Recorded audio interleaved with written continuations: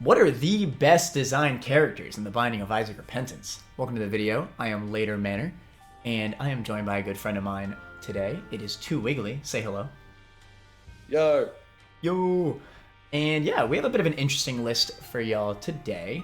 When I say the best designed characters, I don't mean exactly how good they are within the game. I really mean how their gameplay affects the players, how players interact with the characters, right? And how they're unlocked, a bunch of other crap. I think the easiest way that y'all are going to understand how this list is going to work is by us just jumping into it. But if you're excited for this unique type of list, make sure to leave a like, subscribe, all that nonsense. And yeah, leave a comment on whatever you would change about our list. With that said, let's get into it. Moving on, I feel like we actually have a good start to this list to get the idea of what this list is about.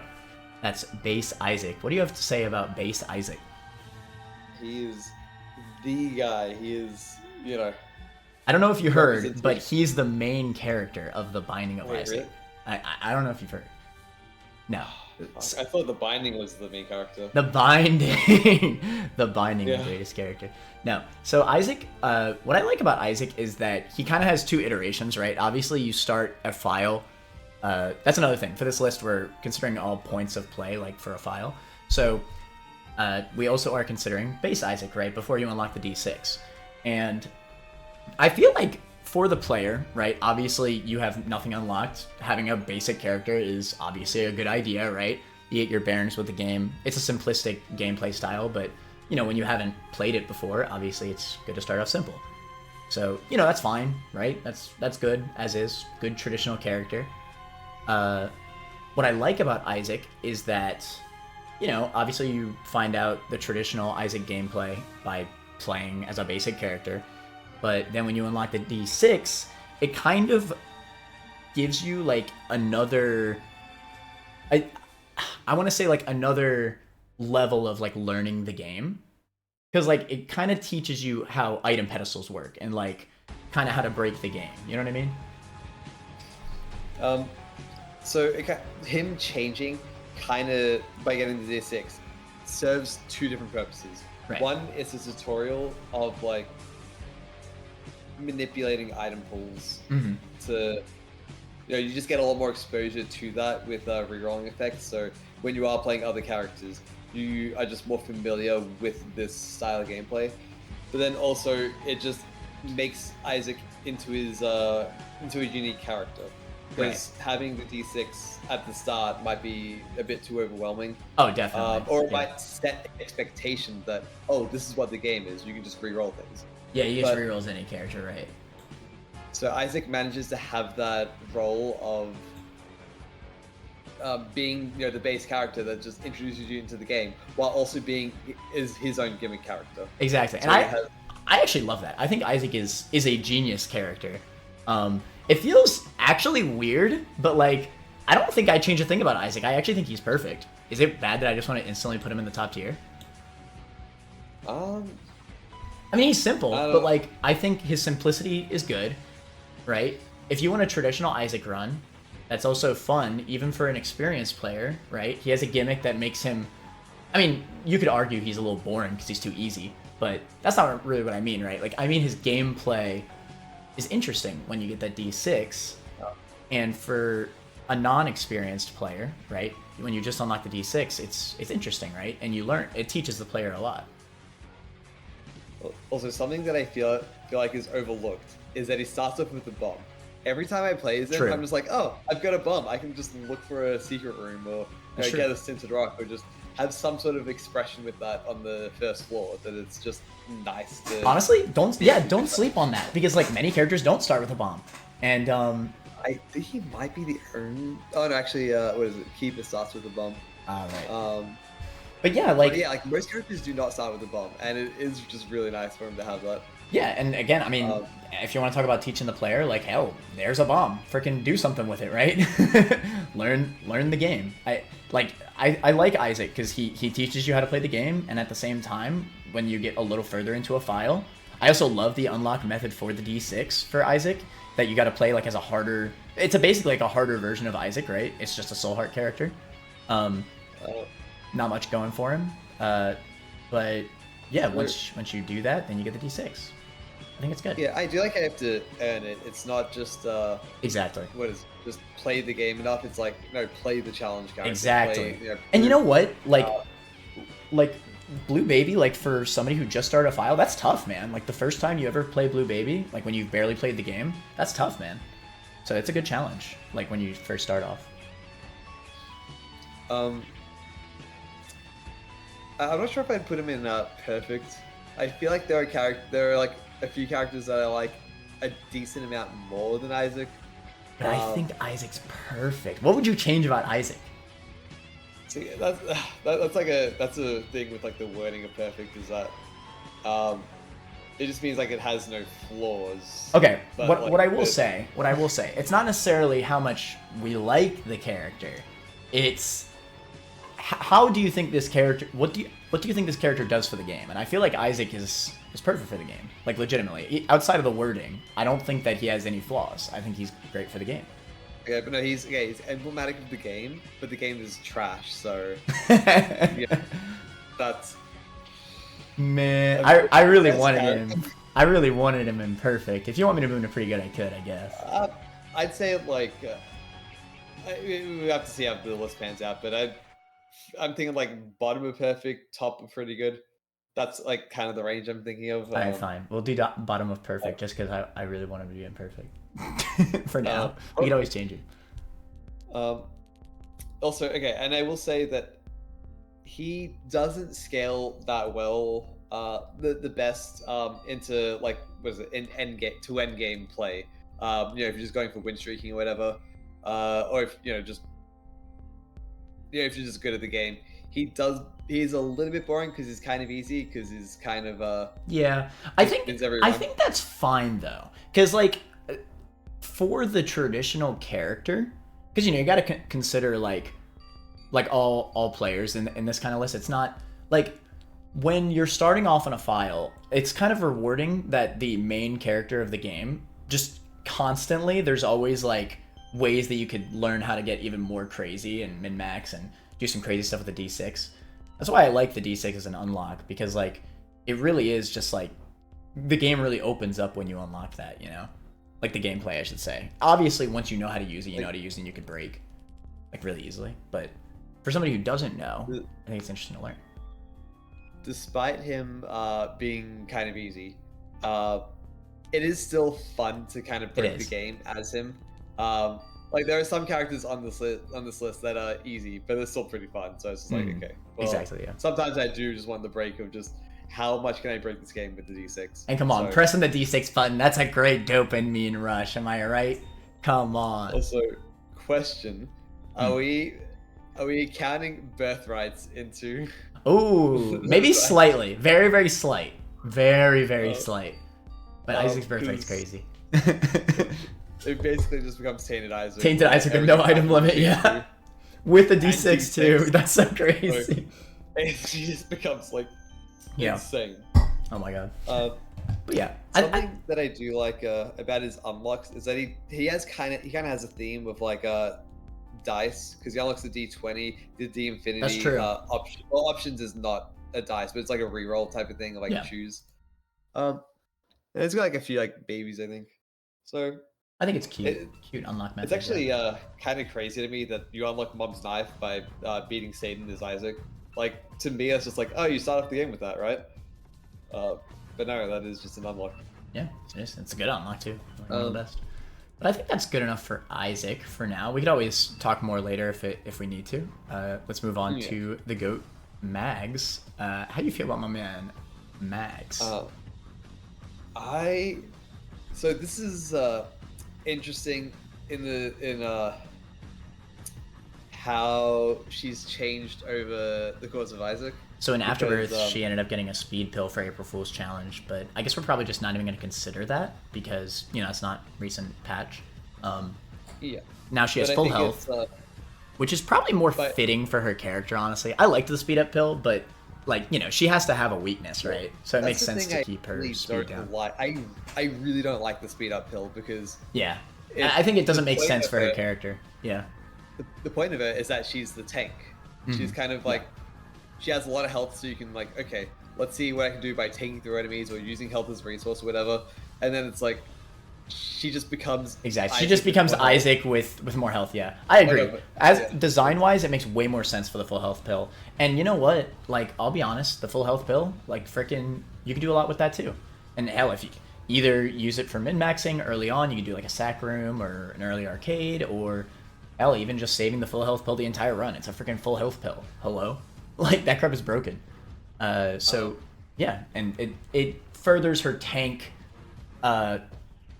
Tank status, right? It's a good buff. That's also technically an item buff, right? You got to do the April Fool's challenge. What is it? Doing sack rooms with her is like pretty easy, and it does kind of because it's so effective with her. Well, at least once you get the health up build, the April Fool's is pretty early on, right? Wait, is it? Wait, what does? I think it's Mom's heart. I think you have to beat Mom's heart and then it unlocks. Wait, let's have a look. Which is not like that's later. Oh, you defeat Mom. That's just regular Mom? Okay. Yeah. So you get it like early enough that like you still have like plenty of time to play the game. That being said, let's be realistic. Is any new player actually going to be April Fool's early on in a file? No. No. I think you definitely have to... Well, you could, but...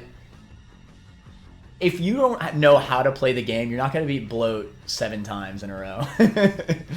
I do agree that April Fool's has a lot of luck to it, but still, you got to know Bloat's attack patterns. New players get destroyed by Bloat. But anyway, that's besides the point. Even base Mag, I think I like the Yum Heart. I think for a beginner character, Yum Heart. I actually forgot she had Yum Heart. Yeah, no, Yum Heart. I think for a beginner. I mean, this is most likely going to be the second character you get, right? Or one of the what's it called? The next characters you unlock aside from base Isaac. And just having a character that can regen health, yeah, there you go. That's a perfect beginner character. Maggy, I know as I think Maggy is the best traditional character to learn the game. When I was learning the game, I beat my first Satan run with Maggy, actually. So, there you go. Yeah, you should have beat it with a different other character that's easier to play, and it would carry you. Cough, cough.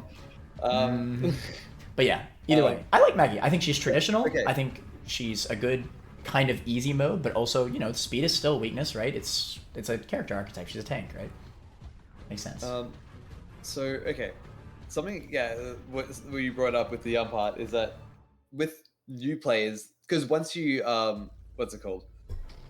Once you start getting devil deals, once you start going for devil deals, you don't really want to take red heart damage, so Yum heart gets less usage. But you still have min-max use and stuff like that, yeah. So it's kind of like a reverse, it's like a dip in usefulness. At the start of the game, you were using it a lot because you were just taking a lot of red heart damage. Then once you get better, you start using it less because you just have soul hearts. You're taking soul heart damage a lot more of the time.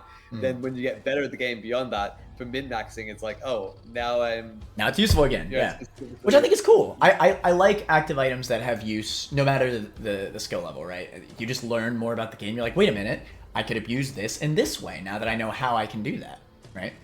I think it's cool. I think Mag is pretty good. I don't think it... I know, keep in mind, right, I'm giving a little more credit to these basic characters, because you got to remember that this is the beginning of a file. It's a good thing that these are simple characters. That's one of the reasons why I also thought Isaac is perfect. While, yes, there's some tainted characters that are more exciting than Isaac, you got to give them credit because they're meant to be simple, right? They're the beginning of a file. So, like, even though Maggie's boring, I'd still say she's pretty good. As an early character, I think that she's good. Again, she's not exciting, sure, but, like, imagine if you unlocked frickin' Tainted Jacob at the very frickin' second character of the game. Like, no, that'd be terrible. It'd be terrible. That would actually make him bad for the game, legitimately, if he was the second character you would unlock. I think, what is it? We might need more tiers. Yeah, and we could definitely add tiers if we need to.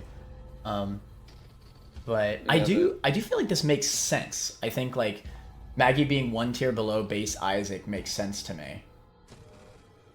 Like, I think she is simple, but she works, right? I have no qualms with her. I think the full health pill was a good decision. It's a good buff to further the tank archetype, you know? All right, whatever you say. You know, that's. Where would you have put her? No. I feel like that was. I guess I probably have a lower opinion of the early game characters. Just give them a little bit more credit because they have to. They need to be an introduction for new players. They need to be. They need to be simple. I probably would move both of them down a tier. But I think part of the reason why I have a bit of because this is not a fun list. This is a character design list, right? For the game. I think a part of the problem is that because if we look at the first 6 characters or whatever, they're all kind of basic and. Yeah. Now, don't get me wrong, they're not all... Okay, I will say that immediately. Don't get it twisted. I'm not going to put them all in this range. All right? I'll say that right now. I just think Maggy is also a good character. I think when you don't have anything unlocked, getting a character that has... By the way, Maggy's also probably the first character that you're going to get that has an active item, right? So you learn how to use active items, right? Like, right off rip, you know? Like, and you're going to learn active items before. Yeah, but like you have to unlock it, you need 7 or more red heart containers, which you probably don't get that many. Actually, you might even. No, you will. Before. No. Trust me. When you're not getting devil deals, because a new player does not get devil deals, you actually get 7 heart containers really easily because you're not losing heart containers from devil deals. It's actually very easy to get 7 heart containers when you're just flat out not getting devil deals. Yeah. Well, yeah, I don't think it's the hardest thing in the world, but also, that's still, like, for a new player, like, that might be intimidating. That might be like, wow. Not really. I remember specifically, I got it by accident, like, on my first or second run. I think it was my first run, actually. No, probably not my very first run. I probably lost my first run. I don't even remember. Anyway. Because keep in mind, your first run can only go to mom. So yeah. I don't know. Getting 7 health containers by that point is still... No, I think I know. I definitely got it before mom. I remember that specifically. But I don't know if it was the first one. Yeah. Anyway, it really doesn't matter. We can move. I think we can move on for now. I want you to get a better idea of like how we're doing this, though, right? And then we can move down if you still feel that way. Is that fine? Yeah, I just think part of the problem is that a lot of the early game characters are a bit too simple. Like having a few simple characters is fine, but having 5 of them back to back is like, well... I just think Maggy is different enough from base Isaac. Does that make sense? Like, Maggy is different enough from completely base no D6 Isaac. But not too different. She can't be too different. If she's too different from base Isaac, she's too polarizing. You know what I mean? Like, imagine you play Isaac, and then suddenly you're playing as a character that has, like, I don't know, Ludovico technique or some bullcrap, right? Like, it's too polarizing, right? She has to be close enough, but yet still feel unique. And she does. I legitimately feel like Maggy feels unique from base Isaac. At least enough, right? Obviously, when you get better at the game, they do feel very similar, right? But that's besides the point, right? That's why she's not perfect. Because she doesn't... The D6 gives you a mechanic that when you really learn the game, you could really do some nutty stuff. That's why I think there's a tier shift, right? But at base, I think that there's enough to differentiate her. But again, we can always move her down later if we need to. Yeah, we can come back. I'm honestly not even that against her being top of... I mean, it's high, but I think she's fine. I think she's good. Maybe... Yeah, let's just go on to Cain for now. The GOAT. So, Cain is another character where his updates have kind of changed the role that he played. He's back to Flash Cain. Flash Cain was the best character because Lucky Foot was really good and he just had really high damage as well. And it's just actually he had a higher damage than Judas. Yeah, that's not okay. That's insane in Flash. It actually is crazy. But yeah, Cain having high damage and Lucky Foot, it's crazy. Cain, okay, in current Repentance, Lucky Foot gives you all good pills. It's kind of budget PhD. So all your pills are good. You have better arcade usage with Lucky Foot. You just have a flat out luck up effect. Doesn't Lucky Foot also give you better room clear rewards? Or no, that's just the luck doing that. What else did Luckfoot do? Luckfoot does the arcades, doesn't it? Beggars better as well. On hard mode, reduces the minimum number of donations for each reward. Oh, okay, that's just it applies to hard mode more. I see. Hard mode more. I think Cain. To be fair. Oh no, okay, it does increase the room clearing drop independent from the luck stat. So it gives the luck and it increases it on top of that. Here's a hot take. I don't know if Cain. Okay, he's definitely not bad, but like I think Cain, for like when you're starting a file, he's not like obviously different enough from base Isaac. Like even like, and you know, keep in mind the player's not gonna know how luck works or anything. Like we know what he does, but it's not like the game's not gonna feel ultra different from playing as base Isaac. Cain is basically just like a slightly upgraded base Isaac, or even to a new player, he could look like a worse version just because he has one less heart, right? But he doesn't look all that much stronger, and you know, you don't know that he has the buffed pills either. So you just have this Luckfoot item, and you have no idea what it does, right? With Yumheart on Maggy, it's obvious what it does right away the moment you play as her. With Cain, I don't know. I think he's a little bit too simple on blind playthrough. I think you have to know, either have to look up what his effects are, or be told by another person, or just learn through trial and error, right? Yeah. Obviously, obviously he has more going for him once you know more about him. But I think that first impression definitely does stick. I think that the Luckfoot giving back the pills is overall a really good thing, because I think he was a little bit too basic beforehand. Yeah, I think with Repentance, a lot of the characters that were basic did become more interesting. Yeah. The bringing back the pill thing was definitely really good. My gut is telling me that like that he's like top of, I mean, it's high, but maybe that's a hot take. Like he does have like a lot of like little things to kind of build up. Like he has like a damage increase. He has a range down, which kind of makes him like a bit more risky to play. But he has more speed to kind of compensate for that. And it's also with the key, so so he kind of becomes like a resource character a bit, like kind of like a damage dealing resource character. Right. But also it is a lot of like minor things though. So. Yeah. So that's my biggest thing here. Like on file start, Cain and Maggy, those are like the two characters you're like unlocking really early, right? Like by far, I think. Yeah. And I don't know. When I look at the two, I think even when I've started a file, I played as, to be fair, this was before the pill thing came out, so maybe it's more obvious, the positive pills, than I realized. But when I first played Rebirth, I played Maggy, and I was like, oh yeah, Maggy's just better than Cain. You know? And obviously, when you're more experienced, you know, people might not say that, but like for a newer player, right? Why would I not pick the character who has more health, more range, barely less damage, and a really good active item for a new player? You know?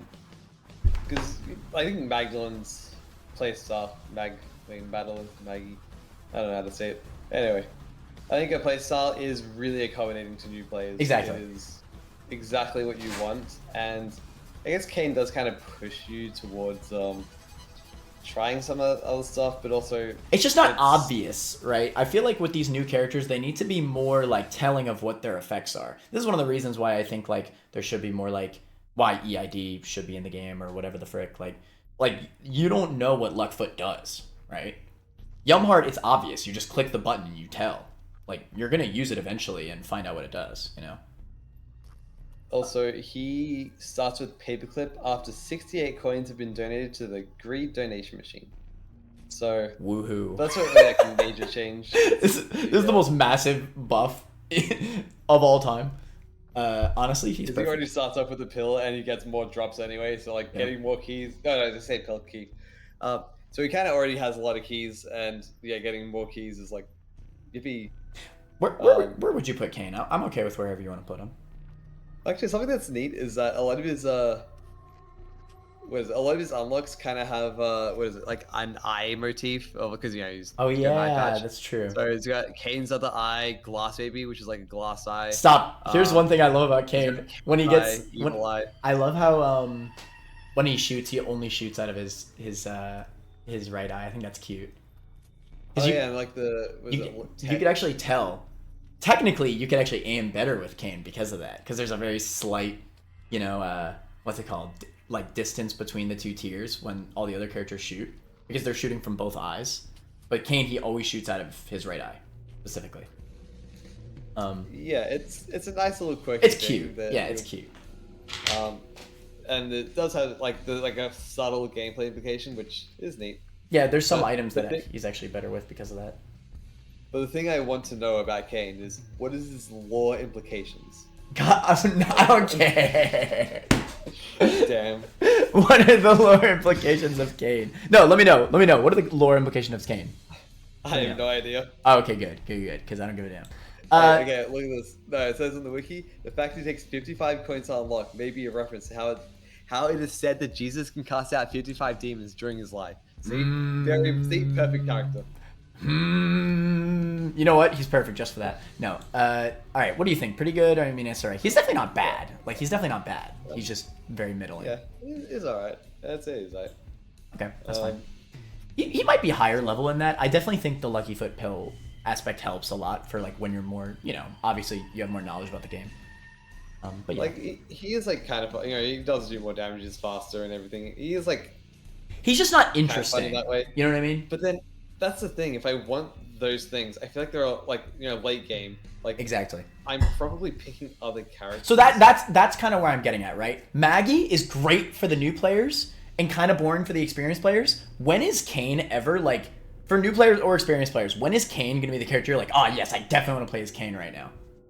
Like if I want to play a damage character, Judas is there. Or even Samson, or like I don't know. Like if I want to play like Cain is like a kind of like a min-maxy type of. Yeah, that's kind of what I mean, right? Like there's no point in a file where you're like, oh yes, I'm so excited to play as Cain right now. Like. So yeah, he's kind of. I'm gonna decide. He's an alright character. Now Judas, you beat, or no? I think you just have to go to Shield to unlock him, right? No, you have to beat Satan. Oh, you have to beat Satan. Okay. Yes. Yeah, I think that's a good unlock method, right? That's fair. Okay, something I really like is that you can unlock him early if you know how to like get the devil deals on Mom's heart. Oh yeah, I love that too. Yeah, and that's cute, so right? Because of what Judas is, yeah. In lore application, let me stop. Actually, this one is like kind of obvious. Like he's kind of like the Forsaken one. Yeah. Exactly. So he's kind of like he does like he has a Book of Belial. He's like the kind of devil name, but yeah. Most important thing. He starts off with 3 coins. Insane. Okay, no, he's obviously the glass cannon archetype. A lot of these beginning characters are just like basic archetypes, right? Like Cain is resources, Maggy is the tank, Isaac is basic, Jack of all trades. Judas is the glass cannon. And I think Judas does it well, right? He has a lot of damage, who would have guessed? He has 1 heart. And we can reasonably assume that like a new player is probably playing on normal mode, so there won't be as many like challenge enemies to like instant kill you. But whatever. Something I like is that he comes at a point because you've defeated Satan. Yeah, so you have enough experience. Survive with 1 health. Exactly. And I this is actually such a positive for Judas. It is a good unlock method. There are some negative unlock methods coming up that I'm gonna be going in on about, but I think Satan is perfect, right? You have just enough experience to be like, okay, I could definitely handle these earlier floors, which I have experience with, right? I know how these enemies work a little bit. Oh, hey, look, I can kill them faster too. Huh, good offense is a good defense? Hold on. Book of Belial? battle active for these bosses, I might have low health, but I can kill them quick enough to the point where I don't frickin' die, right? These are very basic concepts that you're learning, you know, at a good point in your file, right? So, something unique about Judas is that he's the first character we've talked about that has not changed. Like, you just play the finished version of him. Yeah. Like, I think he was good. The moment I don't see any problems with Judas. I think he's great. So I kind of have a unique relationship with Judas where when I what is it? Yeah, in the middle of me playing like mid skill, he was just kind of the character that I just by far played the most. I kind of refuse to play as other characters because playing as the other characters, I'm just like they kill enemies too slow and there's exactly. And then so I'm just like, no, I just want to deal damage. I want to be on Razor's edge. Let him know. I was the same way, bruh. The moment I get a little bit better at the file, I just want to kill things, bruh. And he really did, and it's just like, okay, why would I choose anybody else other than Judas? Yes, but I think it's a good point, right? I'm gonna talk about this when we get to Azazel, but the unlock method is a big change here, right? These are both characters that have a lot of damage, like right off rip. I think Judas is good, like getting the Satan unlock. But I think Azazel's bad. Unlock method really hurts him for that, which I'll get to. But yeah, I think Judas is good. I definitely think Judas is above Maggy. I don't think he has quite as much going on for him as Isaac, because I just think that the D6 offers so much for like experience play. But I think he's like the same level as Maggy. He comes a little bit later. He offers something interesting in a different way, right? Like you're a little bit more skilled at the game by this point. Like you know what you're doing at least a little bit. And yeah, he's fun, right? Kind of hard to beat that. He's fun. For mid-game players, he has significantly more appeal than Magdalene. Definitely. Yeah. But what does it matter? But also you just don't unlock him early, usually. So he's I feel like the late game is still pretty fun to play. Like there are times where I still just like go to him because I'm just like, you know, I just kind of want like a vanilla experience, because even Isaac doesn't even provide that at the end of the game. Yeah, that's true. And actually, usually when I want a vanilla experience, I kind of play as like Judas or Cain. Yeah, Judas or Cain. Yeah, me too. Typically. Which I don't think that's a positive towards. I guess Cain becomes the new Isaac. Yeah. At the end. Which is kind of weird, but whatever. Yeah. But yeah, I do agree. I feel like I feel good about Judas being once like above Maggy and pretty good. Do you think he should be anywhere else?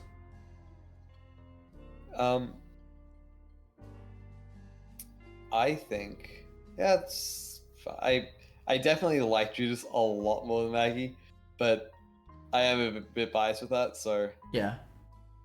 Yeah, again, I'm trying to think about all players. Like, and you know, thinking back, I do remember doing quite a bit with Maggy, and I think it helped me learn the game. You know, Maggy also taught me how to use Blood Donos really early on, right?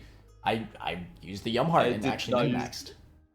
Right? I did not use Blood Donos until like really late. No, I did, bruh. I did actually. I was like, oh wait, I need some money. Oh, but I have a Yum Heart charge. I'm about to leave to the next floor. I guess I may as well Blood Dono this and then heal it. And it's just like, it's just one coin, right? Because you're not gonna like freaking be risky with all your health when you're a new player, right?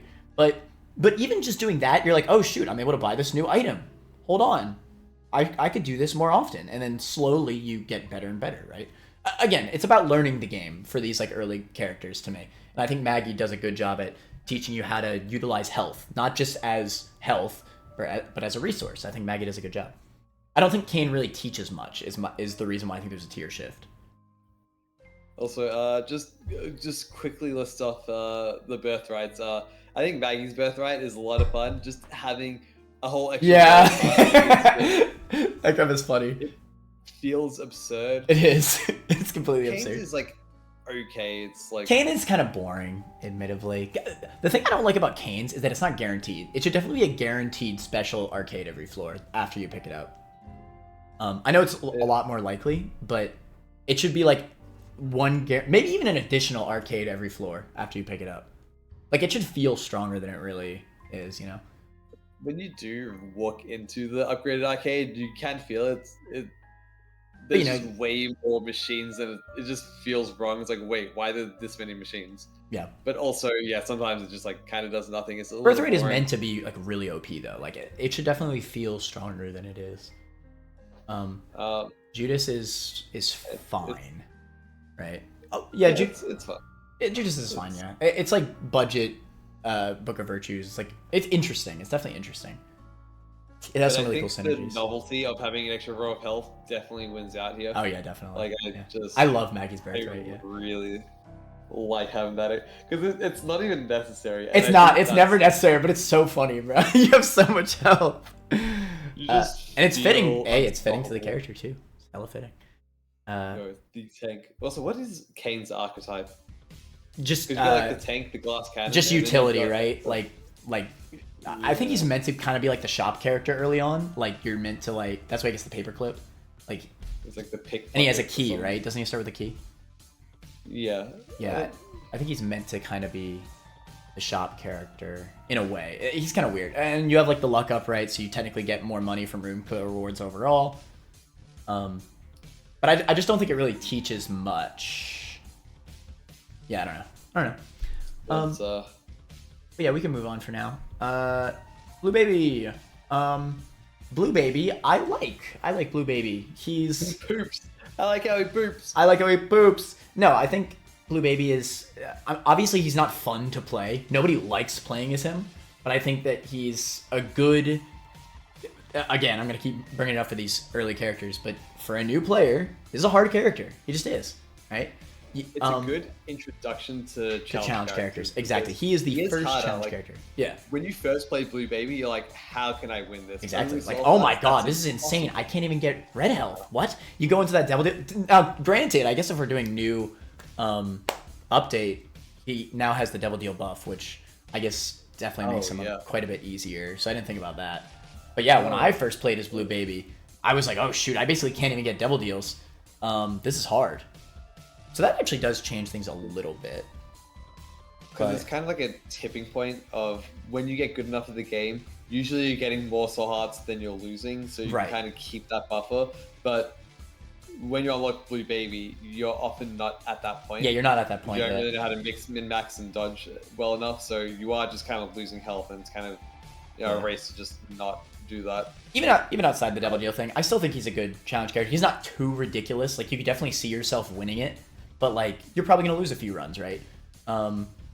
And you used to. I mean, you definitely still have experience though. Like in order to unlock Blue Baby, you have to beat Mom's Heart. What? How many times? It's the max 10 times, times. right? You, Yeah, you 10 just, times. yeah, you just have to get it lives, and then Yeah. you see the law implication. The lore implications is that he's freaking dead. Anyway, what is it? No, it lives. You don't get it. Oh, it no, but Isaac is freaking dead, bro. No, Isaac is freaking dead. He's Blue Baby. He's in the chest. Replacing Isaac. You don't get it. Oh, I don't get. I'm sorry, I don't get it. I don't get it. The lore implications are just too strong, bro. I don't get it. Anyway, I don't know. I think Blue Baby. It's weird though. I'm so used to him. I also being like an his old poop. patch. His poop is something that is kind of that has more uses than You'd think, yeah. leads on. For an experienced player, like you kind of reckon. To be fair, even for an experienced player, when you know everything, it's not like it has like an astronomical amount of uses. But it's cool whenever you do use it, right? Like for like bombing over a pit or whatever, or pushing back or stuff like that. Or just using it in every room like you should, even though nobody wants to. Okay, now let me just list off the effects that it has. So when you use it, it knocks back nearby enemies. You can use it as a wall. You can bridge gaps when bombed. You can place it on red poops and retractable spikes to destroy them. You can get That's a pickups use from I've them. never done actually. Destroying spikes. You get a little lava effect where it just spawns a fly, so you can just put all the poops in one room, and then just before the boss, you can just destroy them all and get a bunch of flies. And it's wait, all right, yeah, Yes. So there's all those effects, which I will does admit kind of like. they're a bit niche though. I mean, even for like, I think But yeah, I think they're fine. I don't think the poop is really the star player here for Blue Baby, to be honest. I think it's just the fact that he's a Soul Heart character, and he's a good showcase of, hey, there's going to be harder characters in this game. Characters are not just going to always be beneficial. You're going to have to try with these characters, right? And I also will give a buff to Blue Baby for this, because he unlocks one of the best unlocks in the game, which is the D6 for Isaac. wait a second. You succeed in this extremely hard challenge, which is beating Isaac as Blue Baby, and you get a crazy good item for him. And that's a great reward. A good unlock is great on a challenging character because it's a reward, right? You overcame this challenge. Best believe every time I start a new file, I'm gunning for that D6. The moment I unlock Blue Baby, that's the first thing I do. Isaac Blue Baby, 100%. Because I want that D6.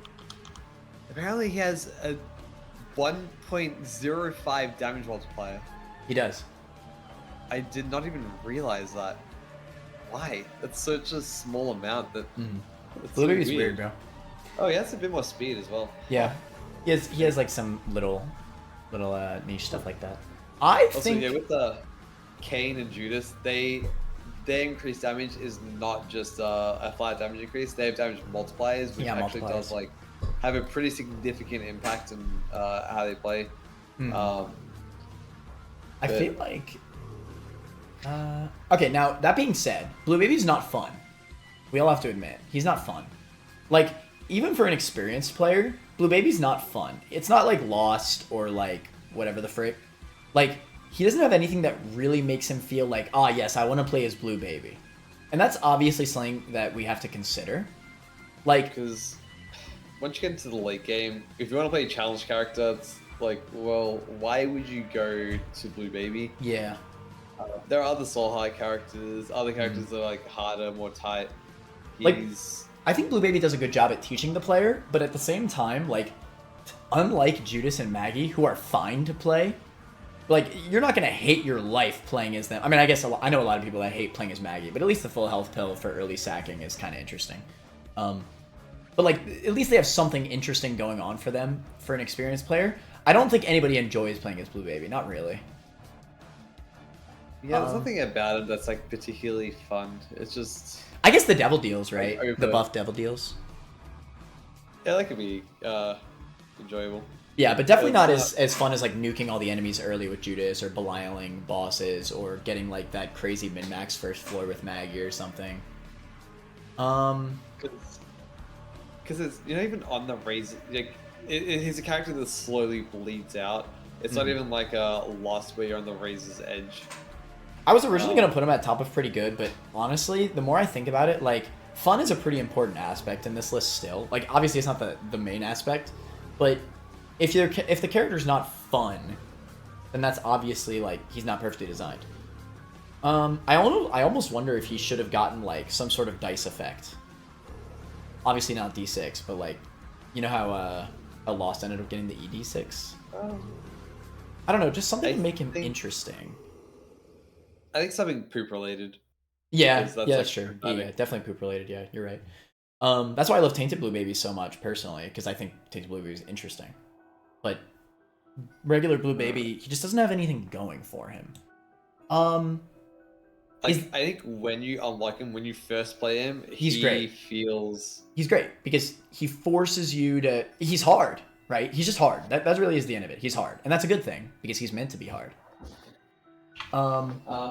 He feels not to the point where he's insurmountable, but like to the point where it's like, wow, this is really tough. Like, but I can still do this for a new player. So he kind of appears at like a really good time. It's a good challenge for those people, and then people, you know, because people do look things up on the internet, so people know that you get D6 by playing as him, so people will play him. Yeah. Because of that, and so it gives an incentive to do the challenge run as early as possible. I mean, even if you don't know, like, you know, you could still theoretically just do it, right? You could still accidentally get the D6 by just playing Blue Baby, trying to get the marks, and you're like, oh shoot, like that's huge, right? Yeah, I don't know. I think I want to put him in pretty good just because I love that implicate, like, I love the, I just love the idea of, hey, he's the first challenge character, and he really makes you learn the game in a different way, right? I gotta give that to Blue Baby. Out of all the characters we've ranked so far, he's definitely the most different.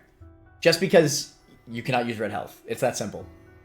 I say he's simple, but that's only from the context of somebody who's played this game way too much. When you're early in a file, he actually does feel very unique because you just can't use red health. A lot of what you learn just cannot be utilized. And actually, this kind of bleeds into the just soul heart characters in general, that they do force a different play style because blood donor machines and or just things like curse rooms or just anything that uses health, you will have a second thought and about using them. For sure. Any decision with like red health, just anything to do with red health. Some items actually just become worthless. And yeah, just having that difference is neat. I think this is where I'm teetering. If you think it should be I mean it's I, then I'm down. No, I think it's a similar thing to Maggy, where like the initial impact. Yeah, the initial impact is really good. It's just a shame that he doesn't have like that longevity. Like I think he peaks when he's first unlocked for sure. And that's kind of it. He doesn't really have much going for him. But I do think his impact is huge. So yeah, I think that's fine. Eve. A lot of people hate Eve. So you unlock Eve by not picking up any hearts, but 2 floors in a row, which is basically the same as Samson. Exactly. Yeah, I was gonna say that. I always unlock Samson and Eve at the same time. And what it changes is she will start off with Razor Blade after 439 coins. I don't know where they get these values. Have been donated to the Greed donation machine, and Satan has been defeated by Eve. So she doesn't even start with the Razor Blade. Yeah, it is a good buff though. It is a good reward. I'm not against her unlocking that. I think that's fine. I think Eve. Okay, how Eve teaches is, you start off with a Devil Deal item. I think she just motivates getting Devil Deals. Right? I think she definitely does. Like, just period. I think that they meant to do that, right? You have no health, you get Horror Babylon effect, and that feels good. You don't even have raise with the start, so you basically need to. But here's the thing, right? A new player is going to take damage and get to the Horror Babylon effect anyway. So what I was saying about Cain, the problem with Luckfoot being a starting item, is that you don't know what the frick it does as a new player. But Eve, you're going to find out just by accidentally getting hit in first or second floor, getting to 1 heart. You're like, oh shoot, what a horrible night to have a curse. Oh my god, I'm super fast and super high. No, that's an unrealistic scenario. Shut the frick up. You'll never take damage. Never take damage to the frick up. No, you definitely will with Eve, because her starting damage is so ass. Yeah, I mean, obviously for an experienced player, we all just take, self-imposed damage, like on a curse door or whatever the frick. But yeah, I do think that players learn it. I did. First time I played as Eve, I learned how she worked, just without having to look it up or anything. And yeah, like honestly, when I think back, I realized, hey, I still get to keep the Horror Babylon effect when I get Devil Deals, when I have no heart containers. And Eve is the first character that I feel like I learned, oh, I can just have only soul hearts. I don't even need red health in this game. I legitimately think Eve's the first character that because even though we ranked Blue Baby before, you're going to have Eve way before Blue Baby, so keep that in mind. The idea of having a full bar of soul hearts, no red health, is kind of interesting, right? None of the other characters really motivate that gameplay style. Eve literally motivates it by her starting item. Like, you want to have no red health because of Horror Babylon.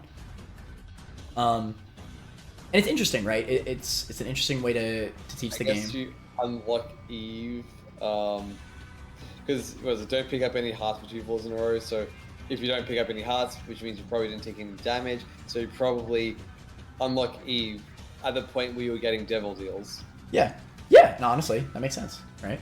And I also think, because you don't get a Devil Deal on the first floor anyway, I think by the time you unlock Eve, it's realistic enough to assume that you're probably getting to Horror Babylon, from first floor enemies or even the first floor boss. So then you're gonna have Whore of Babylon for the second floor, right?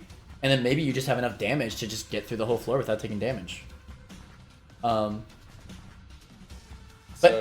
additionally, here's something a lot of people didn't know. I only found out about this like a few months ago, but frickin' Eve has a hidden value that lets her get more soul hearts. What's the value? Do you have it pulled up? She has a 16.25 chance instead of the 10% chance that other characters do. And you know what? That's for every room clear reward, right? Well, for every heart. Like, every heart. Chance to replace that. But hey, hearts are common. That is a big difference. Like, don't sleep on that. And a whole ass 6% for every single individual heart drop is kind of crazy. I'm not saying that, like, you know, you don't notice because you don't think about it. Like, none of us knew that she had this, right? Like, unless you're just insane. But I do notice myself having, like, a surplus of soul hearts as Eve. And I do think it's because of this chance. I think that just makes sense to me.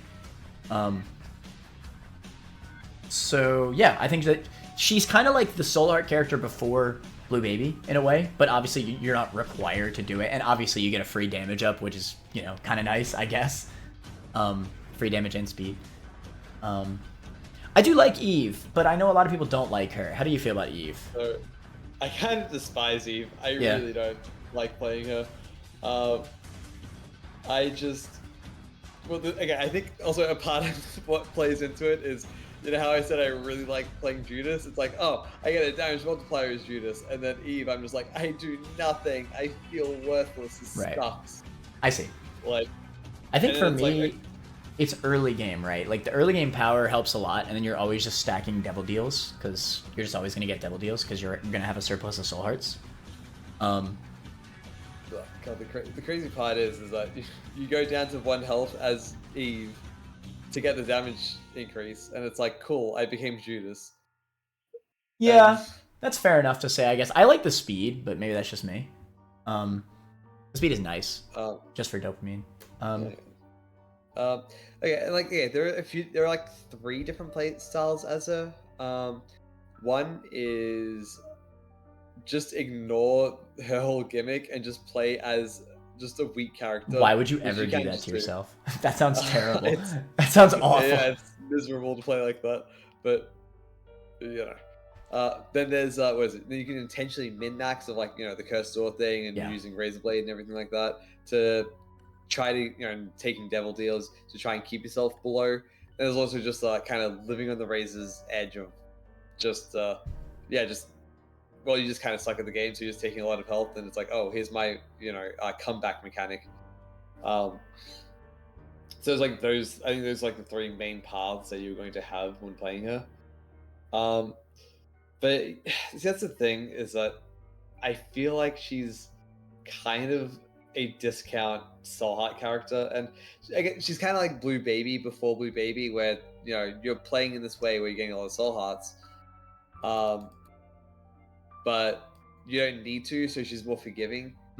But that's the thing. I feel like she kind of comes at a point before you're really min-maxing her to, you know, always stay I almost disagree. I actually think Eve, even Maggy, I think were the 2 characters that I learned the most about min-maxing, at least like at the very early points of a file.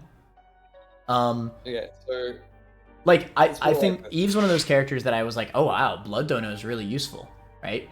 Because it takes your red health instead of your soul hearts. So, let's put it like this. So earlier we said that with Blue Baby, he is intimidating at the point in the game where you unlock him, because it's like, wow, only soul heart, you can only have soul hearts. The reason that's intimidating is because you're not really doing it, you're not at that skill level before that point.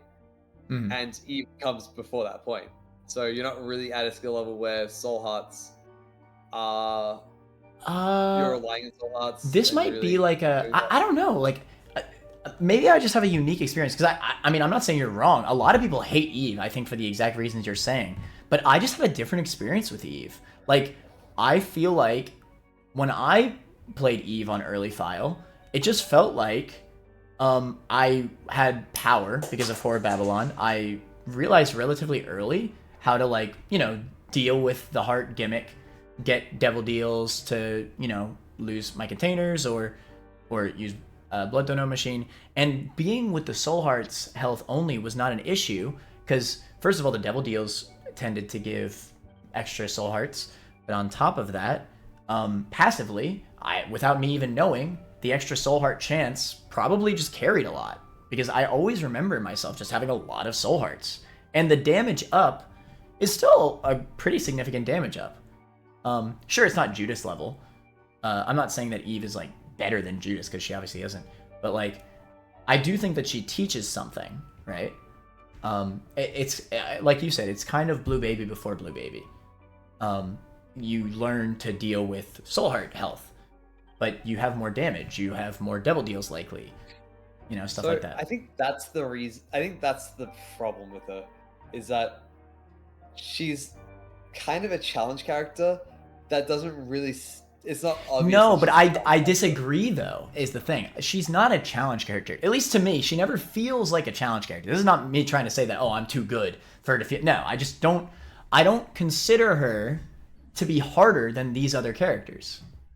Well, because with the other characters, you can just kind of play normally. You can, just, hey, I'm Judas. I deal damage. But then with what you were saying with what's it called, with Eve. Oh, you were trying to like manage the health to get that damage. But no, it doesn't have to be managed. Is the thing. Like the moment you get the devil deal, like you're just good, and you will get the devil deal because you have the damage output to protect yourself, and likely one soul heart. Where you have the damage output to protect yourself? How do you have that? Or of Babylon. But that requires you taking damage. Yes. That's what I said. That's what I said at the very beginning. If you get to the Whore of Babylon on first floor by accident, likely, and then usually oh hey, my damage and speed are up. I can protect myself. I think the likelihood of people getting to Whore of Babylon accidentally on the first floor, and then no, they might lose a run or two. Like they obviously okay. Granted, no, you're probably not going to do it first run as Eve. But in general, I think it's fair enough to say that once you learn her, maybe after 1 or 2 runs, which is fair, then you realize, oh, hey, I specifically need 1 heart to stay in Whore Babylon. Maybe I've learned how to find tinted rocks. I can find a tinted rock first floor, maybe bomb it or whatever, and get 1 soul heart for the second floor. Be 1 red heart, 1 soul heart, and there you go. That's the freaking Eve setup, and then you get Devil Deal. It's fair enough at that point. The Whore of Babylon damage is good. Like I don't think. Well, I don't think she's a challenge character quite, but she is kind of. She's like a pseudo challenge character. That you do need to think more as her, and you do need to like play around like a weakness, because she's the only character that really has like a weakness. Like Maggy's a little slow, and Cain, Judas has like a bit less health. But you can get a speed up, and then Maggy's fine. I almost feel like that makes her more interesting, though. Yeah, but was early on, she's kind of the only character that's like that, and it's kind of, I feel like it's a bit off-putting. Because I think actually with like Samson, it's kind of like you need to play differently to effectively use him, but with Samson, it's kind of empowering of like once you learn the mechanic, it's like, wow, look how strong I am. But then with Eve, it's like, I'm kind of weak. But then once you learn the mechanic, it's like, I'm kind of on par with other characters. I see what you're saying. So it just doesn't feel good to play as her. And I think even once you do get better at the game, when you play like end game, you're not really picking Eve. Like there's still she doesn't have as many highs. It's not that hard to, to keep the red health. So it's not like that challenging to like play around. It's just kind of like I find it like kind of finicky to play around, where it's just like, there's just a red heart blocking the door, cool. Or just make sure I don't pick up a health up, because it's like, well, now I just can't pick up health ups. I just want to do less damage for a while, and it probably is good for me to take the health up because I want to take devil deals. But then, because it works well with that, because then you go back down, but then you have to play like a floor or 2 without that damage, which you probably can do, but it's just kind of slow and not that fun to do. Yeah, to be fair, I am in the minority with liking Eve. I do agree with all your points, to be fair. I did have a bit of a different experience, and I do think that what she teaches the character is still valid. I mean, teaches the player is still valid. Because, you know, from experience, that's how I learned a lot of how to min-max and stuff like that. I mean, for what she teaches the player, I legitimately think she's comparable to Maggy, but, big but, the fact that she's not as fun is a big detriment. I would probably put her below Cain, personally, and I mean it's I think, also I think with all the characters, all the tutorial characters that teach you something, I think they're all kind of bad because most people just don't even learn the game. Like most people, by the time they even get Dead God, they're still not that good at the game. That they can just kind of cruise through. Because in Isaac you can always just get lucky. And that's what people will probably do for a lot of the challenge characters. You know, with Eve, a lot of people probably just don't even know how she works that well or how to play around it that well. And people are gonna know how to play as Eve if they have Dead God. Eve is not that complicated. She's very simple. Well, I'm saying like on the way to, because like when you unlock her, it's not really. I feel like to a lot of people, she's not really teaching the things that she needs to, and this is true for a lot of the characters, because people just don't actually need to engage with it. Because just hold on until you get a good item, and then. Yeah, I don't know. I felt like Horde Babylon was the good item when I first played it. I'm talking about when I had no experience. I never looked up stuff. Way back in Rebirth, I felt like when I was starting the game, Eve felt like a strong character, which I know is an unpopular, opinion, but like I felt like I did quite a few runs in a row with her. I definitely did not hate her. But I had a different experience. That being said, now that I have more experience, I definitely have more fun with Cain. I do think that what she teaches the player is significantly more than Cain, but I think you're an exception with being taught that. I don't think most people go. No, I think it's fair enough to. I think it's fair enough. Listen, I think it's fair enough to assume that people passively learned without thinking about it. I think it's fair enough to assume that because it's really not that hard to understand. Hey, I can use this blood dono to get to specifically one heart, right? Like, maybe not in your first run, but within 3 runs, I think it's fair enough to think that. Because I did, and I don't think it's that complicated to understand. The message pops up on the screen. It's not like it's like with the Luckfoot, where it's hard to understand exactly what it does and all of its side effects. It shows on the screen, and if you have the stats on the side, even better. It shows you got a damage up and a speed up. Hell, the speed up you could feel. The damage up you could feel because your tears are red and you're shooting. I mean, you're killing things quicker. I really don't think it's that crazy to assume that people learn without thinking that they learned from Eve, right? It's quite possible that you did too. You just don't remember. I think a lot of problems I have with Eve does tie into Samson. With the placement on the list, I would say she's ice at best, and I think she deserves to go into bad design. I really do not like Eve. I think bad design is definitely too harsh. I think bad design is definitely bias, but I'm down for it's high. That's the thing, is that I feel like if she doesn't go there, then basically what character goes below her realistically? A lot. A lot. A lot? Yeah. Like, really? Yeah. But it's context. You have to think about context. I think you think too much about, hey, if I'm going to play a character right now, who would I play? The context of when they are... No, listen. If Eve was a tainted character, absolutely, she's like bad design. Bad for the game, maybe.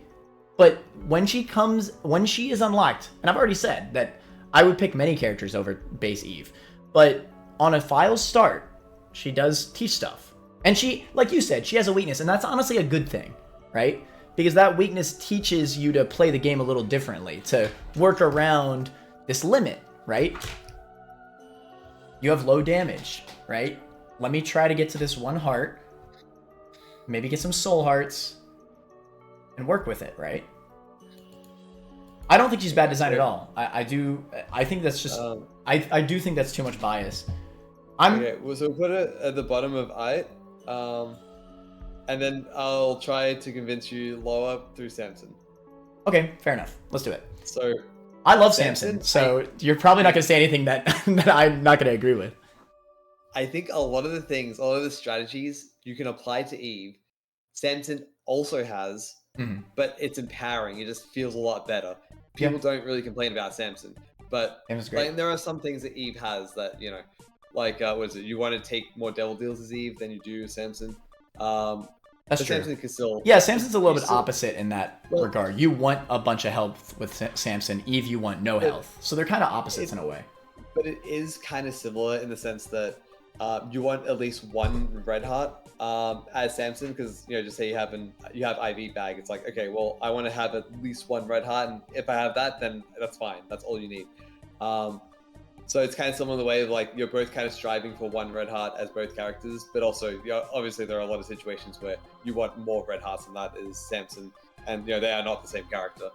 But I feel like because you're unlocking both these characters at the same time, and it's like, do you need to unlock both of these characters at the same time? Like, I feel like they have enough overlap, and Samson is just the version of Eve that just feels a lot better to play while still teaching a lot of the similar mechanics. It's funny because originally I was going to agree, but the more you talk about it, the more I realize they actually are kind of polar opposites. Because I actually used to think the same thing. So they're unlocked very similarly, by the way, we should mention. Like, usually you unlock both of them at the same time. But now that I'm thinking about it, they are kind of completely different. Like, yes, they do benefit both from taking some early damage, but it kind of ends the moment you get the setup for Eve. Like, the moment you learn, hey, I should just always stay at 1 heart, it's always a completely different run from each other. Like, but vastly different. Eve, you're always... No, there's a big difference here. Because for a new player, Eve, once you get the soul heart ideology, right? You're only playing with soul hearts. You're basically getting every possible devil deal that you can, which is empowering. That's the empowerment of Eve. You get all the devil deals. You have additional soul hearts, which you don't even recognize, but you are because of the hidden percent chance. So you're just getting devil deals because you're not taking red heart damage. A newer player will take more hits, but you're taking soul hearts. You're not taking red health, right? And that's a big deal.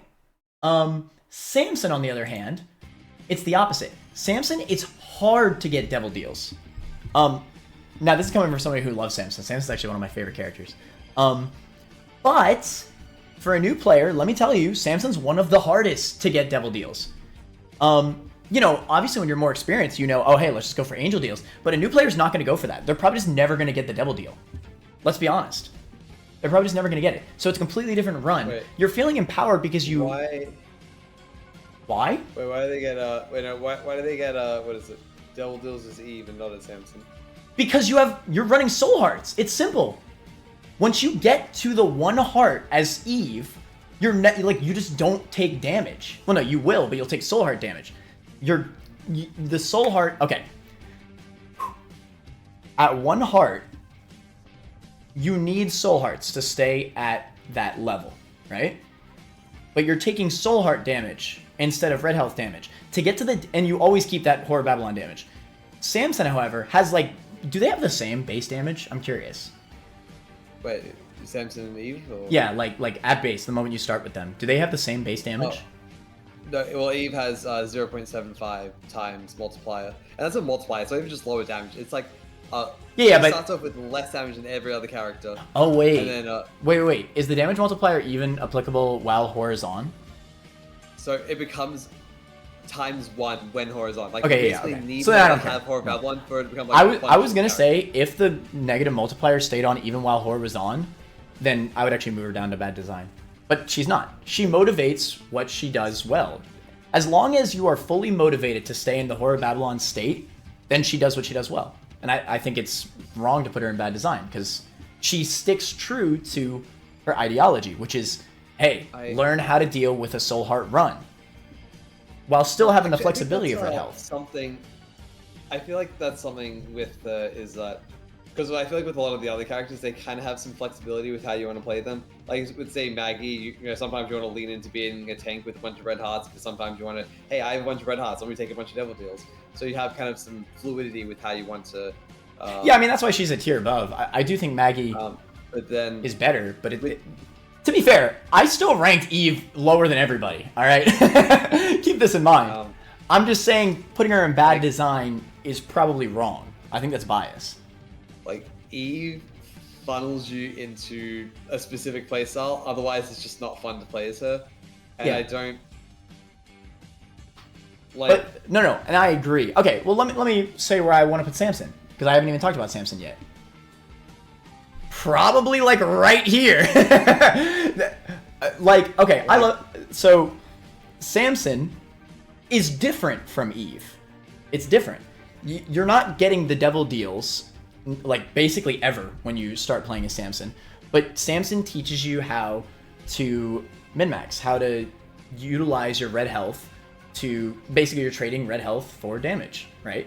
I think Samson teaches you more than anything how to use blood donos, right? Because you kind of feel like you need that damage. Well, maybe that's not necessarily true. I actually think when I started playing as Samson, it was as simple as just taking damage from enemies. I think it's a similar thing to Maggy, where you're just you're being the tank. You're just taking a lot of damage and then using your heart, or taking a lot of damage and then just getting bloody lust just by making mistakes. I think bloody lust obviously is going to activate. I actually have a lot of friends who are much more casual at the game who really don't like Samson.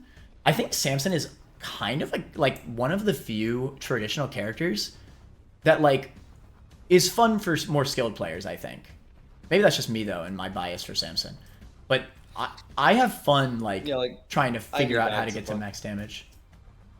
I guess I don't know. Yeah, it was like with sacrifice for him as well. This is some like fun stuff you can do with him. He definitely has like a higher skill ceiling, because like you definitely have to know what amount of health you feel comfortable with and like how much damage you want, right? There's a trade-off there. And yeah, Samson's definitely higher than Eve. Like if we're comparing the two, it's no contest, because Samson has a lot more going for him. That being said, I would argue, and no, he does teach the player a lot. It's just not the moment you unlock him. I think the moment you unlock him, you probably don't learn to really utilize Bloodlust until you're a little bit more skilled at the game. I think Bloodlust is much more passive as a new player. Eve and Samson are similar in that they're both health manipulation characters. Yes, but they're so opposite in how it will work. Because the moment you set it up as Eve, the strat is to just keep it. Samson, every floor you have to do it. Eve is very traditional the moment you get the setup. It's as simple as avoiding health at that point. Or getting devil deals. That's just not that interesting. No, it isn't. And that's why she's lower. But, again, it does teach something. I feel like Eve is kind of the combination of Blue Baby and Samson. And I would rather play Blue Baby and Samson. That's fine, but again, and I play Eve over Blue Baby every day. But at this point, maybe yeah. Well, I mean, yeah, definitely. Yeah. Who actively wants to play as Blue Baby? Hey, he does the poop though. Hold on. I don't know, man. Again, it's all context dependent, right? Obviously, with context of every character in the game, it's easy to put Eve in bad design. But the point that you unlock her, what she does for the player is good. I learned the most about devil deals from Eve. Full stop. Full stop. Eve was the first character I ever learned that you could take a devil deal and like a two red heart devil deal and go down to, only soul hearts. Like that was a big deal, right? Like I won't just freaking die. Seems like you're a bit biased towards Eve. Well, you're also biased against her, right? So, like, you know, it probably evens out. Well, you're what is it? You're citing like a specific example, like, oh, I remember having this good experience. Well, yeah, but I'm saying that that's a realistic example because she gets more soul hearts, and she motivates the player to only use soul hearts. It's realistic to assume that many other players will also have that experience. Okay. Because she motivates only having soul hearts. And she will get more double deals than other characters because you have the higher base damage, like once you get to the whore. And then, you know, that's just how it is. So I drew the comparisons between Samson and Blue Baby. And so, yeah, let me explain why. So that she's kind of the combination, but the worst of both worlds, where Samson also has the health loss of her, you know, in a different way, but it's still kind of the health loss. But it's in a way that is empowering. And, you know, it's like it's an added bonus of like, you know, you can go for it if you want, but you do want to go for it because it feels good to go for it. Then with Blue Baby, it's kind of this challenge character, this soul heart character, but it's the one that forces it upon you, where it's just like, oh, clearly I just need to deal with this challenge, thing. The thing is that Samson and Eve are not comparable. Samson is way better than Eve. There's no contest there. That's why there's a tier shift. In order for you to really, really convince me, you'd have to say that she's on another, like, there's a tier shift in difference between Eve and Cain, which I don't think there is. And then, what is it? Let me finish the Blue Baby thing. So Blue Baby forces it, but then Eve doesn't force it. But it empowers it. Kind of You feel empowered to run the Soul Heart build, so you probably will. It's not that empowering. It is early. Early in the run, it is. It just is. You have good damage and good speed. Yeah, it's. And then it'll keep empowering because you're getting more devil deals from that point on. Because you have more soul hearts.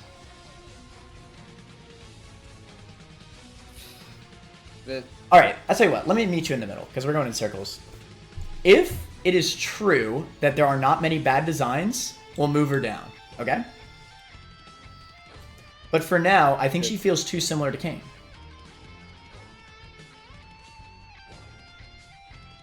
Like, I think if you are going to have a challenge, you should force it, make it clear, rather than kind of encourage it.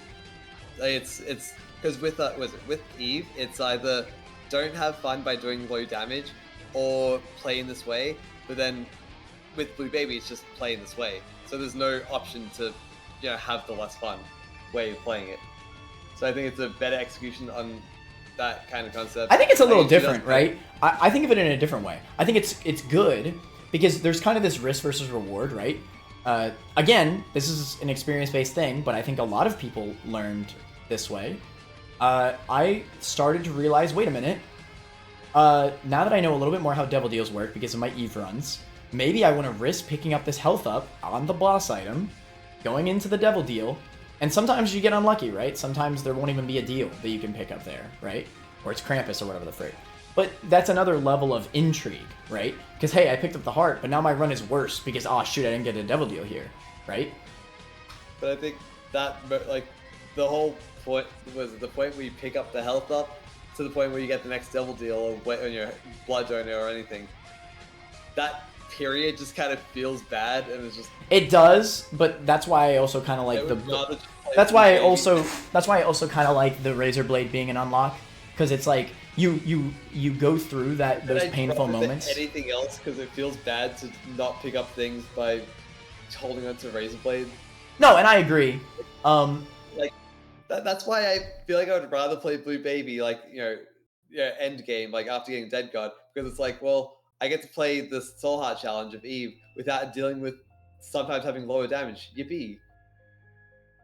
But you'll never have lower damage. You are motivated to stay in whore. You're basically always staying in whore. There are times, but you. Oh, like the health up moments. I see what you mean. Yeah, of course. You are motivated to do it because a lot of times where it's like, yeah, you can. But here's the thing: a lot of times you don't need to, because the additional damage you get at the start of the run and the other Devil Deals that you've likely already gotten up to that point You've always at least gotten one, because you start with 2 heart containers, right? You're always at least going to have gotten 1 Devil Deal. You're probably still going to be ahead of curve on an Eve run, right? So it's kind of just a risk versus reward thing. Sometimes you get punished, whatever. That's just gaming, right?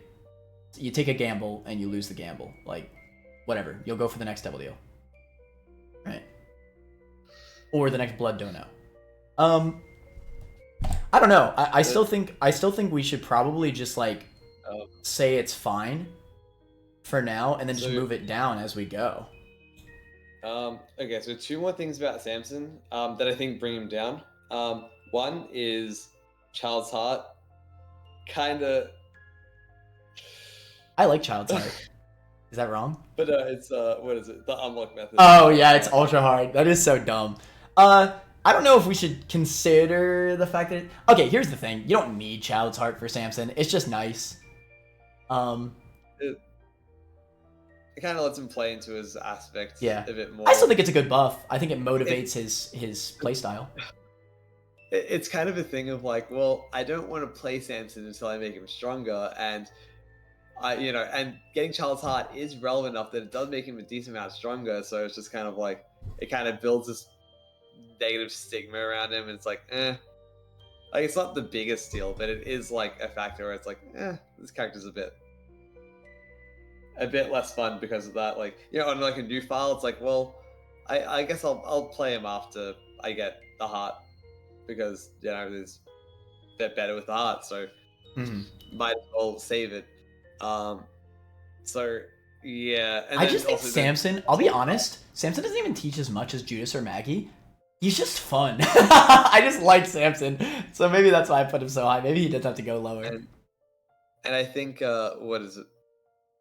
And another reason why I think he should go down a little is like I think for the same reasons I said Eve should go down because of the overlap with Samson. Samson should go down because of the overlap with Eve. They're a little bit redundant, unlocking them at the same time.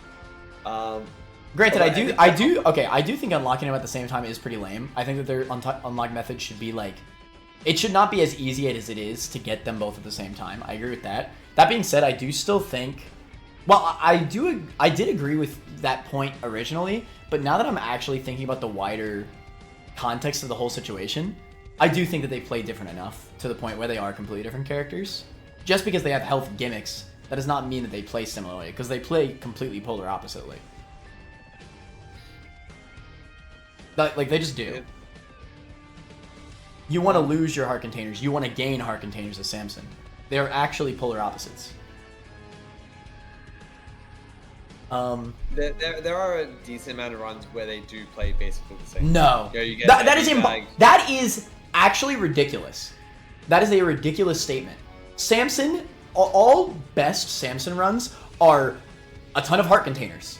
All best Eve runs are a ton of soul hearts. It's that simple. You don't want to take damage as Eve. You want to take damage as Samson. I don't know, with both of them, well, a lot of their runs... Why would you want to take a ton of health with Eve? What is the scenario? Like, no, the thing with, what is it? With both of them, good runs for both of them is like, well, I get Ivy back and I have 1 heart. Like yeah, okay, no, but there's the difference again. Eve, the moment you get to the 1 heart, or the 0 hearts, you're good. You just drop that active. You don't need it anymore. Like, flat out. It's completely different. They are different characters that are not the same. But I wouldn't say they're completely different or polar opposites. There are times where the game plan do align decently well. I legitimately think Eve is more different than Samson than Isaac and Samson. Deadass. Well, not D6 Isaac. I meant traditional Isaac. No D6. Like, I legitimately think, because like, you are motivated to have health on both characters. Eve, you are not motivated to have red health. Flat out. The game tells you no, you should not have red health. It's so different.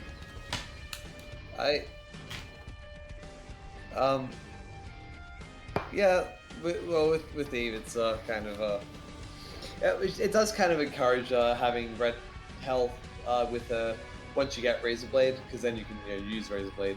Yeah, I think Razorblade does make a game plan a lot more similar to Samson. Okay, to be fair, I don't do the Razor Blade strat, so maybe that is a bias thing on my part. Technically, yeah, it's true. There's technically no risk to having red health when you have Razor Blade. I guess the risk is that if you want to get rid of Razor Blade, right?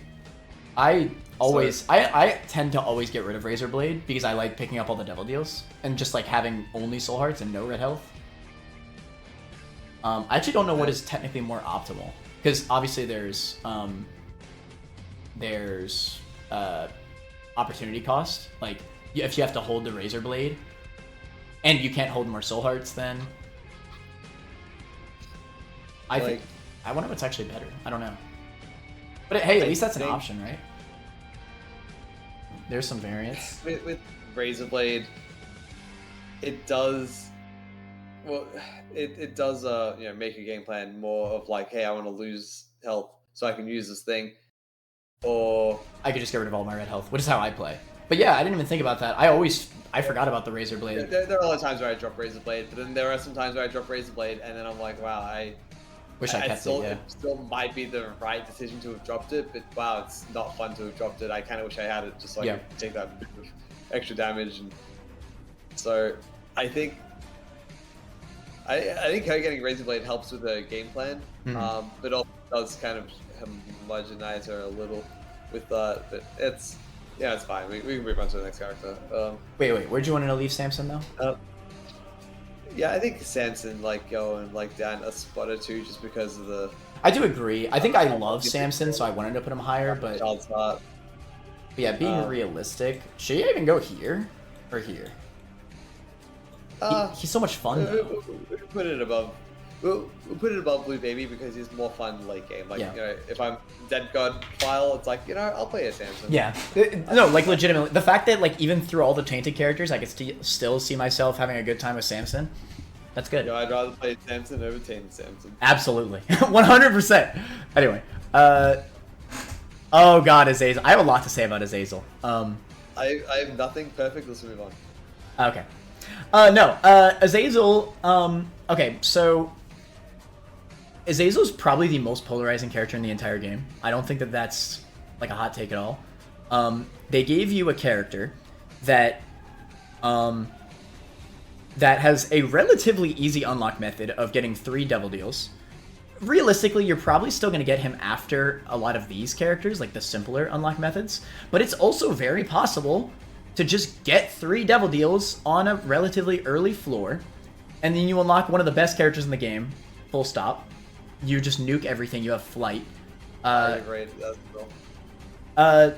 You can kill bosses in freaking 3 hits. Early game bosses specifically. You start with 3 dark arts, so you're very likely to get 2nd floor devil deal no matter your skill level. That's actually a positive. A lot of people think that only starting with soul hearts is a flat out negative. It really isn't. Having the soul hearts right away means that even a bad player is going to get the 2nd floor devil deal. They just will. And this is relevant because I have a friend, actually. His name is Jordan. And he always... he was a casual player, right? And I don't think that this is specific to him. I think this is a lot of players. He unlocked Azazel, within the first 3-4 runs, right? And then he played as Azazel, and he said, oh my god, this is awesome. And he played as Azazel for the next 50 runs. He beat all of his achievements up to the point where his entire post-it note with Azazel was done. All the way up to Beast. He did every single achievement as Azazel. Because you can. You can technically do every single achievement as Azazel and never switch characters. Well, you can with any character, but... Yeah. Azazel gives you the... Exactly. Azazel gives you the power immediately. Because he's polarizing, right? He has so much power. He has a damage multiplier, by the way. 1.5 times damage multiplier. Brimstone. Insane damage. Obviously, it's a mini Brimstone, which should be a balancing factor. Okay. Well, hold on. Before we move on. I just want to emphasize that. 1.5 damage multiplier. That's a lot. People say that, he's really good because of Brimstone. And it's the damage multiplier. But the damage multiplier makes it that good. It really is, yeah. It is you really notice it. You do so much damage. And every damage up is just stronger and stronger, right? And again, you're probably going to get that damage up because you have the soul hearts. For a newbie who might not be able to get devil deals, that's insane. You're just going to keep stacking up those deals. And again, I've seen him play this. He had no experience with the game, and he steamrolled achievements with this character. This is like one of the strongest characters in the game, but I legitimately think because of his unlock method, he is bad design. Actually, he is too easy, too early to unlock, and polarizing. Because guess what? The moment my friend Jordan, right? The moment my friend got all of the achievements as Azazel, he switches to one of the tier-based characters, and he can't even get past, like, floor 4 sometimes, even though he's beaten Beast and Mother. How absurd is that? Because he's that used to Azazel. Now, granted, that's an absurd example. Obviously, that's not going to be everybody, but it can happen, clearly, right? That's how strong he is. Because why would you not? You're winning every run as this character. Why play as anybody else? So, I think you have two different types of players. One, they play him, and they're like, this character feels too strong, I'm just going to not play this character. That's what I did. I was just like, because a lot of the runs play out the same, because you know, you have Brimstone, and they don't even have the Brimstone synergy, so it's like, yep, I did just play. It's kind of like playing with like Mom's Knife or something. Like every run feels very similar. And so he kind of just removes like one of the core things of the game, which is synergies. So a lot of people just like, you know, he's like a bit too powerful and he's like not that interesting. So some people just, Then you got the Azazel mains, where it's like, that is all they play. Yeah. And it is... Now, I will say, I want to get this across. I don't think Azazel being strong is the problem. Azazel can be strong. Like, there are tainted characters that are stronger than Azazel, right? But where you get him, though. Yeah, exactly. It's the point of when you get him. Because, again, my friend, within 3-4 runs, he gets him. And now he's playing a playstyle that is completely different from any of the other characters. Low range, flight, nuke potential, like high damage. They're polar opposites of every character. How I was saying Eve was a polar opposite, it's not even a comparison. Azazel's playstyle is completely different from all these characters, but it's so much stronger. So you're not really, it's almost like he wasn't able to learn the game. Well, he did, but he learned Azazel's game, not every other character's game. He struggled to get into tier-based characters. Now, I will give him credit. He's now doing great. He's on his way to Dead God now, and he's really good at the game, but still. He's probably an example of, like, an extreme example of this, but... It is. But at the end of the day, it can happen. That's how strong Azazel is, right? And honestly, I see it. I just see it. Like, absolutely. He's that strong. And he, like, I think especially with characters like Eve that you can get, right? Or, like, it's relatively simple to get 3 devil deals in one run, you know? So, yeah, I don't know.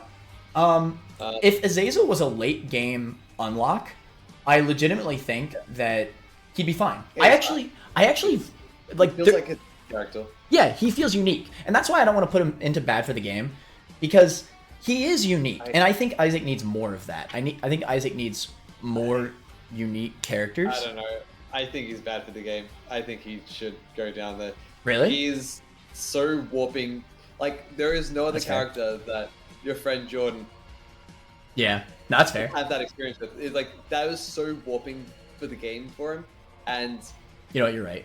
You're right. It is kind of perfect for the description, huh? Bad for the game. No, you're right. And it is specifically because of the unlock method, though. Because honestly, let's say he was unlocked, like, let's say you beat, I don't know. What would be a good unlock method? Mega Satan, it was like, okay. Mega Satan would be good. I guess that's Apollyon, but still. Mega Satan would be perfect for Azazel. You beat Mega Satan, you get this really strong character with mini brim. Oh, that'd be perfect. So fitting, too. That's the thing, is that if you get him at that point, then you get him at a point where you can get to, like, the... Yeah, you have enough experience with the tier-based characters, right? He's not too warping. You get him at a point where you find the endgame bosses, you know, like Delirium or Mega Satan or Harsh or whatever, and those characters Azazel kind of struggles with, like because he has a lot of range. Right. I guess that's the bosses.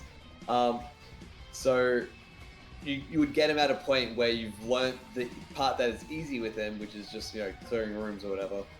But then you get it where you're doing the things that are hard as him, so he's not. People wouldn't develop a dependency on him, right? Nearly as much. So I think that would be a lot better. As he exists now is just. Also, he has flight. That is like another thing of just. That is such a good defensive option. It is. His playstyle. It has high speed as well. So high speed plus flight is just like really good. I do want to get out there though. Like the issue is not that he's too easy, right? Like in quotations, it's a combination of him being too easy, too different from the traditional shooting, like the traditional playstyle of a regular character. It's too polarizing. It actually is just too polarizing. Actually, I think something that might be good is to swap Judas's and Azazel's unlock condition. Yeah, and I was thinking that too. I think it might. I prefer, honestly, I'd much rather prefer it to just say Mega Satan because I think it's much more fitting. And I also think Apollyon is not that good of a reward for beating Mega Satan. No, he's the best reward. Void is the best. Actually, no, he should be Delirium. Whatever. No, I just don't think it's that fitting, to be honest. Like fitting wise, like Azazel. Like, come on now, look at Azazel and tell me he's not the Mega Satan. Yo, the law. The lore. But yeah, honestly, Apollyon should be like Delirium unlock. Hello? Why not? But even aside from when you, we'll talk about that later. But even aside from when you unlock him and people's experience with Azazel, I think just even if you unlocked him as a Tainer character or whatever, he's still just not the most interesting character because he invalidates two parts of the game that are interesting. Yeah. And these like four things that I really like is one is the tier momentum and playing around that, which even for experienced players, he's still a little bit too brain dead, but not like in an interesting way.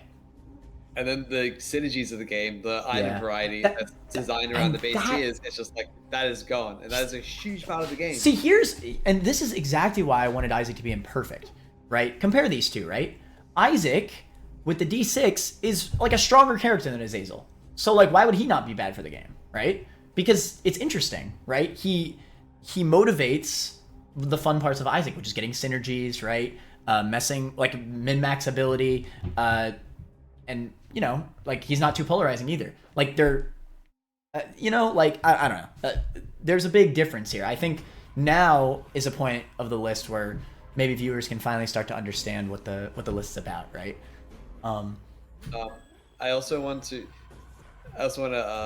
highlight that he used to be better before they nerfed Brimstone. That's true. He was even more polarizing. He would nuke at one point so easily, bro. Which, yikes. Ridiculous. Big yikes. But yeah, I think not much else to say. I think most people would agree that Azazel's pretty bad for the game, except for the Azazel mains. Anyway, let's go to Lazarus. Wait, last thing about Azazel, he has a fun novelty, like 2 runs, you're like, yeah, and then it's like, never play him again. Yeah, exactly. He's lost all his value. True. But yeah, Lazarus, Okay. I've not played with new Lazarus. So I've messed around a lot with Lazarus. I did do all my like original Dead God achievements with old Laz, but I have played around a lot with new Laz. New Laz, for anybody who doesn't know, because there might be a lot of players like us who finished all the achievements as base Laz. Repentance Plus, or not Repentance Plus, Repentance like buff came out like completely out of nowhere, new update at some point that made it so that Lazarus gains a new life every single floor. Like he regens his life basically. Like it's not just one life for the entire run. He regens that life every single floor you use it. And in addition to that, like that already would have been a good enough buff, honestly. Like to just get an additional life every floor, like that would have been good enough. But on top of that, they gave him a permanent damage up and a temporary damage up every time you die. Which is kind of crazy. It made him from one of the most mid characters, like he's just like kind of better base Isaac with a pill to one of the best like traditional characters, absolutely. But from a design standpoint, fitting wise, I think it's a great buff. I think it's interesting. It gives a new, unique play style that another character doesn't really have. It almost feels like Samson, but better, right? Because like there's more to it, I think. I feel like it's almost like a combination of Samson and Eve, where a lot of time you're taking damage to kill yourself, and a lot of time you are taking devil deals to kill yourself. Yeah, you're kind of right, actually. But you know, there's a little bit more to it, right? Because like that extra life every floor, like it gives you benefit. I mean, this is why Lazarus is just like better than Samson and Eve, like by a lot, like on a traditional character tier list. But from a design standpoint, it is still just like interesting, right? Because you always get to a point in the run where you're like, oh, I forgot to mention this. The life, it will always take, it costs one of your heart containers, which is important, right? Because if you just got a free life and gained all your health back every time, it would just be way too OP. But you do gain your heart containers back, you just use one of them. So there's always a point where you want to say, should I kill myself this floor to get the permanent damage? Or should I keep my health and just say, hey, I'm not going to kill myself for the rest of this run because I want to save up health for the end game. And it actually is interesting, I'd say. There's a little bit of gambling to it, right? A bit of risk versus reward. Oh, do I want to go for that permanent damage up, or do I want to, save health and be safe? There's a bit of a tipping point where after a certain point in a run, you have enough health that you want to stop killing yourself. Yeah, exactly. But early in the run, you don't really have much to lose. Yeah, so you may as well. Yeah, he's definitely strong. But I also don't think it's too polarizing. Like, okay, obviously I don't have the experience of starting a new file with Laz, so maybe I'm a little biased in that route. But I do think he's a little bit too min-maxable to be really OP for new players. I think you have to know too much about the game to actually break the game with him. You know what I mean? Like, and you also have to be confident, like competent enough to not die when you kill yourself, right? So it's not like an Azazel situation. Like, I do think he's like very strong, but like he's not too strong for a new player, right? A new player can honestly just make use of the additional life every floor. It's nice, right? Or maybe they will learn to use that additional life on a devil deal. I think a strategy that he can teach is to leave pickups on the floor and not pick them up immediately. Because if you're trying to min-max like optimally, you want to leave like most consumables on the floor because you might be able to double them, or the order can like change whatever. But it's going too far. But with like red hearts, if you're playing as was it Lazarus with red hearts, you probably want to leave them on the floor because then you can kill yourself like on a sack room or something. Then you can just pick up all the red hearts and now you just have full health again. With your revive. No, I think you're thinking of the character a little bit differently. It doesn't technically work like that. So how it works is you die, and then you get brought down to one red heart for the rest of that floor, and then on the next floor you go back to your original heart containers. Oh, so you get healed every floor, not immediately. So yeah. So killing yourself at the end of the floor is like always something you want to go for? Yeah. Usually you want to die to like your devil deal, or you just kill yourself on like a cursed door or whatever the frick. But that's why it's risky, right? Because that's why it especially motivates in the late game to save your health, because if you get brought too low, you just freaking die that floor, right? Yeah, that the way that you just said it though, that'd be way too free, bro. That character would be like stronger than Azazel, to be honest. Honestly, I think the version I was listing is literally just a worse version of what you mentioned. It's just what you mentioned, but without the health, without the healing at the end of the floor. Oh, you didn't know that it healed, yeah. Okay, yeah, then fair enough. Yeah, I don't have that much experience, so yeah. So I think it's kind of like a similar thing where it does kind of encourage this play style, but unlike Eve, it doesn't.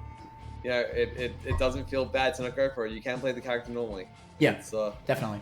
Because the stats aren't bad too. I think he has bad range. You can play him as a character if you want, but you can play him in a more fun way if you want. Like he's a pretty good balanced character in that way. That being said, what's his unlock condition? I actually don't remember.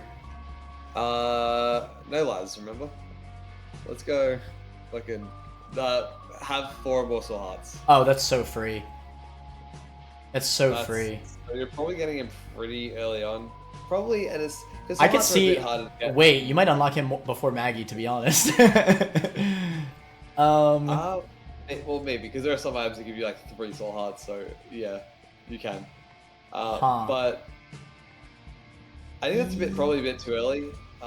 I think it would be better if he was unlocked at a similar time as even Samson. Yeah, I don't think it's too much of a... Because you gotta remember, like, Lazarus is the definition of, like, a skill cap character. Like, Lazarus is not that good to new players. Like, even with this buff. Like... Well, he's... Well, I guess new players aren't going to play him because they're just going to ignore him. I think a problem with all these early characters is that a lot of them kind of unlock at a similar... Like, you can unlock a lot of these within, like, a single run, even if you're a new player. You just get, like, a good run where it's like, oh, I just got a bunch of coins and a bunch of red health and a bunch of soul hearts, and I took a bunch of devil deals, and then I just didn't take damage for 2 falls because I'm overpowered at this point. And then, yeah, maybe I make it to Satan because I just happened to get the devil deal. So you can unlock a lot of these characters really early on. And I think if they kind of drip fed them a bit more, it would probably be better. Yeah, I agree. For Lazarus specifically, I think he probably teaches, like... this is, like, kind of headcanon-y, because obviously I didn't unlock him while he was this buffed. But I would assume that a character that gets an additional life every floor could teach some min-max stuff, could maybe mess around with some devil deal stuff. It's still kind of interesting, even for a new player. It's probably around the same level as Judas and Maggy, probably, for like a new care. I think he kind of teaches similar stuff to like even Samson with the health manipulation. Yeah, I guess so. It's a little bit different because you're not really... Life manipulation is different. A little too early, as well. For like the type of playstyle that he has, it's a little bit more advanced, and I think a lot of people will just like they'll unlock him early, they'll try him out and learn to play him like a normal character, and it's like, yeah, that's true. That's true. That's like, you know what? I'm glad you brought that up because that's true. Like many people will just try not to die because obviously, why would you try to die? The game doesn't explain. Yeah. It's kind of like the Cain thing, right? Where the Luckfoot doesn't, do an adequate job of telling the player what it does. It's the same thing with this life thing. How the frick would you know that it gives you a permanent damage up every floor? That you gain this life back every floor, right? I think... That being said, I do think he's perfect. Well, no, not on this list. But, okay, sorry. Let me rephrase. I think this buff made him into a perfect character as a skilled player. Like, I think this character is perfect. I would not change a single thing about him. Which is a big deal. Like, I'd actually say he's on the same level as Isaac in terms of, like, fun, in terms of intrigue. Like, he does something different than, like, every other character. His runs feel unique. Which is good, right? For one of these traditional non-tainted characters to feel unique is a big deal. But also, for when he's unlocked, he's probably just pretty good. So, like, okay, like, in all, like, playability, I'd say right here. But in terms of, like, teaching and everything, I think I'd personally put him here. Also, another thing is that he gets anemic after back afterwards is beaten. Oh my god, the craziest buff of all time. Hey, you underrate Creep. Creep is broken. Shut the frick up. Who are you, Turt? Did you see what... wait, is it Boiled Baby? I think that's the one. Wait, is that the one that leaves the baby leaves the Creep? Boiled Baby? What are you talking about? The item. Oh. What is it? It's so OP, bruh. The Creep's insane. I know you don't... Oh, no, that's the one that explodes. Which one's the Creep one? Forget. I think in terms of just playability design, I think he is actually kind of perfect. I almost wonder. Hell's baby broken. There we go. I almost even wonder if his unlock condition, because I don't think his unlock condition is that bad. I almost even wonder if I shouldn't even like consider it as a detriment and should just put him in perfect. From what you hear, does he sound like he could be a perfect, or should he just be pretty good? This is the thing is that I do not have much experience with new Lazarus, but I feel like I'd put him in like bottom are pretty good. Like I have a decent lower. That's definitely too low, man. He's really unique. In that case, okay, considering I was just like kind of thinking of perfect, I'll just leave him here, I guess. It's hard to deny the fact that he's way more unique than Judas or Maggy or Samson or any of these characters. Like, he's actually fun.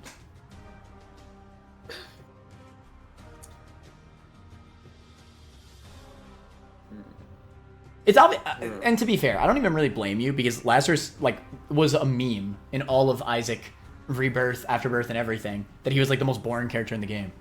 But now they just completely changed him. It's the biggest change to a character ever.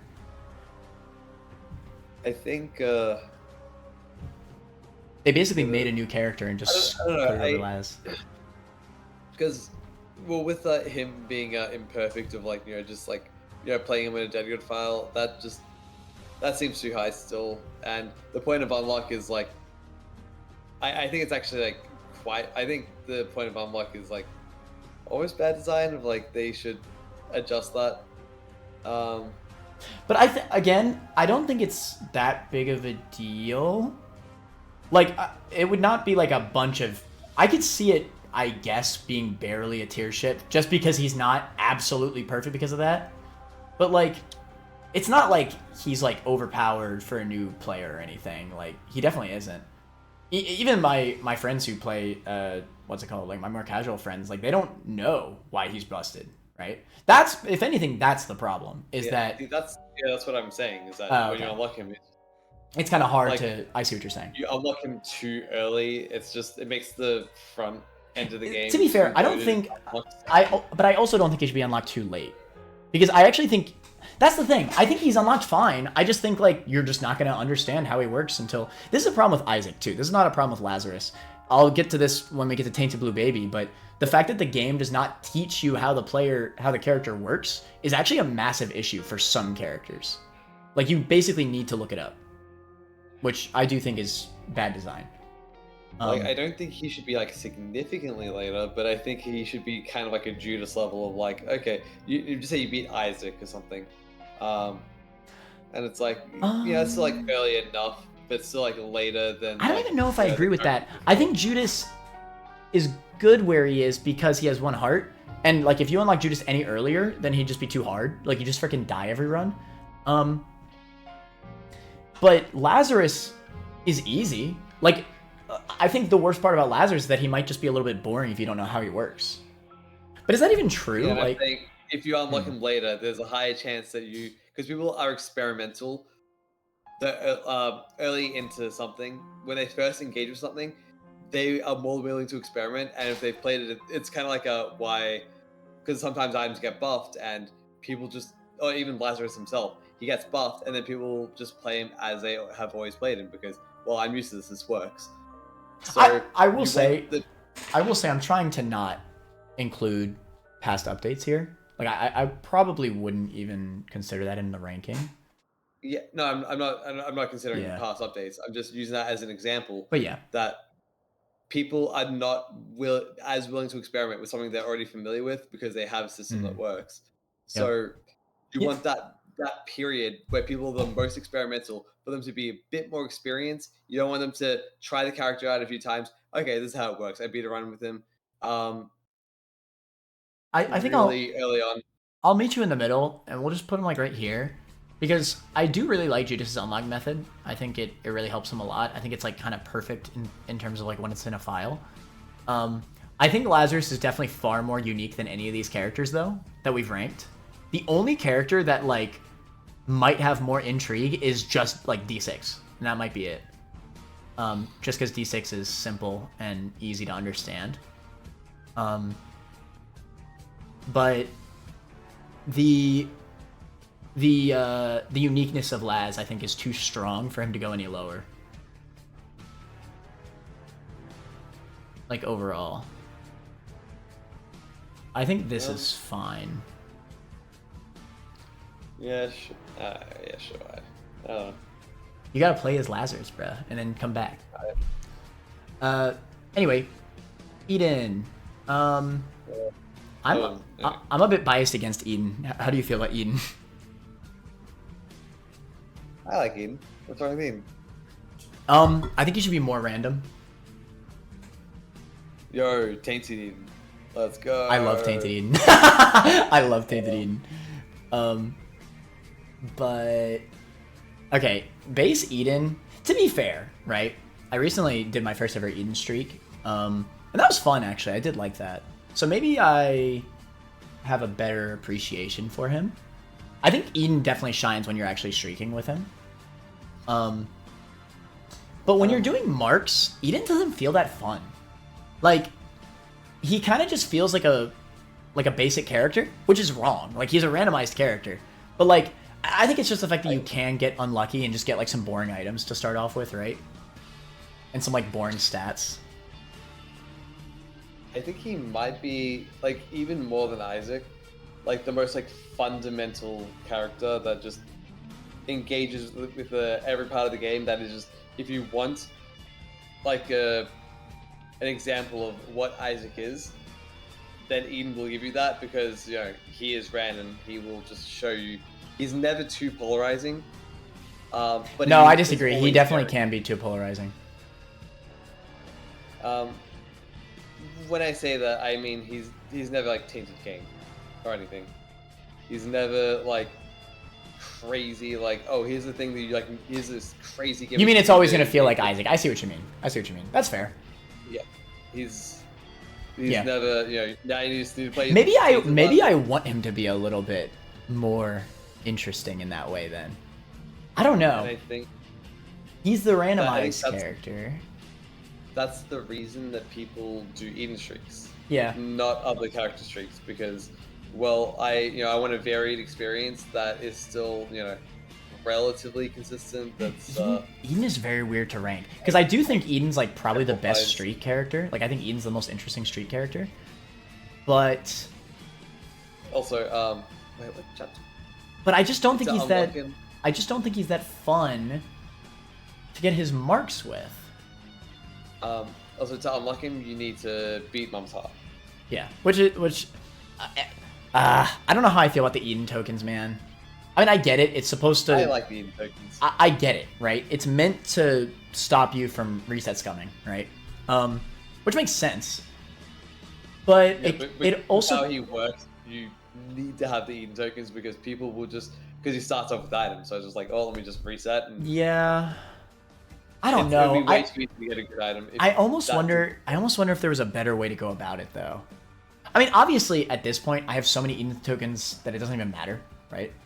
I basically could reset scum if I wanted to. I have so many. Like, also, I think once you get Dead God, you should just have infinite Eden tokens, because you've already proved that that's true. You played the game. Like, it's, or even just have like a debug option for it or something. That is true. Okay, like, obviously, because I chose not to play as Eden that much, because I just didn't like Eden. Until I did the streak. But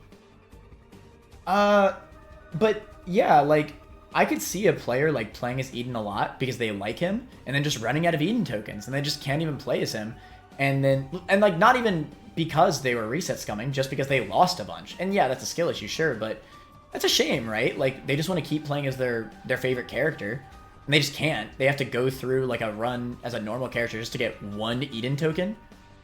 Like, hello? Like, that does sound pretty annoying. I don't know how realistic of a scenario that is, but that does sound really annoying. Because, like, for it to be like somebody's favorite character, it's like, well, they probably, you know, like randomness or whatever, and it's just like, there's nothing to Eden in particular. It's like really makes me like attached of like, oh, I really like having high damage at the start of the run, like Judas or something. Mm-hmm. So, but I really do like how he just is really unique that you just cannot reset scum as him. And I did reset scum a lot. So, to have a character where it's like, oh, maybe this isn't the most fun thing, but let me play that. I do appreciate that it forces me to do that. That's true. I don't know. I'm confused on if I like or hate the Eden tokens, and it's nowhere in the middle. I don't know. Or maybe I am just completely indifferent. I don't know. Because, like, I do see that scenario maybe happening. Let me know in the comments if anybody's had that issue. Like, do you want to play more Eden runs, but you just ran out of Eden tokens? I'm curious. Because I just avoided playing as Eden, so I never had that issue. Also, I think with Eden is that you will... There are enough other characters, there's enough to play that you will probably get enough Eden tokens that you can comfortably play them, that you will not run out. But that's the thing that's I like, is that just say you have 50 Eden tokens, you're probably... That's like enough that if you play them normally, you're probably like never going to run out. But it is low enough that you are not going to reset scum, because you'll burn through those like pretty quickly. Right. So that's fair. I think it's and also, even if it is like a thing of just say you have no tokens and you struggle to get them, it might be a thing of every 5 runs you win a run, yippee. Then every 5 runs you play Eden. It's like, oh, well, let me break it up with another Eden run. And it could be like your reward after winning something, if you like Eden, that is, or even just as a change of pace, even. Where would you put him? Yeah, I feel like pretty good is getting pretty loaded here, so maybe we should divide that into 2. We'll see. Let's wait until there's a little bit more, because I do think that that's just the tier where a lot of because those characters do feel similar. Like, I do think that these are on the same tier right now. So wait a little bit longer, and then maybe we can decide again.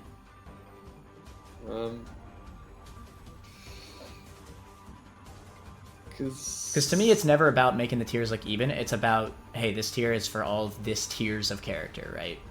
Like, these characters are all on the same tier. They feel similar. Yeah, well, I'm just saying that I can maybe see Blue Baby going into me. I mean, it's I. Like, I feel like there are characters that are quite a bit higher and lower, and well, we'll see. Well, like I said, we'll see. We'll lower if it needs to, But yeah, I'd say Eden goes higher into pretty good, maybe. I feel bad for because I to be fair, I am glad that this is post my first Eden streak, because I do have a better opinion of him now. I definitely would have been like bad for the game before. I really hated that character. Bad for the game? How is it that bad? How? That's crazy. Maybe I would have just done bad design now that I'm thinking about it. I don't know what I would have done before. I definitely have a better opinion of him now. I think the fact that you can get like that it's even possible to get a run like the impossible Eden streak, which is not technically impossible, but like that is insane. That is insane that can actually just happen.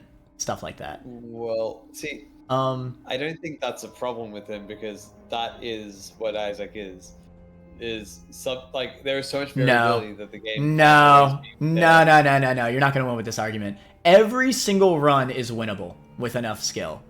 That is unreasonable skill to win on your first try. Like, even if the best Isaac player played that seed, they will lose first try without any knowledge. They just will. Because they don't... Like, you need to have pre-existing knowledge of how that seed works to win that seed. Any other character on any other seed can win any run. That Eden seed, no. You'll just lose. Unless you have unless you have knowledge about it. The fact that can happen is pretty crazy. Now, granted, that is a specific example, but for all we know... Like a crazy exception. It is. It is. But the fact that it's possible is pretty crazy. That's the thing, is that I don't think fairness in Isaac is really that valuable, because it's never it's never been a game to me about like testing, like fully testing a skill and being like fair. No. But it is. I would say it's still like Like, you're rewarded for getting better at the game. Like I mean, you know, I've said this. I say this many times, but like it's hard to you know, it's hard to imagine a run that I lose that I feel like that's not my fault. Like I feel like if I lose, usually it's my fault. You know, yeah, you can get unlucky, sure, but you usually lose because it's your fault. Oh, you say it's because you lost your Eden streak and. No, I lost that because it was my fault. No, that was my fault. I fully admit it. No, that was fully my fault. I'm talking about, like, imagine if I was in the Eden streak and I got the impossible seed. Then, like, I just lose. There you go. That sucks. Right? No. My actual streak I lost because I was sleep deprived. But that's my fault, right? Like, that's a skill issue. No, that wasn't the issue. Just imagining the fact. I think that the main issue is that his stats can be randomized, right? And I think the main issue is what is it? Is it Ragman? What's his name? No, yeah, of course. But it's a combination of that champion. It's a combination of that champion Ragman and the fact that you randomize that Eden seed has really low damage output, really low tier and damage. I think with that Ragman, he should just have like a limit to how much he heals, or not as much. Like that, I think he is like genuinely the problem. But I'm pretty sure every other character in that seed just wins that seed pretty easily, actually. Is there a single other character in this game that struggles in that seed on startup? I don't think so. I think every other character can just beat it, like traditionally. Like I know there are some like hits. Like everything is like technically winnable. I think with every character, everything's like technically winnable, but there are definitely some like hits that are like not really reasonable. I just mean like you can get past the infinite heal with normal characters because I think their stats are high enough, or you could just get Horror Babylon with Eve or whatever, you know.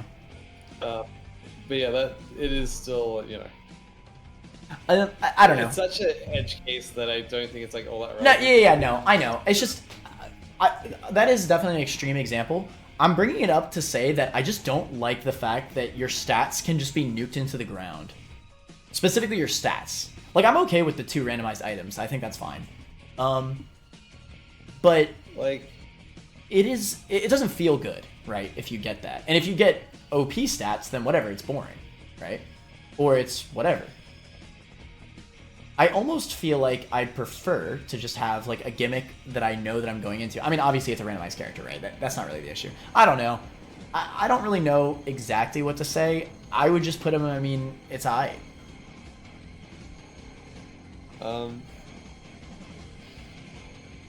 Like, because that is something that I do like about him, is that he feels different to every other character.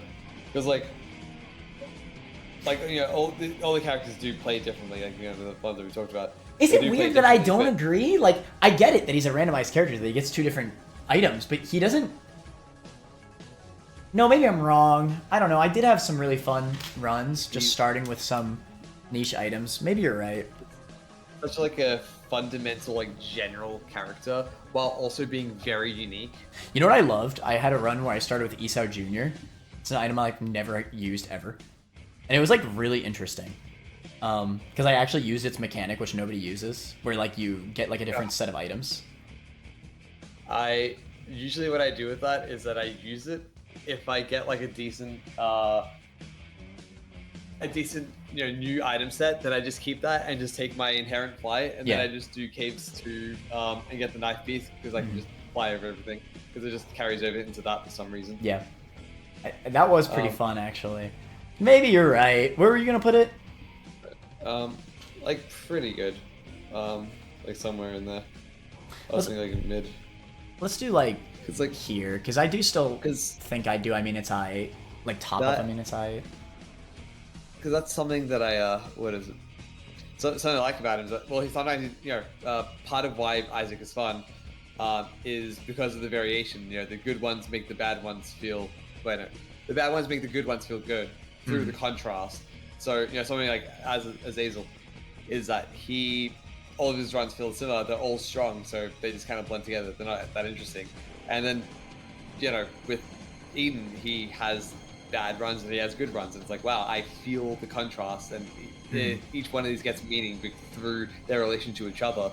And also, it's another thing where when you get a bad run, it's like, oh, now I have to, you're doing a streak or whatever. It's like, okay, now I have to deal with this. And even if you, aren't doing streaks, you still have Eden tokens. So it's like, okay, let me try to deal with this. Let me try to play around this challenge run.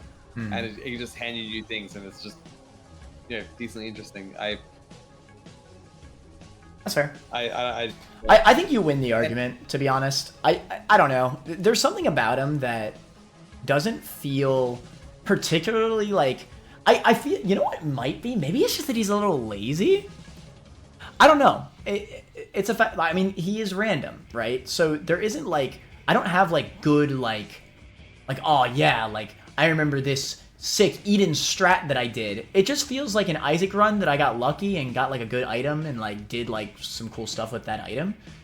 I get that Eden is the reason that it happened, right? Like, he randomized the item, but do you kind of get what I'm saying? Like, there's something that's fun about perfecting a specific character's ability, right? Their niche, their skill set. I mean, like, for example, Tainted Eden, right? Mastering how to randomize items is its own skill set, right? It's still a randomized character, but it also has a skill set.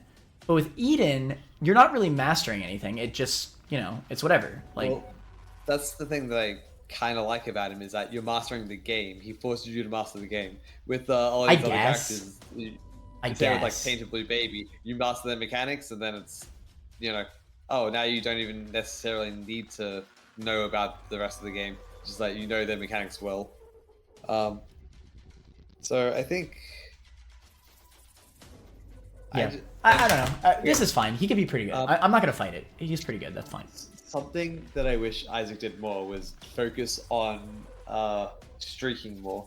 Because I think... Yeah, I think there should be more rewards for streaking. I think that'd be cool. Because, a lot of people just get, a lot of these characters' mechanics you don't actually need to engage with because, well, I'm just going to reset scum until I get lucky, or just play until I get lucky. Like, even if you don't reset scum, just play until I get lucky. And then a lot of people just don't learn the game because they just get lucky.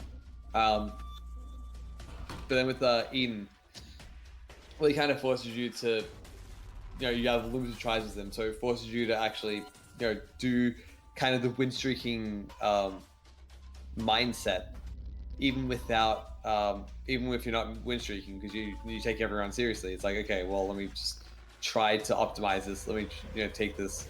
I'm gonna try and min max. So I, normally wouldn't, search the floor beyond, finding the item room or whatever. But now I'm gonna look for the secret room, because this could be the difference between, winning and losing, and that could be the difference between me losing away tokens, and I don't really want to lose that. Yeah, so. Again, that's all fine. It's just, I agree. That's fine. You win the argument. There's just something in my bones, right? There's something in my bones that's still there. He could be pretty good, though. I'm not tripping. You ready to move on to there's something in my heart that's there. Heart versus bones, I think we know who wins. Bones. It lives. Damn right. Oh, never mind. Anyway, Lost. This is my favorite character in the game. I think this is like one of your least favorite characters in the game, right? What? Least favorite? What? Where'd you get that from? You said that you didn't like him, right? I just said I don't think I'd like him more as much as you do, because I know you really like Lost. Like I like Lost. I quite like Lost. Okay, cool. But yeah, I like Lost. This is coming from a Rebirth player. I have a lot of respect for Lost, right? Because I think he started off as like a terrible character, like very badly designed. Like they just plopped him in there, like, oh yeah, y'all want a challenging character? Here's a character that dies in one hit. It's that simple. There you go. Have fun. No spectral. Like, what's it called? You have flight, I guess. And no mantle. No active item, you just freaking die. That's it. The strategy for Rebirth Lost was just freaking reset scum for Dead Cat and Cursed Room. And then edge towards this fight. Also Holy Vansel. Well, yeah, but... reset scum for... Yeah, you have to... But that's harder to get. That's less likely. Wait, I think... The Dead Cat was realistic, though, because, yeah, you could... The Cursed Room was... The Treasure Room, Holy Vansel was too, yeah. Anyway, whatever. Point is, you reset scum as Rebirth Lost. And... we accepted that because he was just it was BS hard, Like- right? It didn't feel like good hard.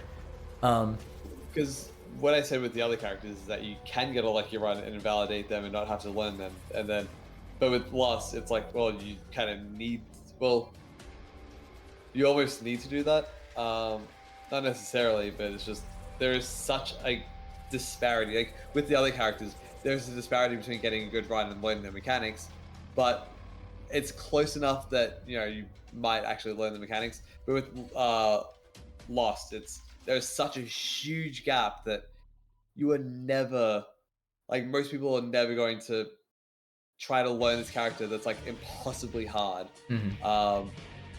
outside of these strategies, because they make it significantly easier. Yeah. So it is silly to I don't know. Yeah, regular Rebirth Lost would have been bad for the game. It is a bad idea for a challenge character because it motivates too much to reset scum.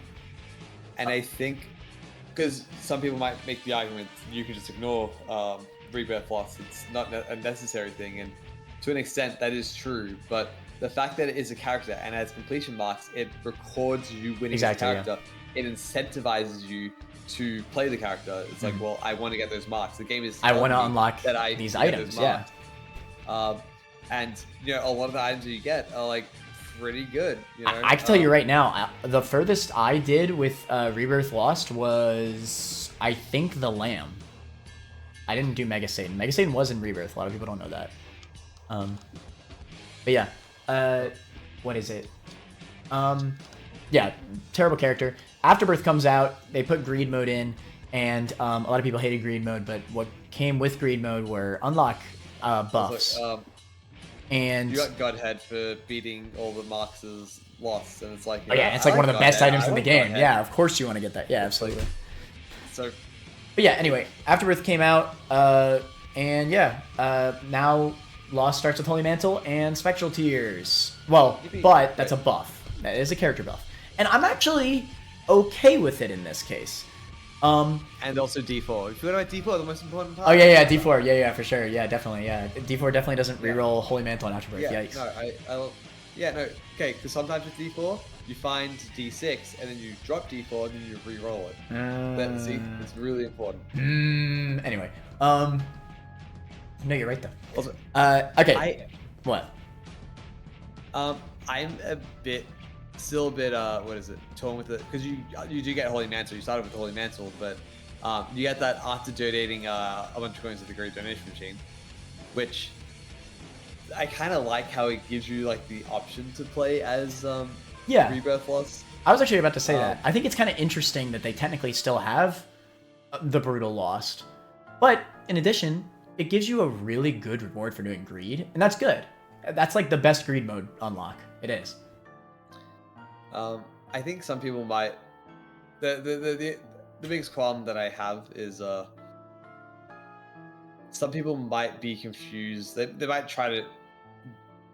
I guess that's more on the player of like somebody who tries to beat this character that's just like impossibly hard. Like brute force it while they're still that early in the game that they Yeah, I think still haven't done great stuff. So that's on the player, I think, because I think it's fair enough for the player to realize, hey, I don't have the skill to do this yet. Let me play as some of the other characters. Let me do some greed mode unlocks, and then maybe while they're doing greed, just freaking by accident, oh hey, I got to 700 whatever coins in the greed machine. I just locked Mantle on Lost. That's huge, right? Yeah, I don't know. I do think that's probably on the player. I don't actually know if I think of it as a flat out positive or a flat out negative that that it has to be unlocked, the Mantle. I don't know. ED6 is also unlocked, which I think is good. I think that's another great reward. I believe that is... No, I don't think ED6... I don't think you need to unlock that. No, you do. You do, which a lot of people don't know. I think it's a Blue Baby unlock. I found that out when I was doing something. No, it says here in the wiki that he starts with the item even if it hasn't been unlocked. Oh, ED6, really? Yeah. You're sure? That's what the wiki says, so... Okay, fair enough. I'm wrong then. Okay, well... Yeah, either way, I don't know. So the reason, going back to what I said originally, the reason why I have a lot of respect for Lost is because he was like the worst character in the game, and it's just like wasn't fun, wasn't good. There was like no benefit to him. You could take infinite devil deals, yippee, and then die with all those devil deal items. They did nerf that actually. Now you can only take one devil deal item, which I think is fine. It's definitely a worthy trade for the mantle, because his gameplay is actually the decision of which devil deal do I take. Yeah, I like it better too. I think it's better design overall. And it's still free at the end of the day, so screw it, right? You get a free devil deal item. That's nice. I think Lost benefits. Like, I love the idea of having a challenge character that has his own benefits. He is one of the hardest characters in the game. He just is. There's no debating it. And then there's going to be all these people in the comments like, oh, Lost isn't that hard. See, that's the thing, is that I think Lost... He's not consistent. Not that, like, if you were trying to win streak as him, if you're trying to win streak his characters, yes, he is one of the hardest. But if you're just trying to get marks, I don't think he's actually that hard. Well, yeah. There are a lot harder characters if you're just trying to get marks. Of course, but okay. I guess I gotta. Okay, he's the hardest. One of the hardest characters. He is bottom 7 characters no matter what, and there's no other argument in terms of consistency. Yeah, I'm just saying that if you were talking about it in that way, in consistency, win streaking, yes, I agree. But if you're talking about it, just with marks. Are you talking because you could reset scum? Because I'm not going to consider reset scumming either. When I say consistency, I mean getting the marks within the least amount of runs. It's effectively the same thing. But no, with Lost, you can get lucky. You can get a good run. Yes, but on average, it'll take less runs to get all your. I mean, it'll take more runs with Lost to get all your marks than most of the other characters. I think something like what is it? Like if you're doing win streaking, like Lazarus is just like the skill floor for Lost is not that high because you are playing like the normal game. But then something like Tainted Lazarus or Tainted Cain, there is a hurdle you need, like a hump that you need to get over before you can actually start playing these characters. But once you get over it, they become easier.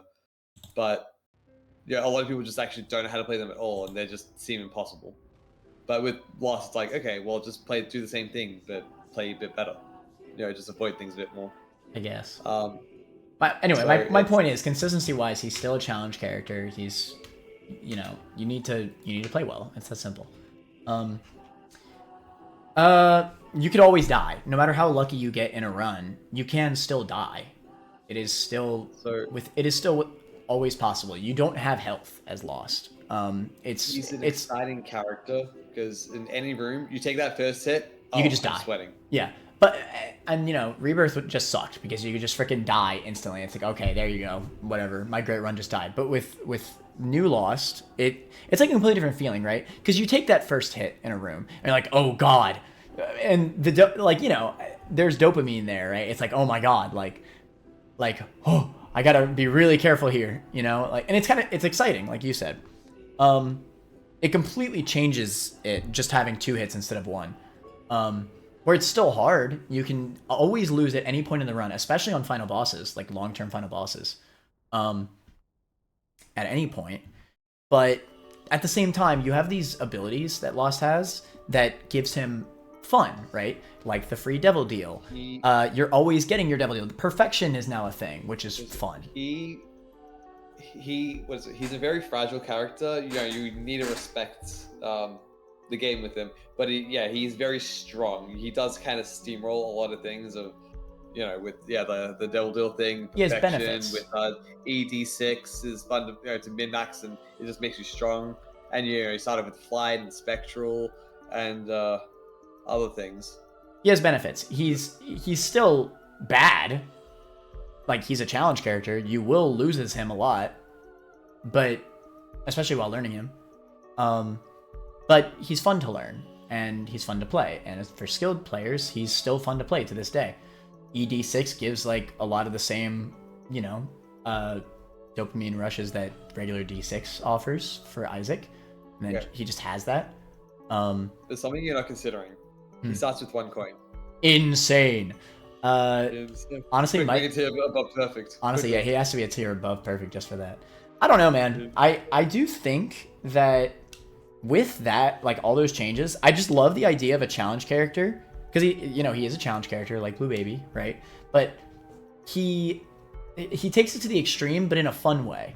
Blue Baby's just boring, but Lost is fun because he has all these benefits that other characters don't have. He starts with Spectral and Flight and can take a free devil deal and will likely get his devil deals because he doesn't have health.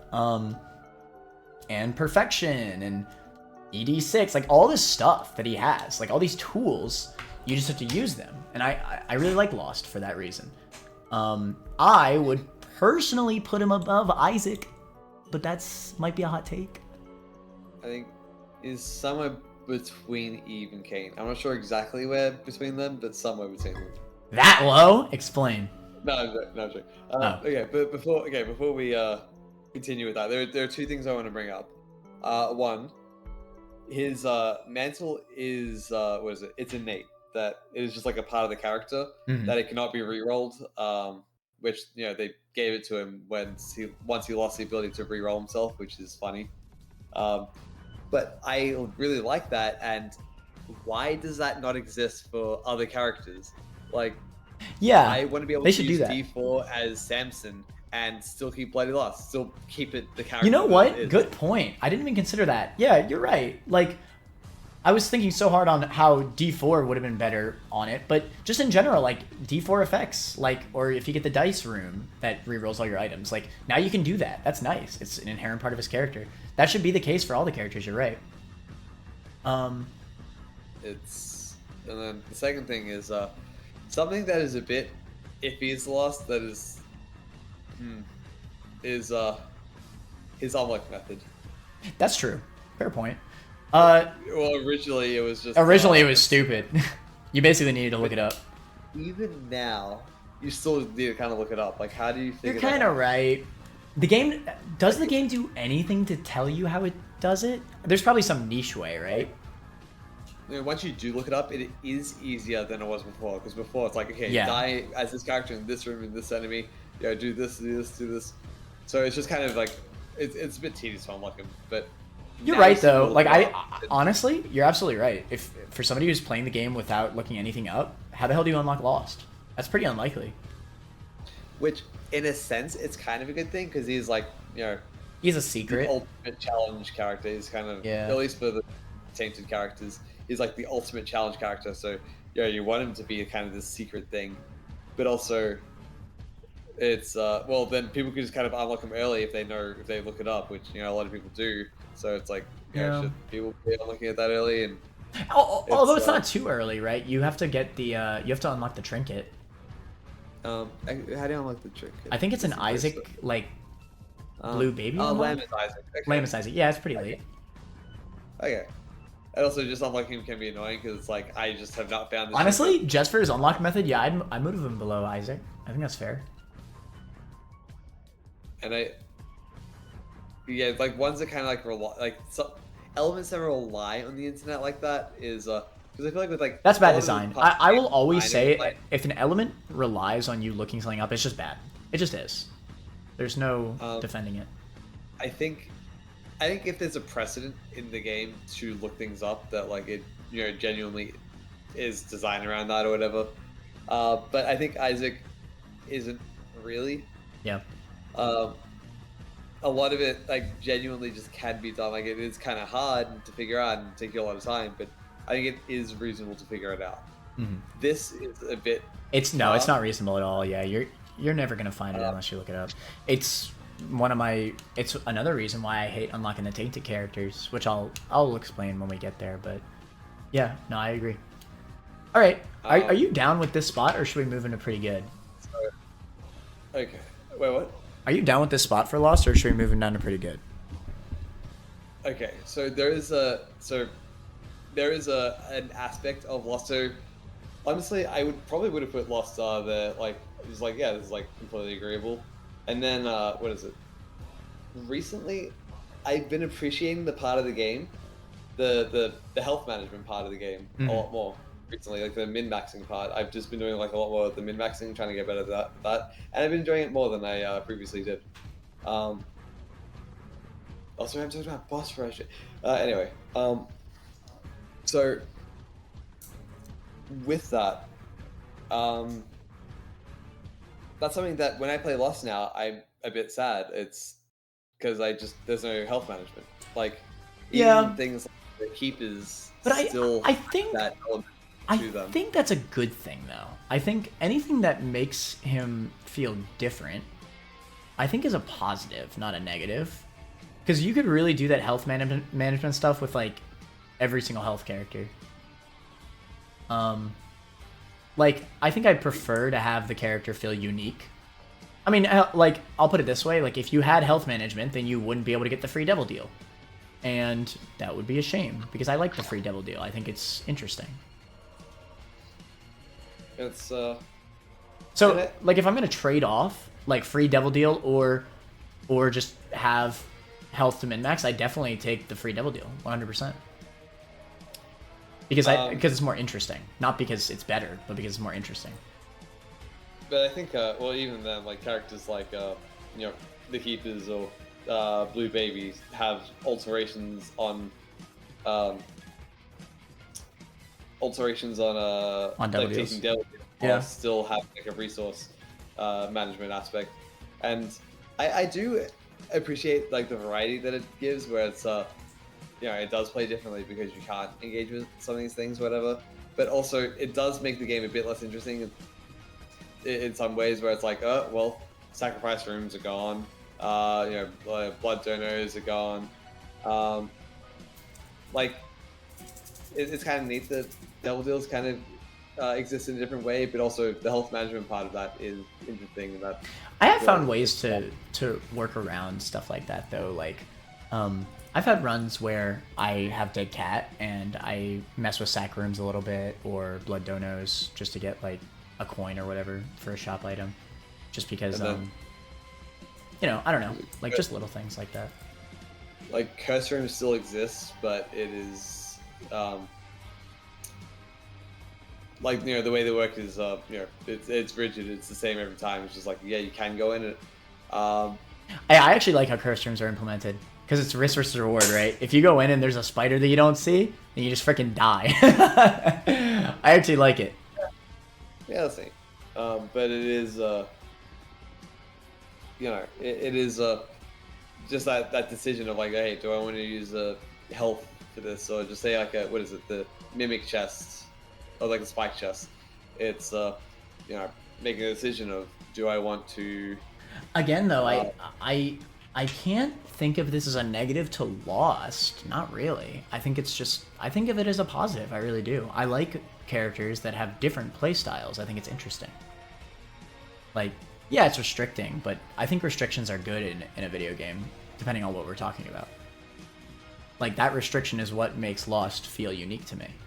Because those things are powerful, Those health-related min-max tools, like getting 1,000,000 coins from Blood Donos, or getting like angel items, or getting your angel chance back, or the key pieces from sack rooms, like those are powerful mechanics, and restricting that makes the run more interesting, at least to me. I think what is lost by removing them is greater than the novelty of removing them, but I still do appreciate the novelty of removing them. So it's not like the worst thing in the world. It's not like it's bad design tier or anything because of that. But it does, like, if I want to engage with Isaac as much as possible, it's like, well, Lost is not giving me that. It's still a character that I enjoy playing and I will go to decently frequently. But there are times where I'm just like, oh yeah, I want to play Lost, but then like, well, no, I do want to have some health resources. Yeah, I mean, different characters offer different experiences, right? I think that's the end of it. And no, I agree. Like, there's some times where I don't want to play as Lost, but I don't think that makes him any less of a well-designed character. I think it's just different, right? Like, I don't want to play as Isaac all the time. I think Isaac is a perfectly designed character, but I don't want to play as Isaac all the time, I think it's similar. Yeah, like, when I said that, what is it? I will put Lost, like, lower than you. Like, I think less of Lost than you do, because I just mean that, like, yeah, you'd probably put it like the top of perfect, and then I would put it like maybe bottom of perfect, pretty good tier maybe. Oh, okay. Like top so you're still a similar range. That's fine then.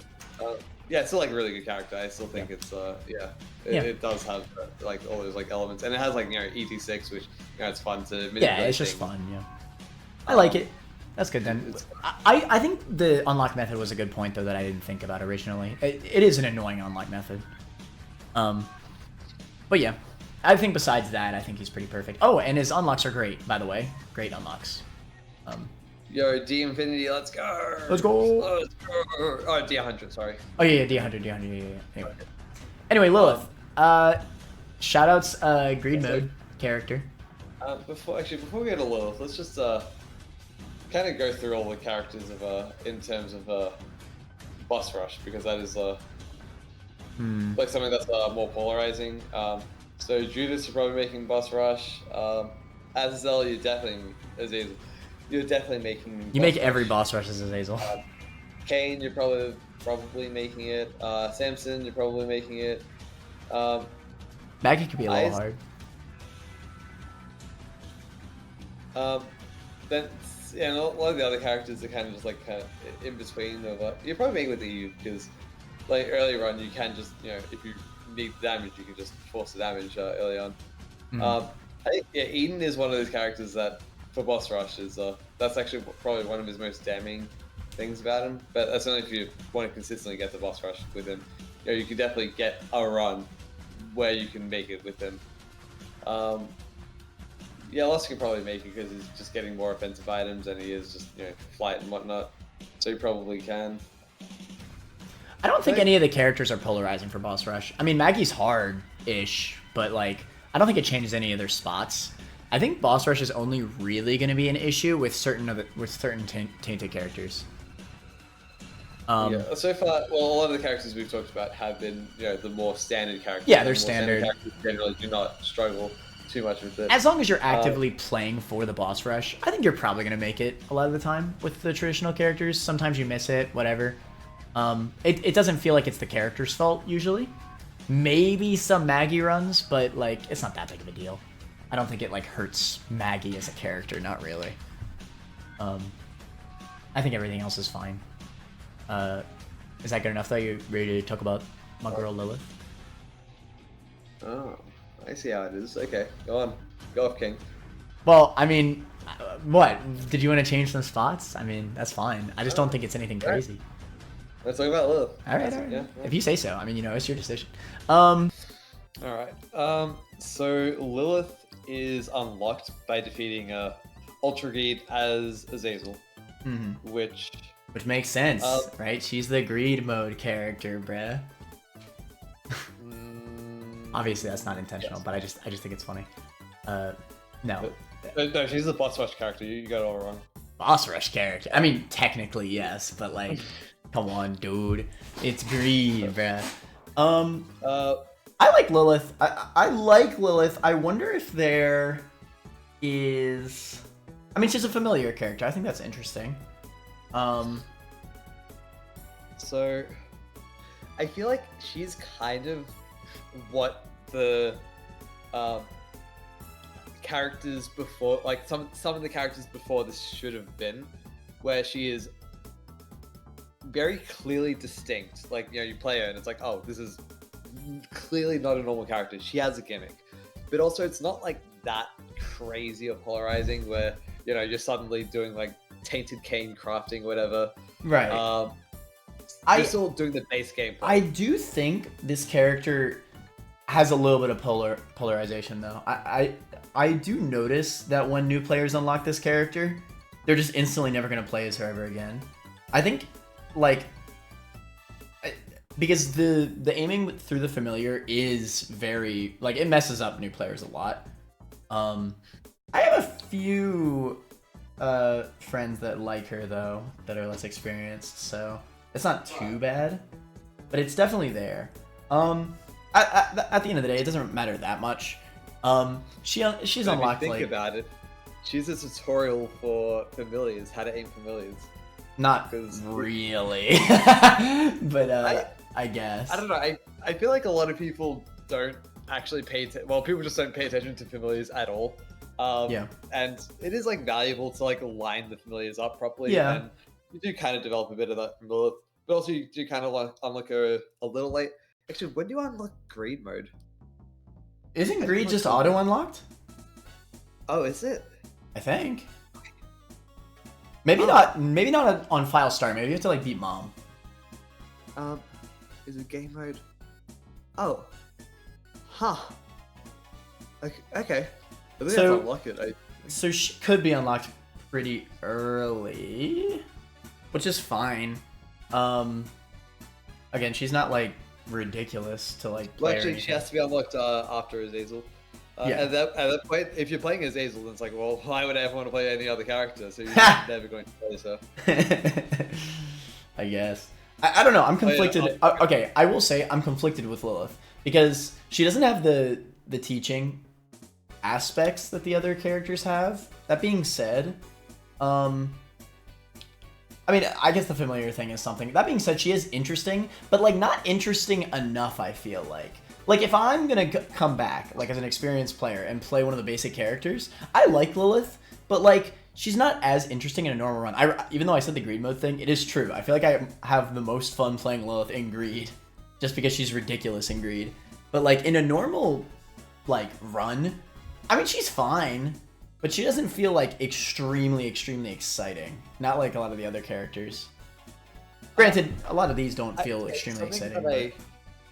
Something that I like about her is that, so, you know, you can only get her gameplay by playing her. Like, with something like Cain, it's just like, okay, well, like Maggy, it's just, you got jump high, and then you're Maggy now. Or get a health up as well. And then now you're Maggy. But with Lilith, it's like, you could not become Lilith unless you play as Lilith. No, you're right, she is unique. Like, pretty simple. It's a simple character that's also unique. That's the thing that I like. Mm-hmm. But where would you put her? A problem with Lilith is that she's a little it can be like a little annoying to play. Yeah, I think that's the biggest thing. Like she is unique, but is she fun really? Not really. That's why I said the greed mode thing, because she's just ridiculous in greed, so that's fun to me at least for a little bit. But like in a regular run, it's just annoying. Like I'd rather get better at just traditional shooting rather than this specific and you know that's to her benefit, I will say, but I don't know, at the end of the day it's not fun. So if it's not fun, then I feel like it's kind of like a wobbly table, where it's like, okay, I guess I'll balance my things out. I guess I'll just fucking ignore it and just like, okay, it's fine. But then after a while, it's just like, wow, this table's actually starting. I will say the box of friends helps a lot. Like it really does. Like if there was no box of friends, she would honestly probably just be an character. By the way, I forgot to mention that we added new tiers. Yeah, I was going to bring that up when we placed her. Okay, but another thing with Lilith that I think is like a bit underrated about her is Cambion Conception. Yeah, Cambion Conception is great. Isn't that a buff, or does she always have that? Oh, okay, so... Wait, no, it's just after. Wait. Or does she already have it? Okay, it's really weird. Okay, it says added in Afterbirth, but she was added in Afterbirth. The wiki is just telling me that, yes, her mechanics were added at the same time as her. Okay. Oh, okay. She always had it, so yes. Or maybe it was an Afterbirth update. Like, maybe it wasn't, like, at the very beginning of Afterbirth. No, it just says, for everything. It's just... Okay. Well, anyway. Yeah, yeah, I don't know. I do like it. You're right, though. Like, adding that in, that's another level of depth, right? Like, it adds some It's kind of like a health and management thing, similar to Eve and Samson, and Lazarus. I don't so freaking it kind of know. has that element. I don't freaking know, bro. Where you want to put her? What's also something that I do like? This one, like, unironically, the law, but I like the idea. Like, she's like the mother. You know, she's got like the child, the incubus, and then she gets pregnant with the fucking Cambion Conception, and then she gets more familiars, and it's like, oh, here are my children. And I do like that little thing that it's got going on. But yeah, it's not a big thing. Like, part of me wants to put Lilith is like one where I actually don't really know where to put. I think it's just lack of. It's a shame because the aiming thing is just kind of annoying, and that is enough for it to bring it down a decent bit for me. Honestly, I think I would probably like the character more if the aiming was harder, because then it's like, oh, now it's an explicit challenge. But if it was hard, well, if it was easier, then it's just basically normal aiming at that point. I don't know. I don't know how I would fix it, honestly, because I love the idea. It's just not that fun. I don't know, like, if making it harder would actually make it more fun or not. Like, I get what you're saying. Like, the challenge is harder. Then you would have to like actually like play around it rather than most of the time it's just kind of say, you get any like bigger tiers and it's like, well, I'm just kind of playing it like a normal character at this point. Just with a minor inconvenience, right? So and then a lot of times even at base tiers it's like, well, I'm kind of just playing it like a normal character. Like, let's say the familiar was just farther away from you. Would that really make it any like more fun? I don't know. It would make me kind of like consider like, okay, now walls are off limits, and now I'm like kind of pathing around, not going around walls, or like only going around walls when I can like turn around or whatever. But so I would be thinking more about it, and I would find that fun to play around. But right now it's like, okay, walls are kind of like annoying to go against, but also you can usually hit things around walls, so it's like, it's just a little annoying rather than, okay, now I have to actually play around this, think about it, and it's. I don't feel I don't know. I really don't know, because she has a lot of good, and it's just that minor inconvenience makes her just kind of annoying. I feel like I can't go higher than that's pretty good. There's no way. Like it's a character that like. I like her conceptually. I just think it doesn't stick the landing. Conceptually, I want to like say like hella good, but then thinking about like actually playing it, I'm just like, it's just kind of, it's a minor inconvenience. It really is. Like, it's not like it's atrocious. Like, it's not like I'm gonna lose like a Lilith run, really, but like it's just annoying. Like, I don't have fun playing her, except for in Greed. I feel like top of height tier is like. Yeah, that's fair. I was gonna say something like that. Like I want to put it higher, but it's like. It is a shame. I think most people can agree with this point, though. Like, I think people like Lilith. I like Lilith, but just like, then I think about actually playing her, and it's like, do I really want to do this right now, Also, to explain the tier changes, we added hella good above this pretty good, because a lot of the ones in pretty good are just like, they're kind of like basic characters that don't stand out. Like, they're all like pretty solid, but like, there are like characters that are like better than that. Like Lazarus is actually like a bit more unique, more fun to play. Yeah. And then with the two bottom tiers, is like saying we made the bottom one bad design, because saying bad for the game felt too harsh, and bad design still feels a little harsh, going from all right to bad. Mm-hmm. So we just made it a bit less harsh. Like, it could be better. It's not really. Yeah, should be fine. Yep. The Goat Keeper. I hate Keeper. Okay, now. All right. Now, going off into this immediately, I actually used to stream Isaac like way back in the freaking Afterbirth days. So I do have a bit of hate bias for him, because Afterbirth Keeper was like the worst character in this game ever.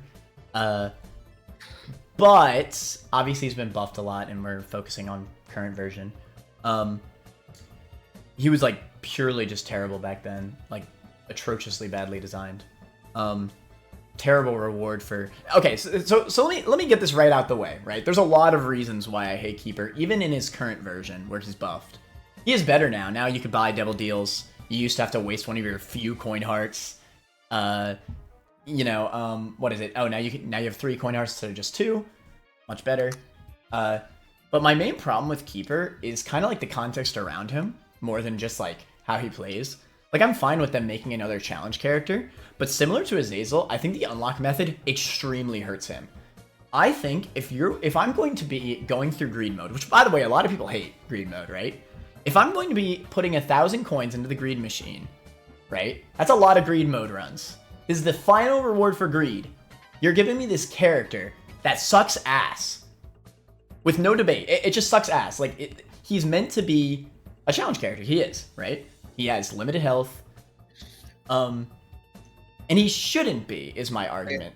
A reward at the end of the tunnel, like the final reward for greed being a bad character to unlock, I think is an awful reward. So that already immediately is just clearly a shame to me. I think they should have made like a coin gimmick character that really focuses on shops, and let me just buy health, like let me just have health ups. That's really it. Let him pick up health ups. Let him be a normal character. Let him be strong. He's a reward. No. Yes. Let him be strong. He's a reward for greed. What is it? Because the thing is, it's greed mode. It's the money. Money mode. Let him be. Like, let him go all in. You know. But he's like the money character. Yes. He should be the greedy. Money, so. Like he should be like a good. Yeah, he gets.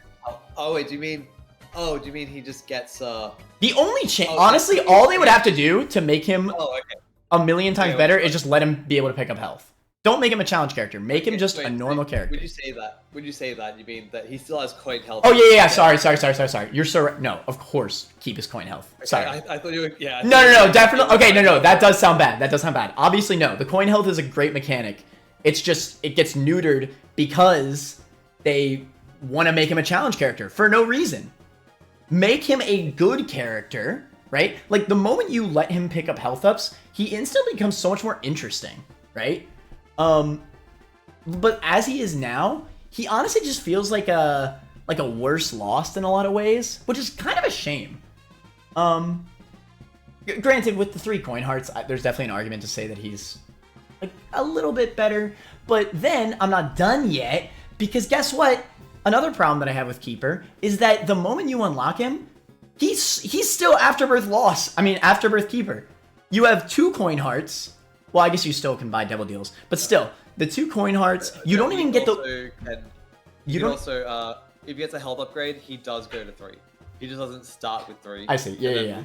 Beating Hush makes him start with 3. So. But again, why is there a health cap, man? Anyway, whatever.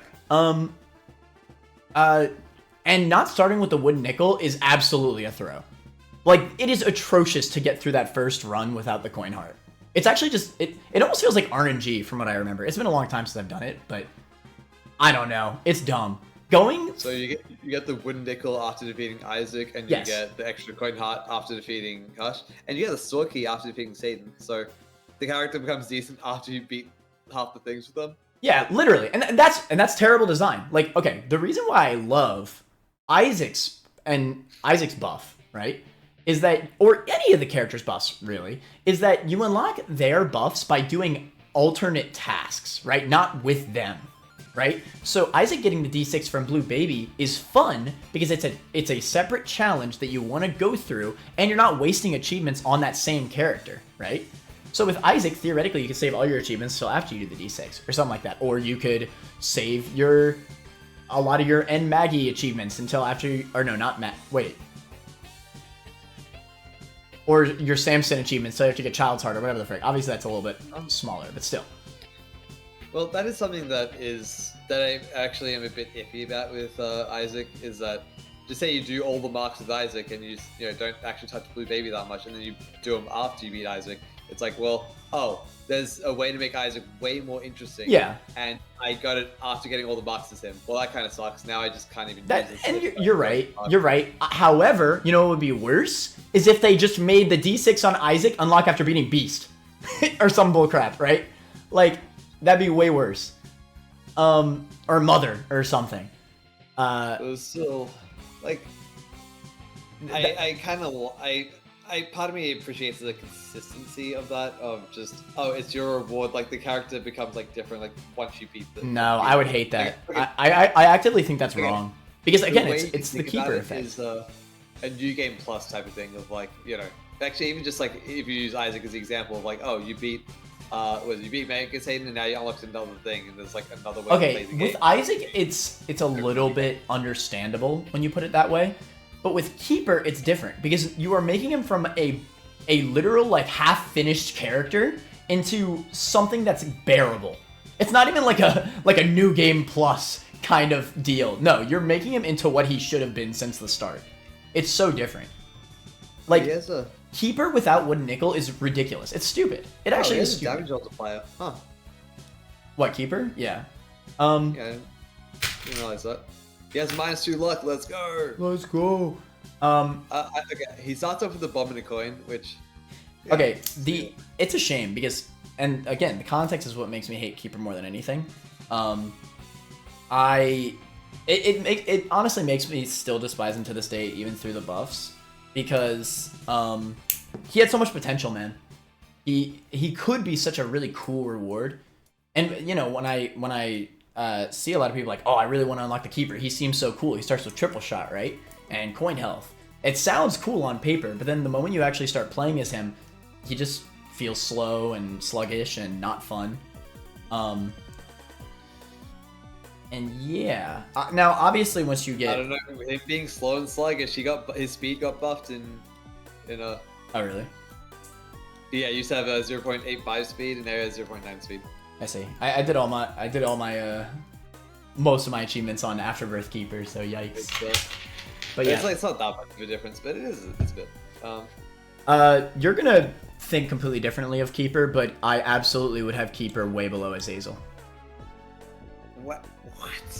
I legitimately think Keeper's that bad of a design character because of context.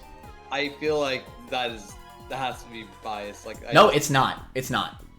I can tell you, it's not. All right. It's all based on the context of how you unlock him.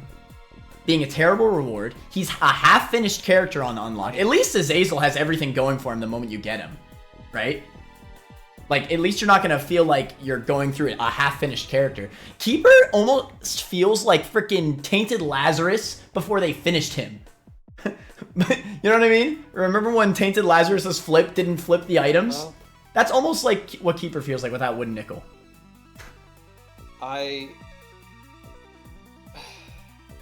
He's terrible. And guess what? It goes even further than that. If you don't look up stuff, because let's be honest here, you could unlock Keeper without looking up stuff. It's possible, right? You just finish the Greed Machine. Makes sense.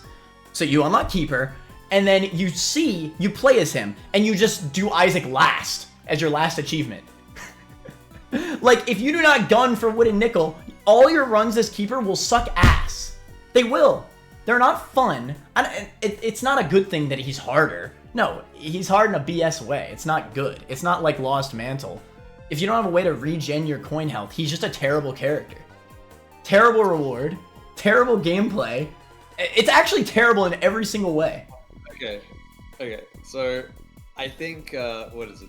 Him starting with a triple shot, it's like, oh, that's neat. Like I said, it's a shame. I triple shot fun. I like triple shot. No, I do too, but it doesn't save him. It actually, I know what you're trying to say. The coin health is a unique mechanic. The triple shot is unique, right? Like, it's interesting, but that even makes it worse to me. That he has this much potential that he just squanders it completely. But and I never found the unlock of him. I never had a problem with that. I never even thought about that. I just unlocked him and like, oh, cool, a character. Oh, money-based character. Okay, neat. I never was like, oh, I got scammed out of this. I never had even remotely close to how you felt about that. Did you start in Repentance? I first started playing. Actually, I played on my PS Vita when Rebirth was out. Yeah, me too. Wait, that's so PS funny. Plus. That's so funny. I played Rebirth on Vita.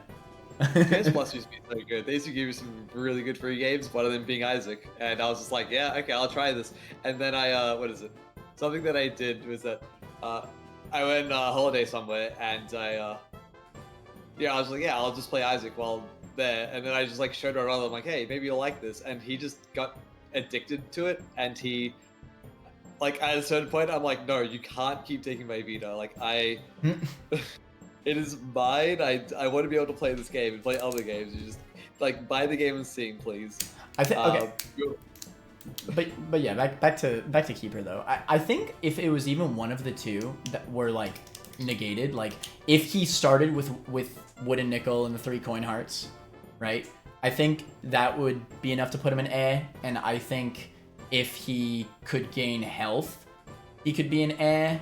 No, if he could gain health, honestly, he'd be a pretty good character. I'd say if he could just gain health ups, he'd actually be a...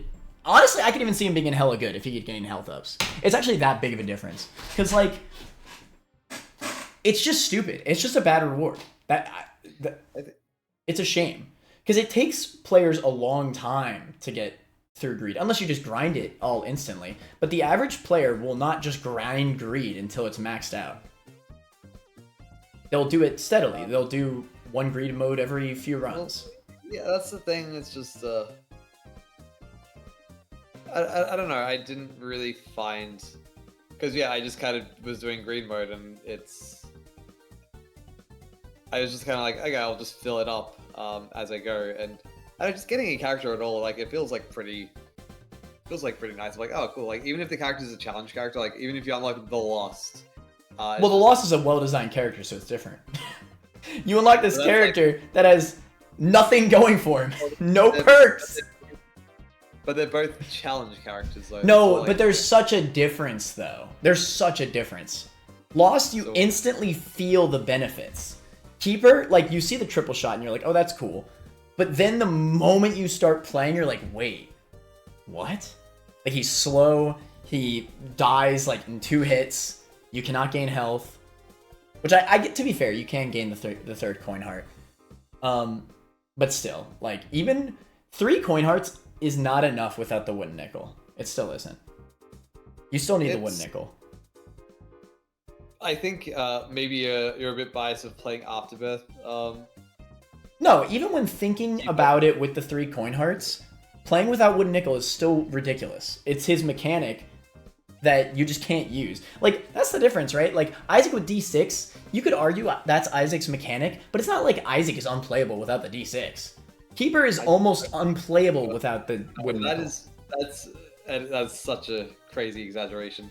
What do you mean? Far more playable without, like, it's a bit less interesting because it's a bit less. Oh, well, of course, but he's a basic character. He can be played. Keeper cannot realistically be, like, enjoyed without wooden nickel. That's absurd. I don't. Wait, no, I enjoyed it with that wooden nickel. Like, that's absurd. What active item? Like, okay, no, just say, like, no active item Keeper. You just enjoy, like, the entire run, no active item. What's wrong? I don't see what's wrong with that. Like, genuinely, it's You're like, absurd. He's got this health mechanic, and he starts with triple shot. Triple shot's fun. You're absurd. You cannot regen health. You just can't. You have to get lucky with coin drops. Yeah, it's the same thing with health drops. No, it's not the same at all.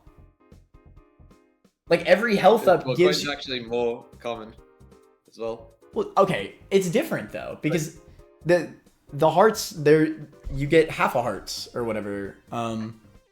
Like, you take half a heart of damage, like in early floors. It's like you're double damage the entire time as well. It's well, yeah, he does have, like, a a low amount of health, which is, like, a tricky part about him. But that's just low hits, like other challenge characters. But I think it's interesting. Just like, oh, I need health. Okay, let me bomb a shopkeeper. Like, maybe I can get health from the shopkeeper, or bomb the donation machine. Like, there's different ways of finding health with him, and I think that's interesting. Where would you put my guy Keeper?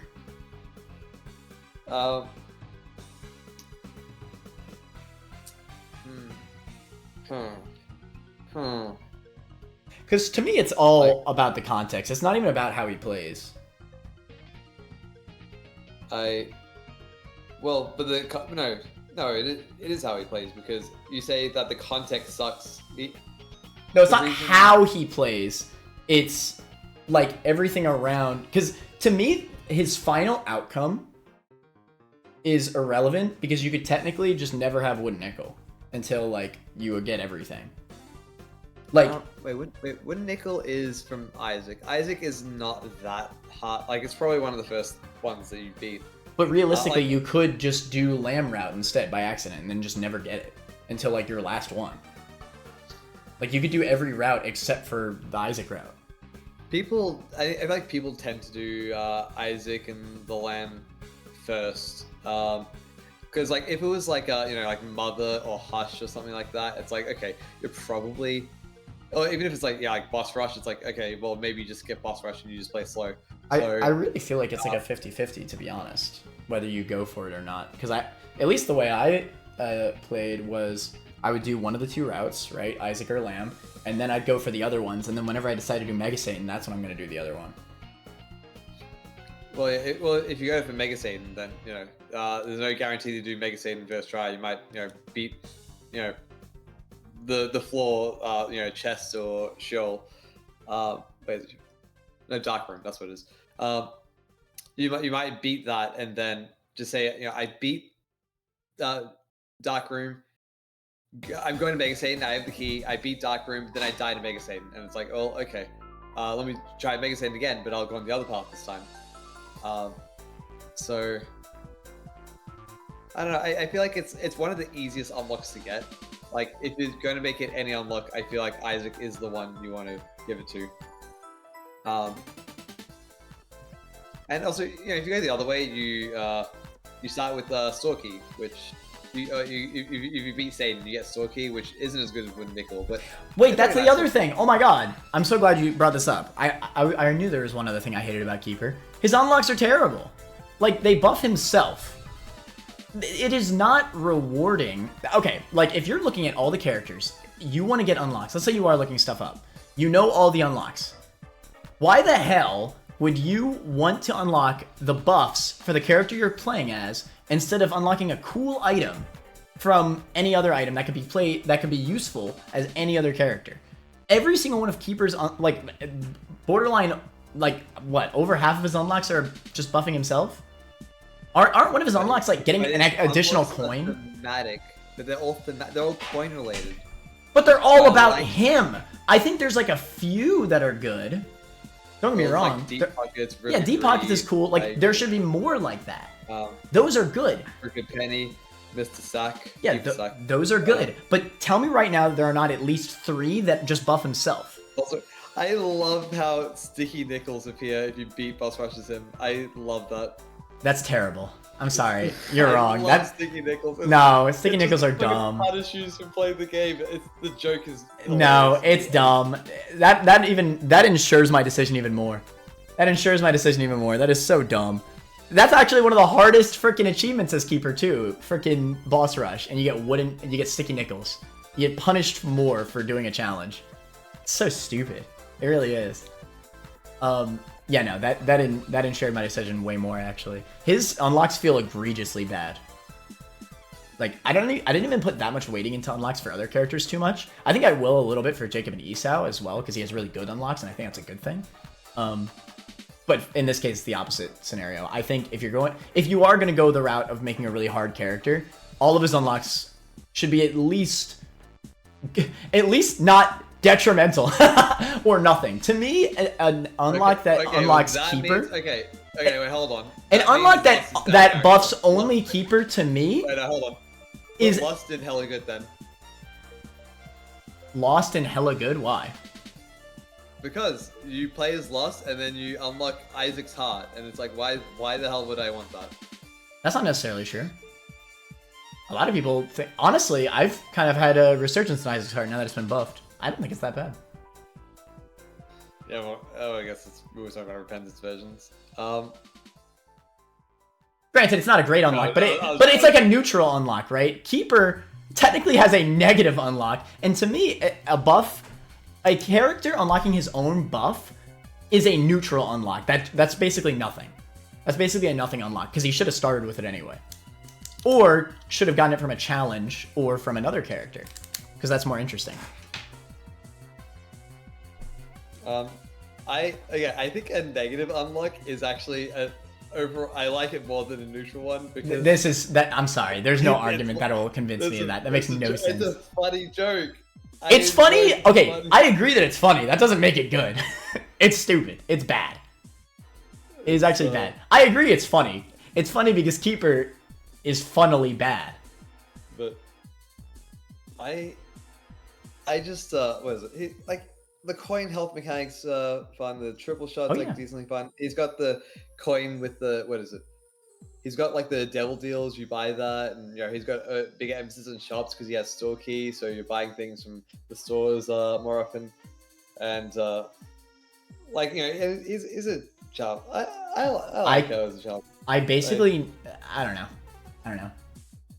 I think as he was in like Afterbirth, he was like he just kind of like sure I can understand. Oh well, Keeper would be a tier below if he was in if this was Afterbirth Keeper. Like he would be a tier below bad design, 100%. He was that bad. Because he didn't even work around the game. At least they made him work with devil deals now.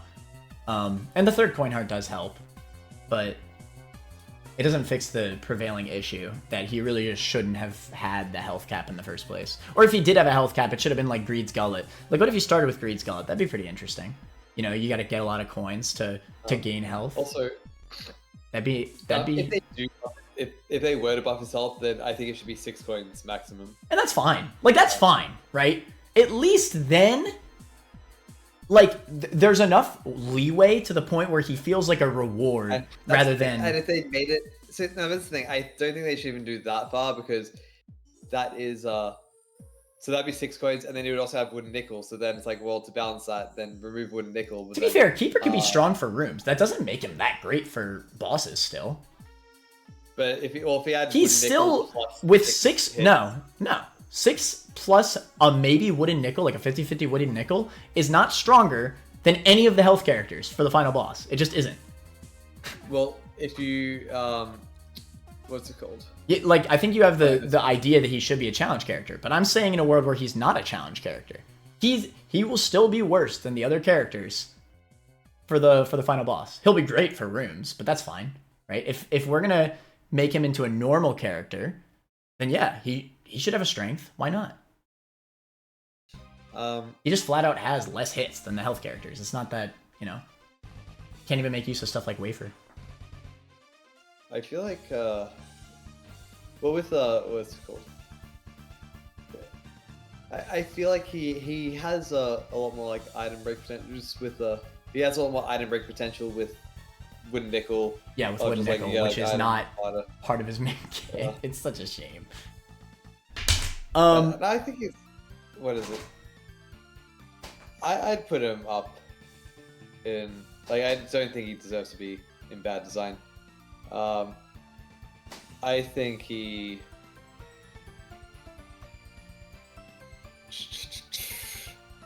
Yeah, like him being a challenge character is... This is a bit weird. Like, I think if he... I think like 4 coin hearts would probably... Because coins are, like, more... Like, I do think he should be, like maybe, like, a little bit harder. But, like, maybe 2 coin No, hearts I think even, like, 5 coin hearts would be... Like, I just want there to be more use for, like, health ups, right? Or let him start with, like, Greed's Gullet, right? That way it's more intrusive to his coin mechanic, right? Like, that would make sense, right?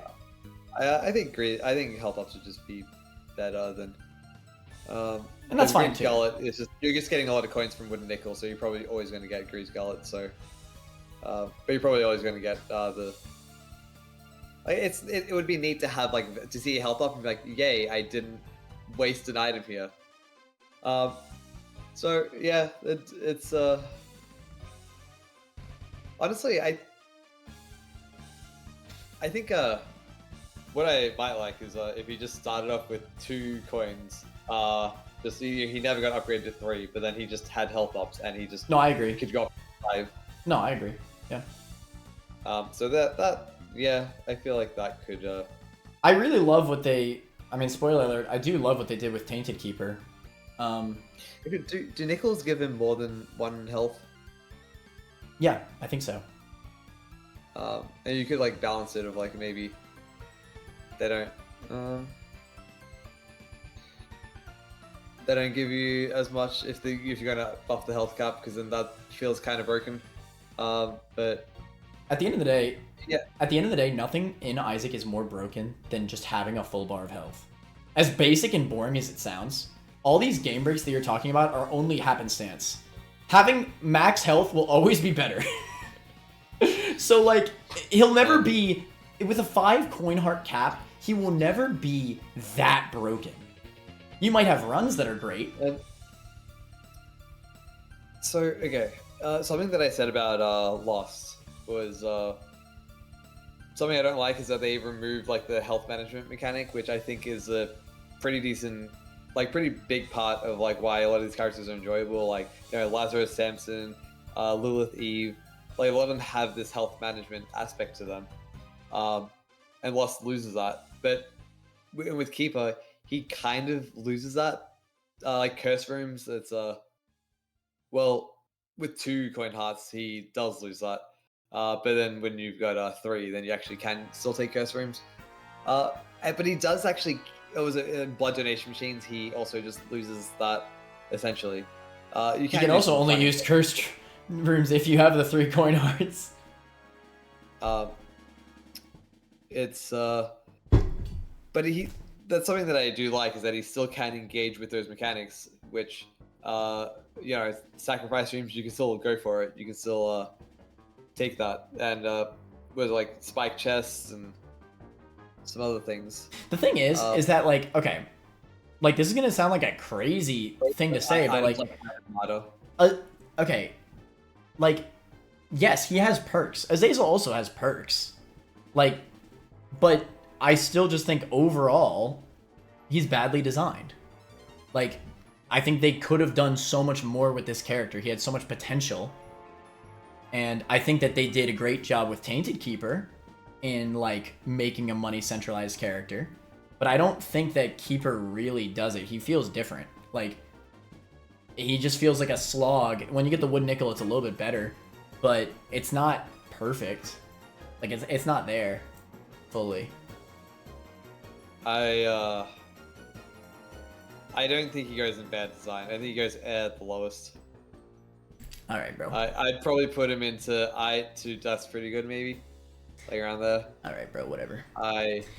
Anyways. Yeah, that's definitely. Anyway, I do think that I'm in the minority. I know a lot of people really like Keeper, but I don't know.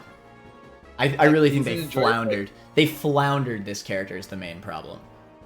He has like more potential that he could do, but I feel like that's true for most of the characters. No, because he has a whole money concept going about him. Like conceptually, he's cool, but there's just not as much. And he is more interesting than a lot of the characters discussed so far, because he has that going for him. But he's not fun. I find him like pretty fun. I like the coin mechanic. I like the dribble shot. I like playing as him. I don't love playing as him or anything. But he's pretty fun, you know. Like, there's reason that I'll like go to actually. Well, I'll never play Keeper just because Tainted Keeper exists. And I love Exactly. Keeper. Exactly. That's what Keeper should have been. Moving on. Apollyon. Apollyon. Okay, this is after Repentance plus buff to Void. Void is actually a lot more fun to use now. It used to just always be 6-room charge. Now it's always 4-room charge, right? Yeah, it's and that's really great. That's a great buff because that small change really makes you use voided active items a lot more. And that's good, right? Some 6-room charge active items can really be like broken with that, and that's a good thing, right? Void should have those like, you know, those really crazy synergies. But prior, with the 6-room charge, it never felt like you really got that much active item use through Void. Maybe once every, like, I don't know, like 5 runs, you might get, like, a Book of Rev or something, and that's really good. But, like, you know, nothing interesting. I think now with the 4-room charge, you can do some really interesting game breaks. And I noticed that the moment I actually played as the buffed Apollyon. So there definitely is a big difference there. But did you consider this? Like, none of what you said is relevant. What's actually relevant is that he unlocks from defeating Mega Satan, where he should unlock by defeating Delirium. So true. Bad design. And the thing is, he was added in the update. It's so dumb. It actually is dumb. You are right. Granted, this probably won't actually move his spots, but it is silly. Like, why not? He literally has an item called the Void. It's in the Delirium update. Like, what actually... Does anything unlock from defeating Delirium? I don't think so. I mean, good items, but yeah. Yeah, that's. I just don't know why. It is very silly. We said it before, but Azazel should be unlocked from Mega Satan, and Apollyon should be unlocked from Delirium. I think then that would be like perfect character unlocks right there. That'd be peak. But yeah, I think. Because Judas makes sense from Satan. I guess. Okay, so I guess what the things you get for defeating Delirium is just Delirious and Little Delirium, which. Whoa. Yeah. Exciting. Okay, but anyway, back to Apollyon. Prior to his buff, I used to say that Apollyon just feels like a significantly worse Isaac in terms of just everything. Like, Void feels like a worse D6 prior to the buff. Because it's the same amount of charges, and obviously, like, it's not that hard to imagine that getting actual items is better than just getting stats, but it's also just less fun to only get stats.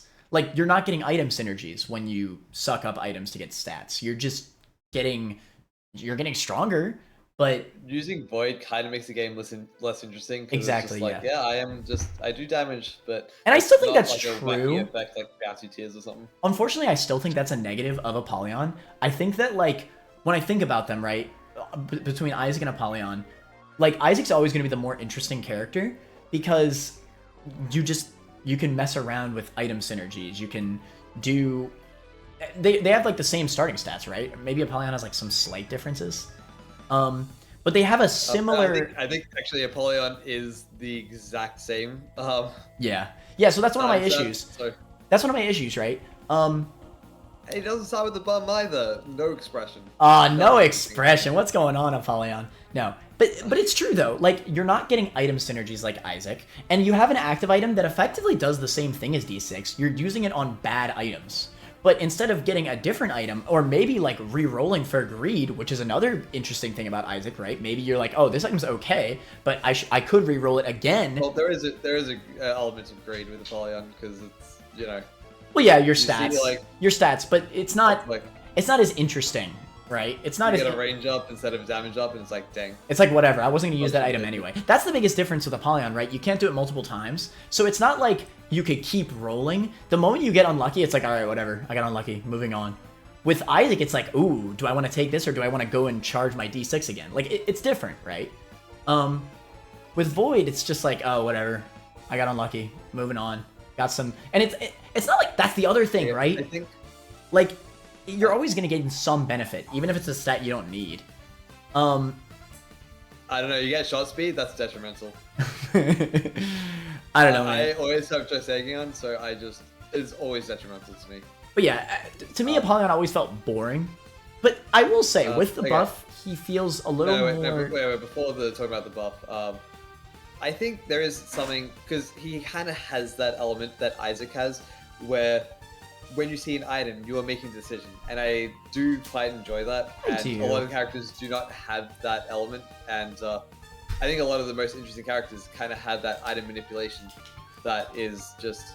That being you're just said, making decisions around what you're building and everything. That being said, my issue with it is that it just feels like an inferior version. So if I'm going to pick between the two, it feels like there's no reason to pick Apollyon. At least it used to. Now there's definitely a reason, because his active item synergies are much more interesting. Yeah, like, within the context of the game, it's just like, well, he's a bit of a redundant character in that aspect, but also he does have that aspect, which a lot of characters don't have it, and so that does kind of... that is like a pretty decent positive. But yeah, let's talk about the active item aspect of him.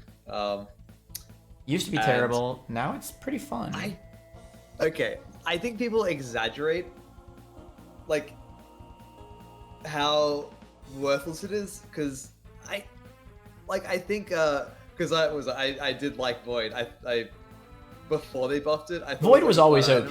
That's the one thing. I hate all the people that are like, well, I don't hate them, but people that say that Void used to be people that said that Void used to be trash just don't, like, they don't get Isaac enough.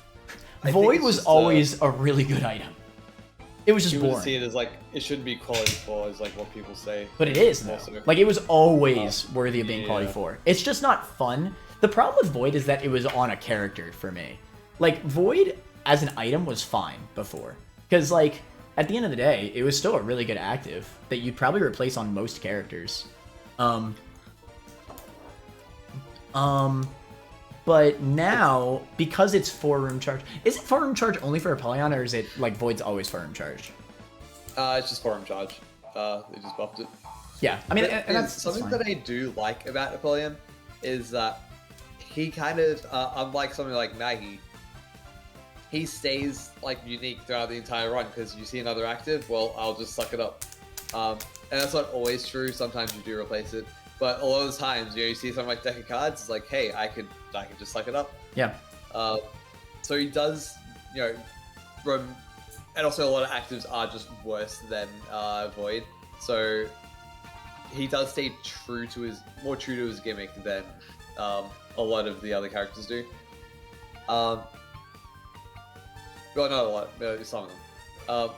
But I think that the active item thing, it is like, I feel like even with 6-room charge, people did not give that enough credit. I think it was fine. It's just it wasn't exciting. Yeah, I think a part of the reason why people don't like him is that just like the potential thing of. I think the problem, it's still, again, this is the context. I think Isaac was the problem. Isaac, you could just get rid of the active item for like a passive item, and that was always more exciting than sucking up potentially a bad active. And I think something that people also battle actives are trash. Never take them. Always take a passive. Was it a resource one? And the thing is, if you stack resource actives as yeah, I mean, it was always good. Yeah, it could be pretty good, and you do some like interesting stuff with it, where it's like, now it's like, really good, and I think that like, really shows on Apollyon. Like, I agree with everything you're saying, by the way. Like, I don't disagree with a single thing you said. No, I disagree with you though. Why? Oh, I'm sorry, that was out of line. But okay, was like there's just like some interesting things of like, let's just say that you pick up Mr. Boom, and it's like, oh, I'm going to use maybe just use Mr. Boom just like normally, like, hey, I'm just going to drop a bomb.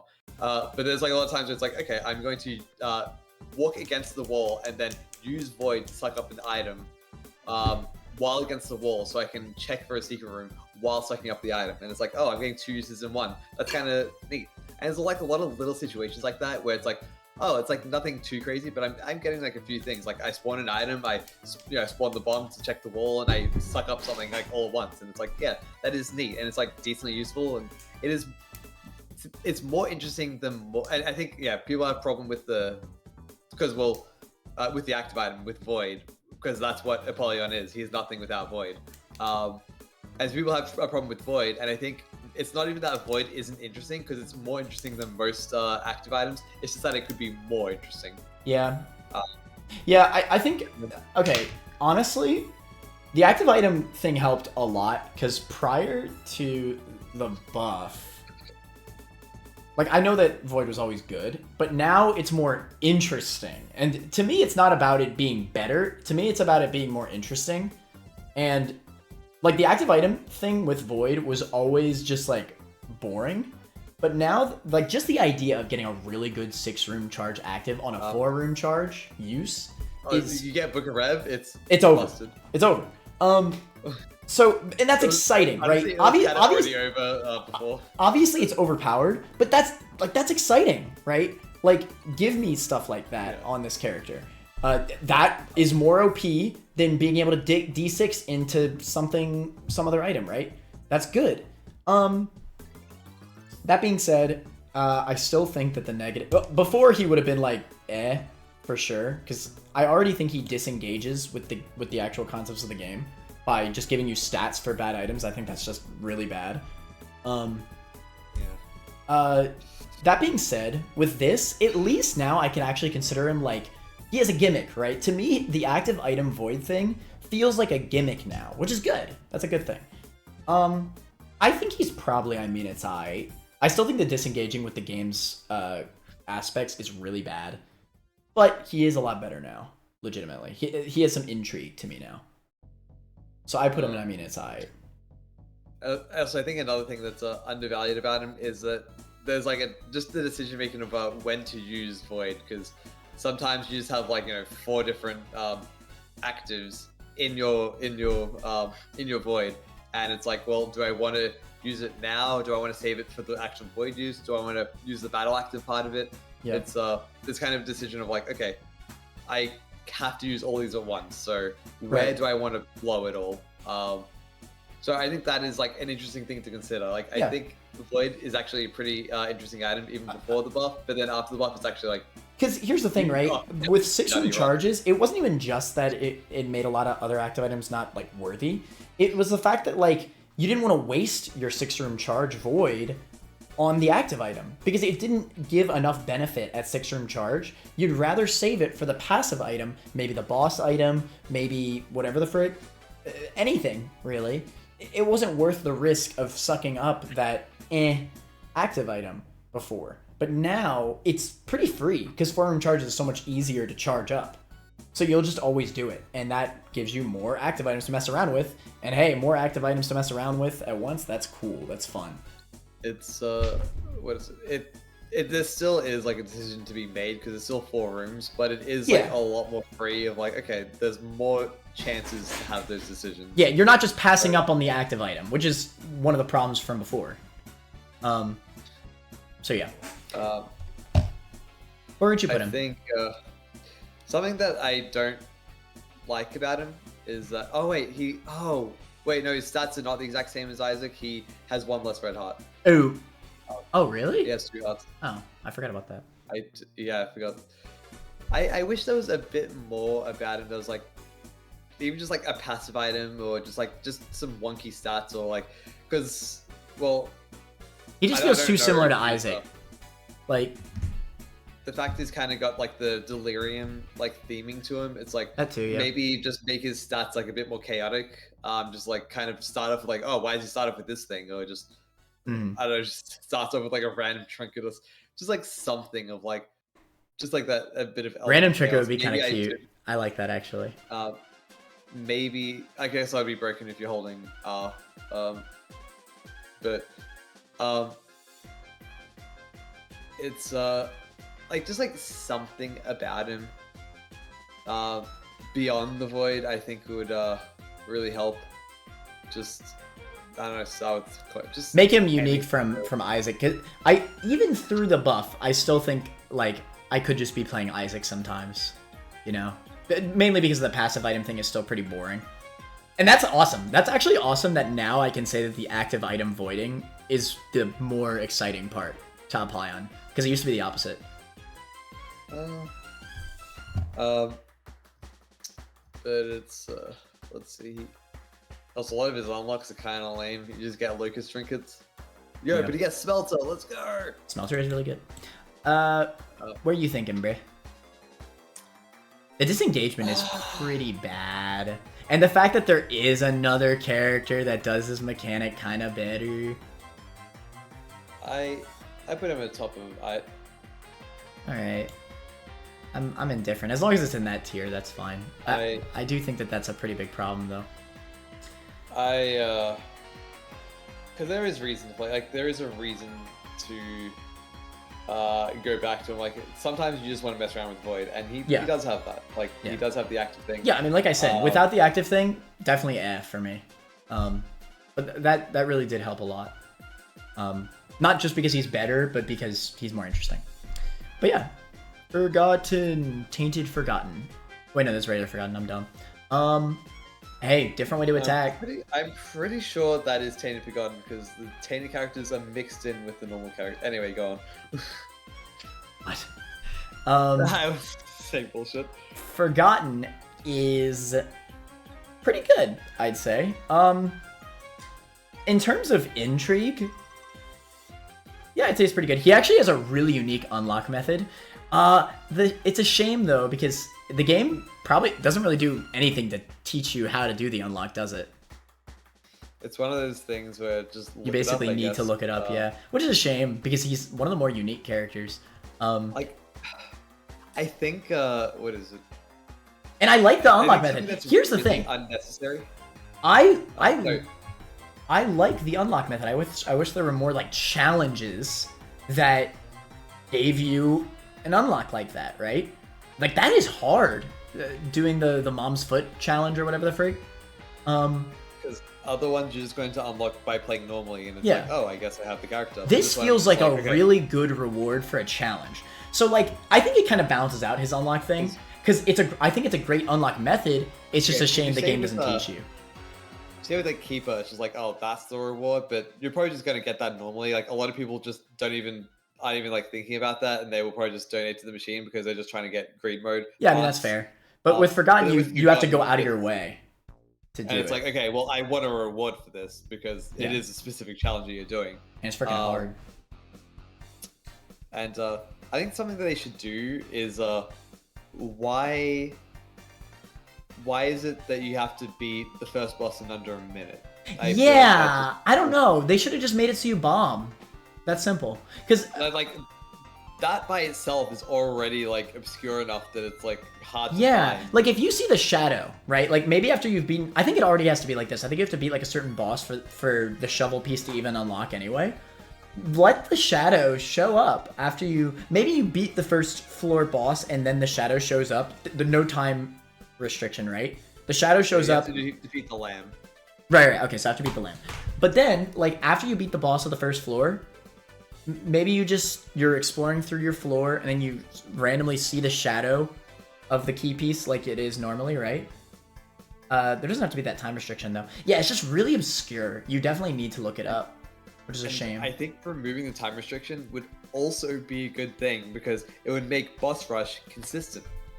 That's true. Yeah. That's true. Good point. So, if for people who want to just be able to, win streak the boss rush with 100% consistency, you can do that at the cost of having, Mum's foot stomping you constantly. That being said, that is a much harder run just to get the consistency. But you're right. That's a positive no matter what. And just like giving people the option for that. Yeah, just absolutely.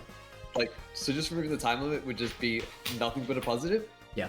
Granted, that probably shouldn't count for Forgotten's placement. That is more so the challenge of unlocking Forgotten. I'd say, what is it?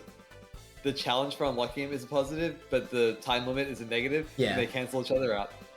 Yeah, and the obscurity of it, it balances each other out. So probably no positive, no negative to it, which is a shame because I do like that challenge.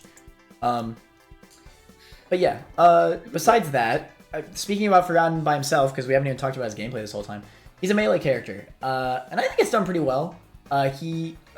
When he first came out, he didn't have that many synergies. Now he's the first melee character. Yeah. Now I feel like his bone has a lot of interesting combos that I feel like every time I play Forgotten, because he's so unique, I always run into a new bone synergy that I've never had before, which is cool. That's cool stuff because there's no item in the game that gives you the Forgotten bone attack, as an item. Yeah. So when you get to Afterbirth, and beyond that, you start to get the characters where it's, this character is just unique. You cannot have this character without playing this character. Absolutely, which I think is good. Forgotten. I wonder if he is perfect. I don't really have an issue with him. So I think the reason he's not perfect is just that he's a pretty solid character, pretty fun and everything, but there's nothing that to me really stands out where this is a phenomenal character. It's just the lack of good rather than anything bad about him. I almost feel like he'd be better if he couldn't switch to the soul. Because one of my issues with Forgotten is that I always get to the point in a run where the soul is just more optimal to use in battle. Well, because usually, at least what I do is at the start of a run, the bone swing is really the bone is OP at the beginning, but then later in the run, everything. Then you get the tier synergies, exactly, and then later into the run, it's I just have crazy fire rate, and if I change into the soul, then I've got flight now, so I can just run away from things and just right. I actually feel maybe I would like Forgotten more if I was restricted to only using the bone. Because that restriction would really make... Because it's not worth it, is the thing. Okay. It's so would free. You like Forgotten more? Huh? If you were restricted, would you like Forgotten more if you were restricted to only playing as the soul and you had to throw the bones? Yeah. I mean, you can throw the bone. No, I was. What is it? I was just. Wait, can you wait with normal? Yes, you didn't know that? You can throw the bone. Like they already have that in as a mechanic. That's so funny. You didn't even know that. No, I mean, no. I meant okay. When I say the bone, I meant the whole skeleton. I was just describing. Oh! I see what you're saying. That's what I'm saying. You ruined the joke. You ruined the joke. You threw. No. But yeah, no. Anyway. I actually agree with that though. Yeah, I think he would be a lot more interesting. Because again, I always reach that point in a run where I'm like, it's just not worth using the bone, especially on final boss. Like it's so much safer to just use your tears. I think what is it? It's a kind of like an Azazel situation where the final boss with Azazel is kind of interesting because you have that range. Yeah. And the fact that you can throw the bone, it's kind of like a mom's knife. Where like a weaker mom's knife.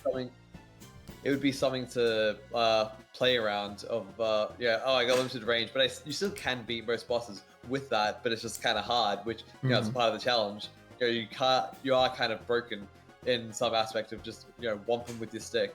That being said, there's two aspects to it, because I do think overall he'd be kind of a perfect character if I was restricted to just the bone.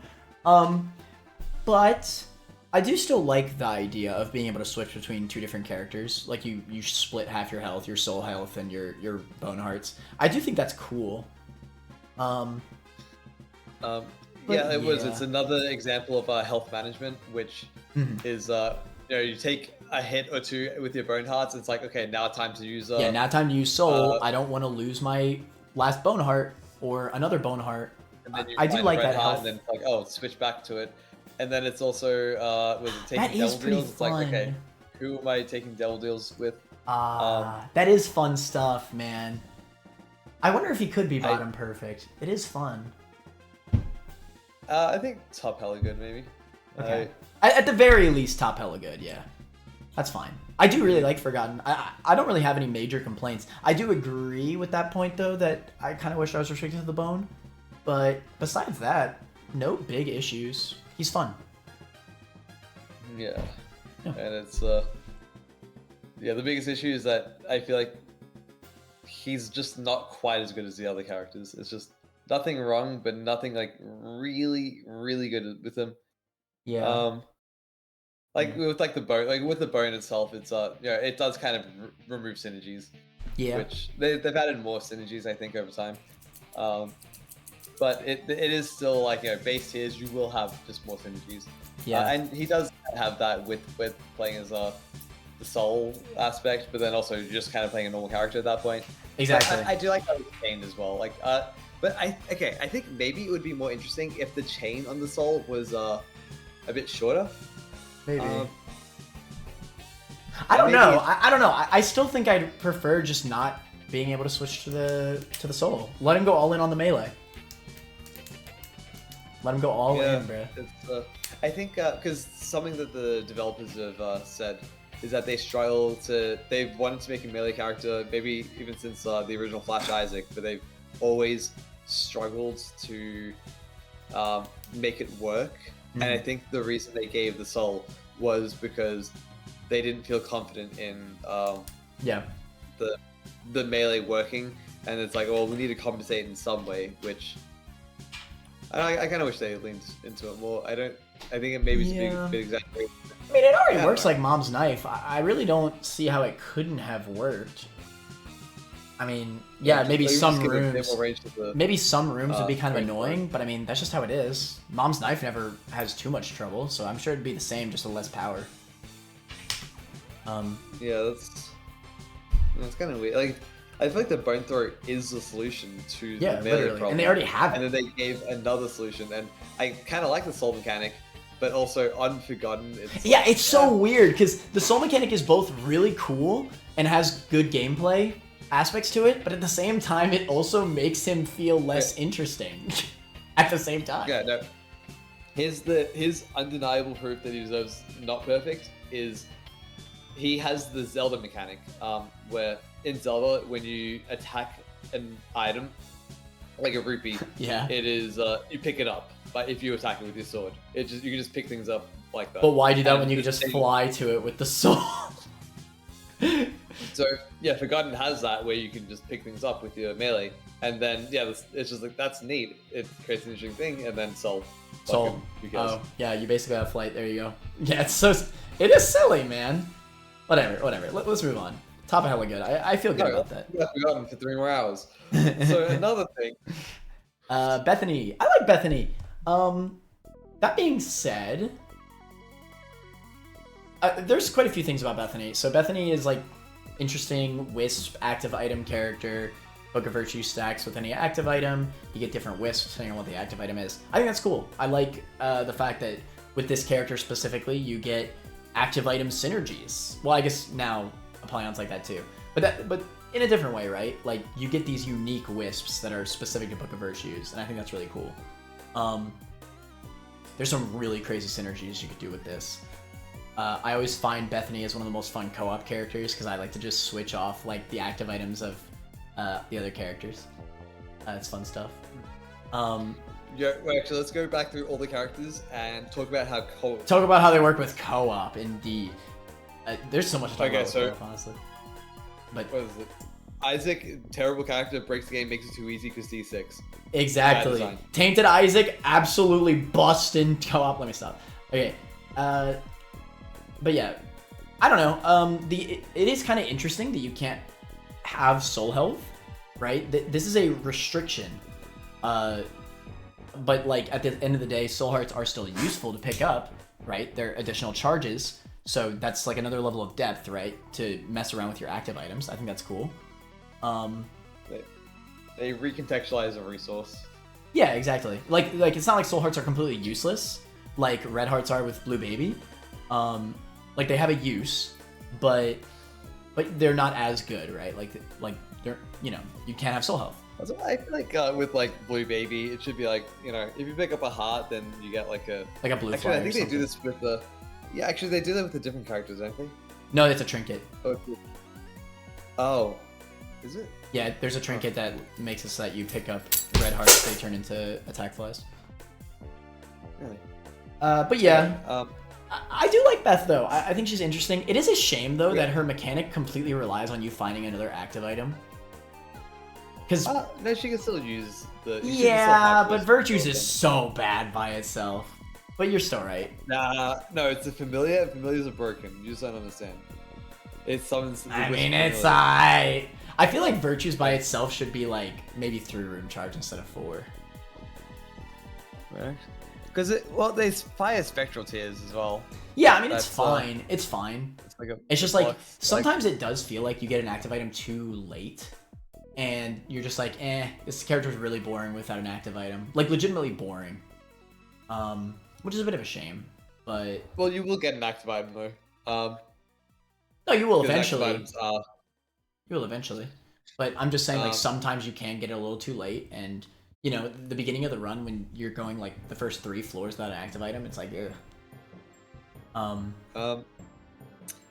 But I think something with Bethany we haven't mentioned is the angel room, the guaranteed angel room. Yeah, and that's interesting. Interesting switch. I actually didn't know this. I only found out recently that it was Book of Virtues causing that, not just Bethany. Oh, right. Is Book of Virtues still that? Yeah. Book of Virtues caused that effect. So when you pick up Book of Virtues in like a first floor library, your first deal will be an angel room. Huh. It's interesting. I don't know. Either way, I'd still count it as a benefit to Bethany. I mean, she starts the Book of Virtues, so why not? So also that kind of was it with the angel room thing. It kind of works with the design because she just doesn't have soul hearts, so she is. She's better for angel deals as well. So you probably want red health to compensate for that. Mm-hmm. You can't do a soul heart build, and a lot of devil deal runs are soul heart builds, but Bethany can't do that, so she kind of plays into the angel room path more.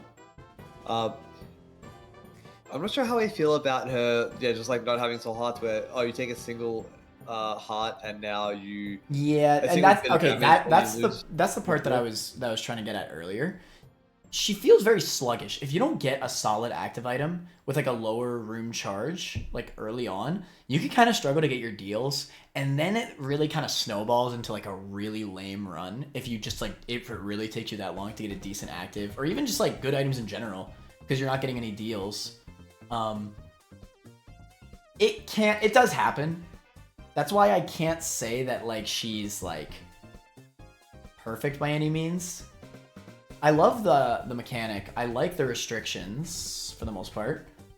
But yeah, some runs could be a little bit of a slog. It feels a little bit RNG dependent for you to get like those really cool synergies with her. I don't know, where would you put her? It's definitely that's pretty good, hella good range. Yeah, let's make a new tier. That's pretty hella good. That's pretty hella good. I don't know, I'm conflicted because I do think that there's some issues there. But she is unique. I'll give her that. Because I feel like in the runs where you like you because there are a lot of runs that are like you are strong enough to win. Yeah. But you still just like you just take like a hit every floor. Mm-hmm. And it's just in those runs everything's just kind of slowing down where you are strong enough to win, but it's not like you're not getting like super strong or anything. It just it's not as weak. exciting. Doesn't feel that great. And you're not really playing. It's not even like a thing where it doesn't feel great. I feel like that happens the most with Beth. Well, let me. It's not a thing where it doesn't feel great, but that's the point where you have to play around it. It's just kind of like, well, don't get hit. It's not, you're already trying not to get hit, so it's not creating an interesting decision. It's just like, well, now the run is just kind of less fun now because you just took a damage, and like it is kind of neat where it's like there's like that tension of like, okay, don't get hit, but and she's kind of like a pseudo challenge character in that way. Still like red health broken. But she has that kind of, and also with the unlock, she kind of has like a soul heart, like holy thing going for her, which is actually funny that she's got the soul heart theme because she like can't get soul hearts. Right. And with the charges are pretty fun because it's they are fun. There are times where it's like, oh, I found a bunch of soul hearts, and now I'm just going to use my active like 5 times in a row, and if you have a good active, it's just like cool. Like just say you find Book of Rev, it's like cool. I could generate more soul charges. Right. But sometimes you just get a fun active and you just use it like 5 times in a row because you just have a bunch of soul charges, and it's just she can be like really fun in that way. I'd say like bottom of hella good maybe. I don't know. Cool. That's I agree. I really like bell curves, and we just need to make a bell curve right now. So that's why. So Jacob and Esau, like I don't care about anything else. Put in F. There we go. Yes, sir. Painted Isaac. Jacob and Esau. Honestly, he might actually even go there. Jacob and Esau. A lot of people hate this character. This is like their least favorite character ever. I like a few things about Jacob and Esau. Conceptually, it's kind of cool. I like the idea of I like a lot of the stuff you could do with this character in runs. I like the fact that you could pick up double item pedestals. Like you can basically do co-op strats with this character, right? As a single player. You do like the double bomb dropping. Yeah, the double bomb dropping's fun, and it only costs 1 bomb. Like that's fun. Like there's cool aspects there, right? Needing to manage your health between the two is pretty fun and interesting. Unfortunately, it's just the part that's not fun is that the game is clearly not designed around needing to control 2 hitboxes. Like there's a lot of rooms that feel like basically impossible to not take damage. And that does feel really bad. Even like boss patterns sometimes feels like it's borderline impossible to not take damage. Obviously you can, like, it's not like he's impossible by any means, but it is pretty annoying a lot of times, and sometimes you'll just like lose your deal chances because you're just getting hit more, right? It's and what is it? The strategy with him is not that interesting a lot of the time. It's just you have one character, you give all the items. Exactly. And the Yeah. other character That is the optimal is strategy. just, I was gonna say that. you give compass to. I wonder if it would be more interesting if you were required to keep like a similar amount of items to each other. Like maybe the other person's stats would go down if you don't have like a similar amount of items or something. I don't know. Yeah, I think giving a bigger reason to balance it. Actually, what's it called? I think that's something that Tainted Lazarus fixes because Yeah. you need to use both characters. So if you just give all the good things to one of them, it's like, oops, this other character kind of sucks. Yeah, 100%. But Jacob and Esau, you just use both of them. Yeah. So you may as well just put them all on one. Yeah, that is the optimal strat with Jacob and Esau. It's a shame. But at the same time, it is still cool to get the double item pistols. Like, it's cool. What I like conceptually is that Jacob and Esau were added, for repentance, and the new alt path, right, that they added for repentance. It's the first repentance character. Let's go. Yeah. And that's really cool to me that he is optimal to go the alt path in the same update that he's in. I think that's cool. And you have to do the alt path to unlock him. You have to defeat Mother. Also with Bethany, unlock it is defeat Mum's Heart on hard mode as Lazarus without dying, and it's kind of just like a non-factor. Yeah, whatever. Yeah, who You cares? just do a single run, and it's play Lazarus in a way that makes him less interesting, and then you do a run, and then you got it. Yeah, whatever. Just, that doesn't really not matter much for to say me. about that. Doesn't really matter. So Jacob and Esau, so getting it at Mother is like a really good place to, because it's a hard character, and you want to get the hard character closer to the end of the game. So I'm okay with him being a hard character because he rewards you, right? He has probably the best. Jacob and Esau probably has the best unlocks in the game. Let's go. And he goes, actually, he has Birthright. Damn. Yeah, Birthright is also, insane. he has was it Inner Child, which Genesis. because since Inner Child is it's a consistent drop after you get the Tainted characters, it's actually one of the most valuable ones you can go for. That's true. Yeah. He's got Vanishing Twin. He does have some. Vanishing Twin's bad, but I think all the other ones are really good. He gets Stairway, doesn't he? I think his Stairway. Damocles is like not that good, but it's really fun, so you still want to unlock it. Also, Damocles is Rezu's, busted on the Lost, so it's definitely worth unlocking. Oh yeah, if you want to beat Tainted Lost, then it's just you get it. He has Magic Skin, which is like another funny island. I don't know why he has Suplex. That's just feels that's a bit out of place. But either way, he has a lot of good unlocks. But he has Rock Bottom. Let's go! Indeed. Complete boss rush. Best mark. Let's go. Top tier. Insane. It's a shame. I think he has a lot of benefits. I do think his benefits help him a lot. I think he's a bit overhated because of that. But that being said, he's still really annoying to play. I'd probably put him in Eh. So, I think, because when I first played the character, I really liked it because it's the idea of the idea is there. Damage.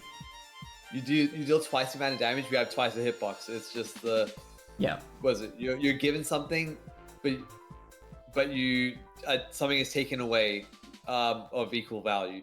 But then you play more, and it's like, oh god, I'm getting hit. Oh god, I just keep getting hit. It's really annoying, yeah. It's just, and it doesn't even feel like your fault a lot of the times. Like, there's another character that's really like that. So it kind of is just bad design. And I think what is it?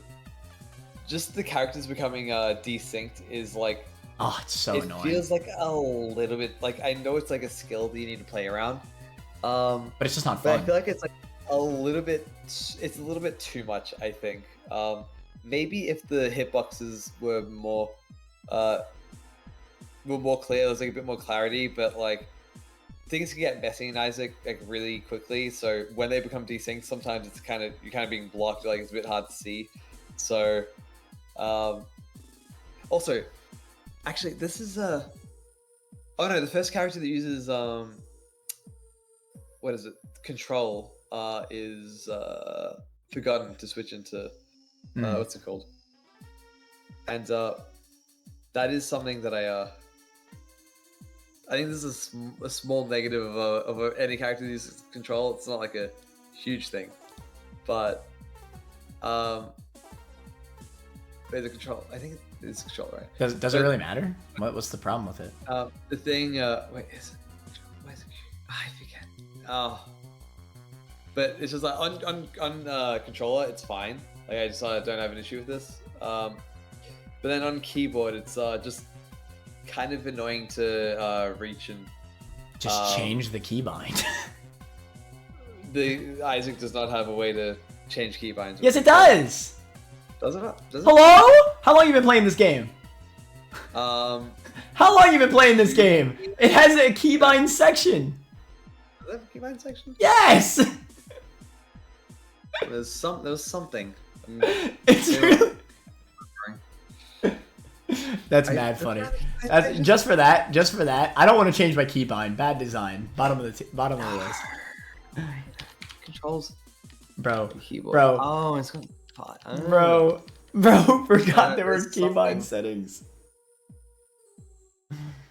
That is pretty funny. Maybe the.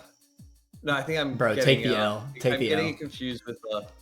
Take the L. Well, yeah, no, I'm not. Yeah, I'm not. This is not an excuse. No, I think I'm. No, wait. Okay, no. Now I remember what it was. No, it wasn't this. It wasn't control. Okay, yes, I was getting confused with Tainted Jacob because Tainted Jacob is a character that I basically. Wait, let's see. I'm thinking of pocket actives. Yeah. Because pocket actives are like was switching with the card. Yeah, it's wait, what's the button for pocket actives? It's gonna be okay, Wiggly. It's gonna be okay. No, it's gonna be okay. Please, just calm down. Yes. It's gonna be okay. My man's going oh my god. No. Okay. Actually, I probably should remap that actually. Because something that I really don't like is honestly, if I'm being realistic, he might actually just have to be bad design. It's kind of hard to think of a character that is worse designed. I mean, he literally, like, there are rooms that are like undodgeable with this character.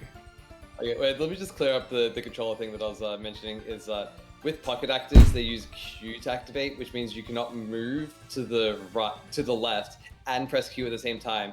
As just some characters is annoying with like Tainted Jacob, so I tend to play that controller. But also, I didn't realize you could remap the controls because when I tried to remap the controls, I went to options, and the only option it gives you is to change controller unless you go to the main menu. So I did look for it, but I just looked in the wrong place, and that's why I didn't know that. Anyway, back to this thing. I needed to figure out what was going on there. So Jacob and Esau, it does feel like a bit much at times, and it is like unfair all the time. In a way, it's kind of like Lilith, where it's like it's just kind of like annoying all the time. This is like extra annoying though. Like Lilith, you can always play the game fully optimally. With Jacob and Esau, you can just get unlucky, which feels really bad, like really bad. Like it's a shame because viability wise, I don't think Jacob and Esau is that bad, but you could just get unlucky, which really sucks. I don't know. He really might have to be bad design now I think about it. No, I think he has like too much. I feel like he has too much going for him with design. He's got like some interesting things that's I guess. Like, just that whole, like, the whole, like, was it picking up 2 item pedestals at the same time? Even, like, during, like, boss rush, not even just doing alternate floors, but, like, anytime there's 2 pedestals. Also, you have, like, 2 actives, which you can use. There's some cool things you can do with that. Yeah, I do like backpack. Backpack. Yeah. And then you got the bomb thing, and just, like, the the trade-off of, bigger hitbox, but more damage. It's like, okay, there's some cool bits of design there. But also, it is, just, kind of annoying and unfair at times, so we could do Let's move on. I think listen, bell curve. That's all that matters. Okay, this so- is a okay, long so about. Yeah, this is a roundabout way to go about making the bell curve. So Tainted Isaac, a bell curve. So you put an S. And then you put Tainted Maggy in bad design for the bell curve. And All right, anyway, hold on. So Tainted Isaac, I have quite a bit to say. Tainted Isaac, one of my favorite characters in the game. okay. No, actually, before we go into Tainted Isaac, do you want to talk about the unlock method for every? Yeah, we Tainted probably character? should. Okay, yeah. So Tainted, you're so right. Tainted characters have probably one of the worst unlock methods in the game. So it's one of those unlock methods, kind of like Forgotten, that you basically need to look it up to like know how it works. So to its credit, the first time you go to home, you do automatically like guaranteed you get the red key, right? However, from personal experience, I had an active item already, right? I didn't know what the red key did. I played the game blind, as most people probably did. So you pick up the red key, you're like, oh shoot, what does this active item do? I use it, it does nothing in the room you pick it up, because that's mom's room, right? In home. It does nothing. So I drop it back for my other active item, then I leave. How was I supposed to know that I was supposed to leave out the room, then Actually, use the red key? there's a hint. There's a hint because if you look at the other side of the house, it has a room. I over guess. to the right, so it's symmetrical. So Whatever. you know there's space to the left. You should be able to figure that out. It's obvious. It's so obvious, bro. Whatever, man. Maybe they should have left the red door outline even before you get the red key. Maybe that would help. Like, I think it's not quite as bad as like what is it? What's his name? Forgotten or Lost. Because with those ones you basically need to look it up, but this one you can stumble across. Like yeah, I guess you're right. It's unlikely. not okay. You're right. It's not as bad as those, but the fact But that also it's there's for a lot more characters. exactly the fact that it's for every single one of these characters, and I, even though obviously I ended up looking up and I streamed the game, so like obviously I was gonna find out about the tainted characters some way or another. But I have friends that literally have all their marks completed and no tainted characters. No tainted characters. They're like, wait, there's tainted characters? What do you mean? Like, and I'm like, there's literally like an alternate version of every single character to get unlocks for. They're like, what? The fact that that is possible is crazy. Like there are double the characters hidden behind this extremely pretty niche unlock method.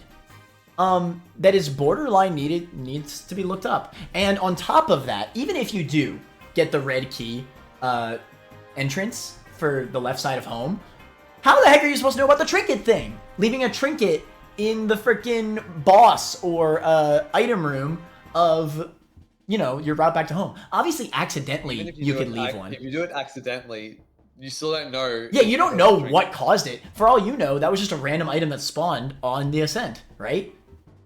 Like, it's pretty baffling, honestly. It is such a niche way. I really wish, as boring as it is, I really wish they just made each traditional character's beast to unlock the tainted character that corresponds to that character. I know it's annoying and there's a lot of items that, you know, are great beast unlocks, but it would be so much better for the game's design as a whole. Because, first of all, fantastic reward for doing what is basically the final boss of Isaac, right? Beast is like the final, like, contextual boss. So, you know, that's a great reward. You get a whole ass additional character, right? For beating it. I think if you know how to unlock the characters, they're actually, you know, well, they're fine. And I do like, you know, needing to like drop a trinket and like, okay, which trinket do I want to drop? And that's fine, kind of, but it's fine. And kind of bring it up. It's the definition of. It's fine if you know. It's fine. It's not like Forgotten that feels like a really good challenge. It's really just one of those things you just gotta do. It doesn't feel fun. I think a problem with Isaac in general is that it's kind of designed in a way where it doesn't expect you to look things up.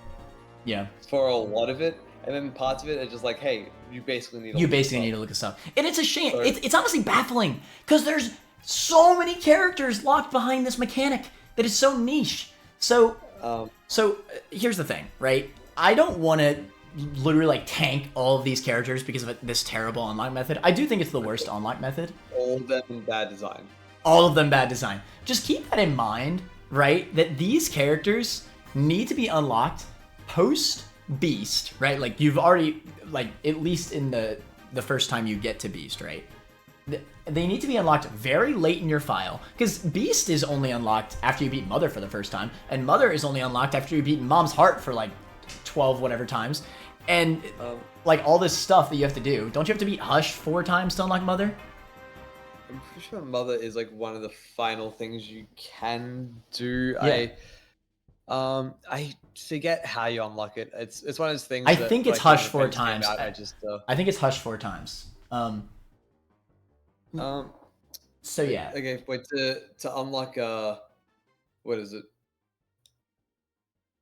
Yeah, so to unlock the alternate floors, you need to beat Hush 3 times. So okay, yeah. You actually can do it, kind of. You can actually, so you can just get to Beast without defeating Magazine. Wait, how do you get to Hush? How do you unlock Hush again? How do you unlock Hush? Is it just by doing the 30 minutes? Maybe you have to be... Just defeat Mom's Heart 10 times. So you can just kind of ignore everything beyond Mom's Heart. And I guess, but you likely won't. Let's be honest. Yeah, I don't know. Either way, it is a very... It's an end game. To get these tainted characters, these are the last characters you're getting. It's very... Oh, wait, no, you need a Polaroid negative, so you need to... Oh, okay, so you do at least need to... Okay, yeah, you at least need to do that. I see. So yeah, it's pretty freaking likely that every single one of these characters are unlocked after every single one of these characters. So context is also important here. These characters need to be something special to be ranked really high, at least in my mind. I am not going to put them on the same pedestal as these other characters. Like, for example, the Dad's Pretty Good characters, they're basic, sure, but it is out of necessity. They are early unlocks. If they gave me a character like Tainted Isaac, like if Tainted Isaac was the original character, the game would be polarizing. It'd be a completely different game, right? If Blue Baby was Tainted Blue Baby, it'd be a completely different game, right? They're different. So this was it? So there's 2 things with that. Is that them because of where they appear in the game, one, they can be more polarizing. Yeah, it's okay that they're polarizing at this point. Because if you know, in fact, it's a good thing. Really it's actually a like good thing. How one of them plays like Tainted Cain. You really don't like Tainted Cain. That's fine, because this is basically a post-game character. Exactly. It is. You're right. It's basically a post-game. When you beat Beast. Yeah. Like that is, you know, they beat the game. They've already played the game like a ton of hours at that point. And it's like, yep, I've done that. So a lot of people stop at that point, and it's just like, yep. So these are 4 people who are dedicated to the game, who want to play every single,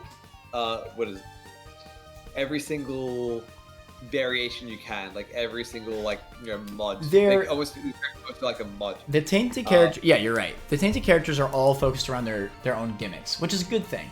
So the gimmick needs to be really good for me to rank it really high. If it's not, okay, like for example, a tainted character like Tainted Samson, which doesn't have like a really great gimmick, even though he's more unique than a basic character, the fact that he's unlocked so late in your file and he's not interesting enough, I would definitely rank him below a lot of other characters, because it's not an interesting gimmick at that point of the file, and it's not teaching you anything like the basic characters. It doesn't really accomplish that much, right? So basically, all this is to say that there's a lot more. There is no teaching context at this point. It is just solely about how they play and how their gimmick is, right? And so the other thing that I'm saying with them being basically post-game characters, so they should have more variety because of that. But also, I think the unlock method actually isn't the worst thing in the world, just because it's kind of like a hidden Easter egg thing of like, okay, I beat the game, let me look it up, or no, I disagree. That crap is trash. Kind of for the more dedicated people. I disagree. That crap is trash. That crap is trash. It's too hidden. It's too hidden. There's still probably hidden, but also I don't mind it being a bit hidden, and it's like I don't think it's okay for these characters. I don't think it's as bad. Just say if like I think you're lying. I would honestly think somebody is lying if they told me they figured out the trinket thing to get the red key, to get the cracked keys on their own without looking it up or being told. I think I 100% think they'd be lying. And that's bad. So, but anyway, I'm not gonna let that tank any of their scores too much. What I'm saying is just just if some of the earlier characters were locked behind this cryptic method that's not just like a challenge character that like lost, right. Then I think that would be rated a lot more harshly than with basically post-game characters. I guess you're right. That are kind of like a reward for the most dedicated people. I guess you're right. At the end of the day, that being said, it's still bad. But yeah, let's finally move on to Isaac. Tainted Isaac. He has D6. Oh, Tainted. Yeah, Tainted Isaac. I really like Tainted Isaac. The moment Tainted Isaac was my first ever Tainted character I unlocked. I know I'm a basic ass beach. Okay, I think most people's first Tainted character is a lot of it is Isaac. Another one is Lilith. Tainted Lilith, because people say Tainted Lilith good, so people go out of their way to get Tainted Lilith. Right. And I think Blind. I think Azazel. Blind. Yeah, Azazel too. I think Blind it makes sense for like Tainted Isaac or Azazel for sure. And that's why I did it. I didn't know what I was getting into. I had a great stream reaction to Tainted Isaac. The moment I opened up my first run as Tainted Isaac, I was like, what? I was like, this is awesome. So his gimmick is he has a limited inventory. You only have 8 slots for items, and I guess technically an active item. And that's a really engaging mechanic. I really like how it works. And to balance out the what's it called? The limited inventory. You have the swapping pedestal items, and that's every item. It's not just pedestals. It's like Devil Deals they swap between 2 different choices. It's basically just 2 choices the character, and it's absolutely absurdly overpowered. My one issue with Tainted Isaac is that I actually wish he was a little bit more restrictive. I think Tainted Isaac is a little bit too strong. I don't think Tainted Isaac should be as strong, if not stronger, than base Isaac. I think that's a little bit much. I think I want to be restricted to his limited inventory more. I don't find myself like really engaging with his mechanic as much as I want to. Because I really like it. I love the idea of like needing to choose which items I want to keep. I think that's really interesting. And choosing which synergies I want to keep, right? I think that's a cool idea, but I think the main problem with it, and I think this would actually fix everything, is the fact that you could pick up a health up and keep the heart and then just drop it. I actually think that is one of my biggest issues with the character, is that it's too easy to get completely overpowered, and I think the health is the biggest reason. Because it is so free to just pick up a health up, drop it, and go back to your other overpowered item. I think if health was a much bigger issue, you could basically only rely on soul hearts, like pick up soul hearts. I think we'd be looking at a much more interesting character, needing to, manage your resources. Start off with the base. These are just 3. Yeah, it's just and he has the same. Same stats. He has the same. And he starts off with the bomb, as well. I think it's just like. Yeah, I do think Isaac. Everything about him is perfect except for that. Like legitimately, I think. And especially because this is a super late game unlock, right? I think it'd be really much more interesting to have to worry about what items I'm picking up. But as it is now, you have like so much game knowledge at this point when you unlock him. So it's so easy to get way too overpowered and just steamroll the game. It doesn't feel like the gimmick is as interesting as it could be, because you'll just max out your health, because you can just pick up all the health ups you need and then get as many overpowered items as you can.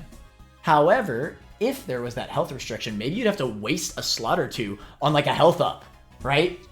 And then it's like suddenly like, oh shoot, well if I drop this health up, I'm gonna lose a heart container. Like that's rough. So, I think an element of that is so we haven't really been mentioning the birthrights too much, but I think with Tainted Isaac, it is much more relevant with him because he can find birthright Much easier, way yeah. more frequently because he's just seeing twice the amount of items, and you always want to go for it. Mhm. So it is actually like a pretty relevant part of him, and I think just having Yeah, that is also a shame because again, you're engaging less with the mechanic because you get more slots with his birthright. I almost wonder if his birthright should have instead been, because that's a really strong birthright, don't get me wrong, but it also makes him very boring just because it's so easy to get that. I almost wonder if it should just be like, now you swap between 3 choices, right? That way you're still engaging with his limited inventory, but it's still a really strong birthright, right?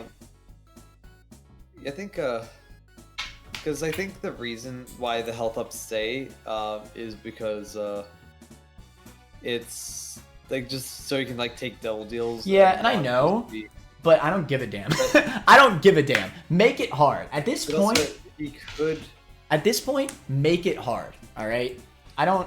And it's not like it'd be that hard. He'd still be a strong character. His mechanic is OP, right? And like even then, like even if you just what's it called? Like just give away all your hearts at devil deals, and you know it's kind of limited. I think he could just become like a soul heart character at that point and still do pretty well because his mechanic is so OP. Yeah. But actually, I think another reason why he might just keep the health is just because it is like probably hard to program.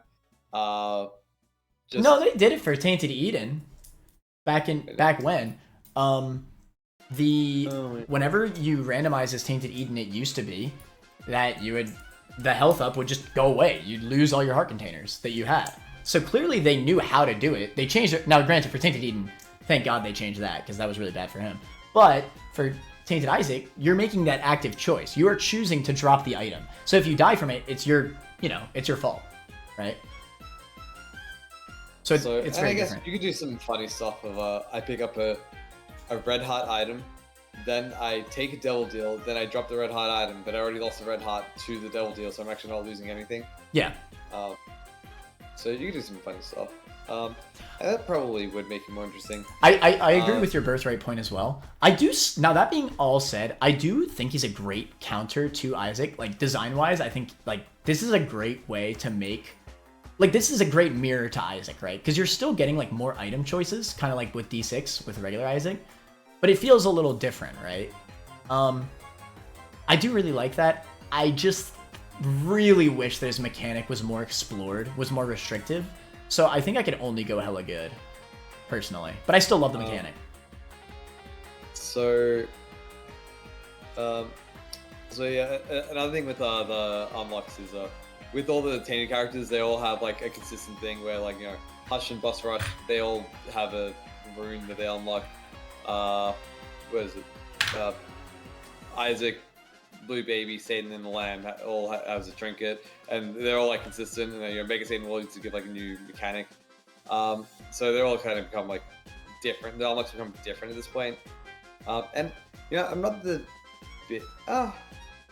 because with the Mega Satan unlocking new mechanics, it's it kind of keeps the game fresh even this late into the game, because once you unlock them all, it's just like, oh wow, there's actually quite a few new things. But also, you're kind of at a point where it's like, well, I'm kind of done playing the game. So, I'm sure how I feel about that. But with Tainted Isaac, I really like his, what's it called? Just his whole mechanic, and it's the same reason why I like Isaac, the same reason why I like Lost and Apollyon, is that when you pick up an item, it is a decision. Like, yeah, I think that is a huge thing. Like any character that has that automatically gets put up because it is, you know, making a decision when picking things up is just interesting. Yeah, that's a big part of it. I wish the decision had more weight, is what I was saying.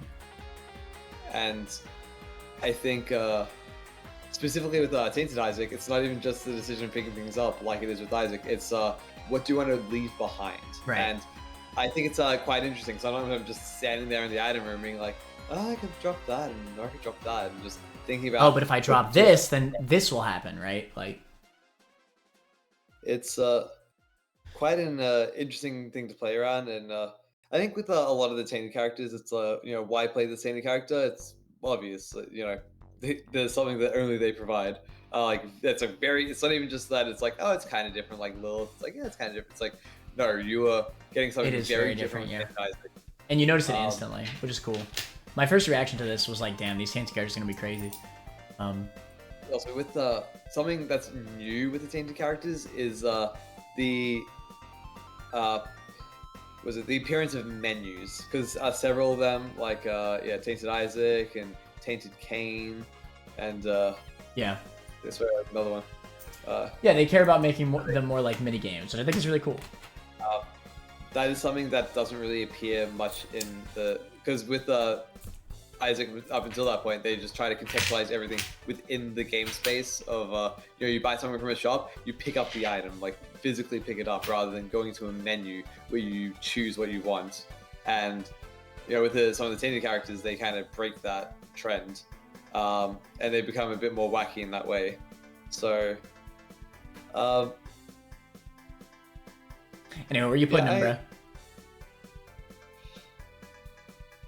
I really like him. I would think like top of hella.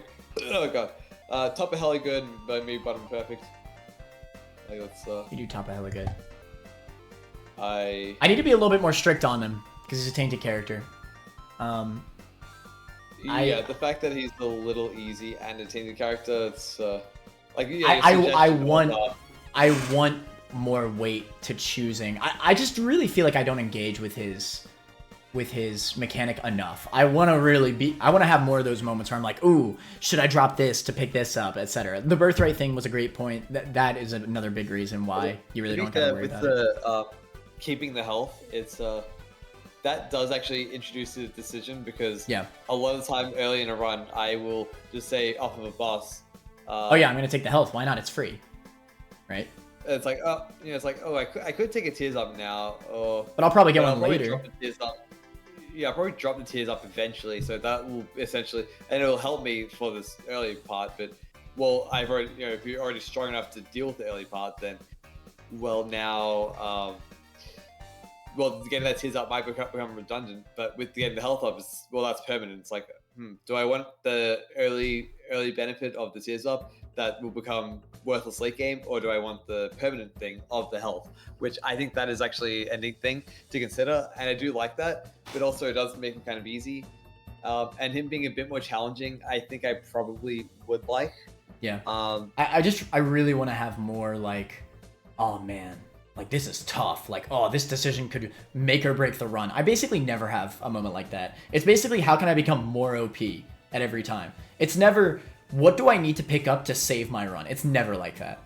It literally is never like that, which is a shame, I think. I think also, what is it? Tainted Isaac. I don't think all the tainted characters need to be challenging. I don't think that's like a... No, they don't need to be challenging.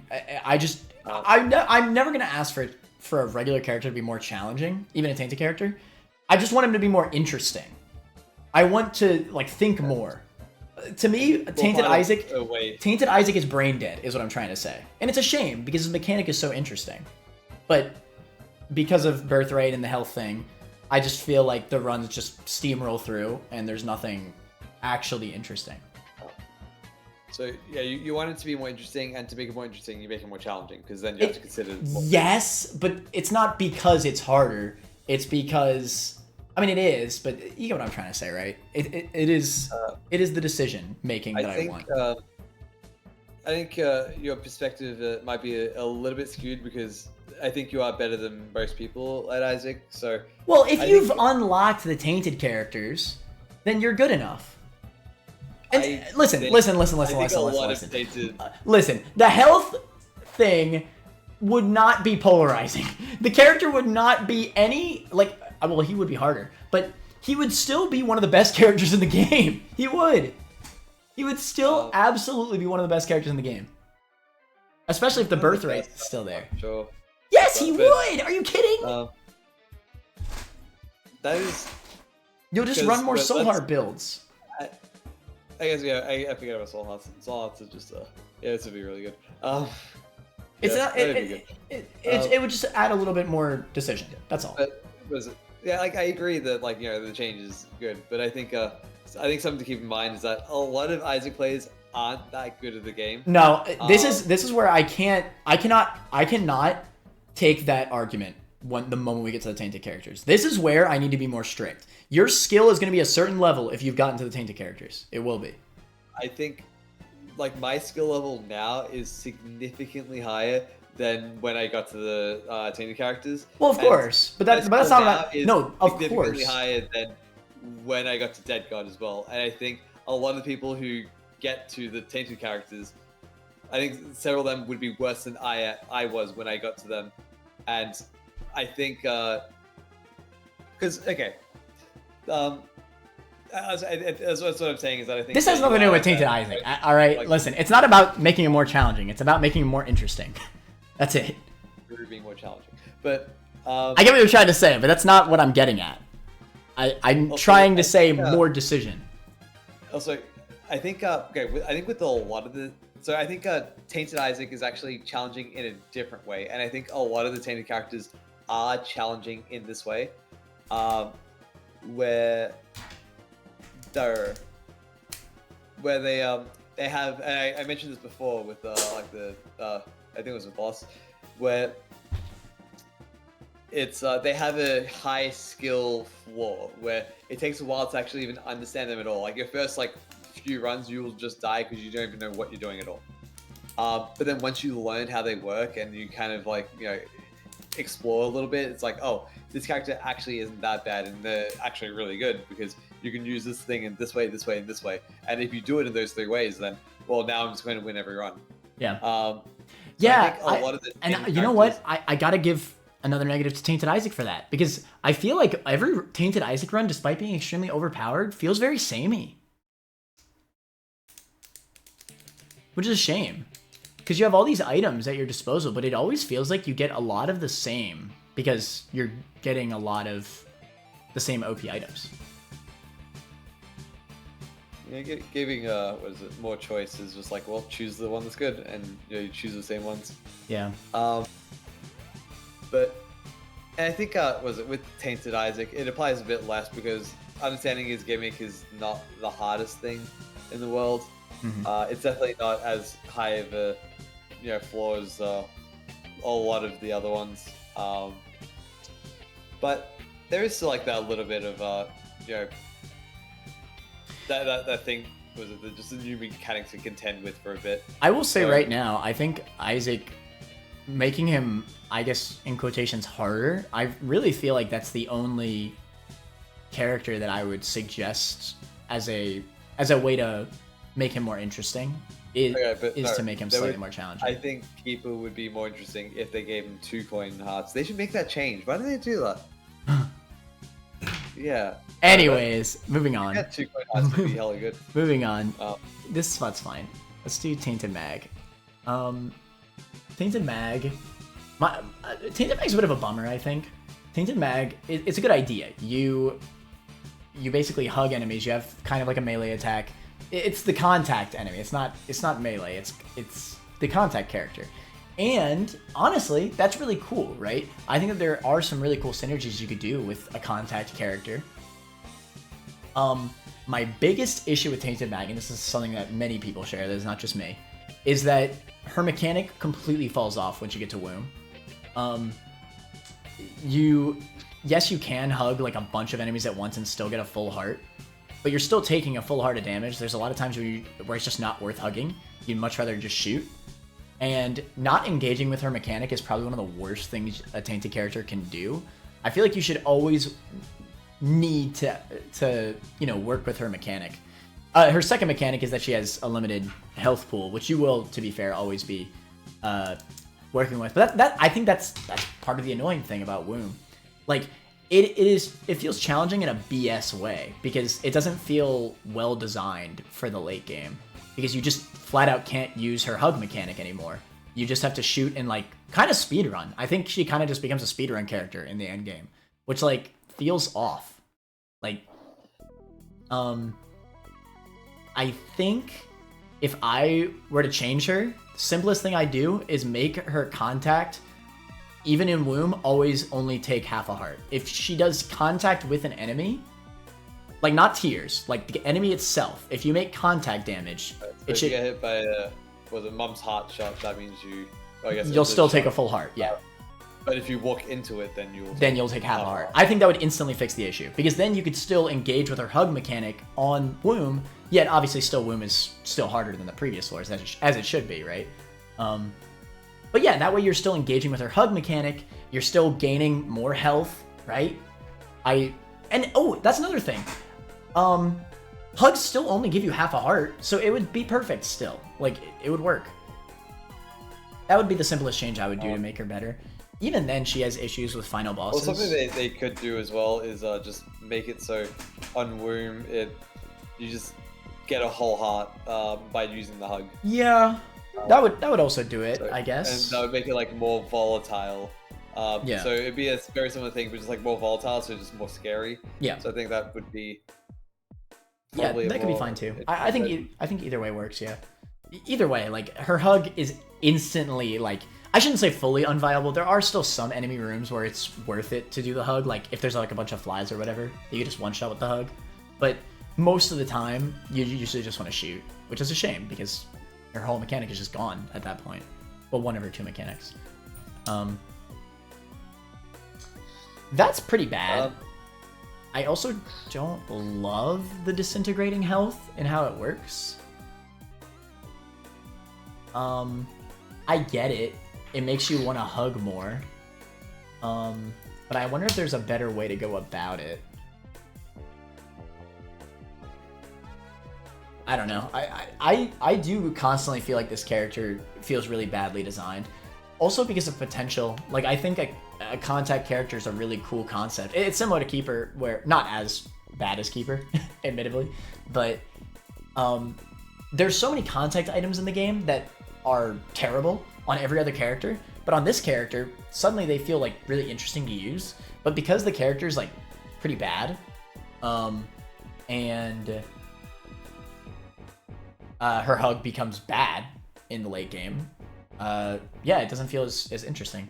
I would definitely put her in personally. So, okay. I would put her in hella good.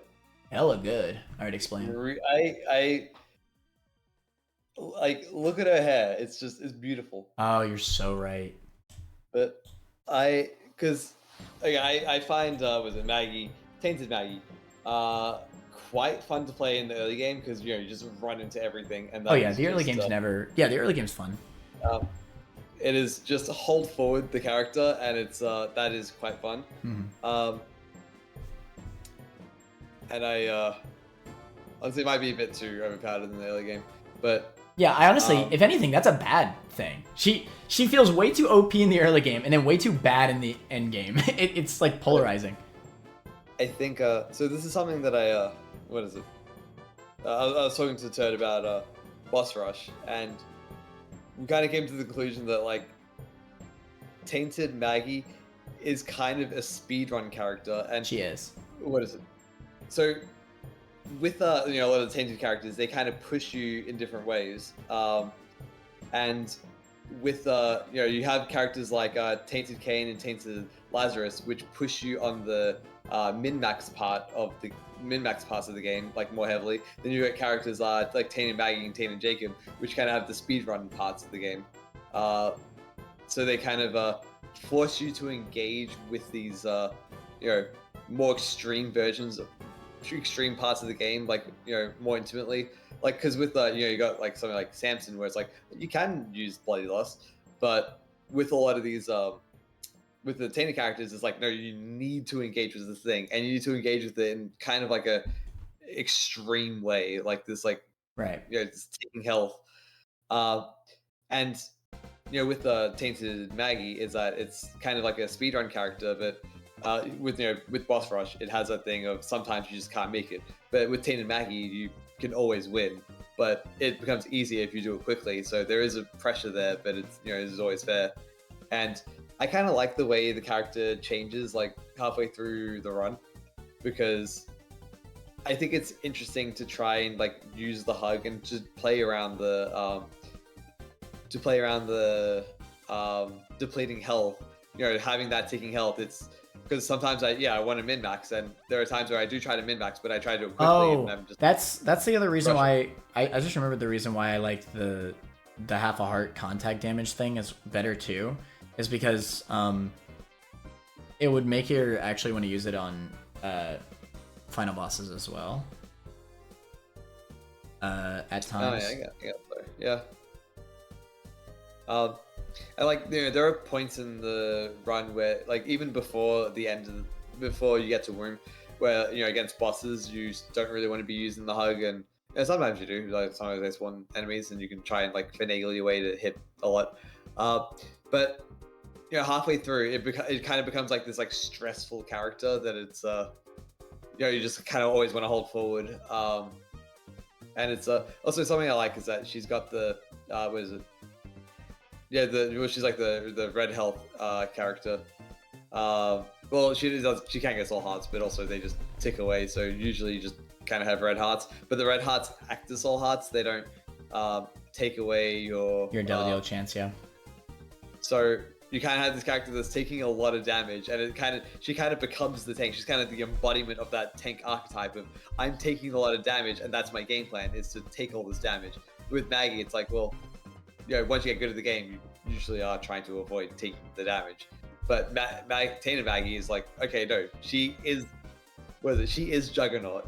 Yeah, I mean, I don't disagree. I think it's a shame that she becomes not that in the late game, and she basically becomes a glass cannon in the end game, which feels wrong. I think not even the cannon. Wait, discard the cannon. By the way, it's just glass.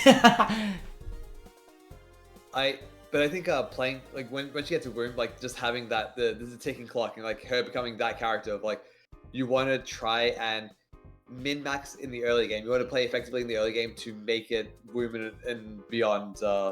Just make yourself strong enough, because it is hard to do that with her, because it's hard to min-max as her. So a lot of runs will be weaker as her. So you need to try and like effectively play the early game so the late game could work well. And also with the late game, you still can use the hug mechanic, and I do like trying to effectively use it. Like sometimes, just say I'm playing against I'm in a room and then I take a bit of damage. And it's like, oh, I got some invincibility frames, so I'm going to run into an enemy using this like brief period, and then I get my health back anyway, and I'm still engaging with the mechanic in that way. Or hey, there's a group of enemies, I can hit several of them at once, and get my health back, and I take one hit and I can kill several enemies, so I get my health back. Or there's things like, you try to find synergies in the early game of like, oh, here's tooth and nail, I'm just going to take that. So, I get periodic invincibility, and now I can, use that to run into enemies. And sometimes, it's just, hey, run into this enemy and you lose health. And it's like, okay, that's fine, because, what is it? That enemy was going to give me trouble if I didn't take care of it. And also, I'm just going to use my Yum Heart, because that actually does keep the hug relevant late into the game. And I think that's why the Yum Heart exists, is because of the late game. You still can use the hug mechanic. It's just scary. It's a lot more scary, and you need to be considerate with the Yum Heart. You need to actually use it more. He's also the first character to have a pocket active. The pocket active. Let's go. Yum. It's kind of a shame. I think a lot of the characters, the normal characters, should have pocket actives, because it keeps them the character that they are. If you get D4 as normal Maggy, it's like, oh, I get to keep the pocket active, or if I just find a better active, I get to keep the pocket active. And like at this point, it would be a bit much to to like rebalance the game and everything. But I think more of them should have pocket actives, and maybe not all the Tainted characters having pocket actives. It feels, because actually that's a thing with Apollyon versus Tainted Apollyon. It's like, well, they're kind of like the same thing. It's like, why does one have a pocket active and one not have a pocket active? It's kind of weird. So I'm a bit iffy on pocket actives. the implementation is like not ideal, but it's good enough or whatever. So I quite like the playstyle. I do like the stress of Tainted Maggy and needing to be effective with the hug late into the game. It doesn't become irrelevant. It just becomes harder to use. And yeah, I didn't mean that it was irrelevant. I even said like there are times where you can use it, but it's not. And I think the big bummer to me is that it becomes a contact focused character to a character that can barely use the contact. And I think that's a big bummer because I think it's an interesting idea. I like how it kind of explores like two different archetypes in one. It manages to do several things. It has two different mechanics, and you're engaging with like both of them at like different points in the game. So it's kind of like a varied character. And also, I really like. So what's the strategy in Delhi? The strat in Delhi is to optimize the part before Delhi, so you have enough damage to deal with Delhi quickly. So get a bunch of damage ups. Okay, heard. Because that's the thing with Tainted Maggy. With any final boss, this is what you want to do: is you want to try and maximize damage as much as possible. Because she does have a lower, she has a 0.75 damage multiplier, so she is weak in that aspect. Mm-hmm. So you want to try and make that's the part. Yeah, for sure. So she takes longer to kill things. So you're always gonna get down to your 2 hearts basically. It's what's it? No, a lot of times you don't get down there because you just you have enough damage to kill not every run. You played it. Yeah, not in every run. But a lot of times you do, and that's obviously with any character in the game you can get runs that are OP enough. With Tainted Maggy, it's less likely to get OP enough to pull that off. It is literally less likely because you have a negative damage multiplier. So you're basically playing as glass towards the latter half of the fight. The lower damage that she does interacts with both of her mechanics. One, it interacts with her hug, where you want to use the hug more because she deals. But unfortunately, you don't want to use the hug in the late game.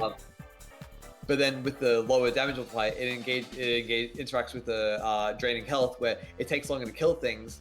So it's kind of scary to play as her because you're racing against the clock, and the negative damage multiplier feels like it's solely a negative to her because it literally makes it like. Okay, well, no. If her hug was always good at the entire point of the run, then it'd be a good thing. But the fact that you need to switch to just being a tier-based character and using the hug very, infrequently, against Delhi, right? No enemy spawns, right? You literally just become a tier-based character. So you have a negative damage multiplier for what? It literally just makes you take longer, and eventually you're just going to get to a 2-heart fight with Delhi.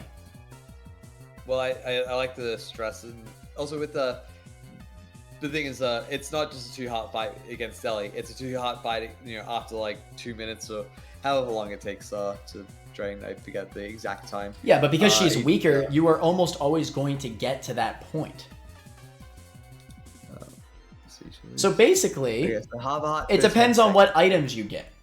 If you get really lucky and you get really strong items, then yeah, sure, maybe you could nuke Delhi before, But because it's less likely to get those nuke run potentials with the lower damage of Tainted Maggy, it is very common that you're just going to fight Delhi or any final boss to a point where, yeah, I can't kill it in time. My health is down to 2, so I basically just have to do this in 2 hits. You have what is it? You have, if I calculate it right, you have 3 minutes and 20 seconds about, from full health to the 2 hearts. And that's something that's neat, is that within that time, taking hits does not mean, oh, you lost 1 of your 2 hearts. It's, what you're losing is the timer. So it's, lost, what is it? 20 seconds by taking a heart. Yeah, which is still punishing. I think that's good.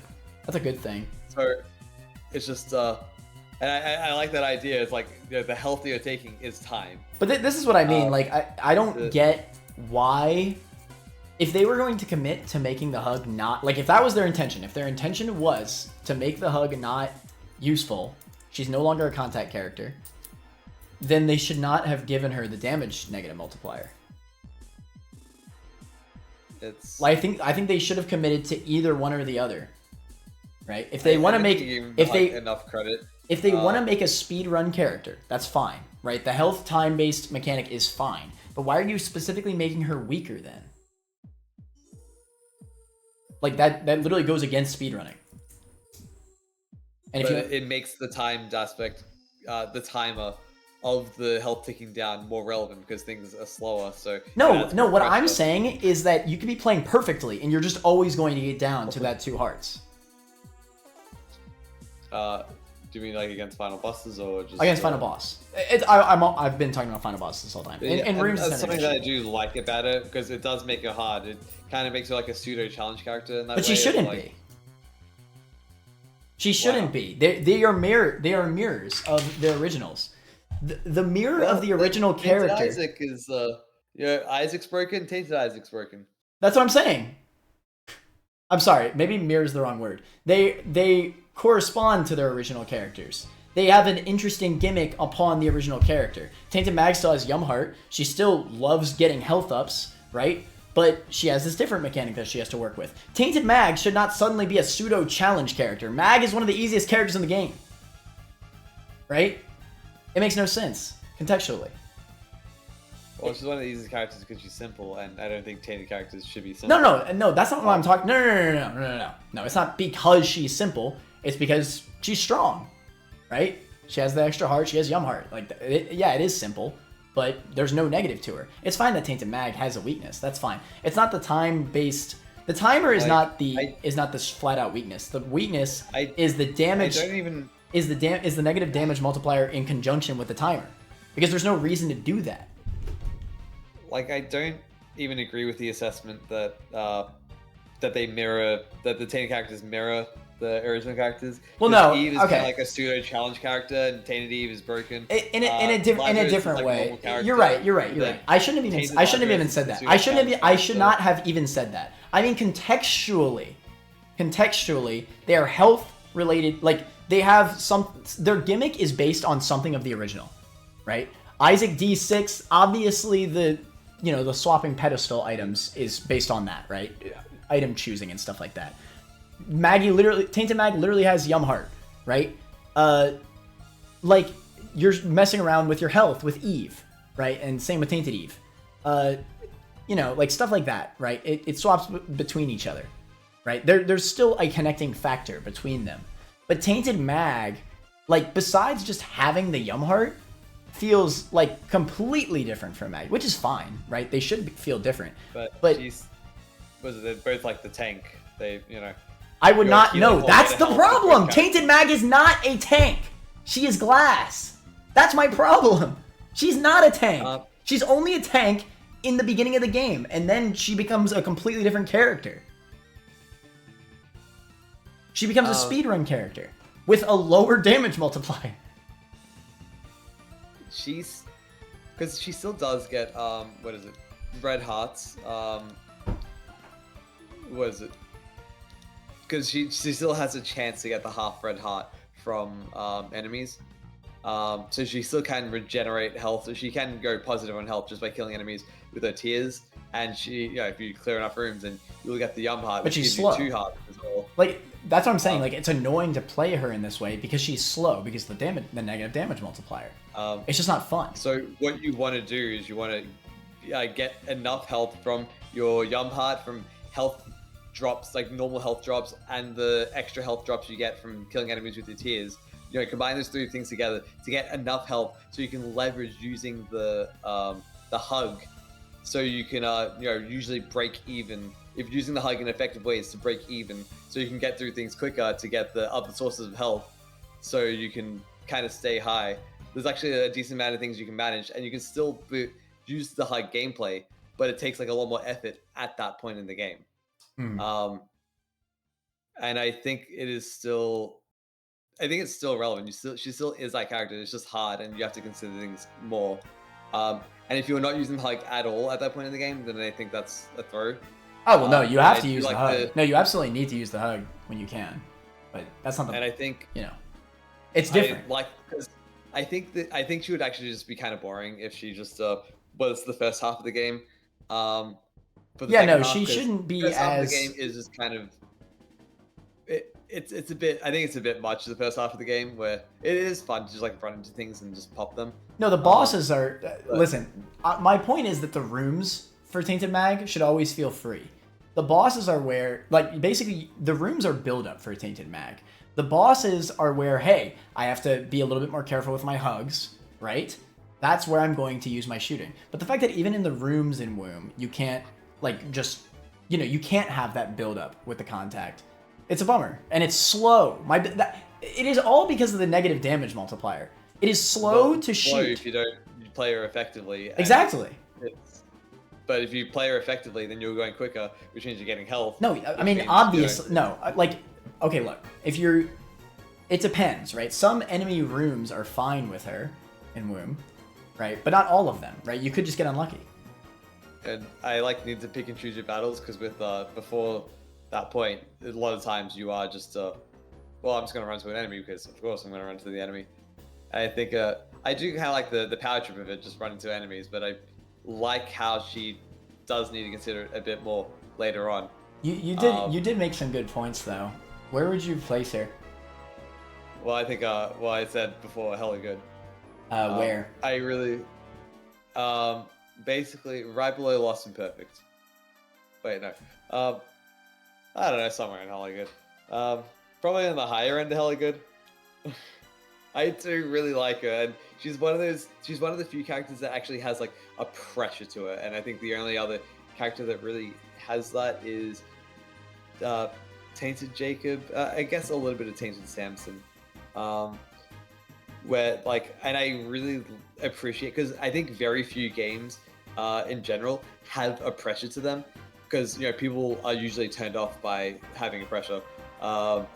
And one of the few games that actually has that is like Pikmin with that time limit. I love Pikmin. So just like having a time limit is not Pikmin's trash. What are you on about? No, I'm joking. Anyway, so I think exploring that is I really do appreciate that, and I love time limits. I just think the way it's done is really bad. I love time limits in games. I think like the way Tainted Maggy does it is just more interesting than Boss Rush, because it does feel like more of a actual like pressure. With Boss Rush, it's kind of like, okay, well I got lucky, or it's literally impossible. But with this, it's just kind of like, even if you are in a position where you are safe, like there's always that kind of that crawling feeling of like, ooh, if I slip, if I just try to do this thing. Yeah, I guess we're really like on opposite sides of the spectrum. I guess we'll just put her in the middle then. You did change my mind on a few things with her though, I will say. I was legitimately like close to putting her in bad design, but I think that's definitely wrong. We're just gonna have to go in the middle. I might do like a channel poll. I'm kind of curious. I might do a channel poll. Be like, hey, do you think Tainted Mag is well designed? And say yes. Yo, or no. chat, where should we put this? Yeah, chat, where should we put this? It's literally here or here. I mean, like, it's either bottom of that's pretty good or top of it's alright. I want bottom of that's pretty good. Well, I know you want it, but I want top of it's alright. Duh, of course you want the higher one. Here, for the bell curve. For the bell curve. We'll switch it every time the bell curve is uneven, okay? Okay, she's the decider. Yeah, the bell curve will always... Whenever we need to balance out the bell curve, we'll just switch her, alright? But yeah, I'm curious, because I wonder if I'm alone on that. Let me know in the comments. My love of the bell curve is higher than my love of... I knew I'd get you with the bell curve. Let's go. Alright, so what about Tainted Cain? one of the most divisive characters. He has the same stats as regular Cain. So he has like a slight damage on player, less range, a bit more speed, a key. So he should probably go next to Cain. Yeah, for sure. All right, Tainted Judas. Actually, well, he should go a little bit lower just because he is. They should have done like more of a gimmick with him. Yeah, for real. Like honestly, he's kind of just like trash. Cause like, why'd they just make a normal character? You know, there's nothing going on with him. Yeah, I don't know what they were thinking, really. Yeah. Anyway, Tainted Judas. Okay, so Judas, he's got a really cool. Yeah, I really like. All right, fine. We can do Tainted Cain, whatever. I mean, Are you in the camp of hating Tainted Cain or loving him? Because it's either one or the other. I like him. You like him? Okay. I am in the hating camp. I am not a fan of how they decided to go about it. Again, conceptually, I like the idea. You're crafting items. And you know, they went pretty like hog wild with it, right? Like, I respect the dedication that they went to this mechanic. But I don't know. The way that it works just feels really bad. Because the moment you know how to play this character, every run just becomes so samey. And very, honestly monotonous. Because you tend to do the exact same strats. You always want to make like Birthright or whatever the frick. Can you still do that? I know that he's been changed a million times. He has a few set recipes, but everything else is Birthright one of them? Randomized. I don't think, or like all of his set recipes are basically just really hard to make and basically not worth going for, except for like portable slot. But yeah, I'll look it up. For some reason, I feel like Birthright is one of the set recipes, though. Maybe I'm wrong, though.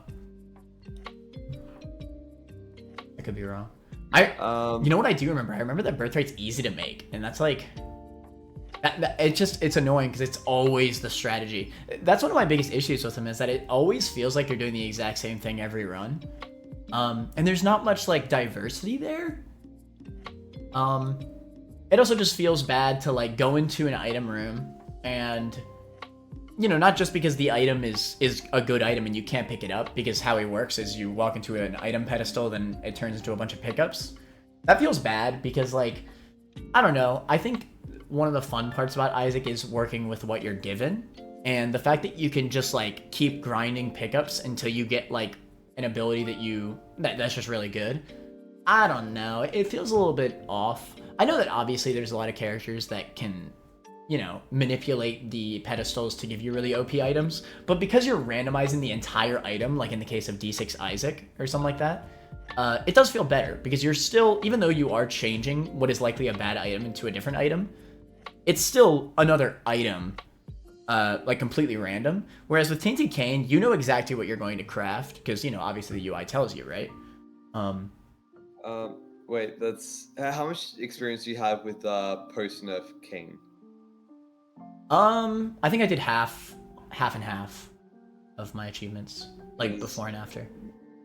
With me, I think I got like 2 marks with pre-nerf Cain, and I just used that to get like planetariums because I just didn't have you know, 3 planet items, and I'm like, oh, let me just get that, and let me just get like a bunch of the achievements where I need like 3 of a particular item. So I just kind of got all those with like the 2 marks that I got, and then I just didn't touch the character for a while, and then I came back after the nerf and did the rest of them. And I had to learn the new... the new system. I respect the fact that you could do stuff like that. He's also probably the easiest way to like freaking grind coins in the greed machine if you want to go that route, if you never want to play greed. You do like some cheese stuff for like game meta progression. But I don't know, for actual runs, like, oh my god, never play co-op with this character, please. It is the most dreadful thing you'll ever play.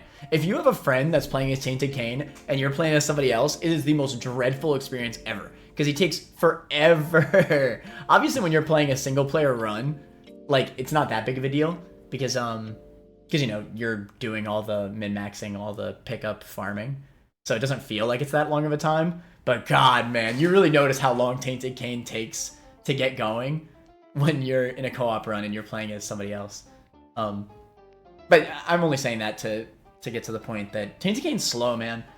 I get especially why like people who love to min-max like him.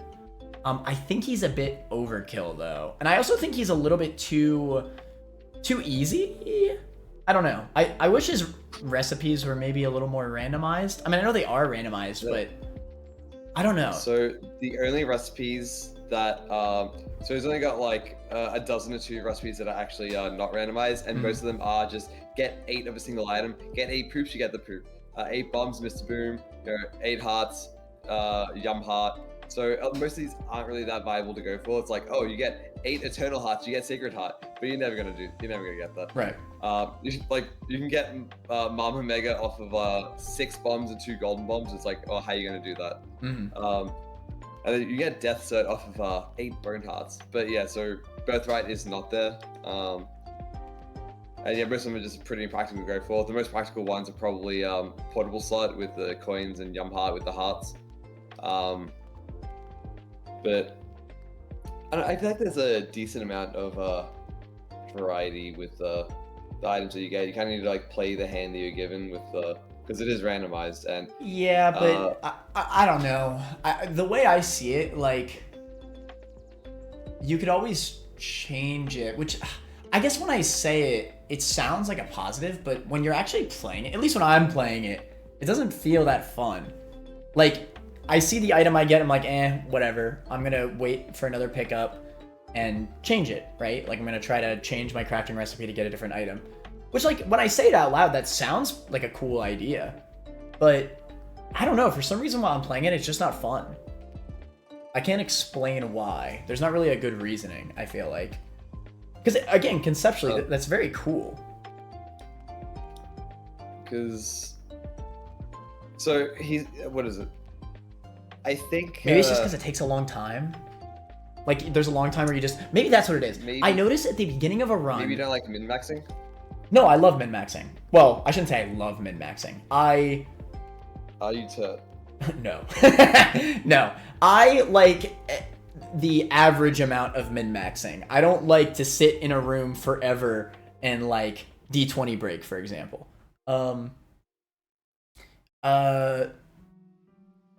I prefer to just do everything on each floor that is just like readily apparent. It's like, oh, hey, there's this. Let me go do this to do this, right?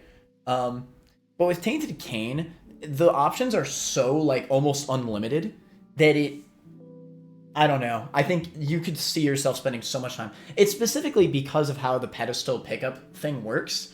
It makes sense that obviously you drop a bunch of pickups when you pick up a pedestal item, but I don't know. It tends to get to these floors that it's just you could be sitting there for you could actually sit on one floor for one full ass hour in the run if you wanted to and just freaking grind out like the specific ways to get the most overpowered sets. To a certain extent, like after a certain point, you are doing that to yourself because you probably are strong enough if you are spending an hour on the floor. But so the general strategy that I use with Tainted Cain is that I just get low quality consumables. I just pick up like everything, and then if I get something that's low quality, because each one of the consumables has like a different value to them. Like pennies only have a value of 1, then soul hearts have a value of 4, and then something like a lucky penny has a value of 8. So the higher value things you put in there, the more the better quality items you get.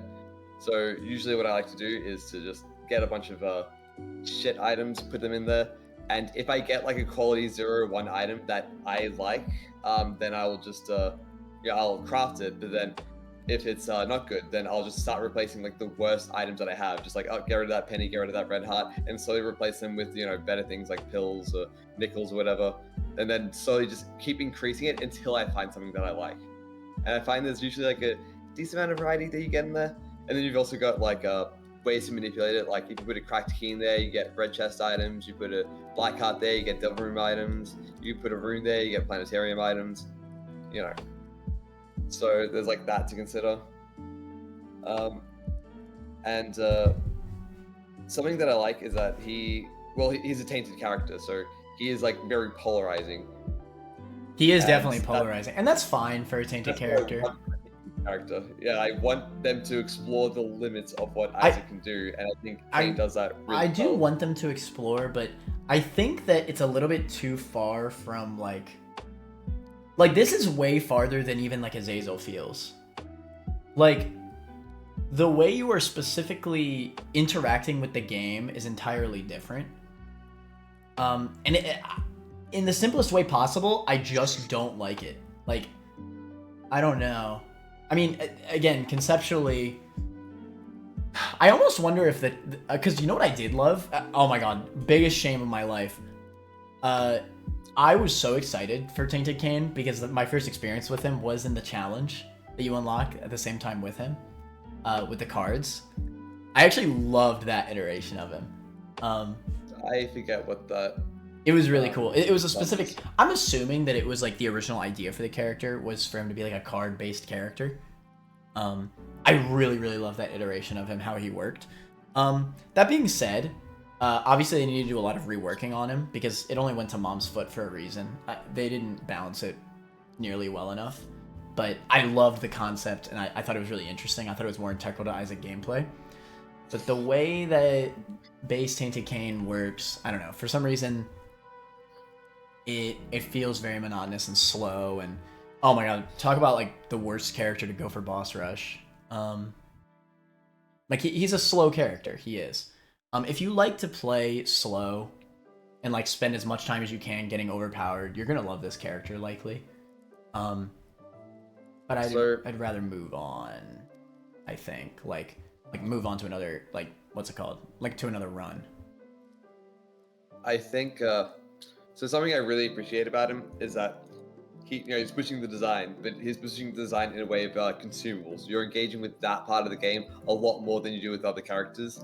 And that's kind of what I want from each one of like the Tainted characters. Is like, okay, here's like this aspect of design. Now we're kind of emphasizing it.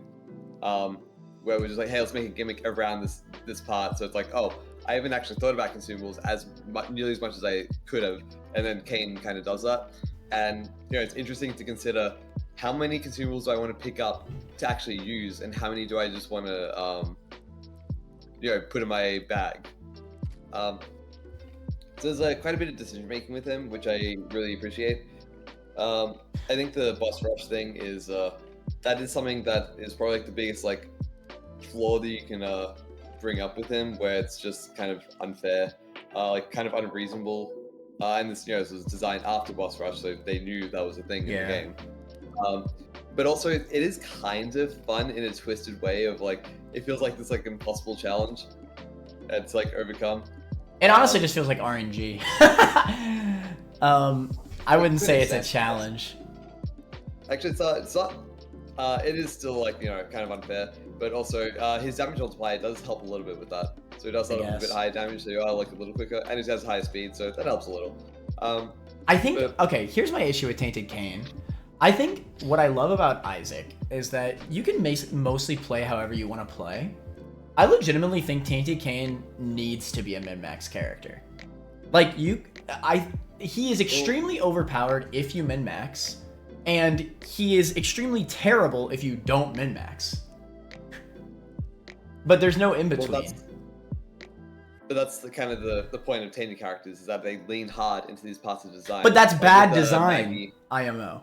But with Tainted Maggy, it is min-maxing with her is really hard because you have a time limit. You spend an hour on a slot machine. Well, you just keep losing your heart. Well, Tainted Maggy is a completely different case than Tainted Cain.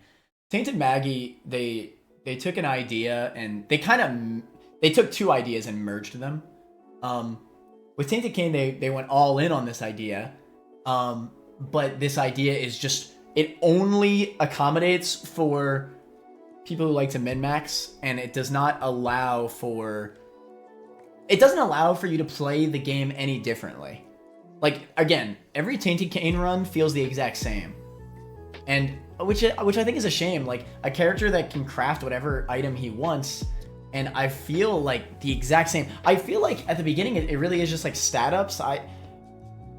And it doesn't really feel like I'm getting super interesting loadouts, like interesting synergies that I like don't see that often.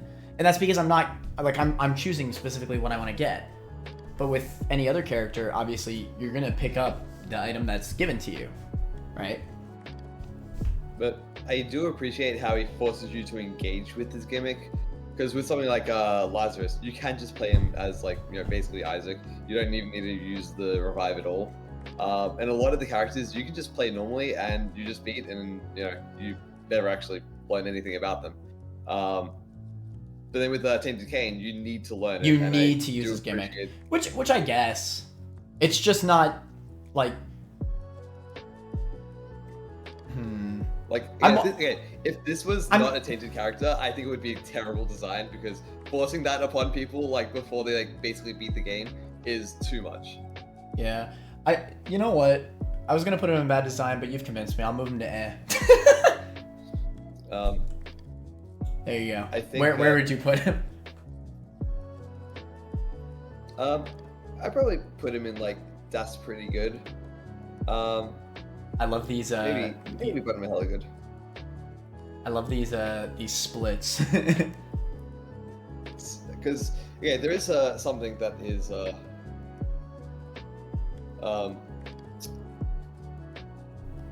like the reason he's like not like higher for me is that, well, even though like I appreciate that he is polarizing, he's maybe like still a bit too polarizing. We'll see an example later that's still polarizing but not as bad, I think. And he does kind of like, a part of the game is like, you know, like the D6, like re-rolling pedestal items, and it's like, oh, I want to go to an angel room to get an angel room item, so you're kind of manipulating where you want to go. And like that is still true with Tainted Cain, because if you find like a angel room item, you get like more angel, you get like more eternal hearts, I believe, which means you get more angel items from those things. But it's still just kind of like, well, it's all just consumables. So removing that part of the game is a shame, and I think something is lost with that. I think I prefer it. Okay, I get your point with forcing the player to use the mechanic, but it does just feel really bad to not even have the choice to pick up the items that the game is literally showing you. And I'm not saying this because people the option. They would just never craft things. No, I'm saying that there should be a reason to craft something. Like, let's say it was like kind of a Tainted Beth situation where maybe the item pedestals are worse, but the items you craft are normal, something like that. But you still have the choice to pick up like this item, like, oh, maybe this would really help me, or I could use my bag of crafting, swipe the pedestal item, and then that'll change it into pickups. At least then you're getting kind of a mixture of your traditional Isaac gameplay and this new Tainted Cain gimmick. You probably still will need to use the gimmick because, you know, your items are just weaker, and it's not like Tainted Beth, who has a completely overpowered mechanic that'll, you know, what's it called? I mean, I guess you could argue Tainted Cain's gimmick is also overpowered, but in a different way, right? Like, if you're not going all into it, then it's not like absolutely ridiculous. I feel like unless you basically make the pedestal items worthless, people will just not try to learn the mechanic and just go for the pedestal items and just like try to get lucky with them. And I don't think that would be healthy towards how people play him. I'm skeptical of the idea. But also, yeah, something I also appreciate about him is that he is actually like hard. It's not just no, he's not hard. He's freaking piss ass easy.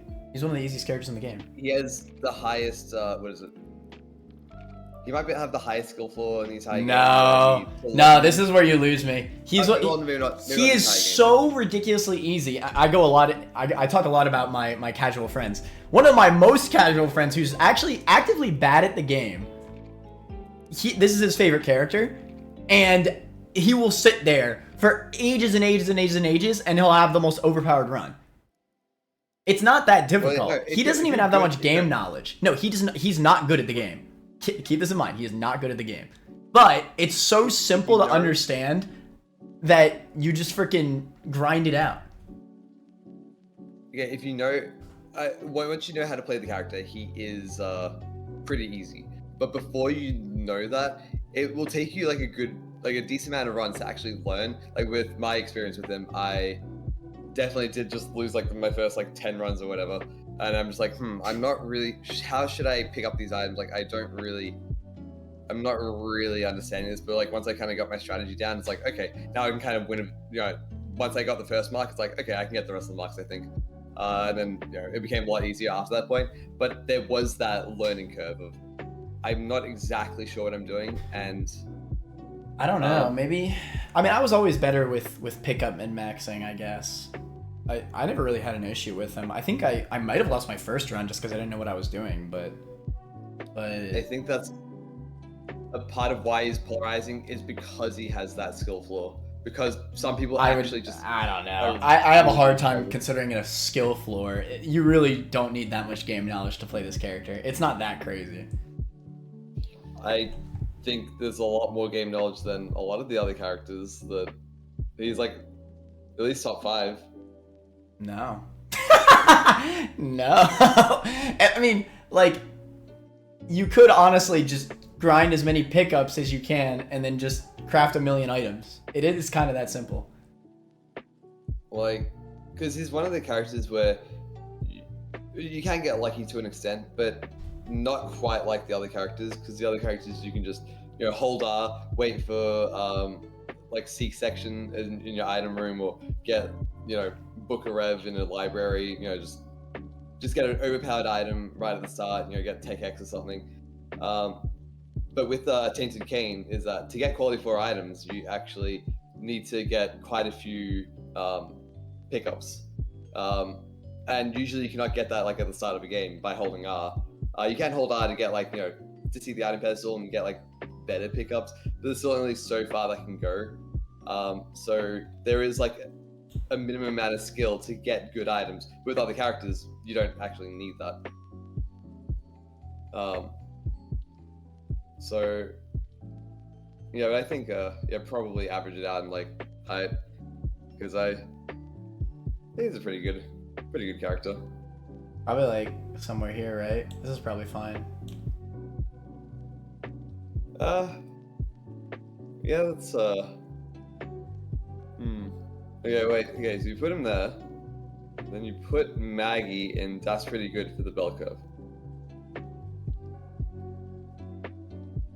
Yes. Well, that doesn't really help anything. That doesn't really help anything. No, it's a bit more centered. No. Look, that is a bit more centered. All right, fine. Yeah, there we go. Yeah. All right, fine. All right, Tainted Judas. Tainted Judas. This is actually a lot of people's favorite Tainted characters. It's funny because, I know a lot of people that really love this character. It's funny because he honestly is probably one of the more simple ones. He's just a soul heart character with dark arts. I think it's just because dark arts is a fun item to use for Judas. Now, here's what I do like about Tainted Judas is that I actually think this is the only rendition. Like, this is the only way that dark arts is actually like really good. Because I think dark arts basically needs to be a pocket active for it to actually be really good. Before you continue on Tainted Judas, there's one last thing about Tainted Cain I forgot to mention. Is that his bag of crafting can be used offensively and to pick up items like over gaps. Yeah. And there's some like decent utility with it, and that can be fun to do. And I think it might scale for range. Oh, maybe I'm thinking of what is it? Forgotten. That's Forgotten. Yeah. I don't think the bag. No, the bag definitely does not copy your stats. Okay, but yeah, so there's some like cool utility there that you can do with him. Like do some like push. Was it some knockback to like get out of sticky situations and mimic some cool ways. That's a part of the reason I like him. Anyway, back to Judas with dark arts. Yeah, so I do think that dark arts. I think dark arts works as it's an. I will say I think Tainted Judas is a little bit too basic, for a Tainted character. Like when I compare him to all the other ones, he does feel very like standard. But at the same time, like actively being able to use dark arts like all the time, it does feel different enough, I feel like, than at least the basic characters. Because like, again, dark arts, when you get it in an actual run with any other character as your active item, it doesn't feel good. Like, I think it's just because like there's so much opportunity cost of using dark arts and then using a different active item. And you know, battle actives in general are not as good as like min-max actives, right?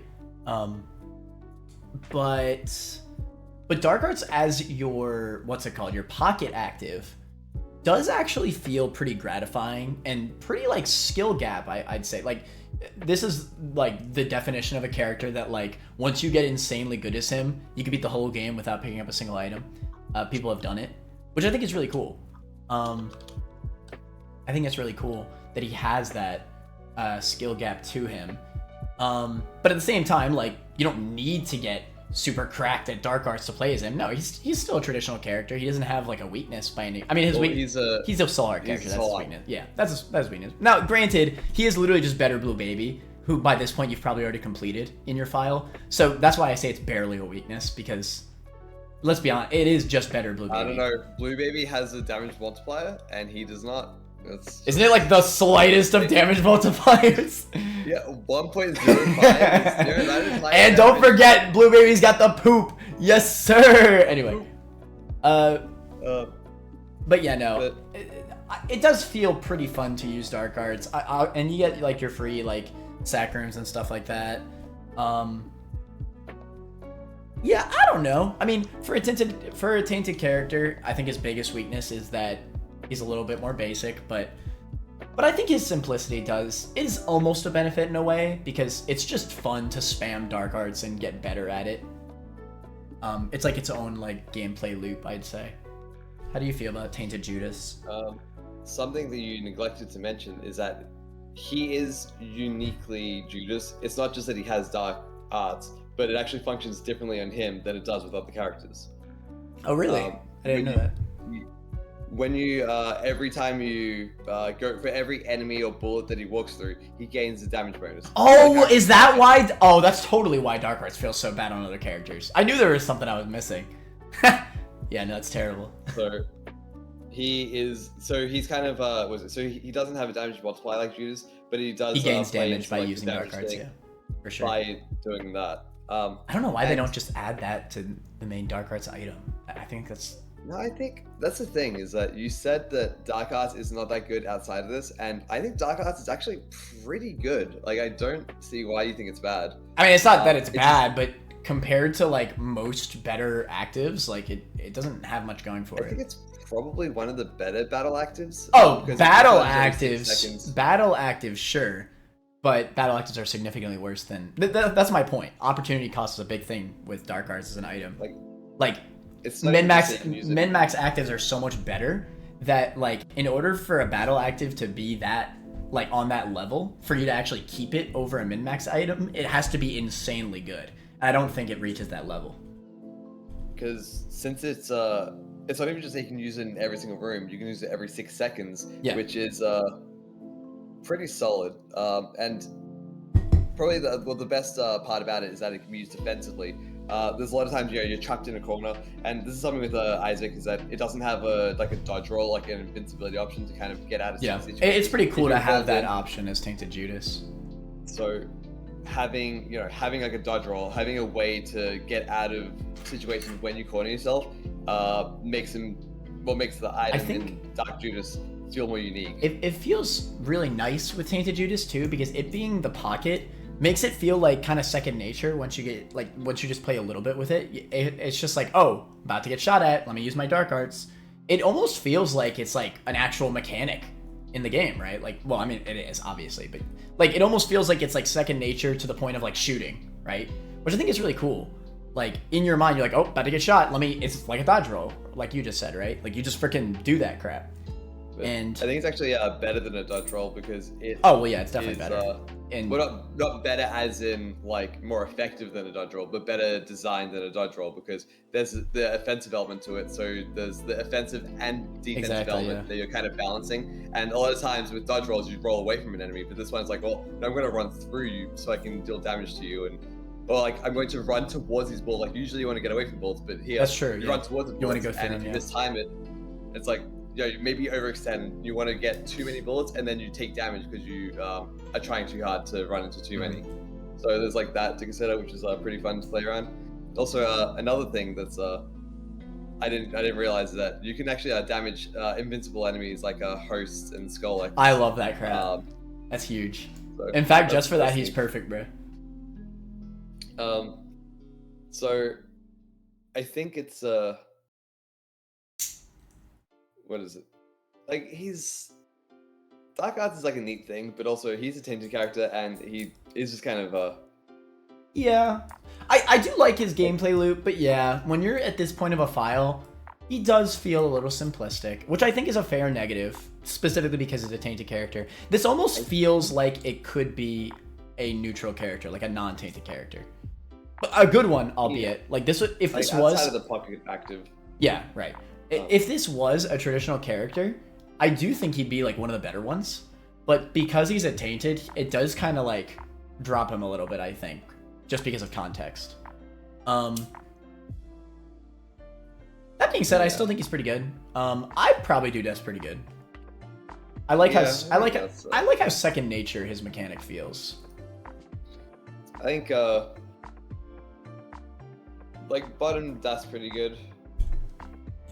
It's about, and then you put Teams and Maggy down for the bell curve. Of course. Yeah, it's fine. I do like him. I do love the skill ceiling. This and Tainted Blue Baby are probably the highest skill ceiling characters in the game.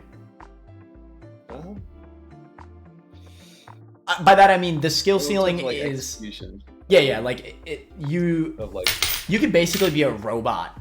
Like a robot could probably do more with Tainted Judas than any other character. Well, and Tainted Blue Baby, I would bet. Yeah, I guess you have like precise inputs. Yeah. But it's the thing where if you play optimally, then there's quite a bit of skill there, but also you don't really need to a lot of the time because you can just use Dark Arts in. You don't even need to use Dark Arts. You could basically playing like Blue Baby if you want to. Which at the end of the day, I do prefer that. Like I know that what you're saying with Tainted Cain is also a fair stance. But I do prefer that, like, the mechanic not be extremely intrusive to the point where it feels like a foreign, like, concept. I wish they leaned into it more, like, forced you to use it a little bit more. And that's probably why I would put him, like, top of 8. But, you put him, like, that's pretty good, I guess. So. Well, I mean, we could do I. It doesn't matter either way. It's, I'd switch Tainted Maggy and Judas. So what, you wanna do that then? I'm not against it. Yeah, we can do that. That's fine. Do that. I was on the edge of I, and that's pretty good anyway. Okay. The reason I said bottom that's pretty good is because I thought you were a bit higher and that's pretty good, but no, not really. No, it's a tough decision, honestly. Again, I do give a lot of extra weighting for how these basic characters teach the player and stuff like that.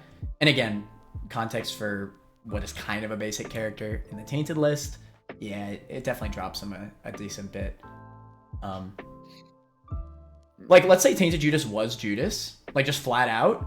I'd say that that's just a better Judas, so I would probably put him in hella good, honestly. Like, I think Tainted Judas is more interesting than regular Judas. What I was saying earlier, where a lot of the base game characters feel a bit too similar, even though it kind of helps people learn. Like if Judas was Tainted Judas, without a pocket active, then I think that would still be easy enough for people to understand, and still be more like feels more distinct. Yeah, I agree. More interesting while not being overwhelming. It's just kind of like, oh, you got a dodge roll now. Yeah, I agree. All right, let's move on to Tainted Blue Baby. This is definitely one of my favorite characters. Now, I will start with a negative right away.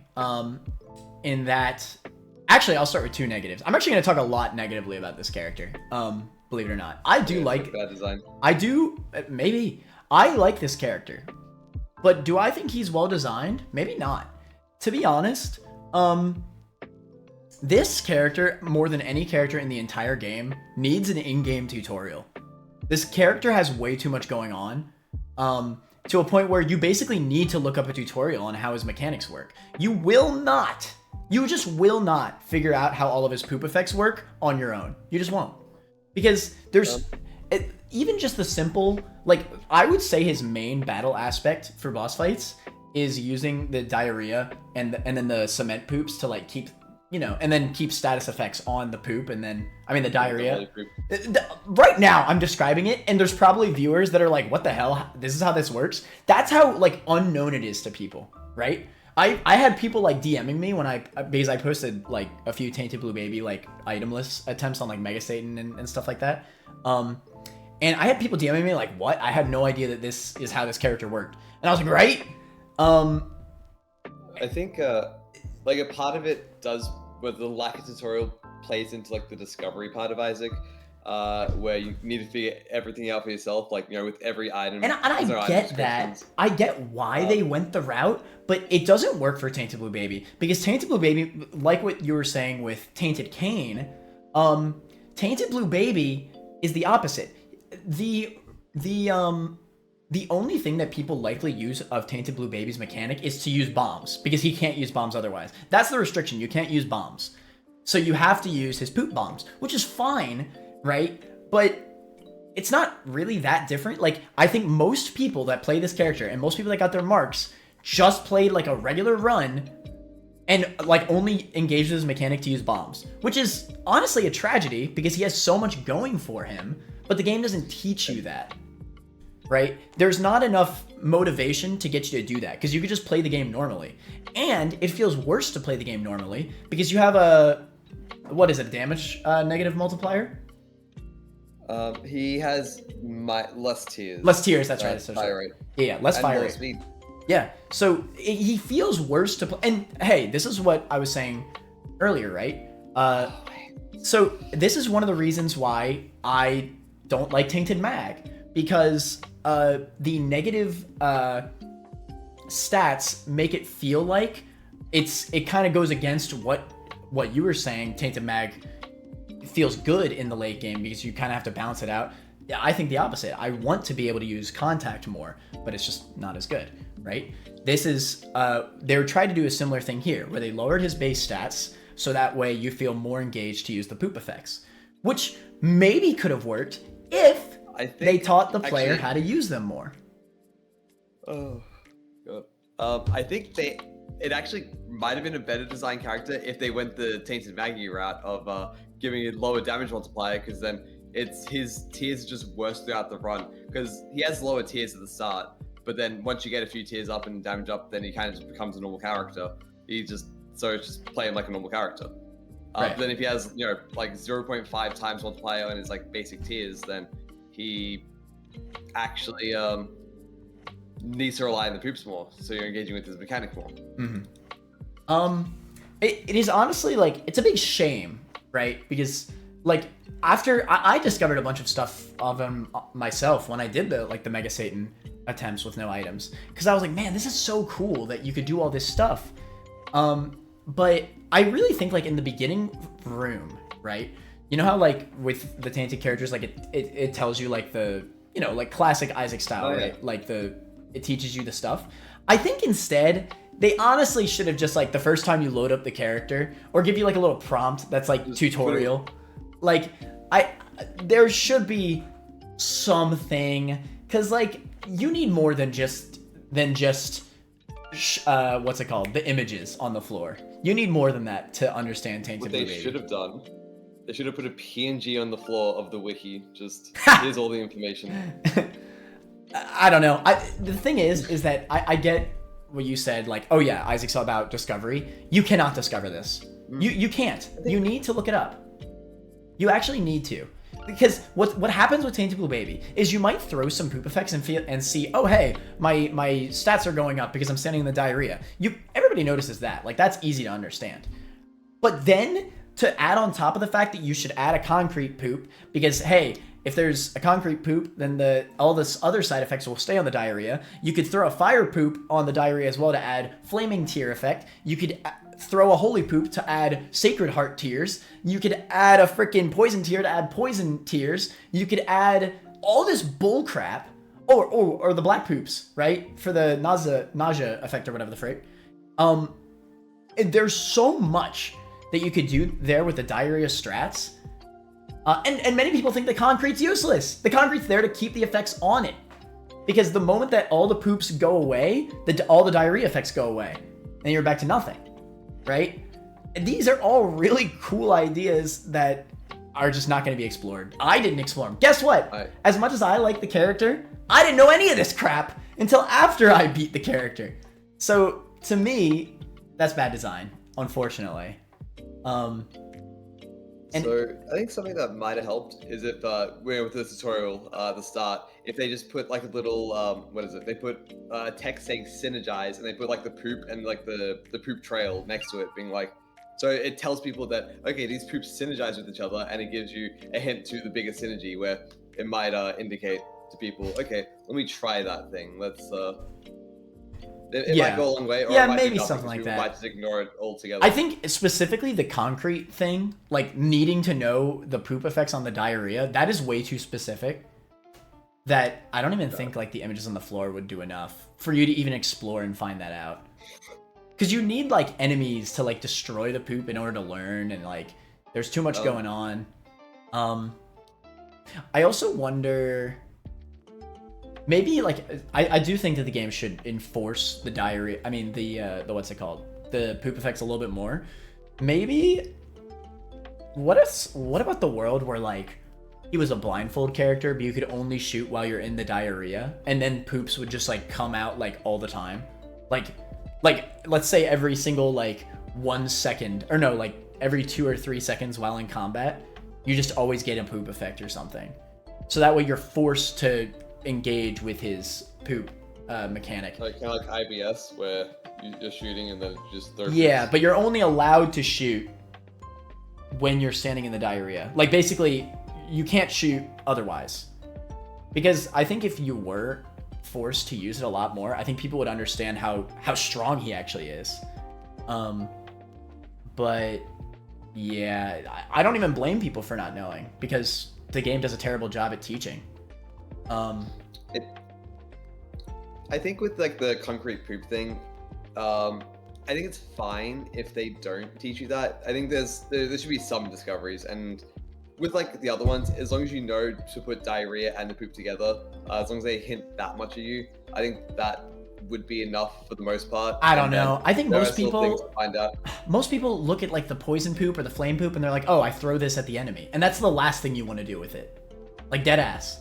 Like, I don't know. I still throw them at the enemies. They're good at throwing at the enemies. No, that's not how they can best be used. That's what I'm saying, man. Like, people don't know.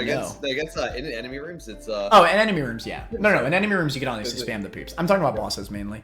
I think Tainted Blue Baby in general mostly shines in boss fights. Because he's just interesting to set up and use his mechanics.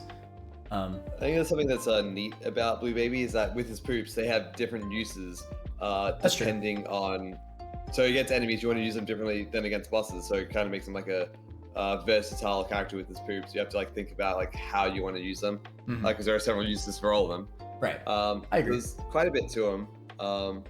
I see. Now this is where it gets a little tough for me, right? Because like, how much weight do I want to put into the absolute non-knowledge that the player will have? Because again, even myself, who loves this character now, he's one of my favorites. Even myself did not engage with the mechanic. I had no idea what the heck to do. And I think most people did not engage with the mechanic when they got this thing's marks.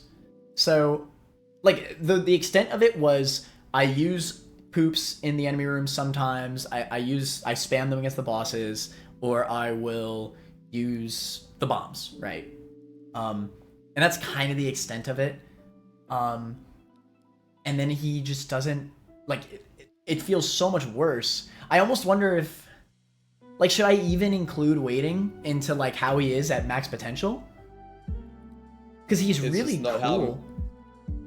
I don't think, like, the most amount of waiting, just because, you know, like, with, like, a lot of the characters, you know, we are considering how people will engage with them. Because, you know, with, like, Maggy, it's, you know, second character, tutorial character. So, you know, we need to consider how people will engage with Blue Baby, Tainted Blue Baby. And a lot of people just will not engage with that. Yeah. Like, So I'm wondering. A part of design is teaching people to use it to the full extent. And the game just doesn't do that. The game just doesn't. And that's a part of the reason why I like Tainted Cain, because it can be annoying to need to engage with this mechanic, but people know how to play him, unlike Blue Baby, and that's what happens. Like, if you give the option for people to play the character normally, that's why I'm skeptical of giving Tainted Cain the option to be played somewhat normally, because if you give people that option, I feel like people would just choose that like they do with Tainted Blue Baby. Mm-hmm. No, that's honestly a fair enough point. I wonder, where would you put Tainted Blue Baby? Before I'll say a few more thoughts on him, because I think his stats, like looking at his stats, I don't think they accommodate his playstyle at all, because he has a lowered fire rate, which that means you're getting less poops, and if you're getting less poops, then you're relying on them less. So instead of having lower fire rate, just give him lower damage instead, because if you have a high fire rate and lower damage, that means you're just getting more poops, but your tiers aren't as good, which is probably what you want from the character. And then with his low speed, it's why I understand has the same stats as Blue Baby. Actually, no, Blue Baby has higher speed. That's the thing. Having higher speed for this character would be better, because you have more movement. You can position yourself to throw poops better. So I don't know why they gave him lower speed. I guess he's meant to be like a shit character, like literally just, oh, he sucks, look at him. But I don't think his stats really accommodate. I guess you can make the argument. The only argument that I can make for that is that they were intentionally trying to make him feel hard, which honestly is very possible. Again, Blue Baby was the original challenge character. It's not that hard still. No, but you know what? Now that I think about it, though, that's probably exactly why they did it, because I can't see any other reason to making him just actively bad stats other than that. And it makes sense because, again, Blue Baby was the original hardest character, right? Which is fine, but I don't know. There's also another aspect. So the stats don't accommodate his playstyle. His people aren't taught his playstyle. They have no reason to engage in his playstyle. And that's the thing, is that I tried doing some challenge runs with his just see how far I could get without taking any damage ups like you did. And there's a certain point of depth womb where it's just these poops are just not really cutting it, and it's so much effort to use them that even after, because I did learn how to use them a lot better, I did get pretty decent at using them, and even then they still just weren't that good. And if I play Blue Baby now, I still probably won't engage with his mechanic, because playing a character normally is just stronger in a lot of cases. Mm-hmm. And because that's the thing with him, is that his poops and his there's too much learning curve. Reasonably speaking, the learning curve is so high to the point where when you're actually playing the game the normal way, which is likely just getting the marks, right? It is unrealistic to say even after you've gotten all the marks of this character, you're even close to the point of being good enough with his mechanic to the point where it's better than the items. My stance on Tainted Blue Baby is that once you get it, the poop effects do scale very well with item synergies. I don't even think that's true. I see it. All right, I see it. That being said, no, because the problem is that it's too much learning that's realistic. You'd have to do 10 full marks, 10 full series of doing all the marks, and then it would only be the case if you were actively trying to use the poops the entire time, which is unrealistic, because like you said, it's easier to just do the run normal.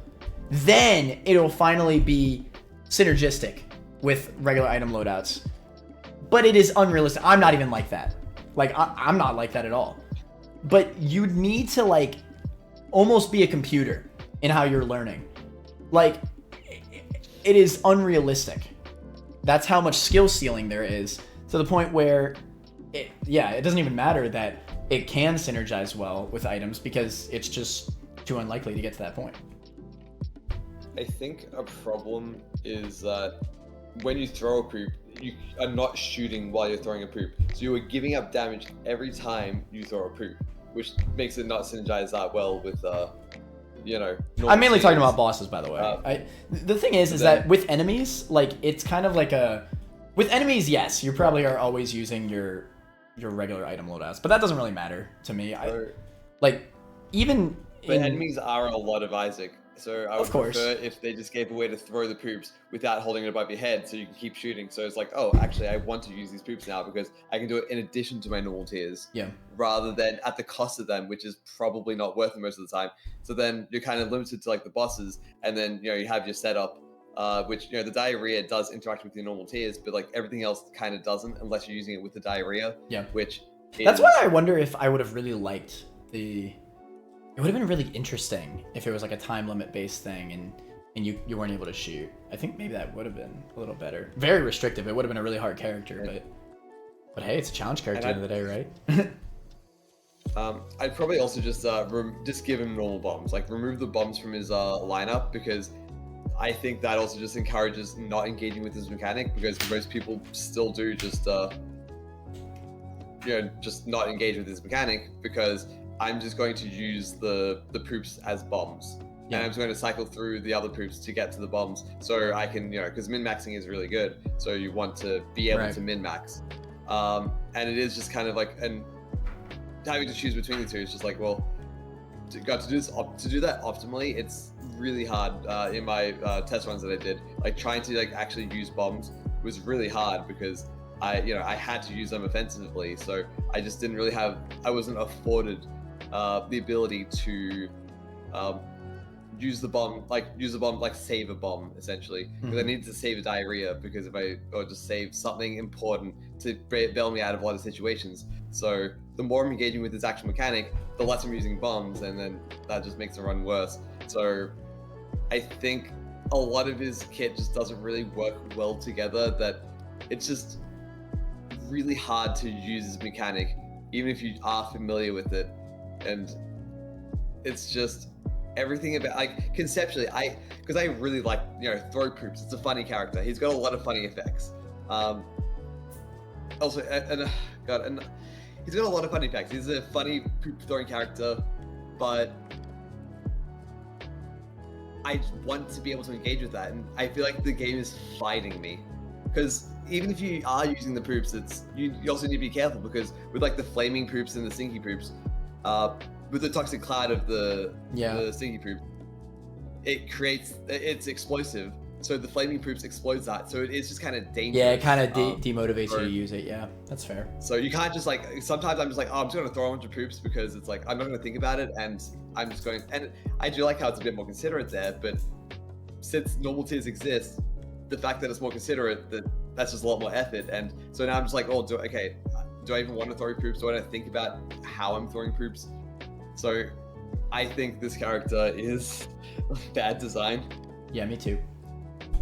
It's still higher than Azazel, though. Really like the character.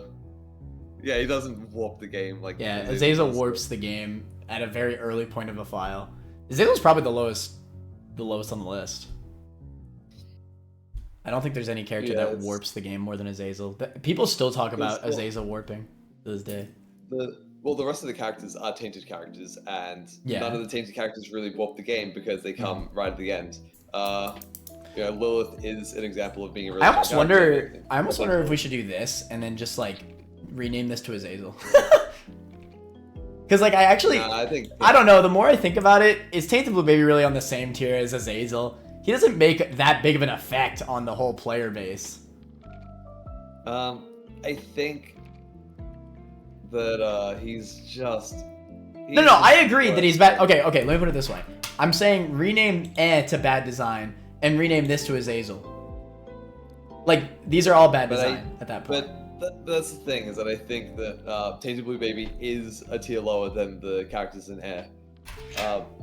Because it's annoying how like a potentially well-designed character is just almost impossible to engage with. At least with like Jacob and Esau and Keeper, they have the mechanics. You can play them and you engage with their mechanics. And I guess that's fair enough. Like the Tainted Blue Baby is just what value is there in this character outside of challenge runs? And even then, it's like That being said, if you're watching this video, I urge you to look up some stuff about Tainted Blue Baby. It is interesting, to say the least. Like, even if you don't see yourself actively using the mechanics for the reasons that we've said, it is interesting how much potential there is with his kit that you just, on average, won't explore because it's so difficult and unlikely to actually happen.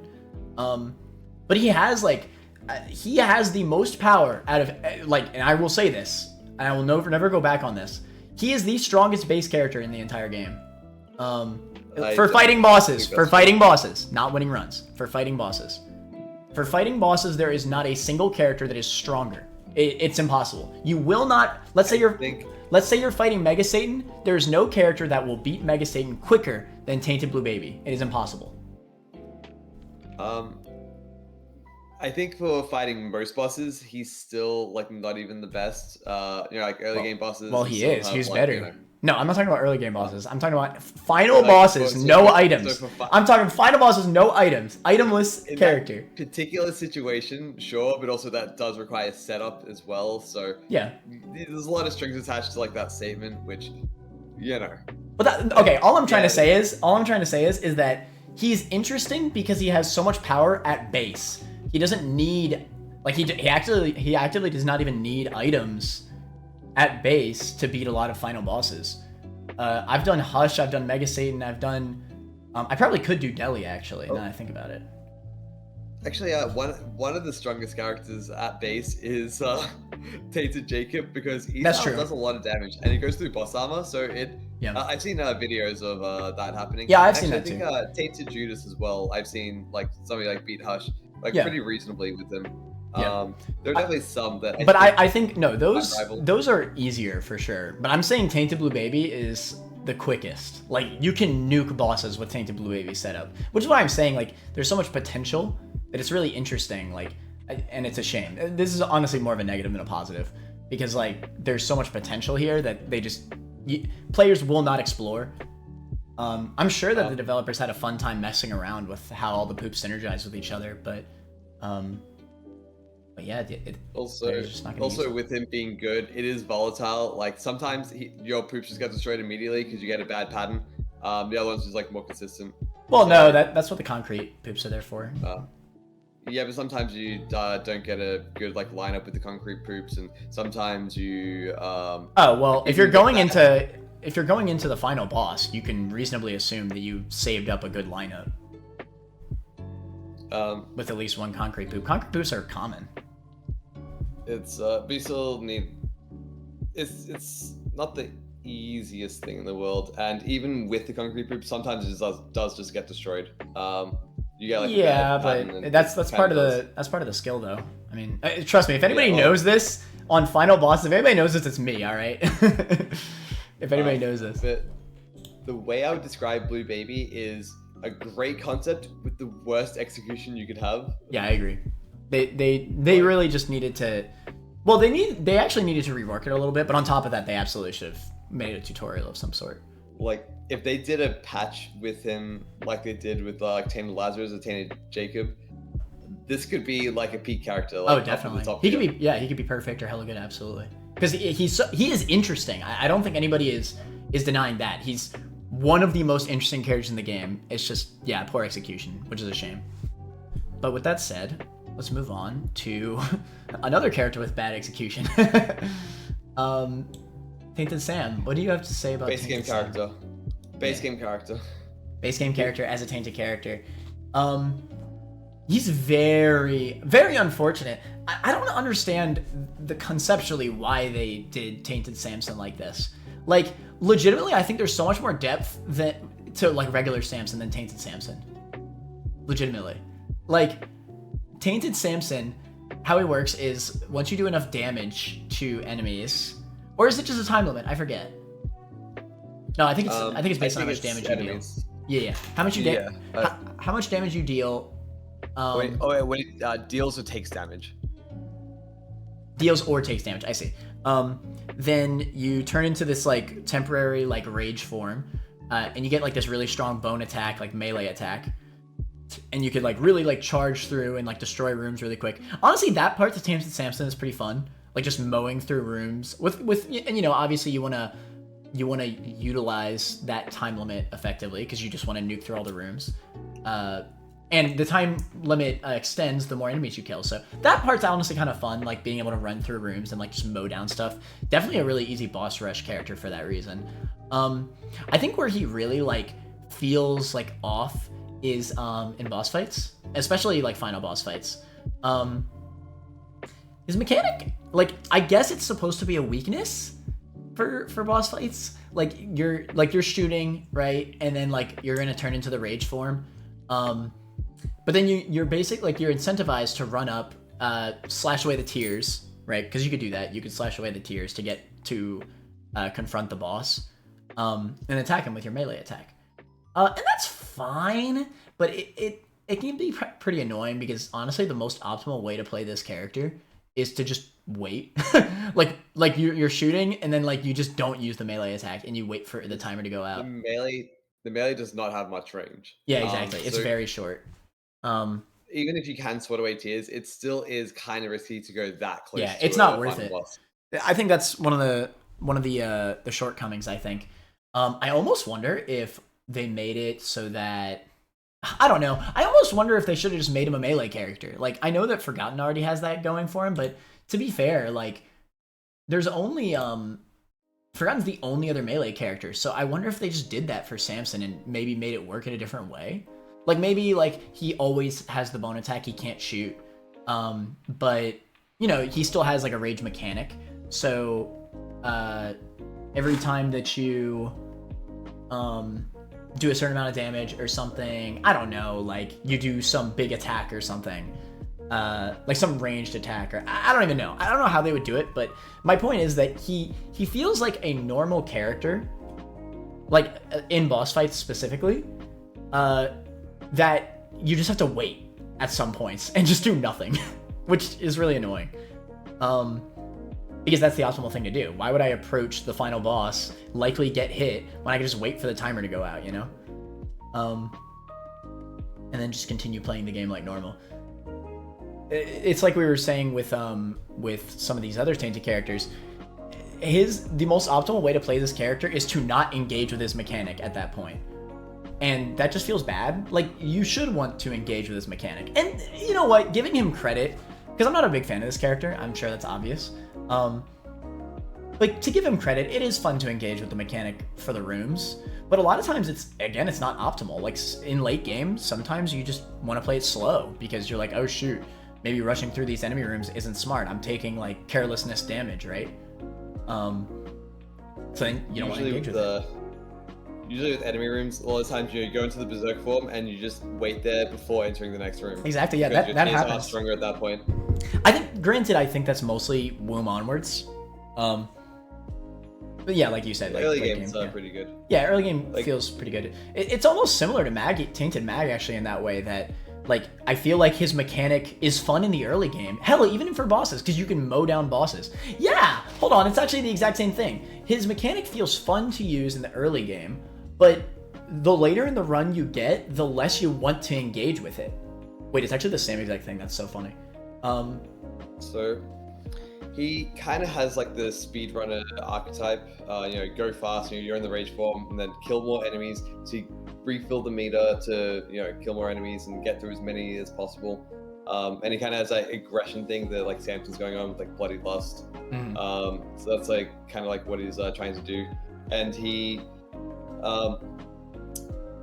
His and I like how his strength is also his weakness, where it can be really strong to do the melee thing. Yeah, it's like risk versus reward. I like that, to be fair. But a lot of the times when it's strong, it's just kind of like, well, yeah, it does kind of just, I'm just gonna run through this room and now it's kind of invalidated. And then when it's a weakness, it's just I'm just gonna wait in this room before going to the next one, or I'm just gonna wait in this final boss. So it's not particularly interesting. And you can kind of just play him like a normal character. So with Tainted Maggy is that she kind of forces you to engage with the mechanic, even because she still has like the depleting health, so you still are engaging with the mechanic a lot more. She has like two things about it that's unique. She has two things about her that are unique and like a pocket active with Young Heart. So she has like quite a few things about her. But Tainted Samson is normal character until, melee until normal character. Yeah. So it's just kind of a much worse execution of Tainted Maggy. And since it's tainted characters, we want them to be a bit more diverse, a bit more unique. So that's not really succeeding on that front either. So I would put him in the bottom of there. Yeah, it's funny, I was gonna say the exact same thing, so I guess we'll just do that. To be fair, he's not as bad as these. Like, his mechanic does honestly feel pretty fun in the early game. Like, it is kind of a rush to just, like, sweep through. But, yeah. Eventually, it's just... You're completely decentivized to work with his mechanic to a point where it feels really bad. I think... Because at least with Tainted Maggy, you're engaging with the melee part of it more in the early game. So it's just like, oh yeah, I am melee character. Then Samson is like, oh, sometimes. So if you're looking for that, mowing down enemies, Tainted Maggy also just does that better. Like, there's nothing about him that's like explicitly like bad design about him, which is why it's not a bad design. But there's so little to love about him. Yeah, he's very basic for a tainted character too. He almost feels like he doesn't exist as a character. He's like doing the bare minimum. Yeah, I agree. But like it would be better if he like the downside of this character is that he could have been a better character. Like I would rather have like any other character be just rework him into anything. I don't care what it is, just do anything. So that's true. The negative. Moving on to Tainted Eve. Also, Tainted Eve was meant to come before Samson. Whatever, who cares? We're here now. Tainted Eve is the most broken character in the game. IMO. Well, I guess Tainted Lilith is also really OP too, and yada yada, whatever. Tainted Lilith, Tainted Eve, I think has the most overpowered end runs of any character. She has some fun min-max ability. I'll say it right now, I really like her. I do. From a design point, despite her being extremely strong, she does have a learning curve, I think. And again, how many times can I bring up my more casual friends in this freaking list? It is important, right? Because how other players interact with the game is important for this kind of list, right? But a lot of my more casual friends hate this character because they struggle to understand like how her mechanic works. But then, the moment they start playing her more, they're learning more and more and more. And they're like, wait a minute, this is actually pretty strong. And then eventually, they get to a point where like, oh shoot, this crap is busted. And I like that learning curve. I like the fact that the first few runs that you play as her, you're like, she feels kind of weak. I don't like the fact that I can't just keep shooting. Like, I can't just hold shoot. I have to like spam click it or whatever. But I do kind of like how she does feel unique in that way. And I like the fact that I'm always thinking about utilizing my health as a resource to make more clots. The clots are just a really fun mechanic, I think, despite being really OP. I like the fact that now, oh my god, if y'all haven't played early Tainted Eve, she was way crazier even then. Her clots used to not degrade over time. They used to just always stay at 3 hits each, which is absurd. That is so much health for each of them. Keep in mind they all only take a half a heart from you for 3 total hits. It's actually, what were they thinking, bro? What were they thinking?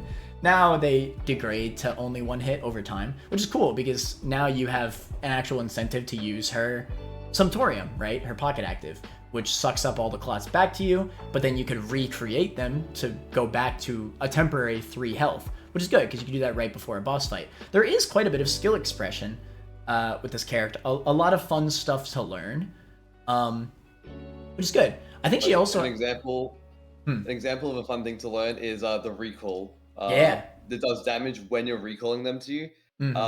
So you can like kind of position yourself in between a clot and the Yeah, and you could do it because she has the taint. you could do it easily too because she has the Jacob and Esau thing where you can hold what is it, control or whatever, to hold the clots in one position and then move to another.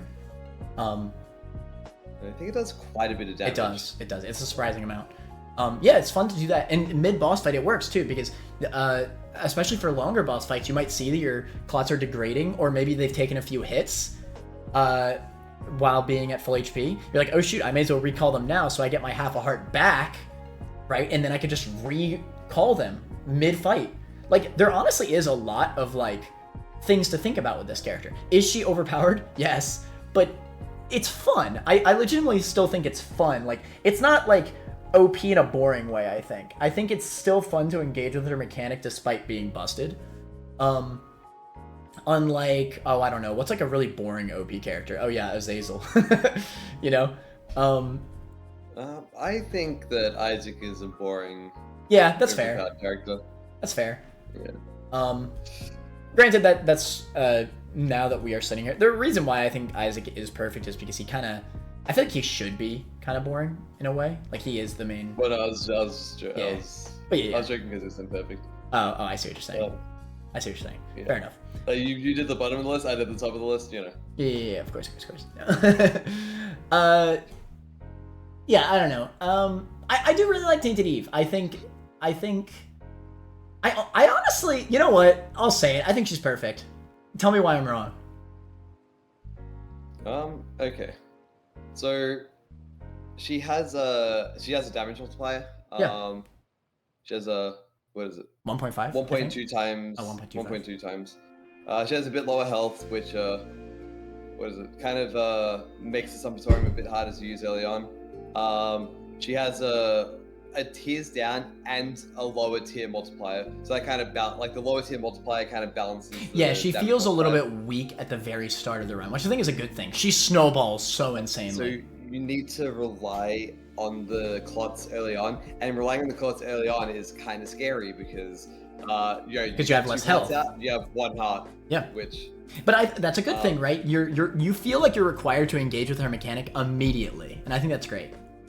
And with Sumptorium as well, it functions differently on her than it does on other characters. Right. So she does feel unique as well. Because with other characters, you just give her. Yeah, no, she feels so entirely unique to any character. That's another thing I love. Like, I don't get the same runs with any other character, you know? I think she does a great job of being a tainted character, man. She really does feel like her own. And she has a learning curve. I don't know, man. I really think she's perfect. I can't think of a weakness. I really can't. So something with her is that you always feel like a bit uncomfortable because you have to because you have to give up your health and you have to pay attention, like you can't just like hold shoot in a direction because then you'll just keep getting rid of your health unless you want exactly that. Yeah. So you're kind of alternating between tapping in that direction or just holding in that direction depending if you want to. And honestly, it's so second nature. That's another thing. Kind of like I said with Tainted Judas, it is easy enough to spam shoot, right? Like you get used to it. But then it's so simple. If I need to make more clots, I'll just hold the shoot button, right? Like it's not complicated.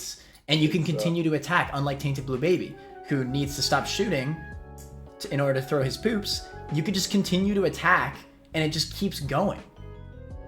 So it's intuitive, but it gives an extra thing to focus on. And sometimes I do kind of struggle to focus on her health and on like the just hitting enemies and if I'm spawning the clots. And you said that you've never lost a run with her or something.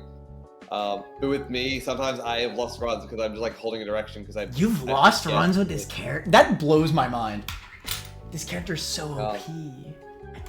So there are times where I lose runs because I'm just holding a direction and I'm like, all right, I forgot to pay attention to that because my mind was split between two different things.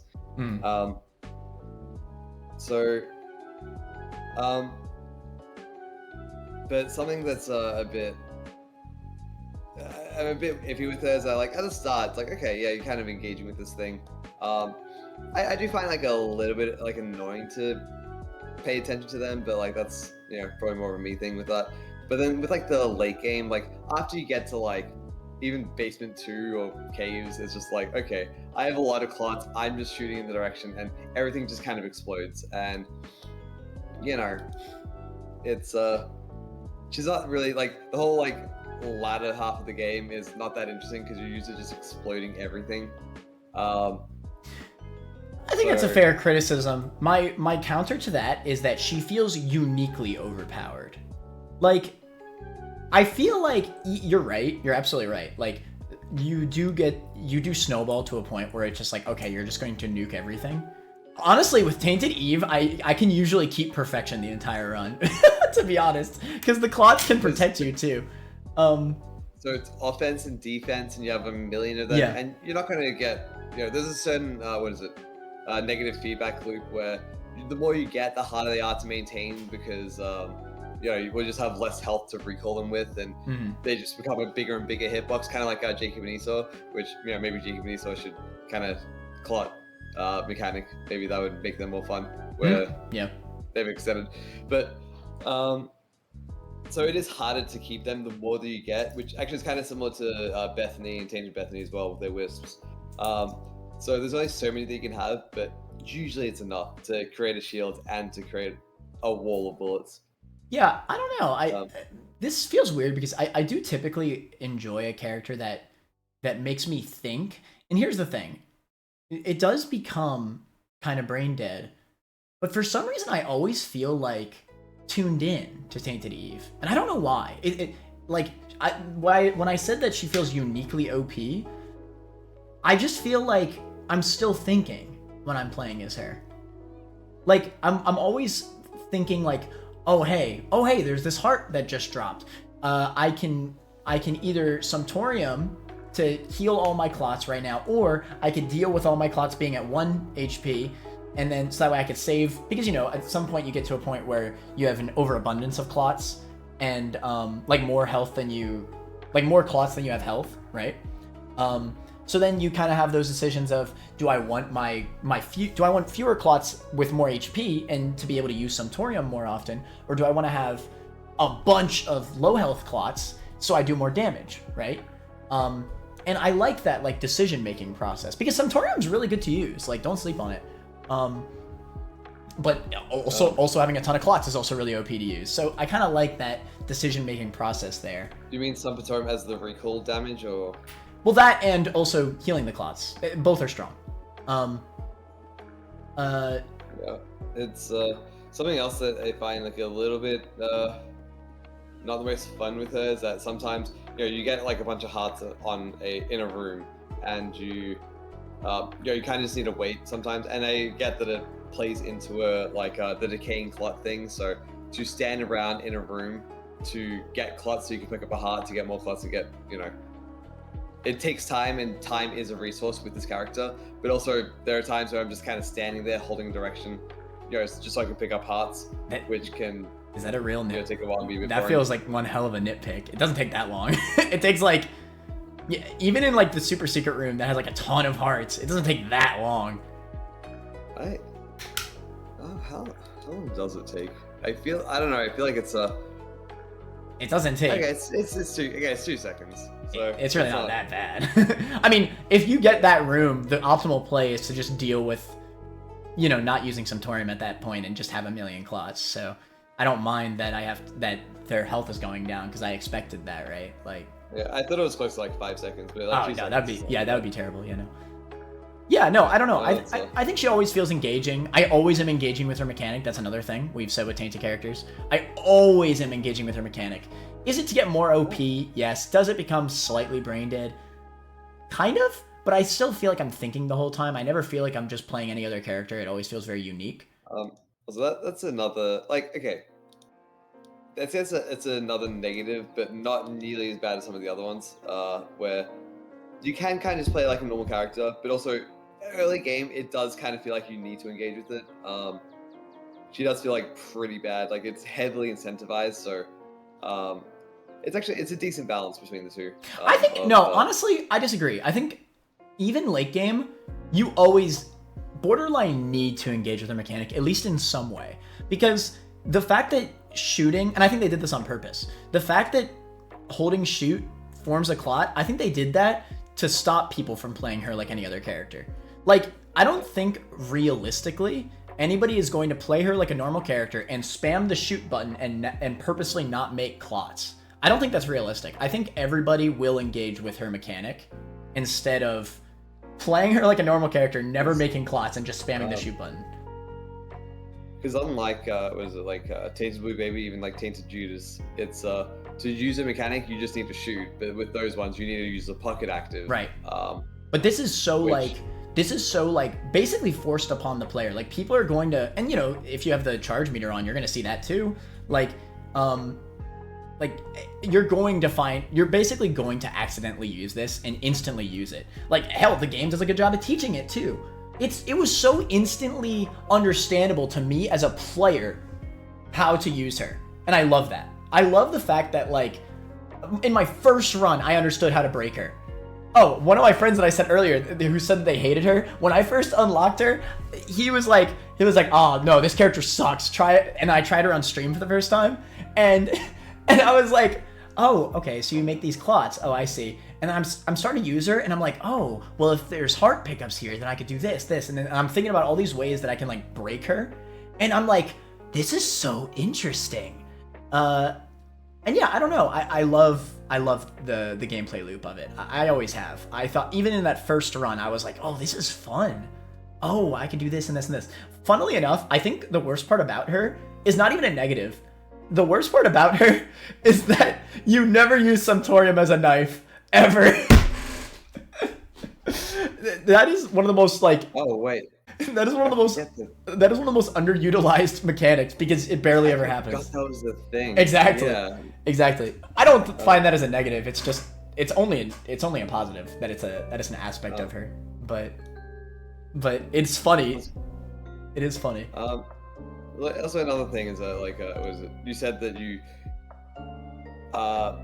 knew how to break her on your first run, and for the tainted characters, I want a bit more of a learning curve. You know, I want a bit more like tainted Cain or tainted Maggy. Okay, I say break. It takes like a little bit. I say break. I more so meant figure out how to play as her. That was definitely a miscommunication. Even that, like, just to figure out how to play as her. So you're saying you should die. You should die as every character at least once. Is what you're saying.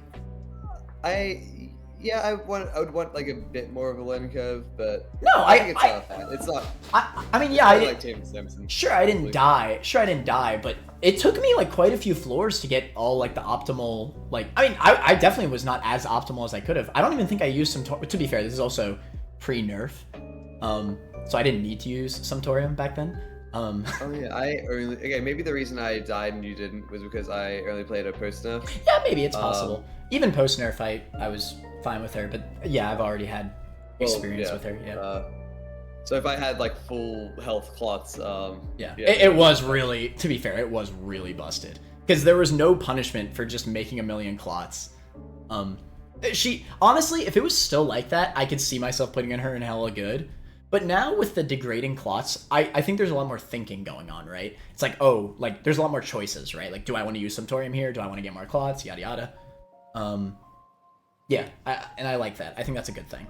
So I honestly, the more I talk about her, the more I think, yeah, this character was really well done. I don't have any negatives to her. If they made her harder, I don't know how they can make her harder and less fun. Because that's the thing, right? Like, I think she's really fun. So who cares that she's extremely overpowered? I don't know a way. How would you do it? Like, make her harder, but also still just as fun. You could give like some sort of and they already did kind of do this with making clots decay. So they kind of gave a that's the perfect buff, and they already kind of gave a clot limit. Yeah. And I think they could probably push that like a little bit further to make clots like it'll do a little bit less damage and make them a little bit more fragile. A little bit less damage, a bit bigger hitbox, maybe, where they're taking damage a bit more. So that, you know. But that could also be annoying. That could also be annoying. Because so she's really easy, but I don't think she's really easy in like a super fun way. It's kind of like, you know, the latter half of the game is just hold fire. towards the enemy. And No, it's tap fire. See, that's not you're not getting. It's tap fire, not hold fire. You see the hold fire? No, you hold fire for less than 2 seconds and everything dies, and then you stop holding fire and then you go to the next room. I also just like the dopamine of seeing a million tears at once.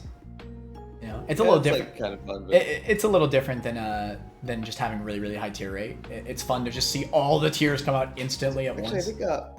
I think Tainted Isaac is actually maybe a better comparison of with like the learning curve, because I think it's like similar between the two, where it doesn't take too long to learn, but also it is still like more than like Tainted Samson or whatever. But I feel like with Tainted Isaac, there's like there's a bit more there of needing to kind of learn how to manage these items. I disagree. I think Tainted Isaac's mechanic is underutilized. I think I don't engage with his mechanic as much as I'd want to. I feel like I'm engaging more with him more consistently throughout the game than with Tainted Eve, because as soon as I get a few calls to Tainted Eve, I'm just shooting.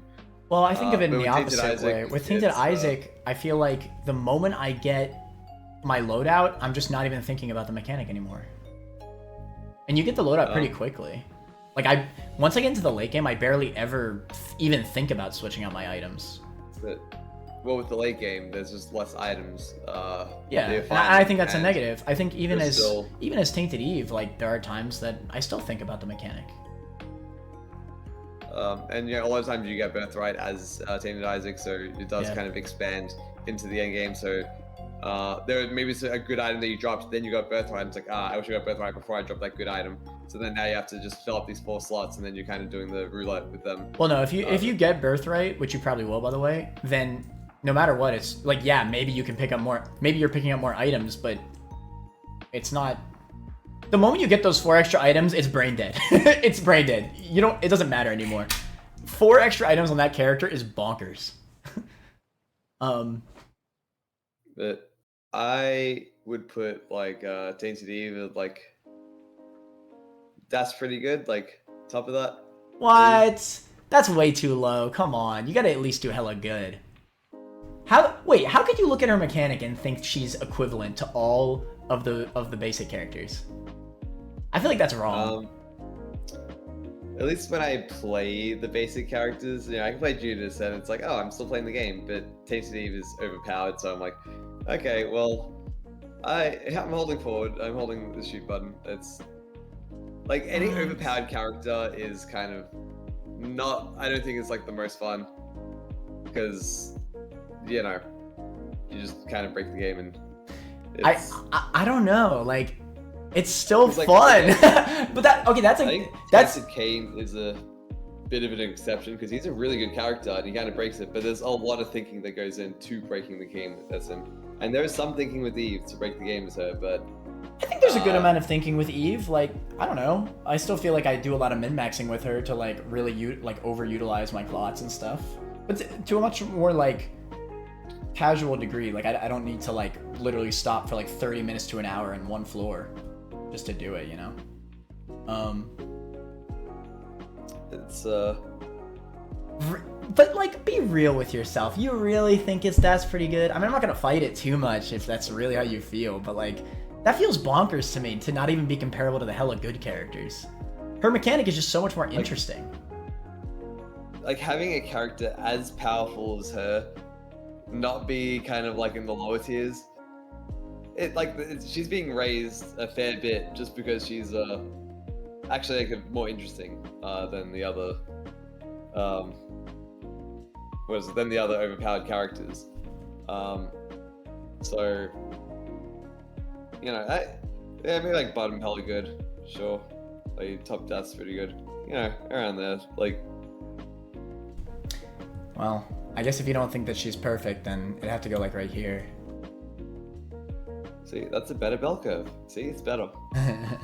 That's a bummer, man. I was really hoping you'd also think she's perfect. I guess for perfect here, we basically both have to think that the character's perfect. Let's drop Lost and Isaac. You don't think they're perfect? Hey, there's only one perfect character in this game. I don't think that character's perfect, but whatever. Okay. Anyway, moving on. Also, Eden is after Lazarus. All right, Tainted Laz. No, also no, but Azazel is Oh, fudge. yeah. Tainted Azazel. Okay. Tainted Let's talk about all Azazel. three of them. So Eden and Lazarus, and Let's just rank them Go all on. at the exact same time. Tainted Azazel. You know what? I gotta give credit to Tainted Azazel because if this was OG Repentance, he would have been ranked pretty low in my eyes. I did not like how his sneeze was implemented originally. He really just felt like weaker full brimstone the character, and that was it. He felt really boring before. Now I give him a lot more credit because now they buffed the sneeze to give kind of like a status effect. And honestly, I was. did he not have that to begin with? No, that's what I'm saying. He didn't have a status effect on sneeze. Sneeze was literally just knockback, and it did more damage. But you basically never do it because it was never worth it. Like it was always more optimal to just shoot from afar with the brimstone because it's a full beam, and it barely did less damage. That's crazy. Yeah. So before, he honestly probably would have just been Like, he was fine, but for a tainted character to basically just be a brimstone machine, like, it was never engaging to use his sneeze. He probably would have been to be honest. But now, all they did was, well, I shouldn't say all they did, there's a massive change, but they made the sneeze do a status condition. And when you do the status condition, it gives like a little mark above enemies or bosses. The mark will go away after a little bit, but if you shoot them with the brim beam, oh, that's another thing. Exactly how his sneeze works was also changed. It used to be that you had to double tap the shoot button, and then it would do the sneeze. Now, is it just right before you shoot, no matter what, it does the sneeze, or do you have to double tap and then it'll auto charge the brim? I think it's right. I think you just tap it and then it's right before. Yeah, it's literally just like you just press the shoot button and it'll just always do it. Yeah, I think that's how it Yeah, works. completely changed. You used to have to double tap the shoot button and then it would not auto charge brim. It would just do the sneeze, and then you have to like let go of the shoot button again and then hold it to do the brim. So basically it was way clunkier before. That's why I say it was never worth doing the sneeze, because it just wasn't good. You'd always just rather charge the brim. But now that the sneeze has been made so much more like easier to use, it's fun to use now, I think.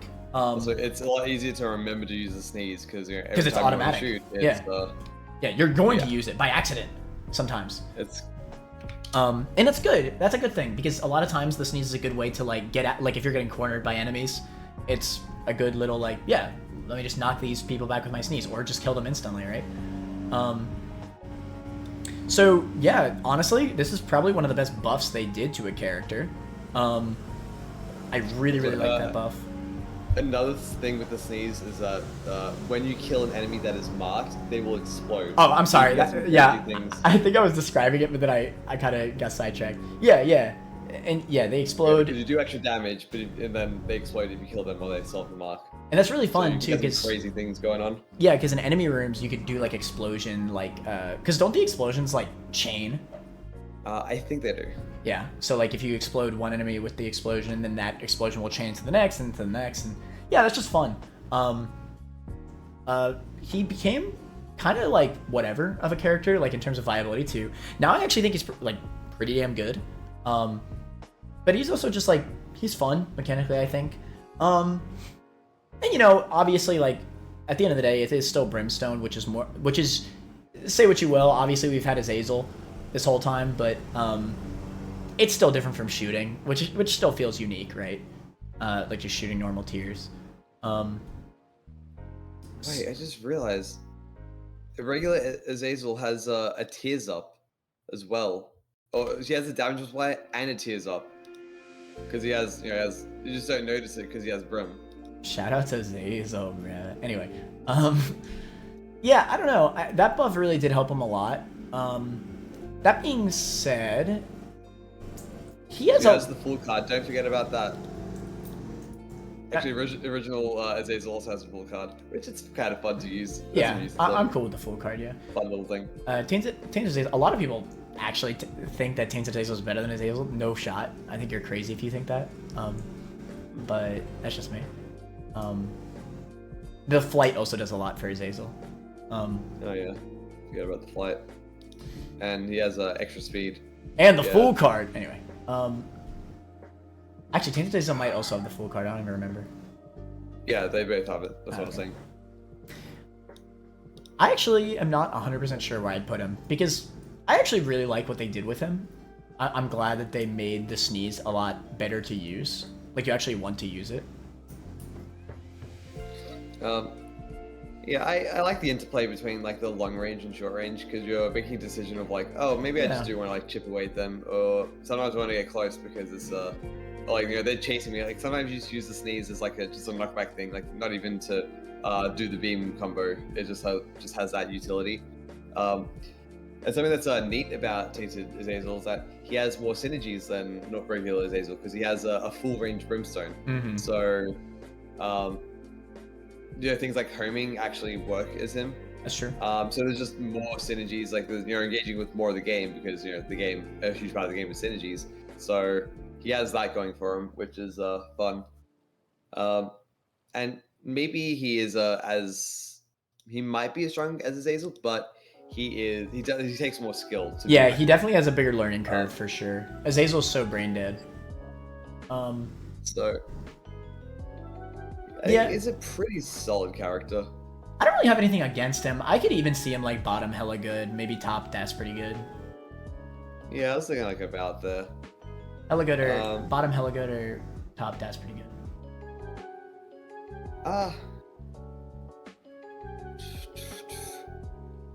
I do think that he's like one of the few characters to really pull off like a combo of short range and long range, which I think is pretty cool. Yeah, we do bottom hella good. For the bell curve.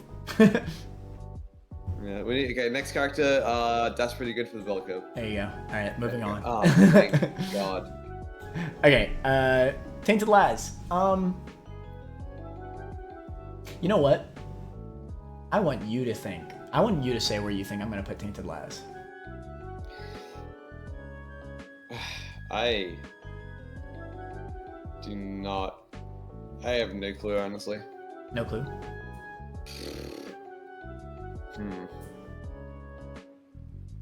I think you like them.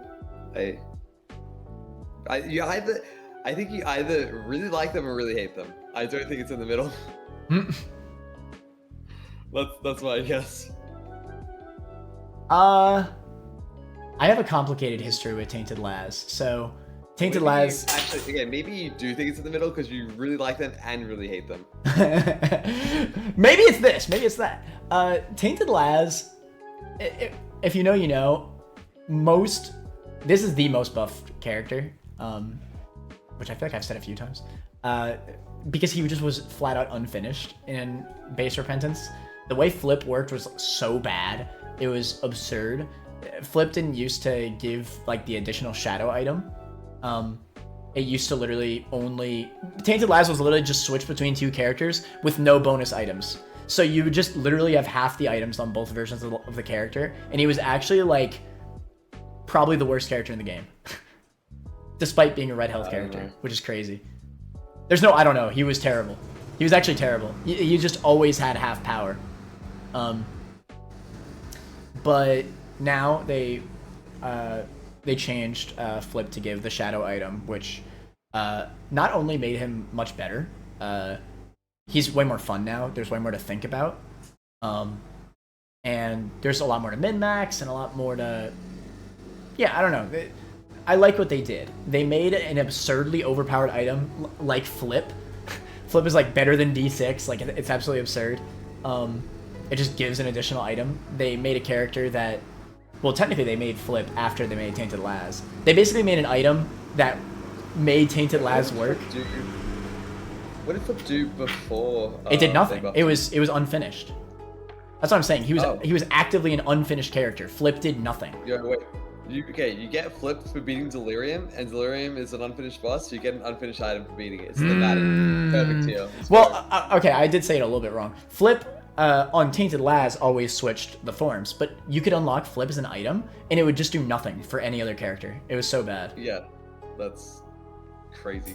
Yeah, the game. I don't even. It's not finished. Yeah, I guess Edmund was like, oh, it'll take too long for people to unlock the Tainted characters when he should have known better. but whatever. But yeah, either way, despite that, obviously we're not going to rank the old version of Tainted Lies because it was unfinished. Current version, yeah, I think they did a pretty good job at making him actually playable. He has a big learning curve. I think there's a slight part of me that wants to give him a bit of degrading because I think it's a little bit complicated. You basically need to figure out how he works through a bunch of trial and error.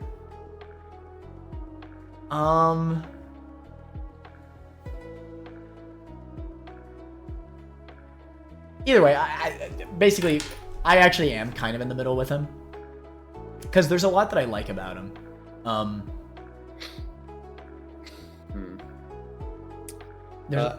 good do you think the character is? Or like a power?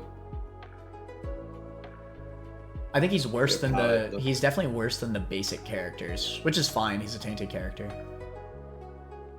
Yeah, like compared to like something like Blue Baby, do you think he's like better or worse than? Red Health is really strong. That's a little bit tougher. I think if I'm counting all marks, I think Blue Baby's better because the Devil Deal thing and Blue Baby's way better for boss rush. Tainted Lies is really hard for boss rush and even Hush, honestly. Because I think people exaggerate how hard this character is. I think it's mainly.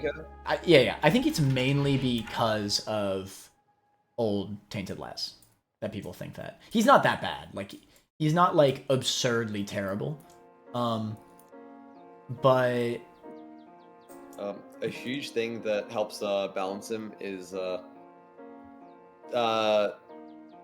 Dead Tainted Lies has a damage multiplier, a 1.5 times damage multiplier, so it's quite a bit higher. So you need to give him a lot less to, make him like a decent character. And there are like several other like compensations that you get because there are some items that apply to both of them. So if you get something like Compass, then actually it's kind of like Jacob and Esau, where a lot of the items just apply to both of them. So you aren't getting a half an item at that point.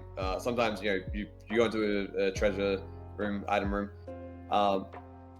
and you get 2 items, but it's actually more than 2 items because one or both of them apply to both. So you actually do get like a bit more there.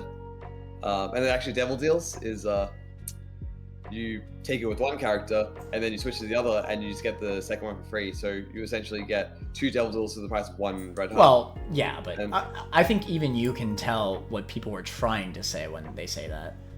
Obviously, people say obviously you get for Devil Deals specifically, unless you have like Goat Head, specifically, you do get 1 Devil Deal full on because of how the character works. It's just 1. It's not 2. It's you get 1. 1 Devil Deal at half the cost. I guess that's true. No, you're right. You do get 1 Devil Deal item. I don't even know how I'd say that. It's more like you get like 1.5 Devil Deals because you get 1 for free, but not like you can't say it in the same context as any other character. Because if you say you get a free Devil Deal item, then that's like saying you got a free Devil Deal item, but it's not like that. Like you still spent a heart on it, but on one of the versions of the characters, you get it for free. It's very odd to say it, but you get what I'm trying to say. Effectively, it is 1 Devil Deal per version of the character. You don't get 2 Devil Deal items because realistically, you only count it as 1 for each because you have to do rooms as each no matter what. You're forced to.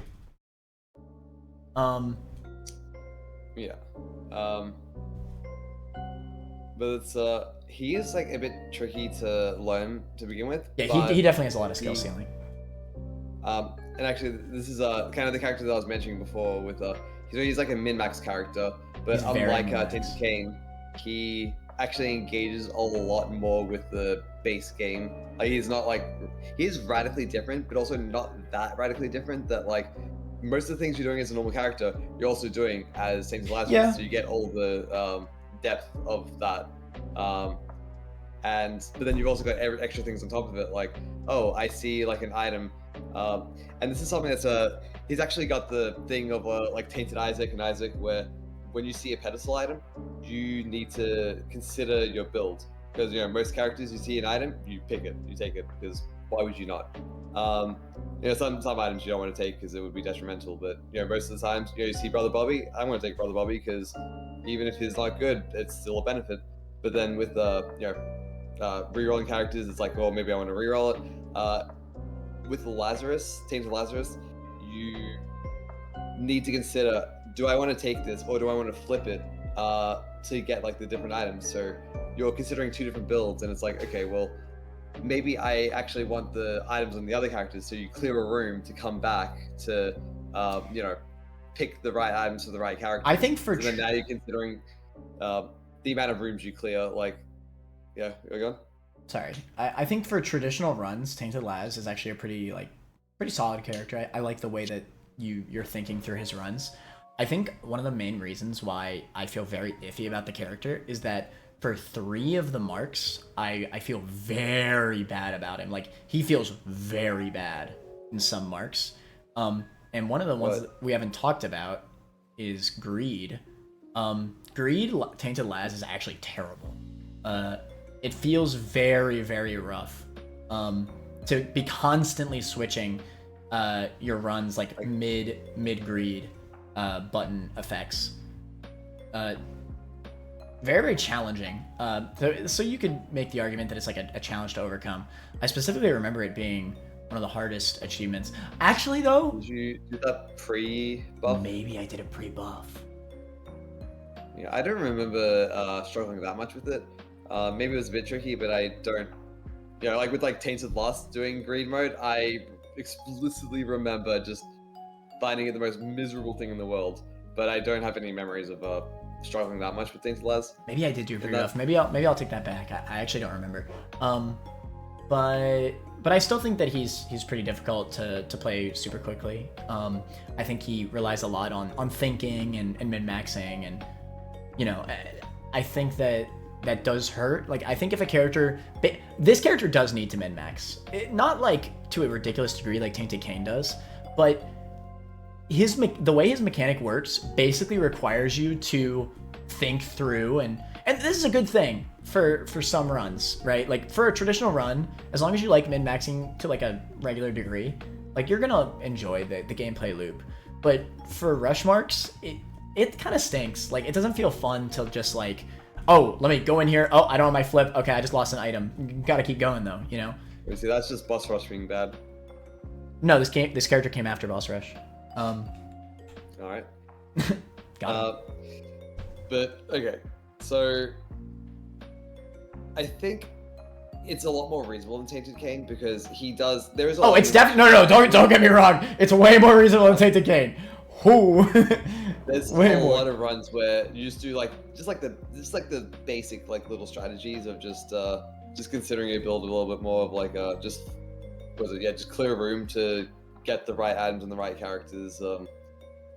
Just little optimizations of making sure you have the flip ready when you go into the devil deal and things like that. Yeah, that's stuff that you learn with time, and that's fine.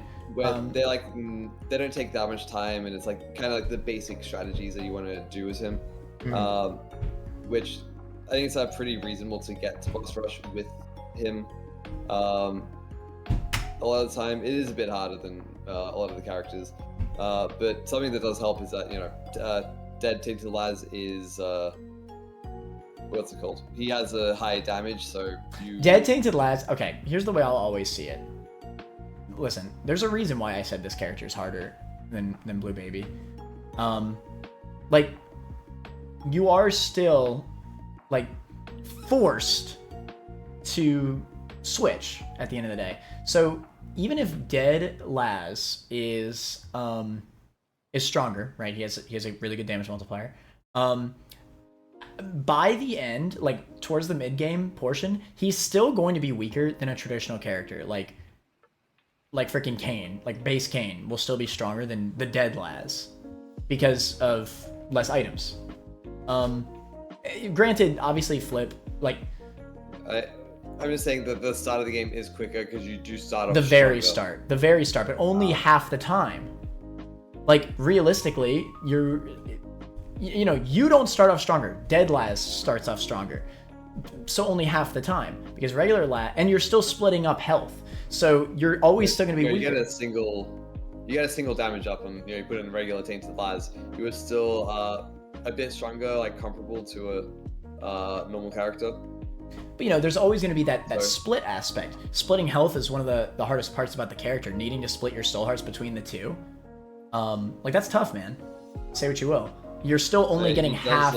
You're still only getting half the soul hearts because you know you need to split them between the two. Yeah, and I think that's like a better execution of like the Jacob and Esau thing, because you are splitting health between them, but also you are. What is it? Well, you need to give each one enough health to survive on their own. Yeah. As well as that being said, you can get health ups. You get extra items, so you get extra health ups, so you actually are getting more health as a character, but also not as much. You get like 1.5 times the amount of health, not like 2 times the amount of health. So you have less, but not like a significant amount less. I mean, I'll say right now, from a design standpoint, I don't really have too many negatives with this character. Not really. I think the main negatives is that he kind of does require you to play slow. And I think that any character that absolutely requires you to play slow is a negative. Granted, it's not as bad as Tainted Cain. I'd still put him like, I don't know, like that's pretty good. Probably like bottom that's pretty good. Something like that. I say it again. I'd say I'd probably put him like bottom that's pretty good. So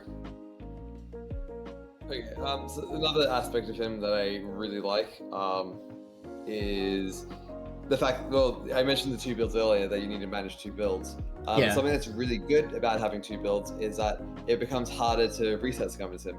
You can't just hold R until you get a quality 4 item, because if you get a quality 4 you need item, 2 quality 4 items. And that does make it harder to get lucky, because you just I disagree though. Reset's coming is still very you still overpowered. can. Well, no, because because like you said, Dead Laz is stronger at the start, so you just give the OP item to regular Laz, and you're pretty set for a while. Yeah, it is. You can still reset scum with him, but it is harder, and that's, I think, part of the reason why people struggle with him. Like, to get marks as him is a lot harder. Like, to streak as him is not that hard. Like, but to get marks is because a lot of people get marks just by getting lucky on a few of their runs, and then those are the ones that they get the marks on. But to get lucky on a Laz run, Tainted Laz run, is a lot harder, just because you have to get more items, and you need to what's it called? Yeah, I get what you mean. Where would you put him? Also, actually, there's a strat where you can take 2 items as one of the characters. If you take the item, you flip it, then you leave, and then flip the character by clearing a room, and then come back. Yeah. So there's like another strategy there. There's like cool things you can do with that. Yeah, no, there is. I just there is. I think, yeah. I was considering all that. I think bottom does pretty good is a fair placement. So yeah, with a lot of these characters, so they kind of have like a lot of kind of like his speedrun characters, his min-max, and you got like the T-Lads and Cain are like the min-max ones, and you got like the more speedrun ones like Samson and Maggy. And I think with the min-max characters, this is like the best implementation of it, and I think it's just the best character so far. This character? Top of perfect. So that we've done so far. Really? Yeah, top of perfect. It's if you want to do streaking, you've got Eden, who's a good streak character. But if you want to streak with like a challenge, and I think T-Laz is kind of like a really good character, because it is like a bit harder. You have to think harder. So it is, if you want like a bit of a challenge, but like nothing like too crazy. Like, oh, you die in 2 hits, like T lost. You're still engaging. You still have the ability to like min-max your health and use blood donation machines and whatnot. You're still engaging with those things, and you're just engaging more with the like items and build and stuff. There's just like a lot of engagement going on with this character, and there's not like downsides like Cain. So I think it's fair enough to go. I'll go a little bit higher than like bottom hella good, just because you know what else I like about this character? I like how you have like for endgame, I really like how you have. Honestly, this is one of the best final boss characters in the game, because you could have like 2 full health bars and then flip mid boss fight. That's like a little smaller aspect, but I do like how you have that option to kind of use flip like a battle item. You could also use flip as like a get out of jail free, like, oh, if one of the Laz is about to die, oh, I better flip because I'm pretty damn sure I'm gonna die right now if I don't flip, so I gotta flip. Granted, that's less useful because usually what happens when you do that is then you're gonna get transformed back to the other version who's probably about to die, and then you go to the next room and you're gonna die. But who knows, right? Most of the time that's useful on bosses, because then once you beat the boss, you might get an item that can save the dying Laz. There is a lot to think about, so I do appreciate that.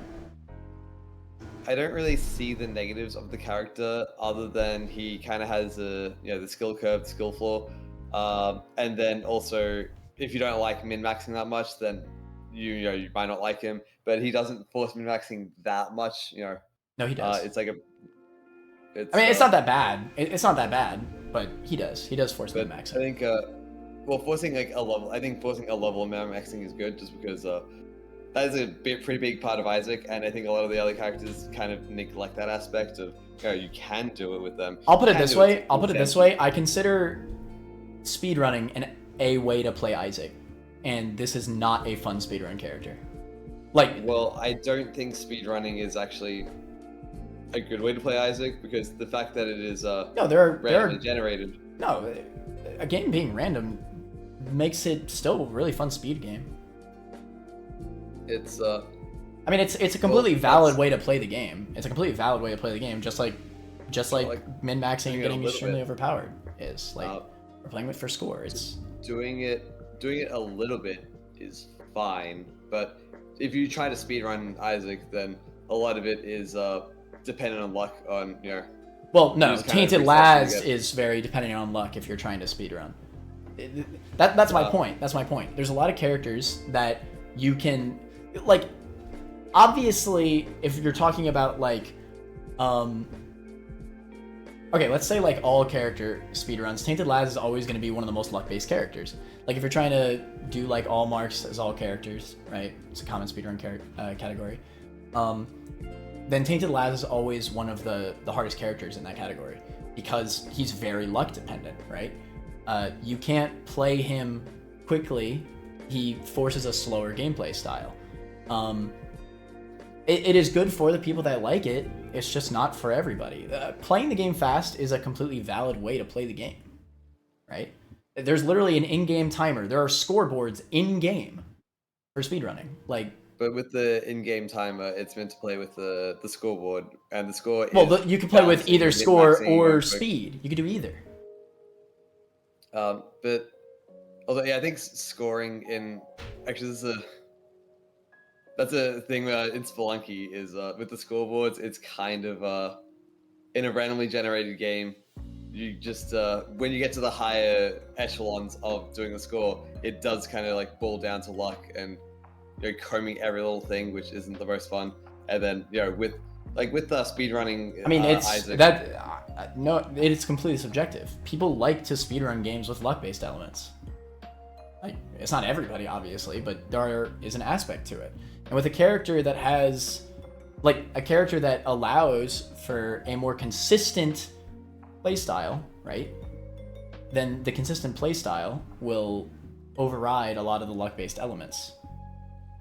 And if you cannot do the min-maxing of Tainted Laz, you are taking away his consistency, and you're making him more luck-based. It's more consistent than other characters. No, he is consistent if you play him slow. He's not consistent if you play him fast. You need to play him slow. That's my point. I think he's still fairly consistent with minimal min-maxing. I think you're overstating how much you need to min-max this in. If you want to play him as well as possible, there's quite a bit you can do. But you can still play like pretty effectively, like pretty reasonably with like just like few basic strats. If you're decent. I think the strength of Isaac and most. I mean, okay. Outside of the speedrunning point, like he does still just like feel weaker, which for a non-challenge based character, like, and it's fine. Like I still enjoy my runs with him enough. That's why I put him in. That's pretty good. Like it's not like he's like extremely annoying to play. Oh my god. Yeah, sorry about that. Y'all can probably hear my what's it called. That is bad. Anyway, Oh yeah, no, but he does feel underpowered, is what I was gonna say. It's a struggle. And I think if you're playing him well, then he is like on par, like maybe on par with like base Isaac with that D6. I just disagree. I mean, hell, like, and I'll put it this way, right? Like, I'd say I've put like a decent amount of time into him, and if I don't feel that to be the case, then that's what I'm gonna go with for right now. He just doesn't feel as like he feels like a slog, is what I'm trying to say. He feels like a slog. He feels slow, so it's less fun. Like outside of the speedrunning point, right? If he feels slow and like a slog, maybe I just don't like min-maxing as much, then he's just less fun, and it's that simple. I think what is it? Streaking for roguelikes is better than speedrunning. I don't care. That's not what I'm talking about. All I'm saying is that he feels less fun than the other characters. Yeah, well, he does because promote the more slog. of a streaking playstyle than the speedrunning playstyle. And I think, this point doesn't actually take that long to say. It's just, what is it? Because I think being able to, so with speedrunning, it kind of enhances, like when you get a good enough skill, it just kind of becomes more and more about the RNG. Like, if you're consistently doing well, it just kind of comes down to RNG at a certain point. And then, with streaking, it is trying to do well in spite of RNG, playing around RNG, and with Laz, there's more elements, there's more to play around, so I think that works well with the game's design. I mean, I don't disagree with anything. I'm not talking about speedrunning anymore, though. I'm just talking about, like, on average, like, he just feels like a slog and less fun, so that's what's lowering him. Like fun, this is not a fun list. That's why he's, that's why I ranked him pretty high. Like for how much fun I have with the character, it's definitely way lower. But I can recognize that the character's has a lot of great design elements to him and a lot of thought put into him. So that's why I said that's pretty good. Like for me to put him on the same tier as the characters that help you literally learn how to play the game, that does show a lot. But the fun is still an aspect, right?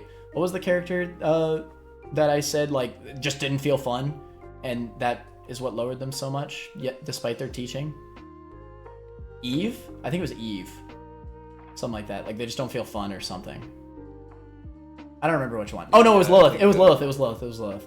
Like she's fine, but she's just annoying to play, right? Like I like the concept, but if it's not fun, then I'm not going to see myself going back to her, right?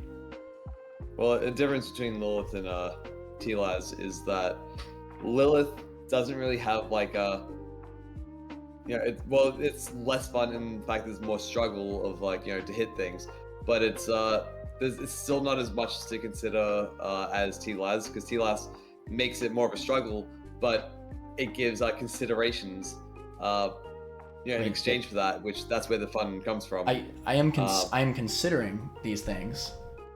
Like, it is honestly just a difference of opinion on, what we find fun. And at the end of the day, that makes the character not definitively perfect, because it's not for everyone. Right? I don't know. I feel like, because I appreciate the kind of the faster paced characters and the slower paced characters. because I put T Maggy pretty high and T Laz high as well. So like those are kind of like very different play styles, but I think they're both good characters.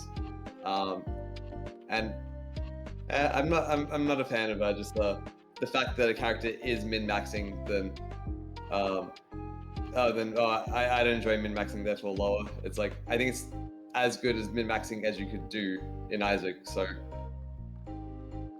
I'm just saying like fun is an aspect, right? Like I can't just fully ignore that. I find T-Laz fun. That's fine. I don't like there's a reason why we do the combined list, because our two opinions are probably going to combine into a more correct placement, right? I can tell you right now, people will probably look, if I put Tainted Laz in perfect on the same tier as these characters who Isaac and Lost, who like very, very commonly are seen as like very well designed, right? Very consistent. Like everybody has no problems with them, right? I think it'd be like kind of crazy, But also with what is it? That being said, I don't. There's some characters that I do and don't find fun that I like. What was it? T Eve. I don't find that fun, but I still put them pretty high. And then Baby. I did too. I did too. Are you thinking that I'm like it? I hate this character. I hate playing as this character, but like I rose them a lot. Like from a design standpoint, I think they're a lot better. That's why I rose them, and that's pretty good. Like that's way higher. Turt will tell you I hate. The current placement. The current placement's probably fine. What'd you say? The current placement's probably fine. Yeah, hella good where they are. I mean, I don't know. But you could ask Turt, man. Like, I always trash on this character, but for design, I don't have too many problems. Not really. Yeah. That being said, Tainted Eden. So, like Eden, he has randomized stats, but he can also start. Oh wait, he also starts with he starts with a random active and a random passive, like Eden as well. Yeah. But unlike Eden, he starts with he can start with a pillar. Actually, can he start with a pillar card? Yeah. Oh my god, he can. Eden can. Yeah. Oh my god. So the same character, so they should just be in the same spot. Oh wait, what do they even do differently? I think the stats. Huh. What do they even do differently? Oh, they. Actually, it's pretty cringe that they just did nothing different with this character. He should be bad design because Eden already exists. I think he has different hairstyles. Does he have different hairstyles? Oh, different hairstyles? Hold on, he's perfect. Yeah. Uh-huh. But, yeah, you go on about what you think of the character first. Tainted Eden, I like him.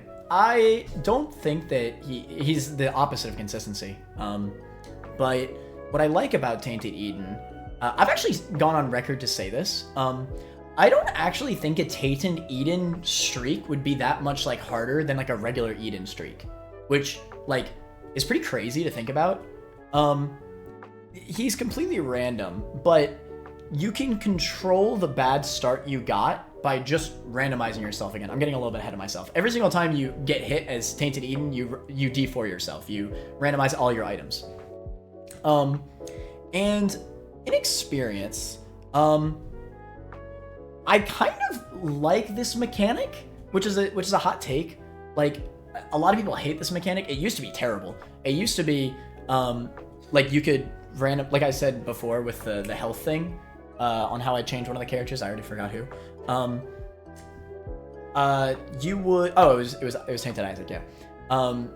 It was possible to randomize into like health ups, and then you'd gain the heart containers, and the moment those health ups would randomize again after you get hit, all those health containers would go away. Sometimes you could just instantly die. You could randomize into like dead cat, lose all your heart containers, get hit again, and you just instantly die. It was terrible. Thankfully they fixed that. So now you just always keep your same health, which is good. That was a good change, because with a consistent health bar, it doesn't feel as like, oh, I could just get hit and instantly die. It feels more like, oh, hey, I just got hit. Let me change how I'm playing my entire run to accommodate for this current moment in time, right? And it's stressful, right? Like, especially in like a final boss scenario. Like, I really love my final bosses where I really barely clutch out a victory with Tainted Eden. And let me move him back here, by the way. Where I barely clutch out a victory, and it feels like the entire fight, like, oh, I just got hit. Hold on, maybe I'll pause the game and look at what loadout I have. I'm like, okay, what do I do now? Okay, I have this. Maybe I should do this to do this, right? Oh shoot, I just got hit again. Oh my god, I have this completely different method. My stats are all different. All my stuff is different. Okay, I gotta reassess my situation. This is what I'm gonna do. Okay, boom, new strategy right away. I think it's a really like fun alternate way to play the game, because the reason why D4 was always seen as like a bad item, well, okay, it's not that bad of an item because you could, you know, just randomize your items until you get something good, then drop it. But why I like this mechanic so much more is that you're forced into it. The idea of forcing yourself into a D4, I think is just fun, right? And the D4 is common enough that you can just you know, keep re-rolling. Yeah, absolutely. Absolutely. And I like that too. Like, there is strategy here, right? It's not just like, okay, let me just brain dead keep playing the game. No. Like a blood dono machine. Yeah, well, goes crazy. Well, actually no. Nowadays that got changed. Now you can't use blood dono.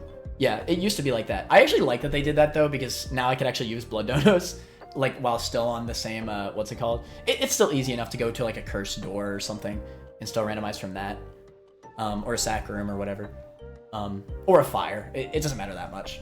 Yeah, okay. I do prefer being able to use the blood dono and keep my loadout though, so I'm glad that they changed that.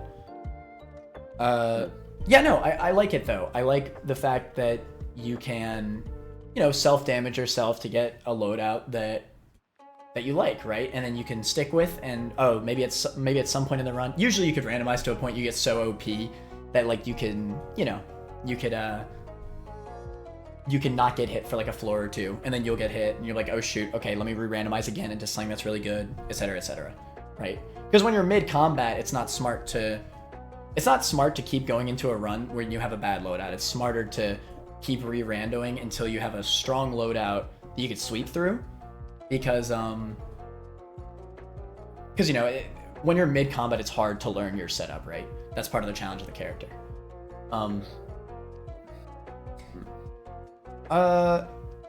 Yeah, I don't know. I think that I really like how this character does like a randomized character.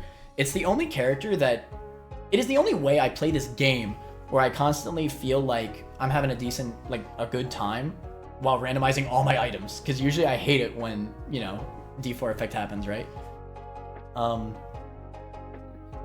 Yeah, I don't know. So this character is kind of the crazy, wacky, you know, he's kind of like a Tainted Blue Baby in that way. It's like, oh, wacky, fun character, where, you know, just chaos. Every time you get hit, random things. But also there's a decent amount of consistency with him. That, you know, you are cycling through loadouts like frequently enough that you will probably get a good loadout before you die, and then when you get a good loadout, you can probably like clear a floor with it before getting hit again. For sure. And then, so you spend a good amount of your run on the good loadouts, because when you get the bad loadouts, you're getting hit more often. So exactly. He's actually like a solid character in that way. And yeah, you need to think about the like adjusting your playstyle constantly, and there's just like, you know, a lot to experiment with him. Like I said, I notice it especially in final bosses, and I think that's where it's like most fun. Like, oh shoot, okay, I gotta hit, especially like a deli fight or something that's really long. Like, oh shoot, okay, I just switched to this. Okay, I gotta do this. Oh shoot, I just got hit again. Oh. I personally like not pausing, just because I like having to deal with it too. On stream, I never pause because, you know, it's better content too. But I remember for some of my first marks, I paused a bit. This is another character where the birthright is like a bit more relevant, because you can get a permanent loadout with him, and it's pretty strong. Yeah, very strong. So then you cycle through until you get a good loadout, and then you take the birthright, and then you have, you know, half your items randomizing, and then the other half not randomizing. Yeah. And what was I gonna say? Something Eden. I just lost my train of thought completely. Alright. Yeah, the reason why I said I went on record to say that he's a little more consistent than regular Eden is because, like what you said, because you're always going to randomize into like it's very likely you're going to randomize into a good loadout, like the more you get hit, right? Like I feel like if you just get like an impossible Eden start, which is very unlikely, then you could just be screwed. You just lose, whatever, you got unlucky, right? But with Tainted Eden, like that's very unlikely to happen. Like you can usually I spawned in with 1 health and yeah, 1 health. At least you get 1 rando, right? With 1 health, either your first roll will be terrible and you have to get hit once, but getting 2 reroll, like here's that's the thing, right? Automatically, that's instantly better for Tainted Eden, right? Because it's impossible for him to start with a half a heart, right? So if you start with 1 heart on first floor, then and let's say both Eden and Tainted Eden start with the same terrible, impossible start. Tainted Eden just gets hit once, and then the terrible start is completely randomized. So then it is basically impossible to get 2 insanely impossible starts back to back, right? That's like basically impossible. Like at least the second rando will be probably doable, right? Yeah, it's what is it? Yeah, just a lot of consistency. But sometimes the character is bullshit. You re-roll and then you get an item like Missing Note, and it's like, damn, I'm just screwed now. How does it work with Tainted Eden again? No, it was just yeah. If you go to a new floor, it just randomizes your items, I think. Which is funny because I see what you're saying. I see what you're saying. I'm thinking a joke. Lamau. Just, I mean that is still pretty bad. Character. Yeah. Oh wait, actually, I think maybe surely it's not permanent. I think it is actually. I think I remember that being a thing. Like Missing No is one of the only permanent items for Tainted Eden, which is pretty funny. I think that's correct. Actually, let me. Maybe I'm wrong though. I don't fully remember. Let's have a look. Missing No cannot be rerolled or removed by most means, or taking damage as Tainted. Yeah, that's crazy. Yeah. I mean, honestly, it's definitely still bad for him because a lot of times you want to keep like one specific loadout for a few floors. But it's not that. It is probably still not as bad for him as any other character, right? Yeah, because you're just rerolling. Yeah, you just reroll again. Yeah. So it is like a negative. It's still a negative item for him, but honestly, positive to Tainted Eden for making one of the worst items in the game not as bad. Hold on. So there is an aspect of him that used to exist and now it doesn't, and not the health. It is a default bug. That's true. I was waiting for it to get brought up. So this character, so basically what default bug is that when you look at an item and then you don't pick it up and then you just keep doing that, and then you pick up like a Devil Deal item, and then you go pick up all the other items. They will all, when they get re-rolled, they will all get re-rolled into Devil Deal items. So as Tainted Eden, since re-rolling is a consistent part of his kit, then you can basically just like min-max into like crazy runs where you just get like a bunch of secret items and like try and farm for like Glitch Crown or like Death Zone or whatever. And so there's like the skill ceiling is probably the highest with Tainted Eden out of any character. And if you're using default bug anyway, like the character's actually pretty good and he does kind of break most runs, so you don't need to engage with like the ceiling of but there is like quite a bit to that, and there's like quite a bit of strategy, and they patched that out. So now that's no longer a part of the character, which is kind of sad. It was a bit broken, but it was a fun thing to mess around with, and making a character that is just designed around that could be like a really interesting character. The implementation in Tainted could be better. Yeah, E4 bug is indeed a thing. Probably not going to rank based off of it, because it's not in current version. But yeah, I do know a lot of people that prefer Tainted Eden with D4 bug. I do appreciate now because like I never used D4 bug personally, at least not like for my own marks and stuff. I have tried it out after learning about it, and yeah, I see the appeal. It just changes him into a completely different character. I just appreciate like the chaos, right? He's meant to be the chaos character, and I feel like there shouldn't be that much consistency with him, right? I appreciate like those hardcore moments, like final boss, for example, like where, you know, like I said, I'm trying to be like, oh, I have this, oh shoot, okay, I have this. And you know, there's still strategy behind regular Tainted Eden, right? Like at the end of the day, your angel items that you pick up, your devil deal items, they're still gonna be randomized into angel or devil deal items, right?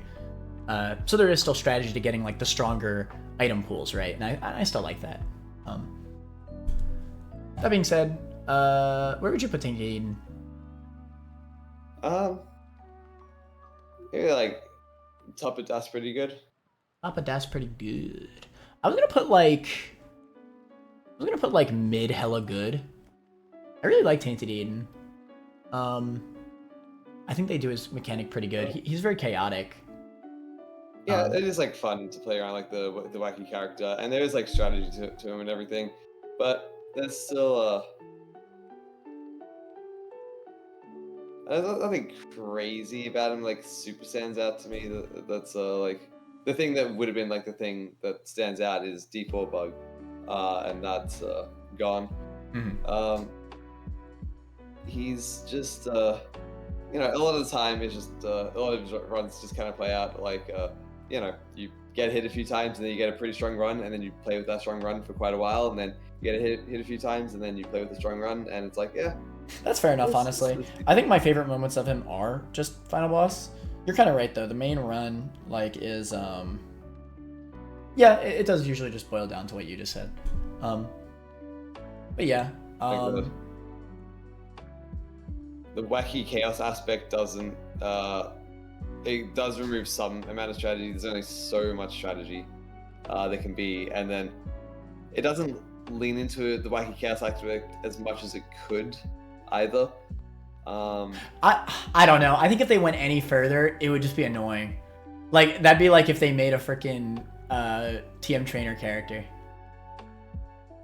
Yeah, they should do that. I like that there is that level of consistency. Like he is chaotic, but at the same time, like he's manageable, right? And I like that. I appreciate that. Okay, so what? Are you like top of that's pretty good, or are you like mid that's pretty good? I don't know. That's pretty Somewhere important. That's pretty important. Alright,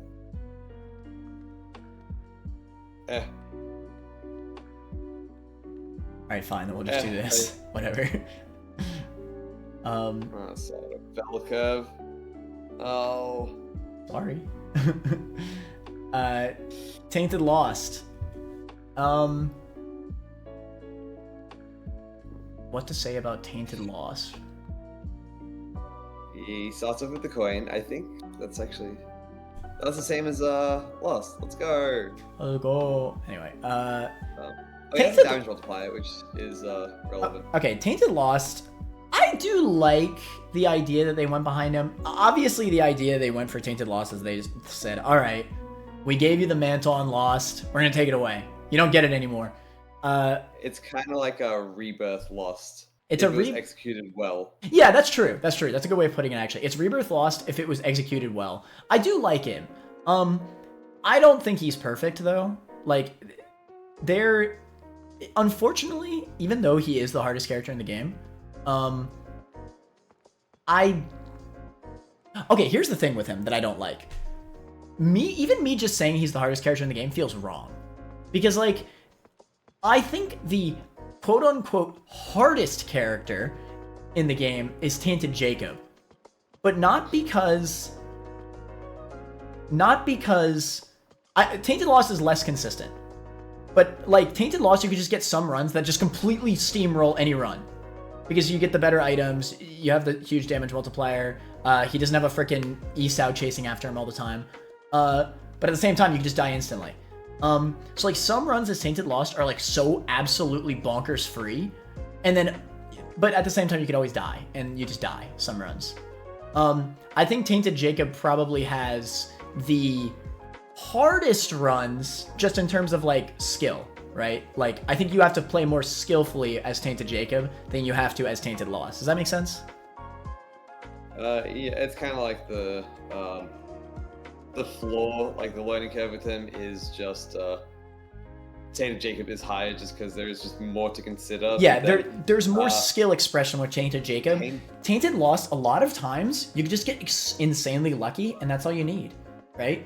Because Tainted Lost is more simple, but just more punishing, more strict. It's just make things as strict as possible in a more simple. Because he doesn't have any like pocket active or anything like crazy about him. It's just you die in 2 hits. And he has like he can be pretty fun because he has a damage multiplier. He only gets defensive items, so he's just. I do love the idea of like a full glass cannon character. I think it's a really good idea. I like what they did. I just think I almost feel like they should have been more. I don't know. Like basically, what a lot of runs turn into is just hunting for like a deck of cards or like ways to get more holy cards. So an aspect of his design that I really didn't like, that they have actually somewhat changed, is that like what you were just saying, that they hunt, you just hunt for the good items for him, and with like glowing hourglass. Now you can't like glowing hourglass, right? Yeah, they removed those 2 from the game, but you can still get a deck of cards, which is still it's like a huge item for him that you can just try to farm. Yeah. But which honestly, it's fine that there's like specific items like that are extra good for him. But I almost wonder if they should have went all in on glass cannon. Like maybe he can't get items, like he can only get stat ups. He can only get like effect card, like passive item effects. Like I don't know, like. The fact that like those centralized, like dead ass, I'm pretty sure like all of my marks for Tainted Lost were just runs that had a min-max active that basically gives me more life, like a defensive item. Yeah. They did not remove playing cards, so you can still get that. Yeah. So like I feel like all my marks were ones that had like deck of cards or blank card or previously glowing hourglass, and like I feel like. That kind of defeats the purpose of his character a little bit, like he's meant to be the full-on glass cannon. It's a huge problem with with Rebirth Lost, where people would just hold R to try to get them in. There's such a huge difference in difficulty between Rebirth Lost and Holy Mantle Rebirth Lost, and a similar thing, not nearly to the same extent. But a similar thing kind of happens with Tainted Lost, where you kind of want these items to make it significantly easier. So, it does kind of, like, if you're not the greatest at the game, which you probably aren't the greatest, because Isaac doesn't really force you to be the greatest, a lot of people, it does kind of incentivize resets coming. Yeah.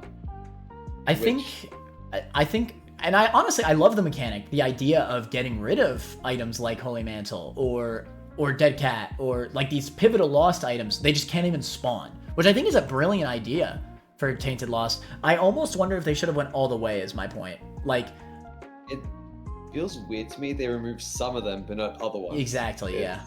Like, I think there should just be flat out no defensive items. Flat out. Like, you just play good, noob. Right? Like, and it would balance out, right? Because like, well, maybe not fully, like those defensive items would always be better. But if you're replacing those items with more stat ups, more like, items that can do item synergies, then you're going to be more powerful. So it'll kind of mitigate the fact that you're not getting those defensive items a little bit, like, because you're just getting stronger, right? So yeah, I don't think it would be the worst decision to do that. I think it would make him a little more unique. So I think fundamentally in Isaac, it is really hard to make something challenging because of the variability, and Rebirth Lost and Tainted Lost are kind of examples of that, where you need to put so many checks and balances. You kind of need to like redesign the entire game to make the game hard, you know, reduce basically, the and that's what they variability. did. They got rid of items to make, yeah, Yeah, exactly, they just changed the completely different item pool just so they can, you know, make them harder. not Yeah. have this spiral out. And another thing about T-Lost is Delirium exists. Yeah. Which okay, they did patch Delirium to make him a lot more fair because the Stomp no longer just telefrags you anymore. So that is a lot. But well, he was made with the telefragging when it was more prevalent. But yeah, making a character that dies in 2 hits. I guess it's 3 hits. Actually, something neat about T-Lost is that he kind of deals with Delirium better than Lost does, just because you know, sometimes when you go into him, you have your holy Your holy mantle. card and then another holy card. Yeah, I see what you're saying. Yeah, so you can have you have some what is it? So something like a blank card as well. So you can have like, you know, a few hits going into Delhi, but then Lost will basically always have 2 hits. So, well, keep in mind, Lost also has way more defensive items to work with. that definitely balances that out more. But yeah. Yeah. But like Dead so Cat making a character like this with Delirium, it's only a single path, but it's it's not even just Delirium. Like it is just insanely punishing. Which is fine. There definitely are like some situations where it's like, oh, I shouldn't, like there was no way I could have avoided that, right? Those are pretty rare, but they do happen, you know. Isaac is not like perfectly designed with its rooms and its boss designs, so there are some times where it actually could be basically humanly impossible to dodge something, right? And that just feels really bad. That's why Lost is kind of a perfect character, because the mantle, like, it's unlikely for that scenario to happen twice in one room, right? Like a lot of, like, yeah, that can happen in a Lost run, but you lose your mantle and then, okay, whatever, that was BS, but I'll just not get hit and then I'll go to the next room, I got my mantle back, right? I wasn't punished for the game being unfair, right? Tainted Lost, you're insanely punished for any scenario that may happen like that, because losing that one holy card mantle is like game defining, right? So it is unfortunate. The game, despite trying its hardest to build around Tainted Lost, it's just not built for Tainted Lost, right? And this is actually so another thing with him is that you kind of need to memorize everything pretty well, because a lot of enemies, when you kill them, they explode in death, and a lot of those bullets that they come out when they explode in death are pretty quick. So you need to be either memorize the enemy to know, oh, he's going to explode in this way, because it's not even just that they explode bullets, but they explode bullets in different directions. So either you know beforehand to dodge it when they explode, or you just react and just constantly be an edge with reacting to all these things. Because there's so many enemies, so many variations of like the tinted enemies or whatever, that you just forget for a second and oops, you got hit, and it's like, oh, okay. And whenever I play Tainted Lost, it's kind of, I feel like I need to be like playing like a lot of Tainted Lost. If you have a good memory, then it's maybe this is less of an issue. But when I play Tainted Lost, it's like, okay, I'm just doing this. I'm just like, because when I got my marks in Tainted Lost, like I got to a point where like, oh yeah, I can kind of remember all the enemies. But if I would like play it now, I haven't played that much in a few months, so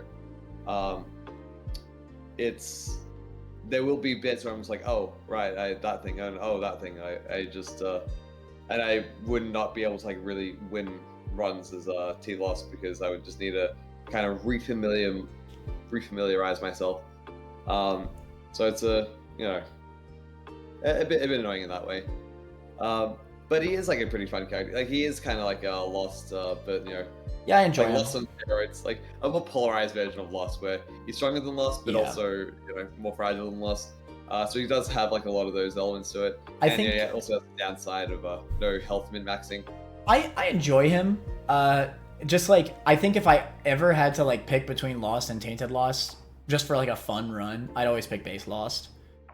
I think Lost is just better designed, quite simply. I think a lot of Tainted Lost runs kind of end very similarly to another.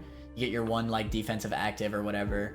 You're just hunting for holy cards the whole time. I think Lost is much more diverse. Like your runs are going to look very different from each other. I think Tainted Lost is very one note, unfortunately.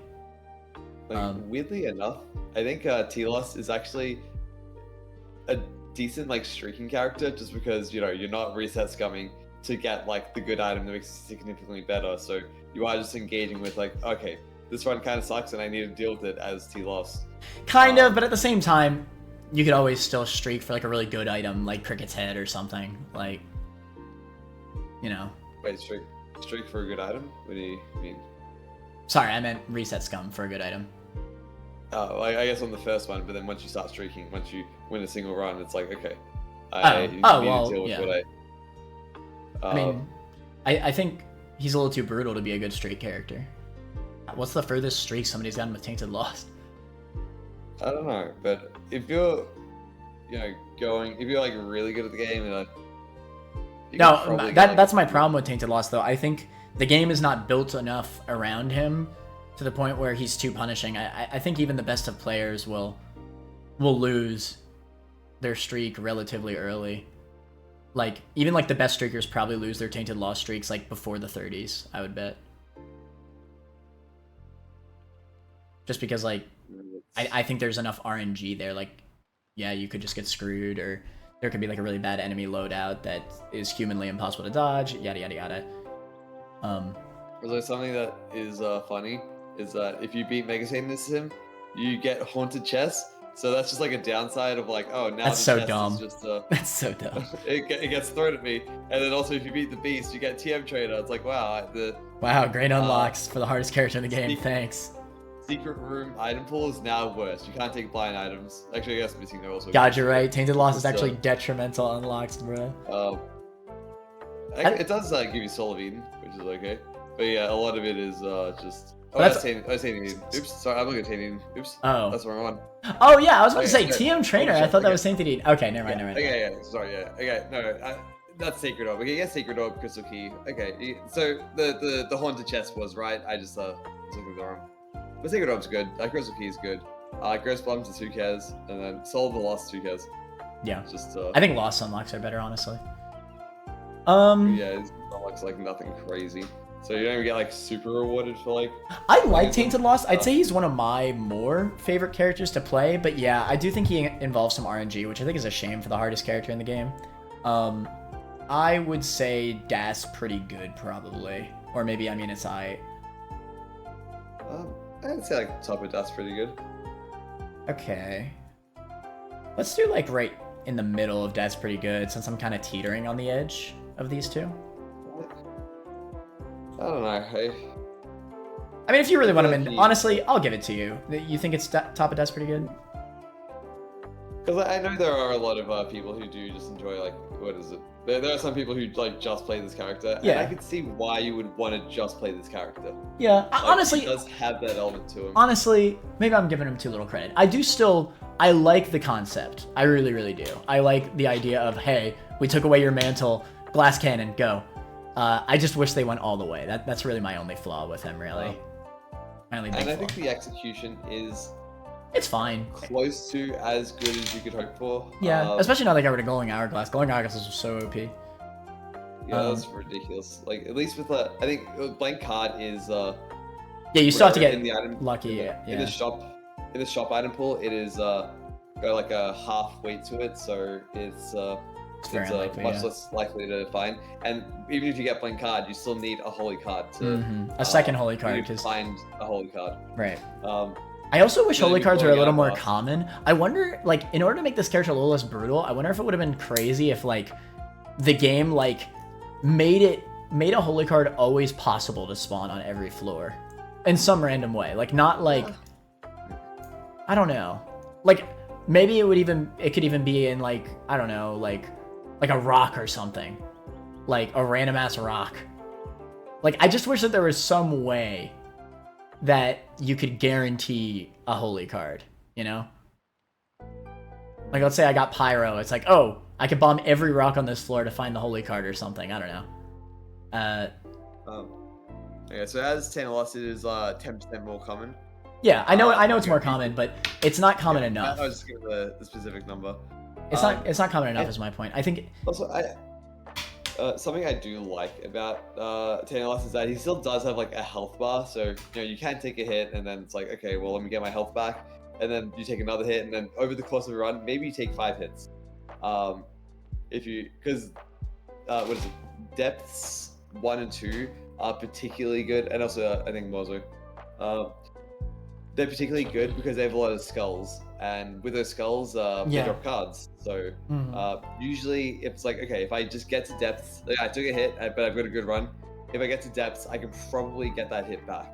Or if I haven't taken a hit, it's like, oh, maybe I can stock up an extra card. So you have like 3 hits at any given point, and you can kind of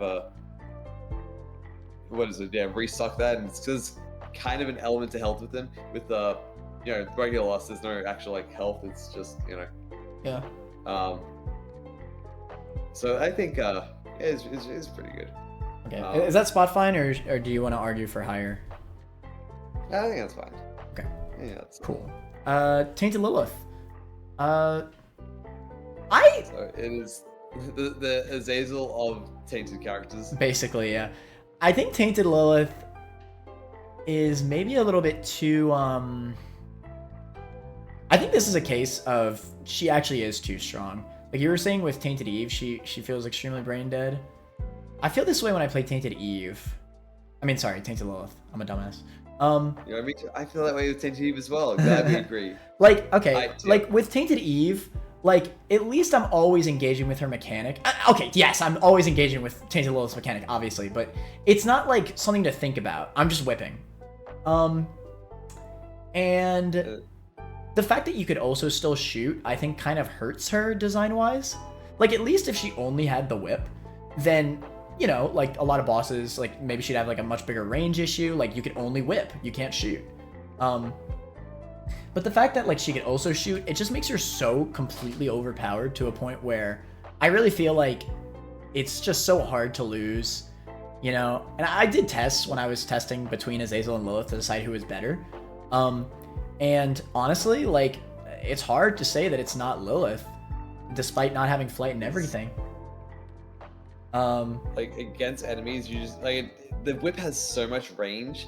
And then on top of that, you also shoot, and the incubus at the end of the whip homes. Well, not the tears don't home, but like... It aims. Actually, that's a buff. Lilith got buffed. Which is stupid. Why? As if this character needed to be buffed even more. Yeah, so the incubus... A lot of bosses, you stand on one side, you just have the, because usually your tiers have enough range, so you can just stand there against Mega Satan, just stand in the back, just fucking whip forward and just let it and just hold shoot, yeah. It's absurd. It's actually just too much. Like, if they were going to... Like, I'm fine with the whip. The whip's unique, right? But, like, why can I also shoot with no downside? Like, I don't even think the incubus has lower damage when it shoots, does it? I don't think so. Like, why? Like, if I would assume the reason why it can shoot is, because like we said before with like Forgotten, like the developers are clearly very worried to make melee characters. But first of all, the whip has so much more range. Like, I feel like the whip's range is like a lot of times the farthest you could even throw Mom's knife. So it does 3 times your tier damage, which just like 10 damage at the side of the game is kind of crazy. Yeah, you one shot everything as Tainted Lilith 100%. And the tears, I just feel like the tears are like, why did they have to add that in?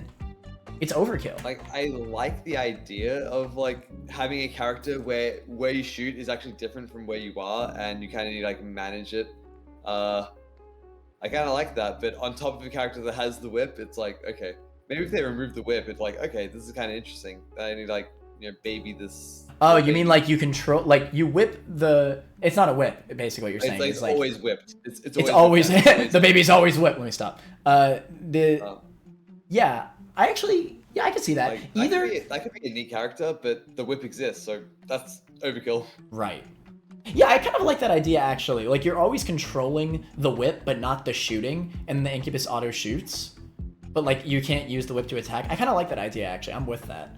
But I also like the idea of just the whip. Wait. Like, the whip would be fine. What? As Tainted Lilith, incubus damage is not reduced by 25% when playing Tainted Lilith. And so it's like Lilith, where incubus does full damage. You mean the item Incubus? Yeah, if you pick up Incubus, it just does That's insane. just your tier damage like full. That's insane. Like Lilith does. Also, her birthright's pretty crazy. It for every familiar you get, it'll just enhance the base whip's power, and it's like really multiplicative. It's like really crazy. Granted, you have to pick up familiars for that, but still. Wait, don't they stick with your whip as well? Yeah, yeah, they do. Yeah, and they just it's crazy. A lot of the birthrights are pretty crazy. I don't know. The only weakness of this character is 0.85 speed, and it's like, okay, but who cares? When you kill everything instantly anyway. Like, even for boss rush, you're just killing every room. Yeah, you kill everything so quickly that it doesn't matter. Yeah. It's just free. Like, it really it's like still like one of the best characters to get to boss rush. She's like the best character to get every mark. I think like, and she has a red heart, 2 black hearts, which means so she's probably always going to be able to get to the devil deal because she has 2 black hearts, and then she has a red heart to spend on the devil deal. Quick side note question. So this is something that I've always been curious because me and Turt always talk about doing a all characters tier list, right? Tainted Lilith always was a conundrum to me because I do think that she's the easiest character in the game. I don't think that she is the most powerful character in the game. So do you think that she's the most powerful character in the game? Because I think Tainted Eve's the most powerful character in the game.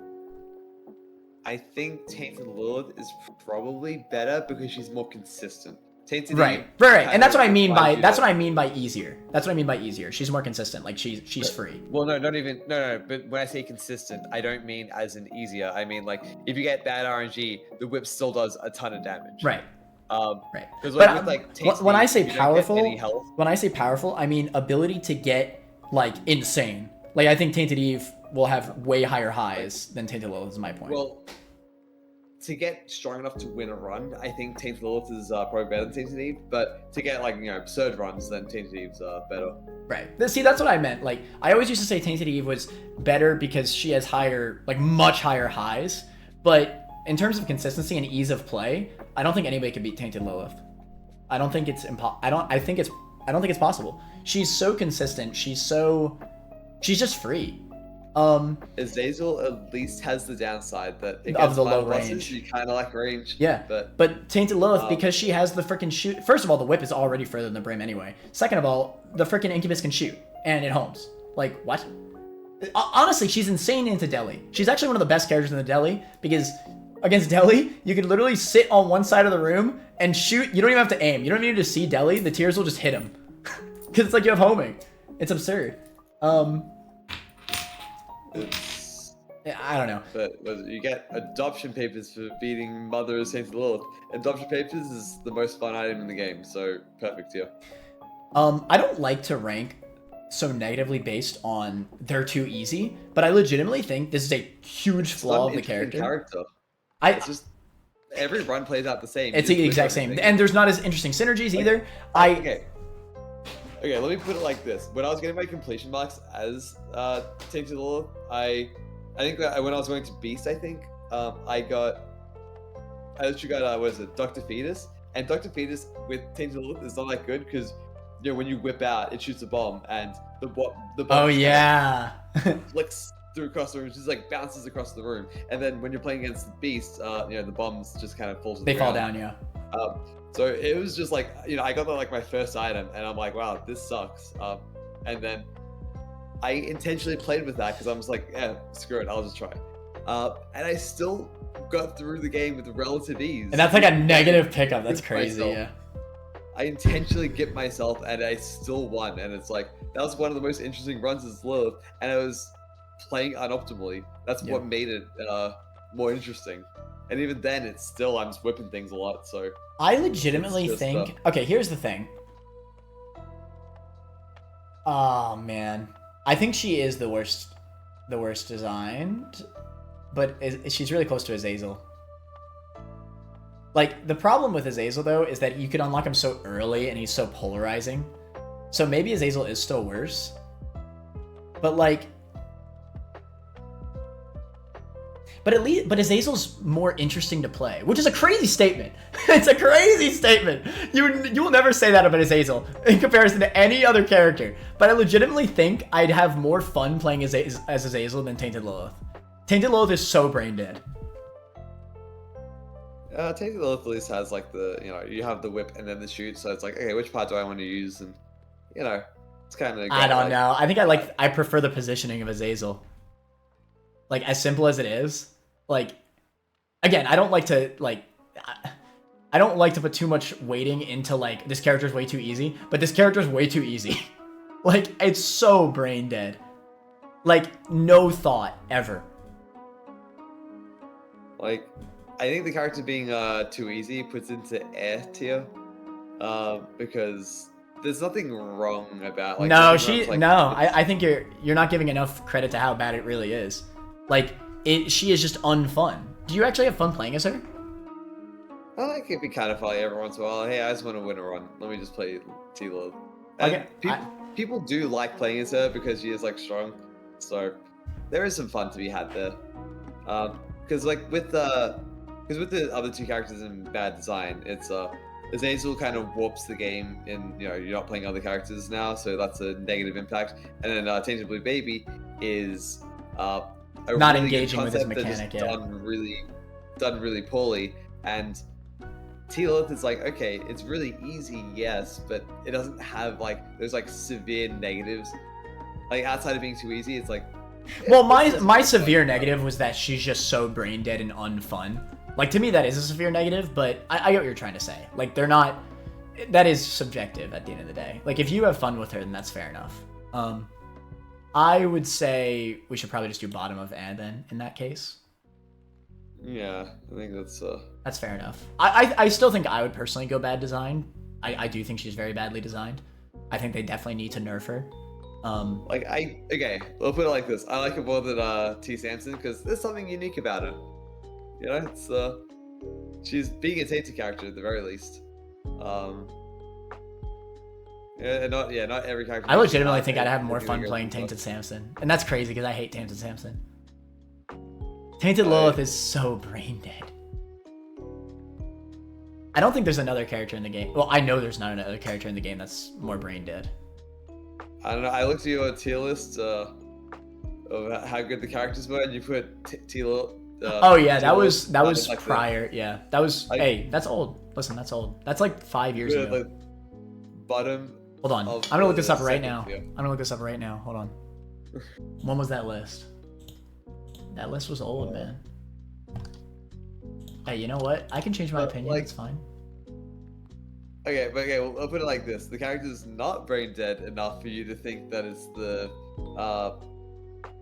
It's at the bottom of A tier, so it's not even in S tier, and it's like almost in B tier. So it's not brain dead to the point where you even thought it was even in the top 5. But no, I can tell you right now. I remember this. This was a stream. Ha! Yeah, no, this is terrible. This list is not good. Well, there's some things I still agree with, but yeah, this was definitely more one of those things that I did mid-stream because somebody asked me to do it, and I just like randomly did it. This was before debate lists. That's why we gotta make a new who's the best repentance character. But yeah, the fact that, that's like I think character is easily like top 5, and the fact that you put it like that low, it's like, it's. I'm telling you, bro. I just wasn't even thinking. I think I probably mixed how much I enjoy the character with how good I actually thought they were. My brain was not developed enough back then. Oh, you were still 15 years old? Yeah, man. For sure. Yeah, that's because yeah, 10 years ago, yeah, definitely 10 years ago. Yeah, Repentance came out that long ago, for sure. Anyways, let's move on. Tainted Keeper. I love Tainted Keeper. How do you feel about Tainted Keeper? I hate Tainted Keeper. Do you? I like him. No, I like him. I actually really like his mechanic. It's very simple. I think that they did Keeper right with this Tainted version here. He feels very money centric. He goes back to the 2 coin hearts, which, funnily enough, that's good for this character because of the way that he works. Every time you kill an enemy, a disappearing coin comes out. How long does it take to disappear? Like 1 second, 2? Yeah, something like that. Either way, it's engaging. It's fun. It's fun to kill an enemy and rush towards the coin before it disappears. It's a fun gameplay loop, as simple as it is. I want to get money. I'm greedy. He literally perfectly ensembles greed, right? The character. This is why I feel like he's like the perfect rendition of Keeper, because I feel like I'm greedy when I play this character, right? I cannot tell you how many times I've died as this character because I run towards a coin, or a disappearing nickel. It's always a disappearing nickel, bro. Because you see that disappearing nickel, you're like, I want it, and then you die because you're running towards it. But that's greedy, right? He has a quad shot, which is quad shot too, yeah. Oh yeah, that's yeah. He is the embodiment of greed. His playstyle is greedy. Yeah, and I love just that. Like aesthetically greed. And he has coins for eyes. Thematic. Wow, so true, so true. His shops are also completely different. Also, are they chaos shops, or how do they work? Wait, before you go more into that, talking about theming of characters, I do like the theming of T Lilith, because it's like you have Lilith, which is like the mother, and T Lilith is like, he's like pregnant mother with the fetus coming out, which I think is neat.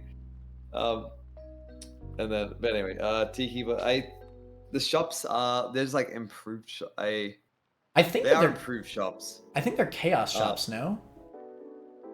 Do you mean like completely random item pools, or am I wrong about that? No. Is it like their own item pool? Because I know. Let me read it out. So they don't require a key. They have 8 items for sale, 1 of which will be a shop item, 1 boss item, and 2 treasure room items. The other 4 can be just like random. Oh really? So it's just treasure room. It's just treasure room item. Shop treasure. I guess it just feels better because boss and treasure room. I guess it just feels better because you usually have multiple choices of like treasure room items, and that's good, right? Because treasure room has a lot of variety. You're not gonna get something like Secret Heart from it, but you can just find C-section or something. Yeah, right. Something really crazy. So yeah, that's so really he does good. have some crazy shops. Yeah, the shops are where you're getting your best items, and I love that, right? He's the freaking money-based character. His shops should be good, and he dies in 2 freaking hits, so he's still very inconsistent. You're constantly feeling like, hey, I gotta be greedy, or like I want to be greedy. Yeah, he feels very powerful, right? Because he's kind of similar to Lost, where Lost is like pretty powerful, but like dies very easily. And yeah. Tainted Keeper is very powerful, but you can easily die. Like you never feel safe. Right. I think my runs feel less consistent as Tainted Keeper than base Lost, probably. And they're pretty close. They're pretty close. Tainted Keeper as well. You need to play more aggressively, which is like it's very. You can't just I'm gonna stand on the opposite side of the room, hide behind a rock. Exactly. Yeah, because you don't have flight. Yeah. So you need to go up to the enemy and there's a coin there. I need to position myself after I kill the enemy that I can chase after the coin while not getting by other enemies. So it forces this very aggressive playstyle, which is scary as a character with 2 hits. But it is fun to play around that. Yeah. I definitely think he's one of the most fun characters. I think conceptually he's done really well. He truly does feel like the definition of greed. I like how his shops are buffed. I actually don't think I have a problem with him. He might actually just be a perfect character. So I think this is a bit of a problem I have with him, is that the coin mechanic is a bit too generous. I feel like by like caves, I usually have like a maxed out coin counter. Yeah, but I mean, that's like a lot of times when I die as Tainted Keeper is because I'm going after a coin, because I'm being really greedy going after coins, and I know that I do not need to do that. I just do it because it's fun, but I know I don't need to do that because I will have enough coins anyway. That's a good thing. That's a good thing. That is a positive statement you just said. He should invoke that. The fact that you died to that, that's on you. That's good design right there. I just do it because it's more fun. Yeah. Like I just. No, me too though. But that's good design of the character. His negative is that he makes the player greedy. I think with his coin limit, it is because it's kind of like it's kind of like Keeper, where Keeper can buy devil deals, but it's with everything. You have to buy everything, and I think like having the improved shops is nice because you're getting more coins, but you have more things to spend it on. But even then, because you can still get coins normally, like because in a lot of games, if Isaac, you just have a max coin counter, even without having coins. Every enemy drop a coin.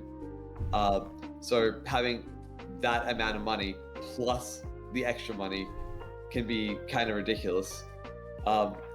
He can be a little bit tricky at the start just because you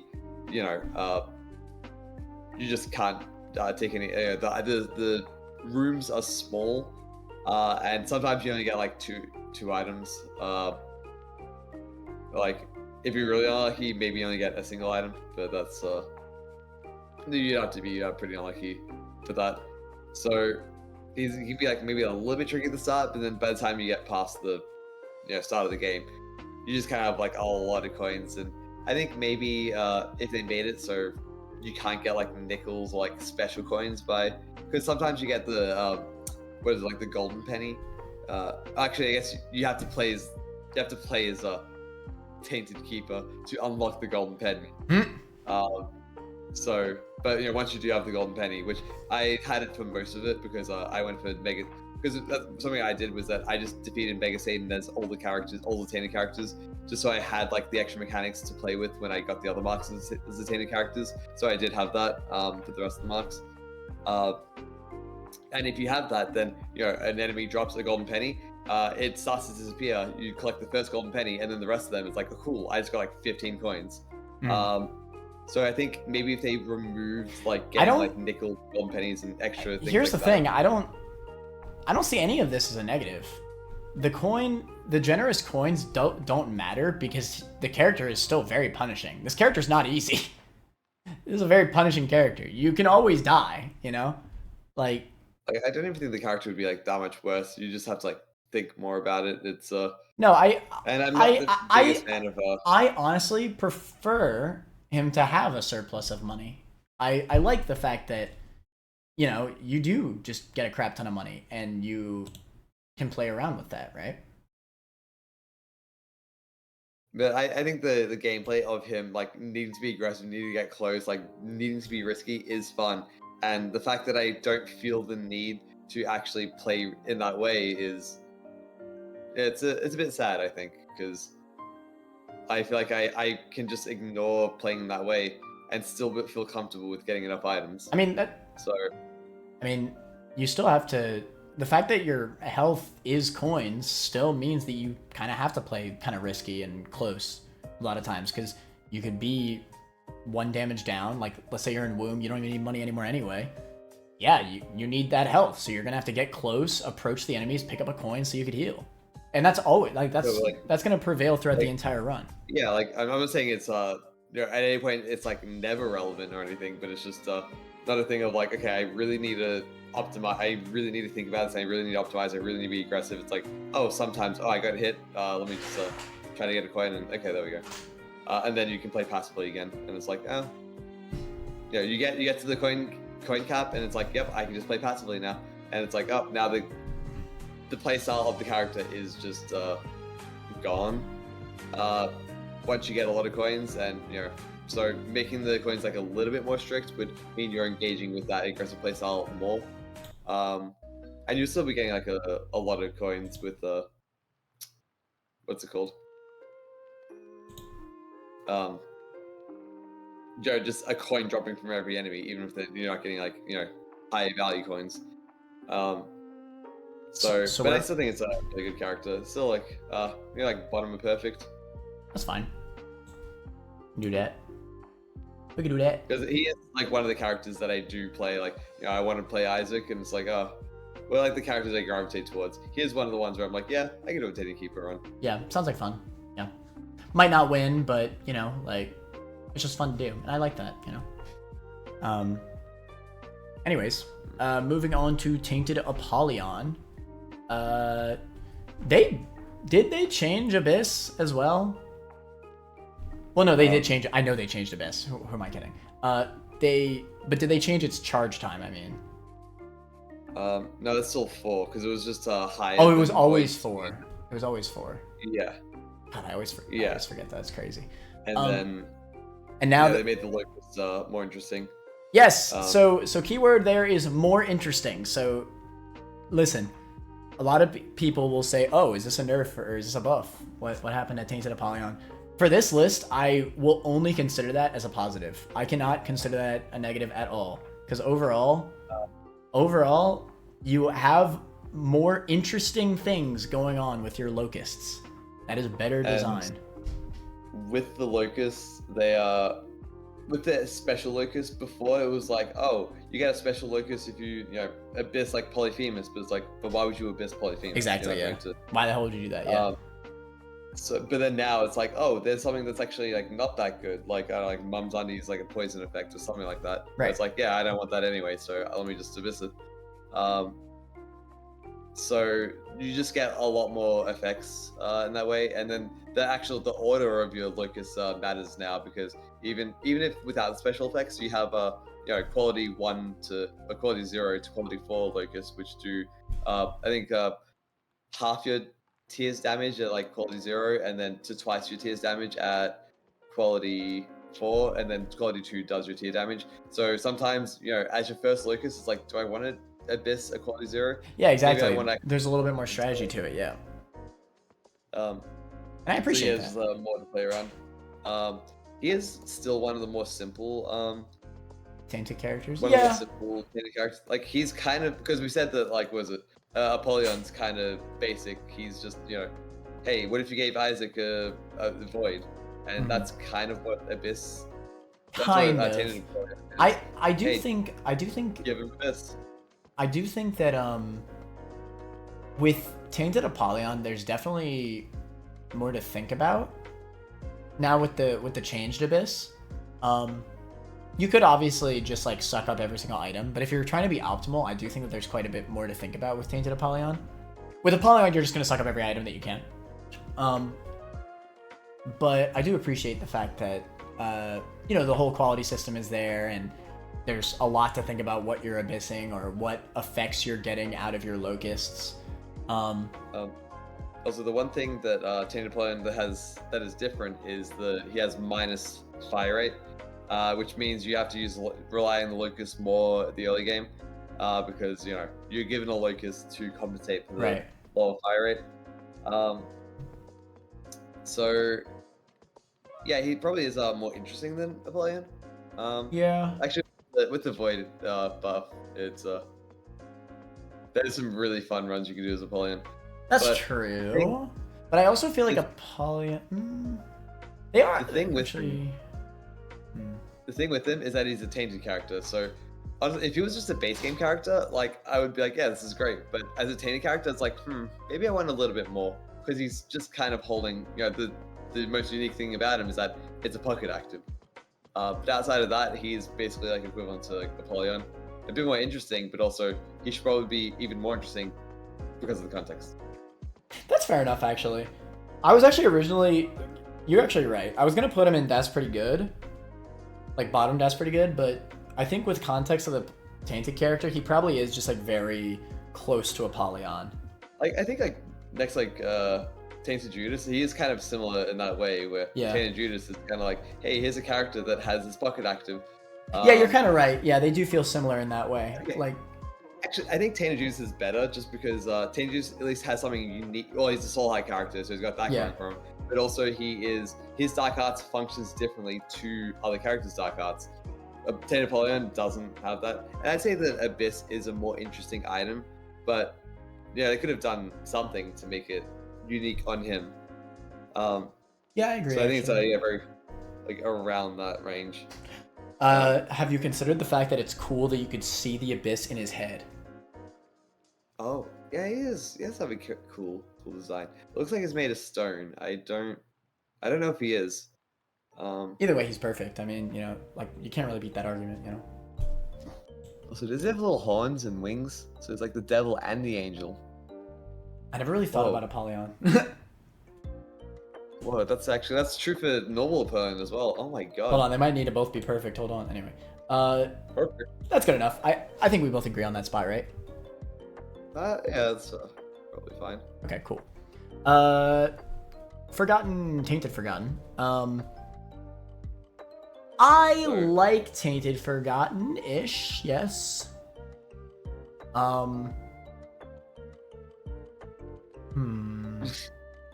What do I say about Tainted Forgotten? What do you have to say about Tainted Forgotten? He's a funny hot potato man. The challenge hot potato is terrible.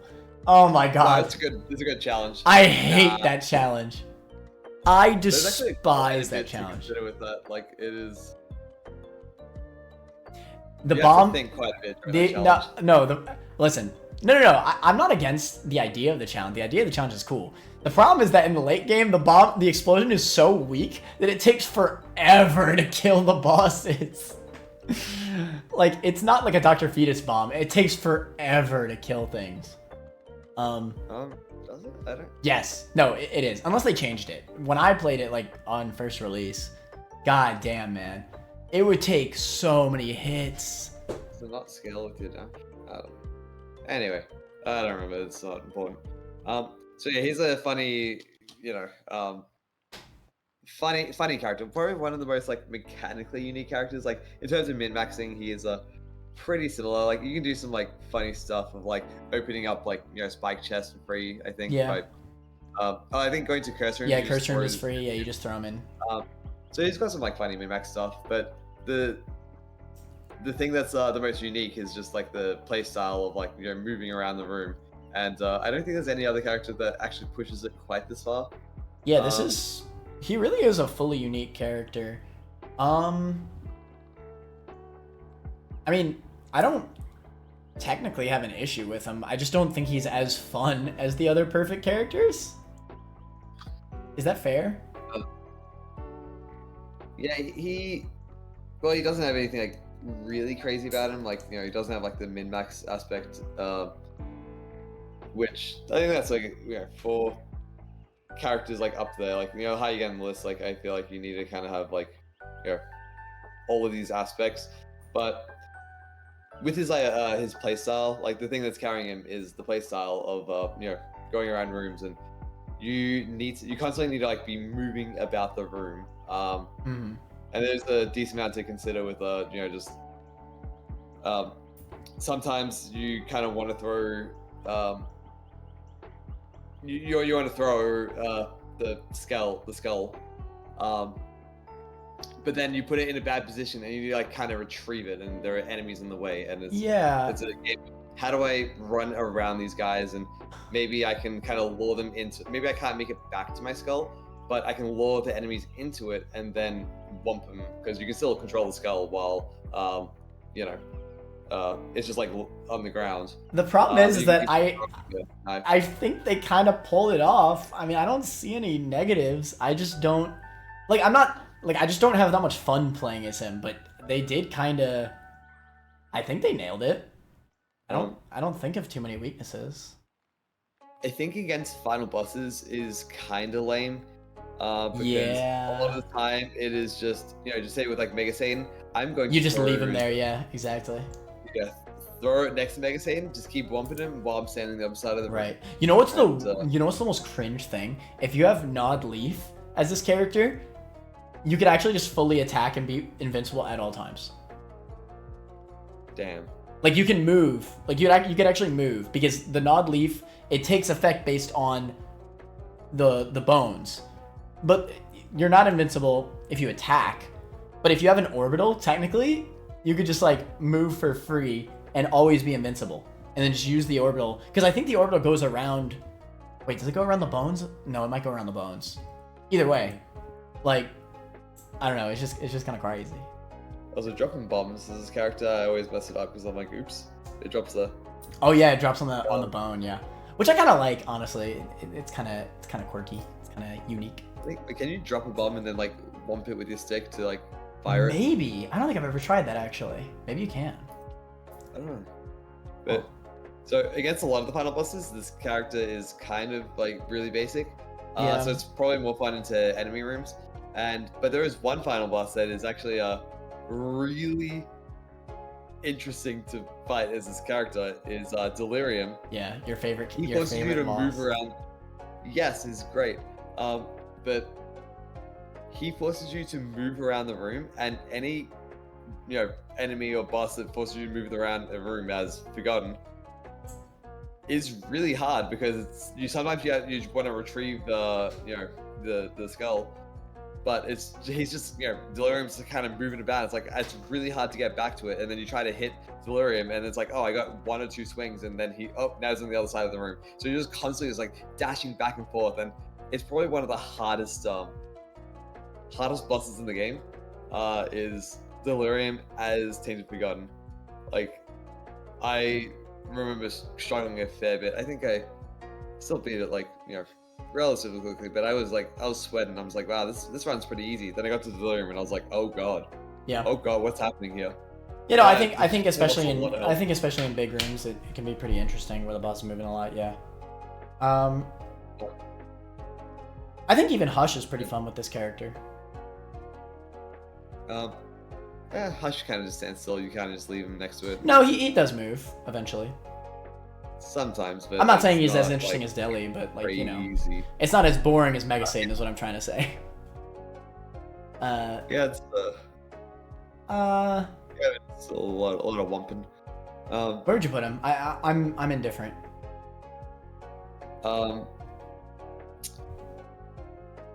He is he's like a gimmick. But he's a fun gimmick. Well, if you enjoy the gimmick, I guess. Right. Some people might not want to engage with it, but you get the. You are forced to engage with it.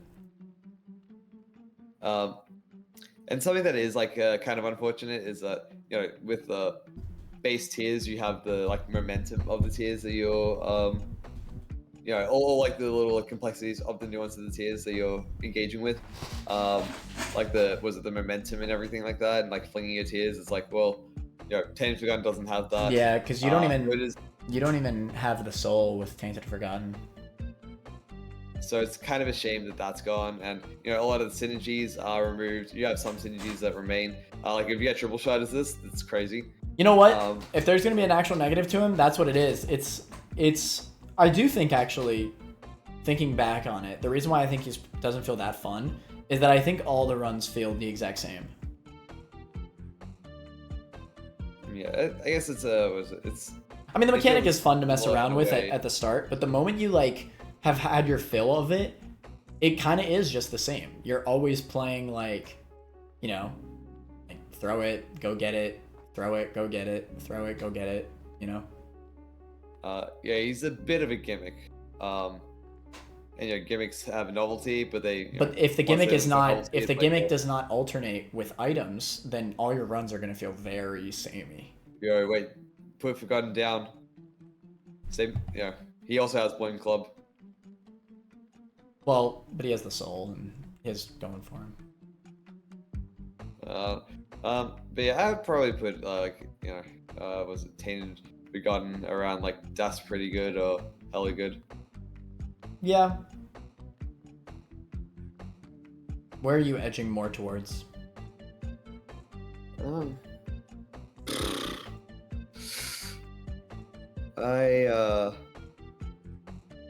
not sure.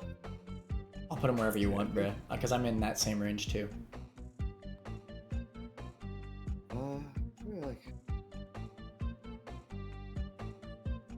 Because I am conflicted of the peak of this character. It's that's middle hella good, probably around there. But then going back the fact that it wears out its welcome is just now it's just all right, let me do the same thing over and over again. Yeah.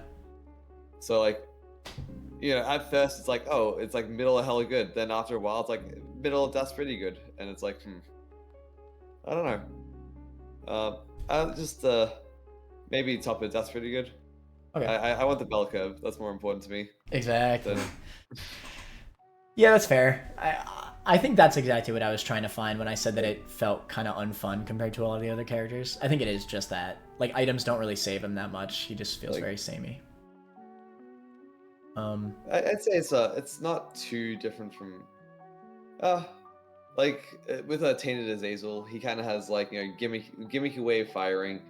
But items definitely can alternate many runs for Tainted Azazel for sure. Like you get some crazy brim synergies and stuff. He has like a little bit more variety with him, and it's he does engage with the base gameplay a little bit more. He doesn't have like the tier momentum like like Tainted Forgotten does.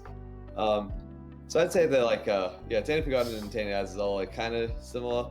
I guess Tainted Forgotten is a bit more polarizing with having to like dance like run around the room. I think Tainted Azazel's gameplay is more intuitive. I think it's like more interesting. Like I think Tainted Forgotten's gameplay really wears out its welcome eventually. I think Tainted Azazel like the sneeze basically makes up for the tier momentum thing.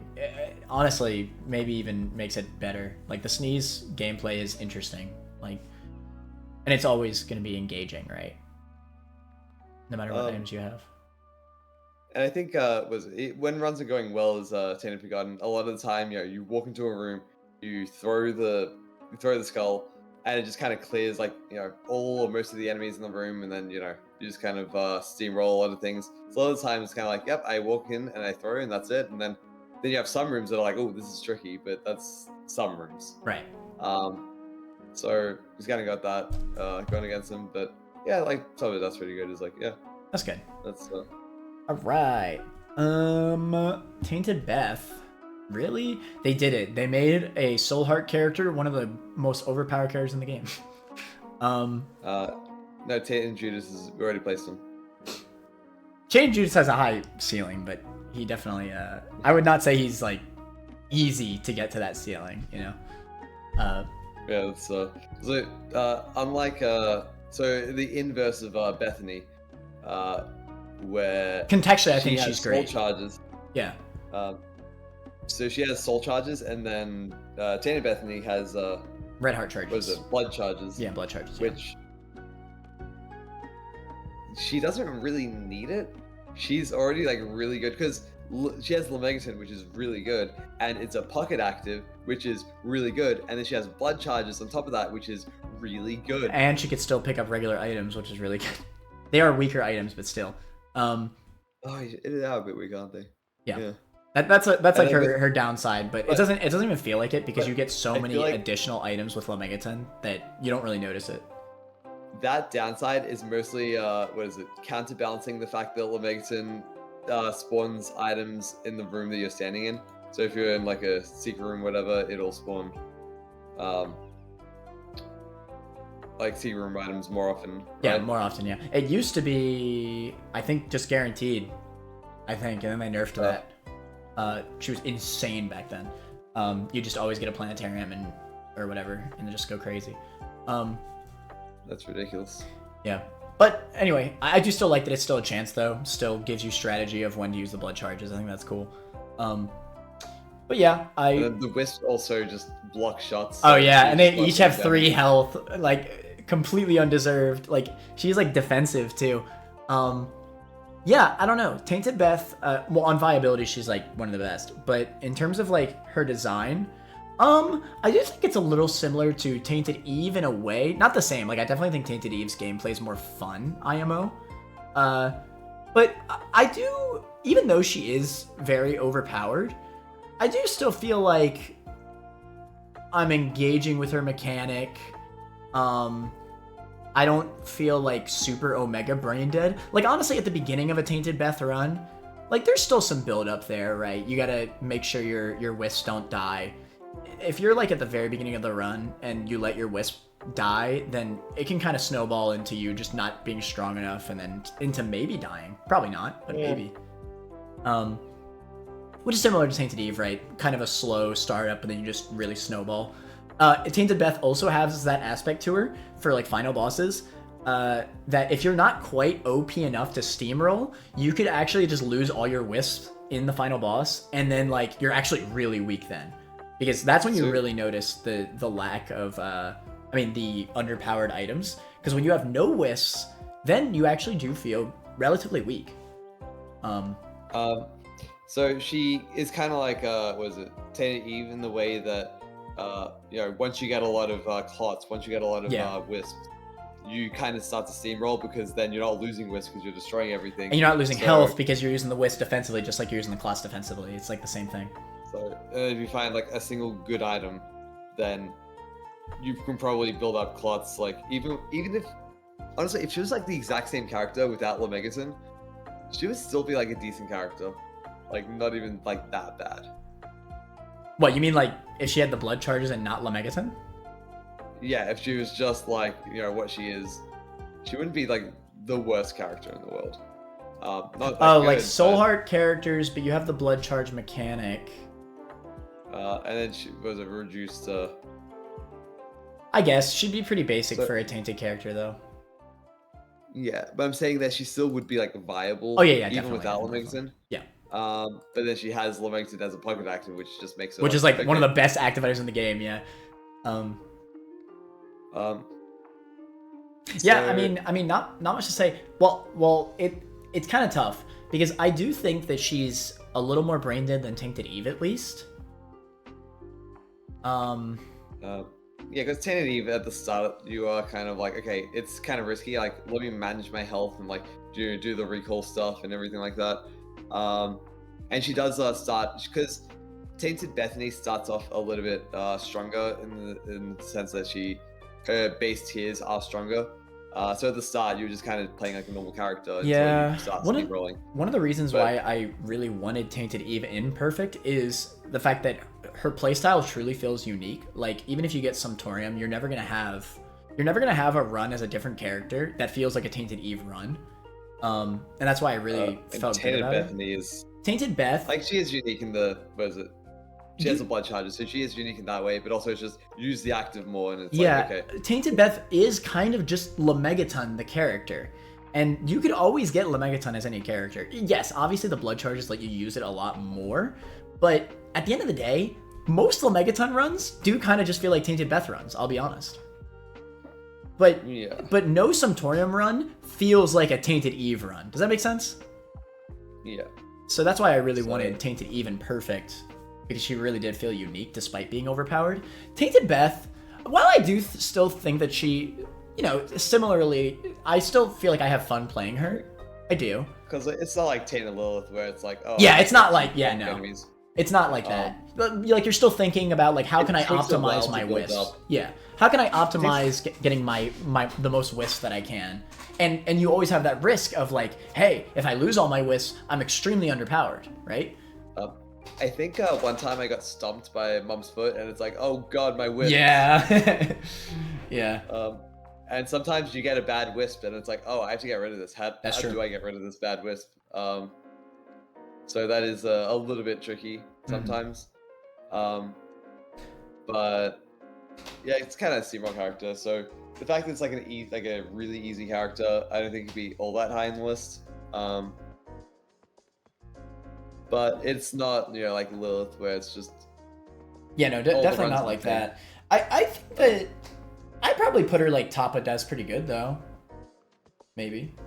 Really? Maybe lower. That's pretty good. Maybe lower, actually. I was thinking of, like, I tier. Maybe. It is true that most Lemegeton runs do just feel like Tainted Beth. Maybe I'm giving her too much credit. I think realistically, I just love Lemegeton. And I think that's she could be more unique. She could be more challenging. It's maybe you're right. How she plays is just hey, give a character Lemegeton at the start of the game, and then it's kind of like Tainted Bethany with a bit worse but better. Yeah, it's fair. It's fair. It's high. I probably like Tainted Judas more. Tainted. Well, let's see. I was thinking like the middle of it, maybe like middle to high, maybe. Like right there. Yeah. That feels good. That's fine. I think you're right, honestly. I think I was giving too much credit to Lemegeton. I do love that item, but realistically, if I'm ranking the character, it's easy to have a Tainted Bethany-like run with any character. You just gotta find Lemegeton. Alright. And finally, we have Tainted Jacob. Yo. So this is your favorite character. Go ham, man. So best character tier above perfect. There we go. That's it. All right. Thank you so much for watching the So- list, and I need to tell people why this is the best character in the game. So it is a challenge character. It is, but the thing that's neat about, because the only characters that could, oh, you can't take it off now because it's the last character. So because with most of the other challenge characters, how are they hard? They just take less hits. You know, Tainted Lost, it is just same gameplay but less hits. With Tainted Jacob, it actually it's the only one that actually makes enemy rooms harder. Like, you have to look out for more things. And it, despite adding an extra element that, you know, the enemies are not designed around, it still remains pretty fair. You know, the fly bridge room?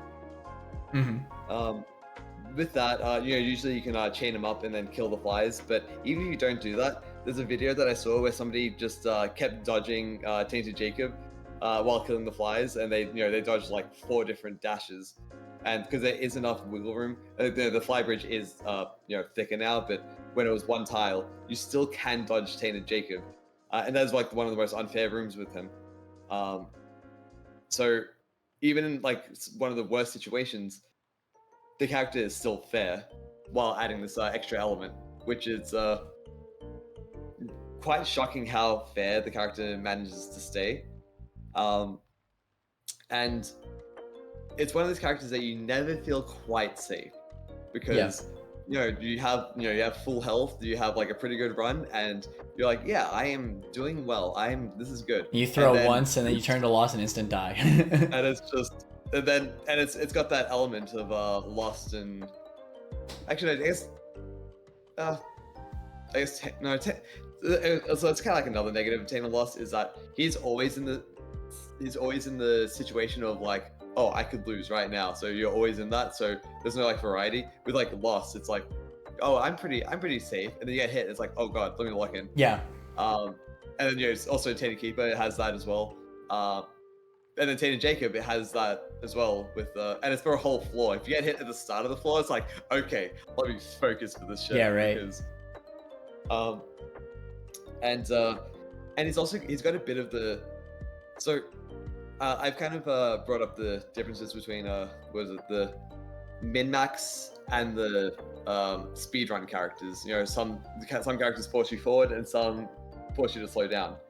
Tainted Jacob is both of those things, because at the start of a floor, you want to go quickly because you want to avoid the bad man before he comes, because he's not there at the start. You want to just be like, okay, let me try and get 2 rooms out of the way before he appears.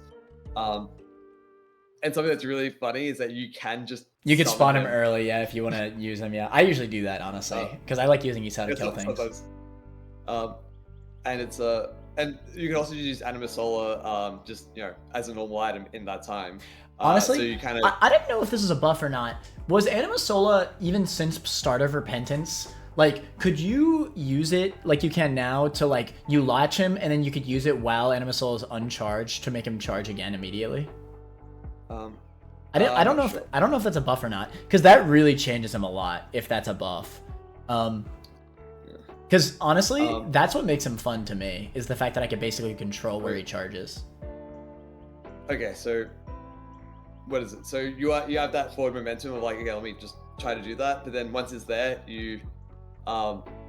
he's still like a very fast character. Like, he is pretty strong because you can use really strong, yeah. And the thing that's really neat is that because by adding an extra element to rooms, it can make the rooms unfair, but it stops that from happening by being able to chain them up. So, but then not only can you use that defensively, so you can not get harassed by him while clearing a room, but you can use it offensively by intentionally letting it go and letting him dash into enemies. And because you let it, because he has his normal dashes, which you can use those defensively, but those are a bit harder because they don't go as far and they're not as consistent. Then you got the chain dash, so you have that offensive element and you have the defensive element, and then he's also always chasing you, so it's so you usually get through things pretty quick. You feel pretty strong, But then there's always that pressure of like, oh, let me min-max. But it's even buying things from a shop is interesting as Tainted Jacob, because most other characters, I stand there, what do I want to buy? Okay, I'll walk to the thing. With Tainted Jacob, I'm just like running around, just being like, okay, what do I want to buy? Because I don't like pausing. He is fright the character, or no, what's the word? He's anxiety the character. That's what it is. And it's there's always that like little pressure. And it's like donating to a blood, like there are times where I've donated to blood donation machines and I've messed it up and I've been like, oh no, I got hit. And then I touched the donation machine after I got hit. So I just killed myself. Oh no. But yeah, anything else you wanted to add? Oh no, I'm only through half of it. Okay, go ahead. He also has min-maxing because he has the thing where he dies in 2 hits. If you get hit by the bad man. So he has that like pressure, like a run can always lose. But he also has the he can use like blood donation machines, like with like he can use red health. He has red health for min-maxing, unlike Lost or Keeper or like the other challenge characters. So he has that element to him while also being a challenge character. So they don't remove that. They manage to have both. And then not only that, they manage to have min-maxing in a way where once you clear a floor, it's like, okay, now I'm going to intentionally get hit so I can get flight and then pick up consumables. But then there's also the layer of in devil rooms, you want to intentionally intentionally get hit in the devil room, because that means you become lost, so you get a devil deal for free. But what you can do is you can take a devil deal. You take 1 devil deal, use a heart, then get hit and take the 2nd devil deal. So you get 2 devil deals at a reduced cost. But then, what is it?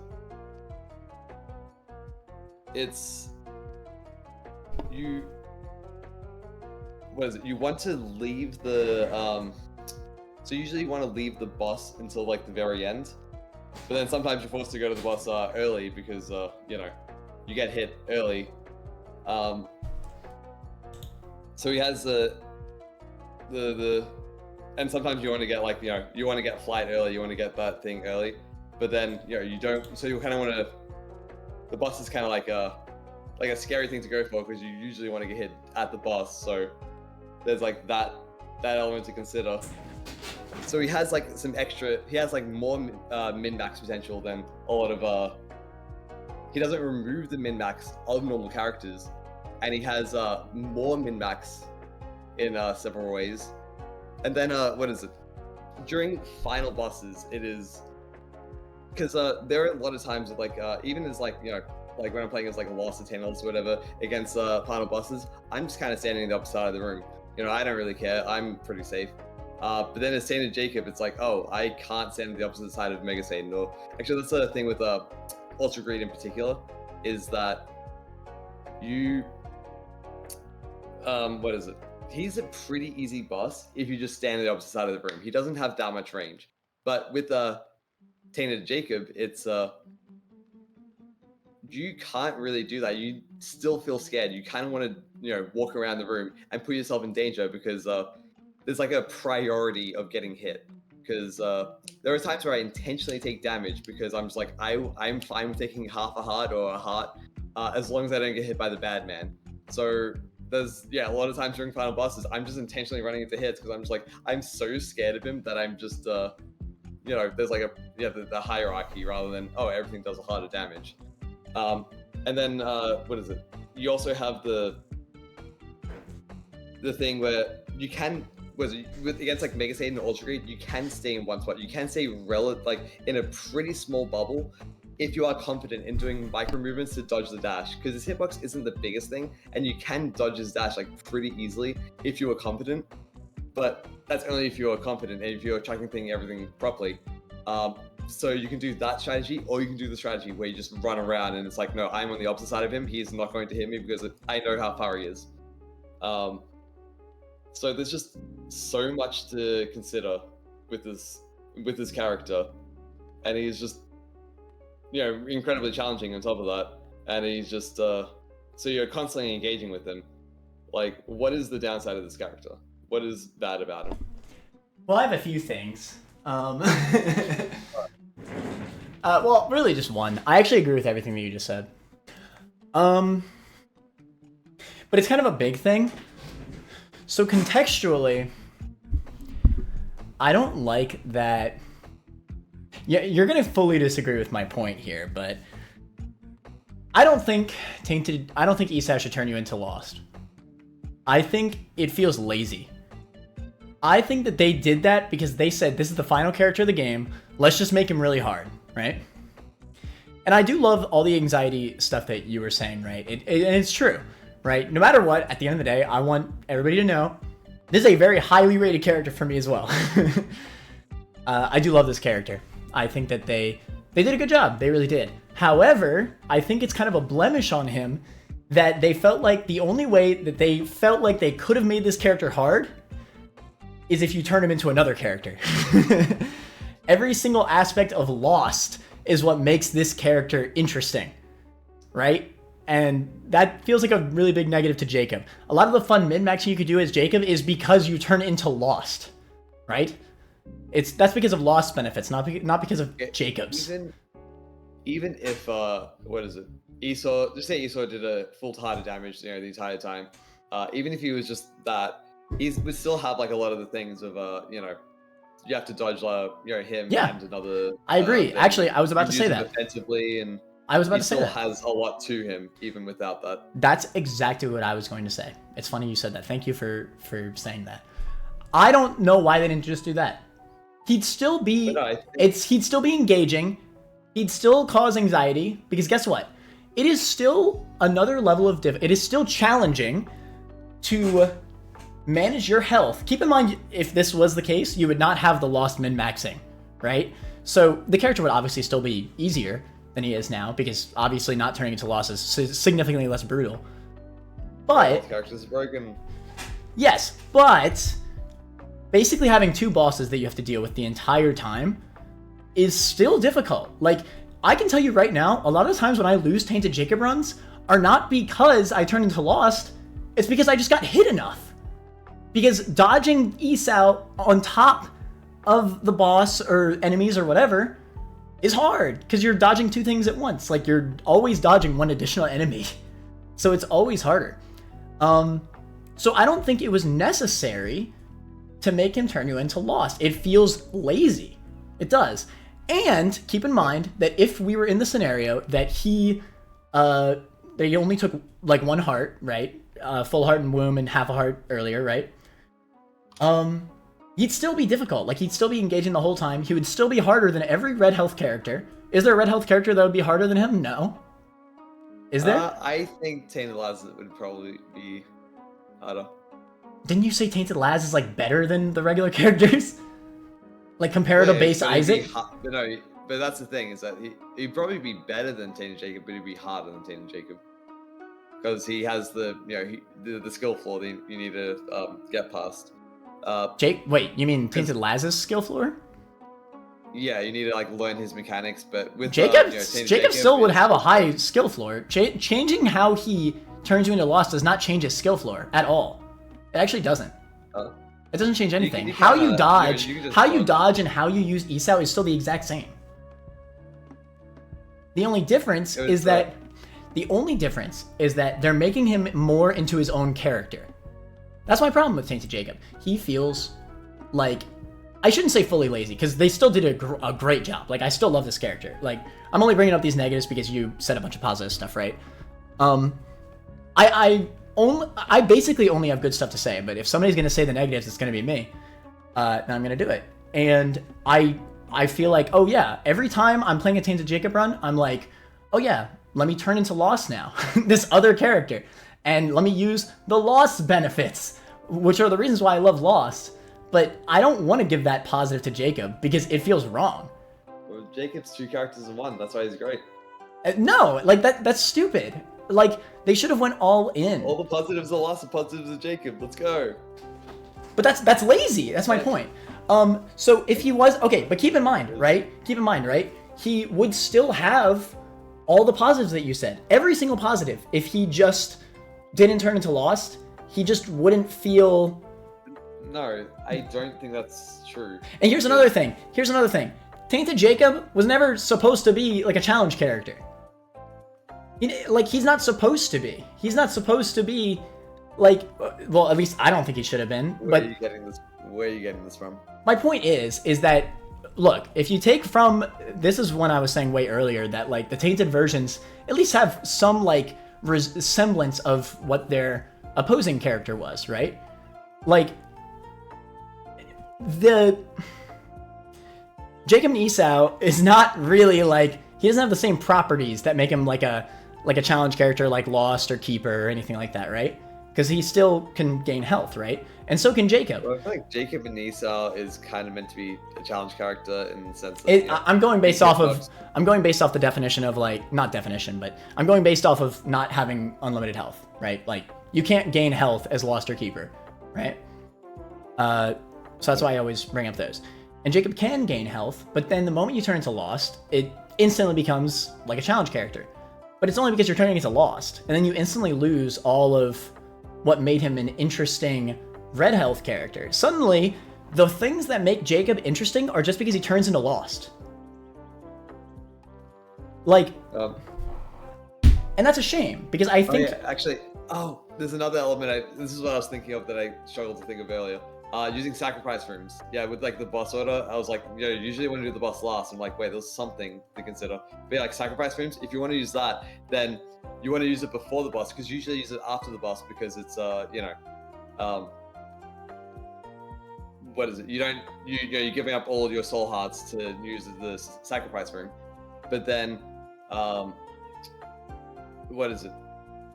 And this is like, yeah, this element wouldn't be here if you didn't turn it into Lost. Because if you do it after the boss, that means, if you see a devil room, then you don't get this free devil deal. But then if you do it before the boss, that means you're giving up a lot of health before you fight the boss, which is kind of scary. So it's like, well, which one do I want to go for? It's that is an element that would be lost. I agree. Listen, I want to keep in mind, by the way, that I agree with every single thing that you said. I still do like this character. I think that they did a good job with it. But that does feel like, it feels like a pretty blatant issue that I have with him, that I really just don't think they should have made him turn to Lost.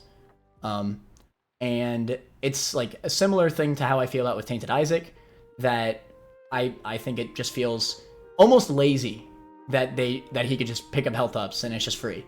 And it's similar here. Like, I feel like they just wanted to make him harder, so they said turn him into Lost. Right? That's how we're gonna make him harder. So it does feel like a very similar issue, yet I think it's a bigger issue. And yeah, I think he would have been a really fun and interesting character, even with him just taking a heart instead of turning you into Lost. I think he would still be pretty high, even without turning into Lost, but I think he's higher because he turns into Lost. Two more things with him turning into Lost is that, one, there's that fear factor.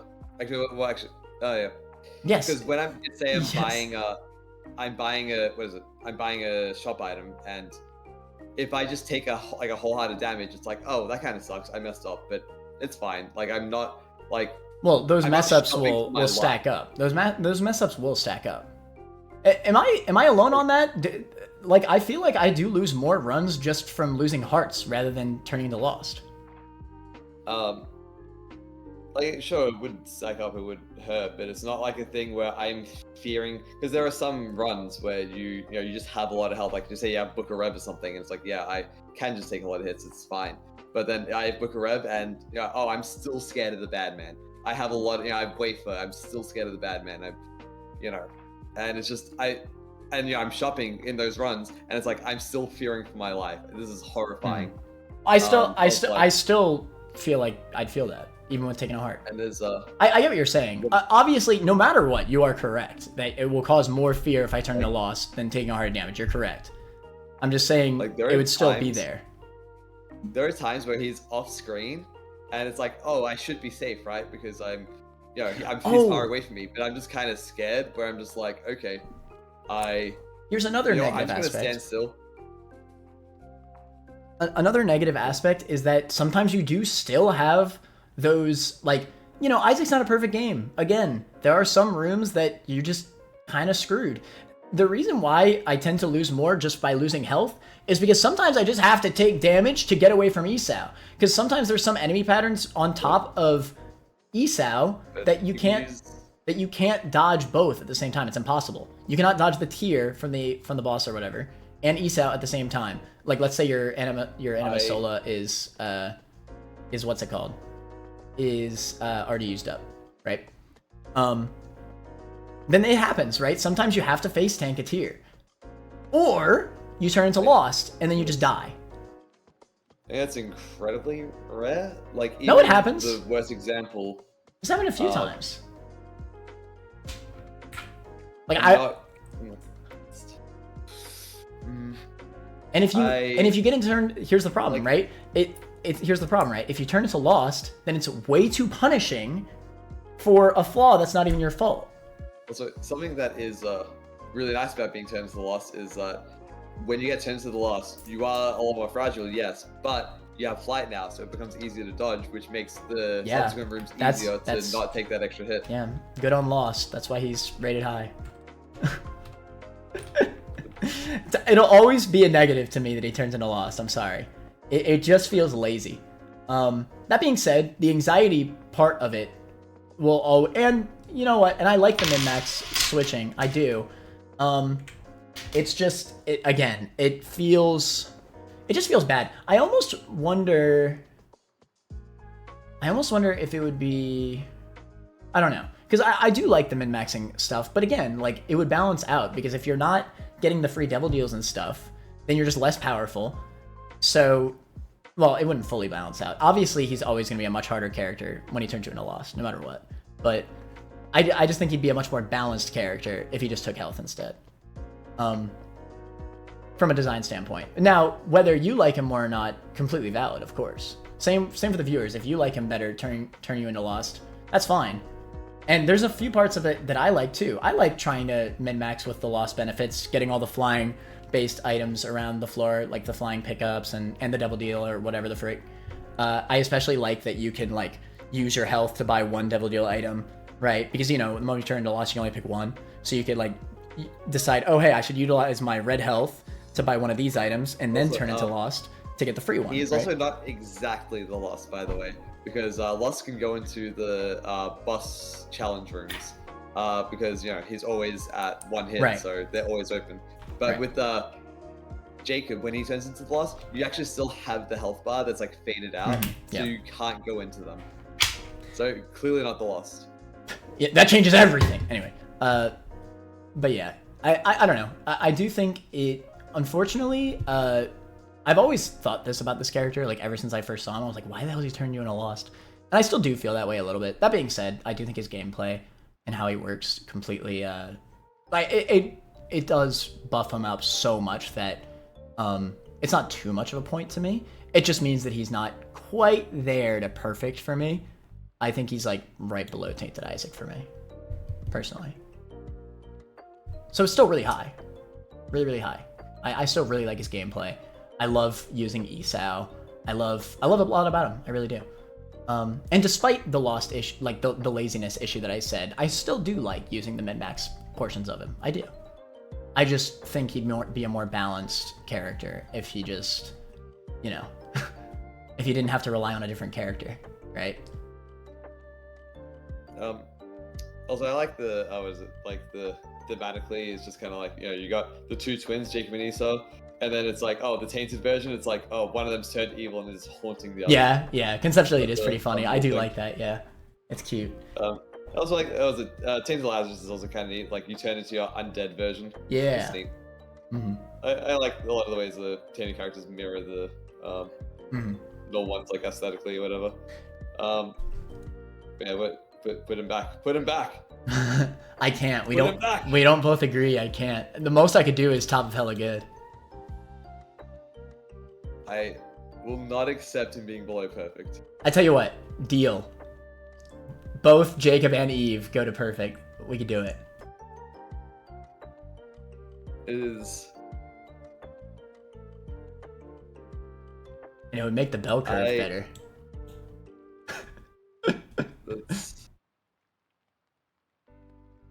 Because at the end of the day, we don't both agree. We don't both agree on either of them, right? But it is very clearly, like, I think that Tainted Jacob is, like, by far the best character, like, in a tier above all the other ones Imperfects.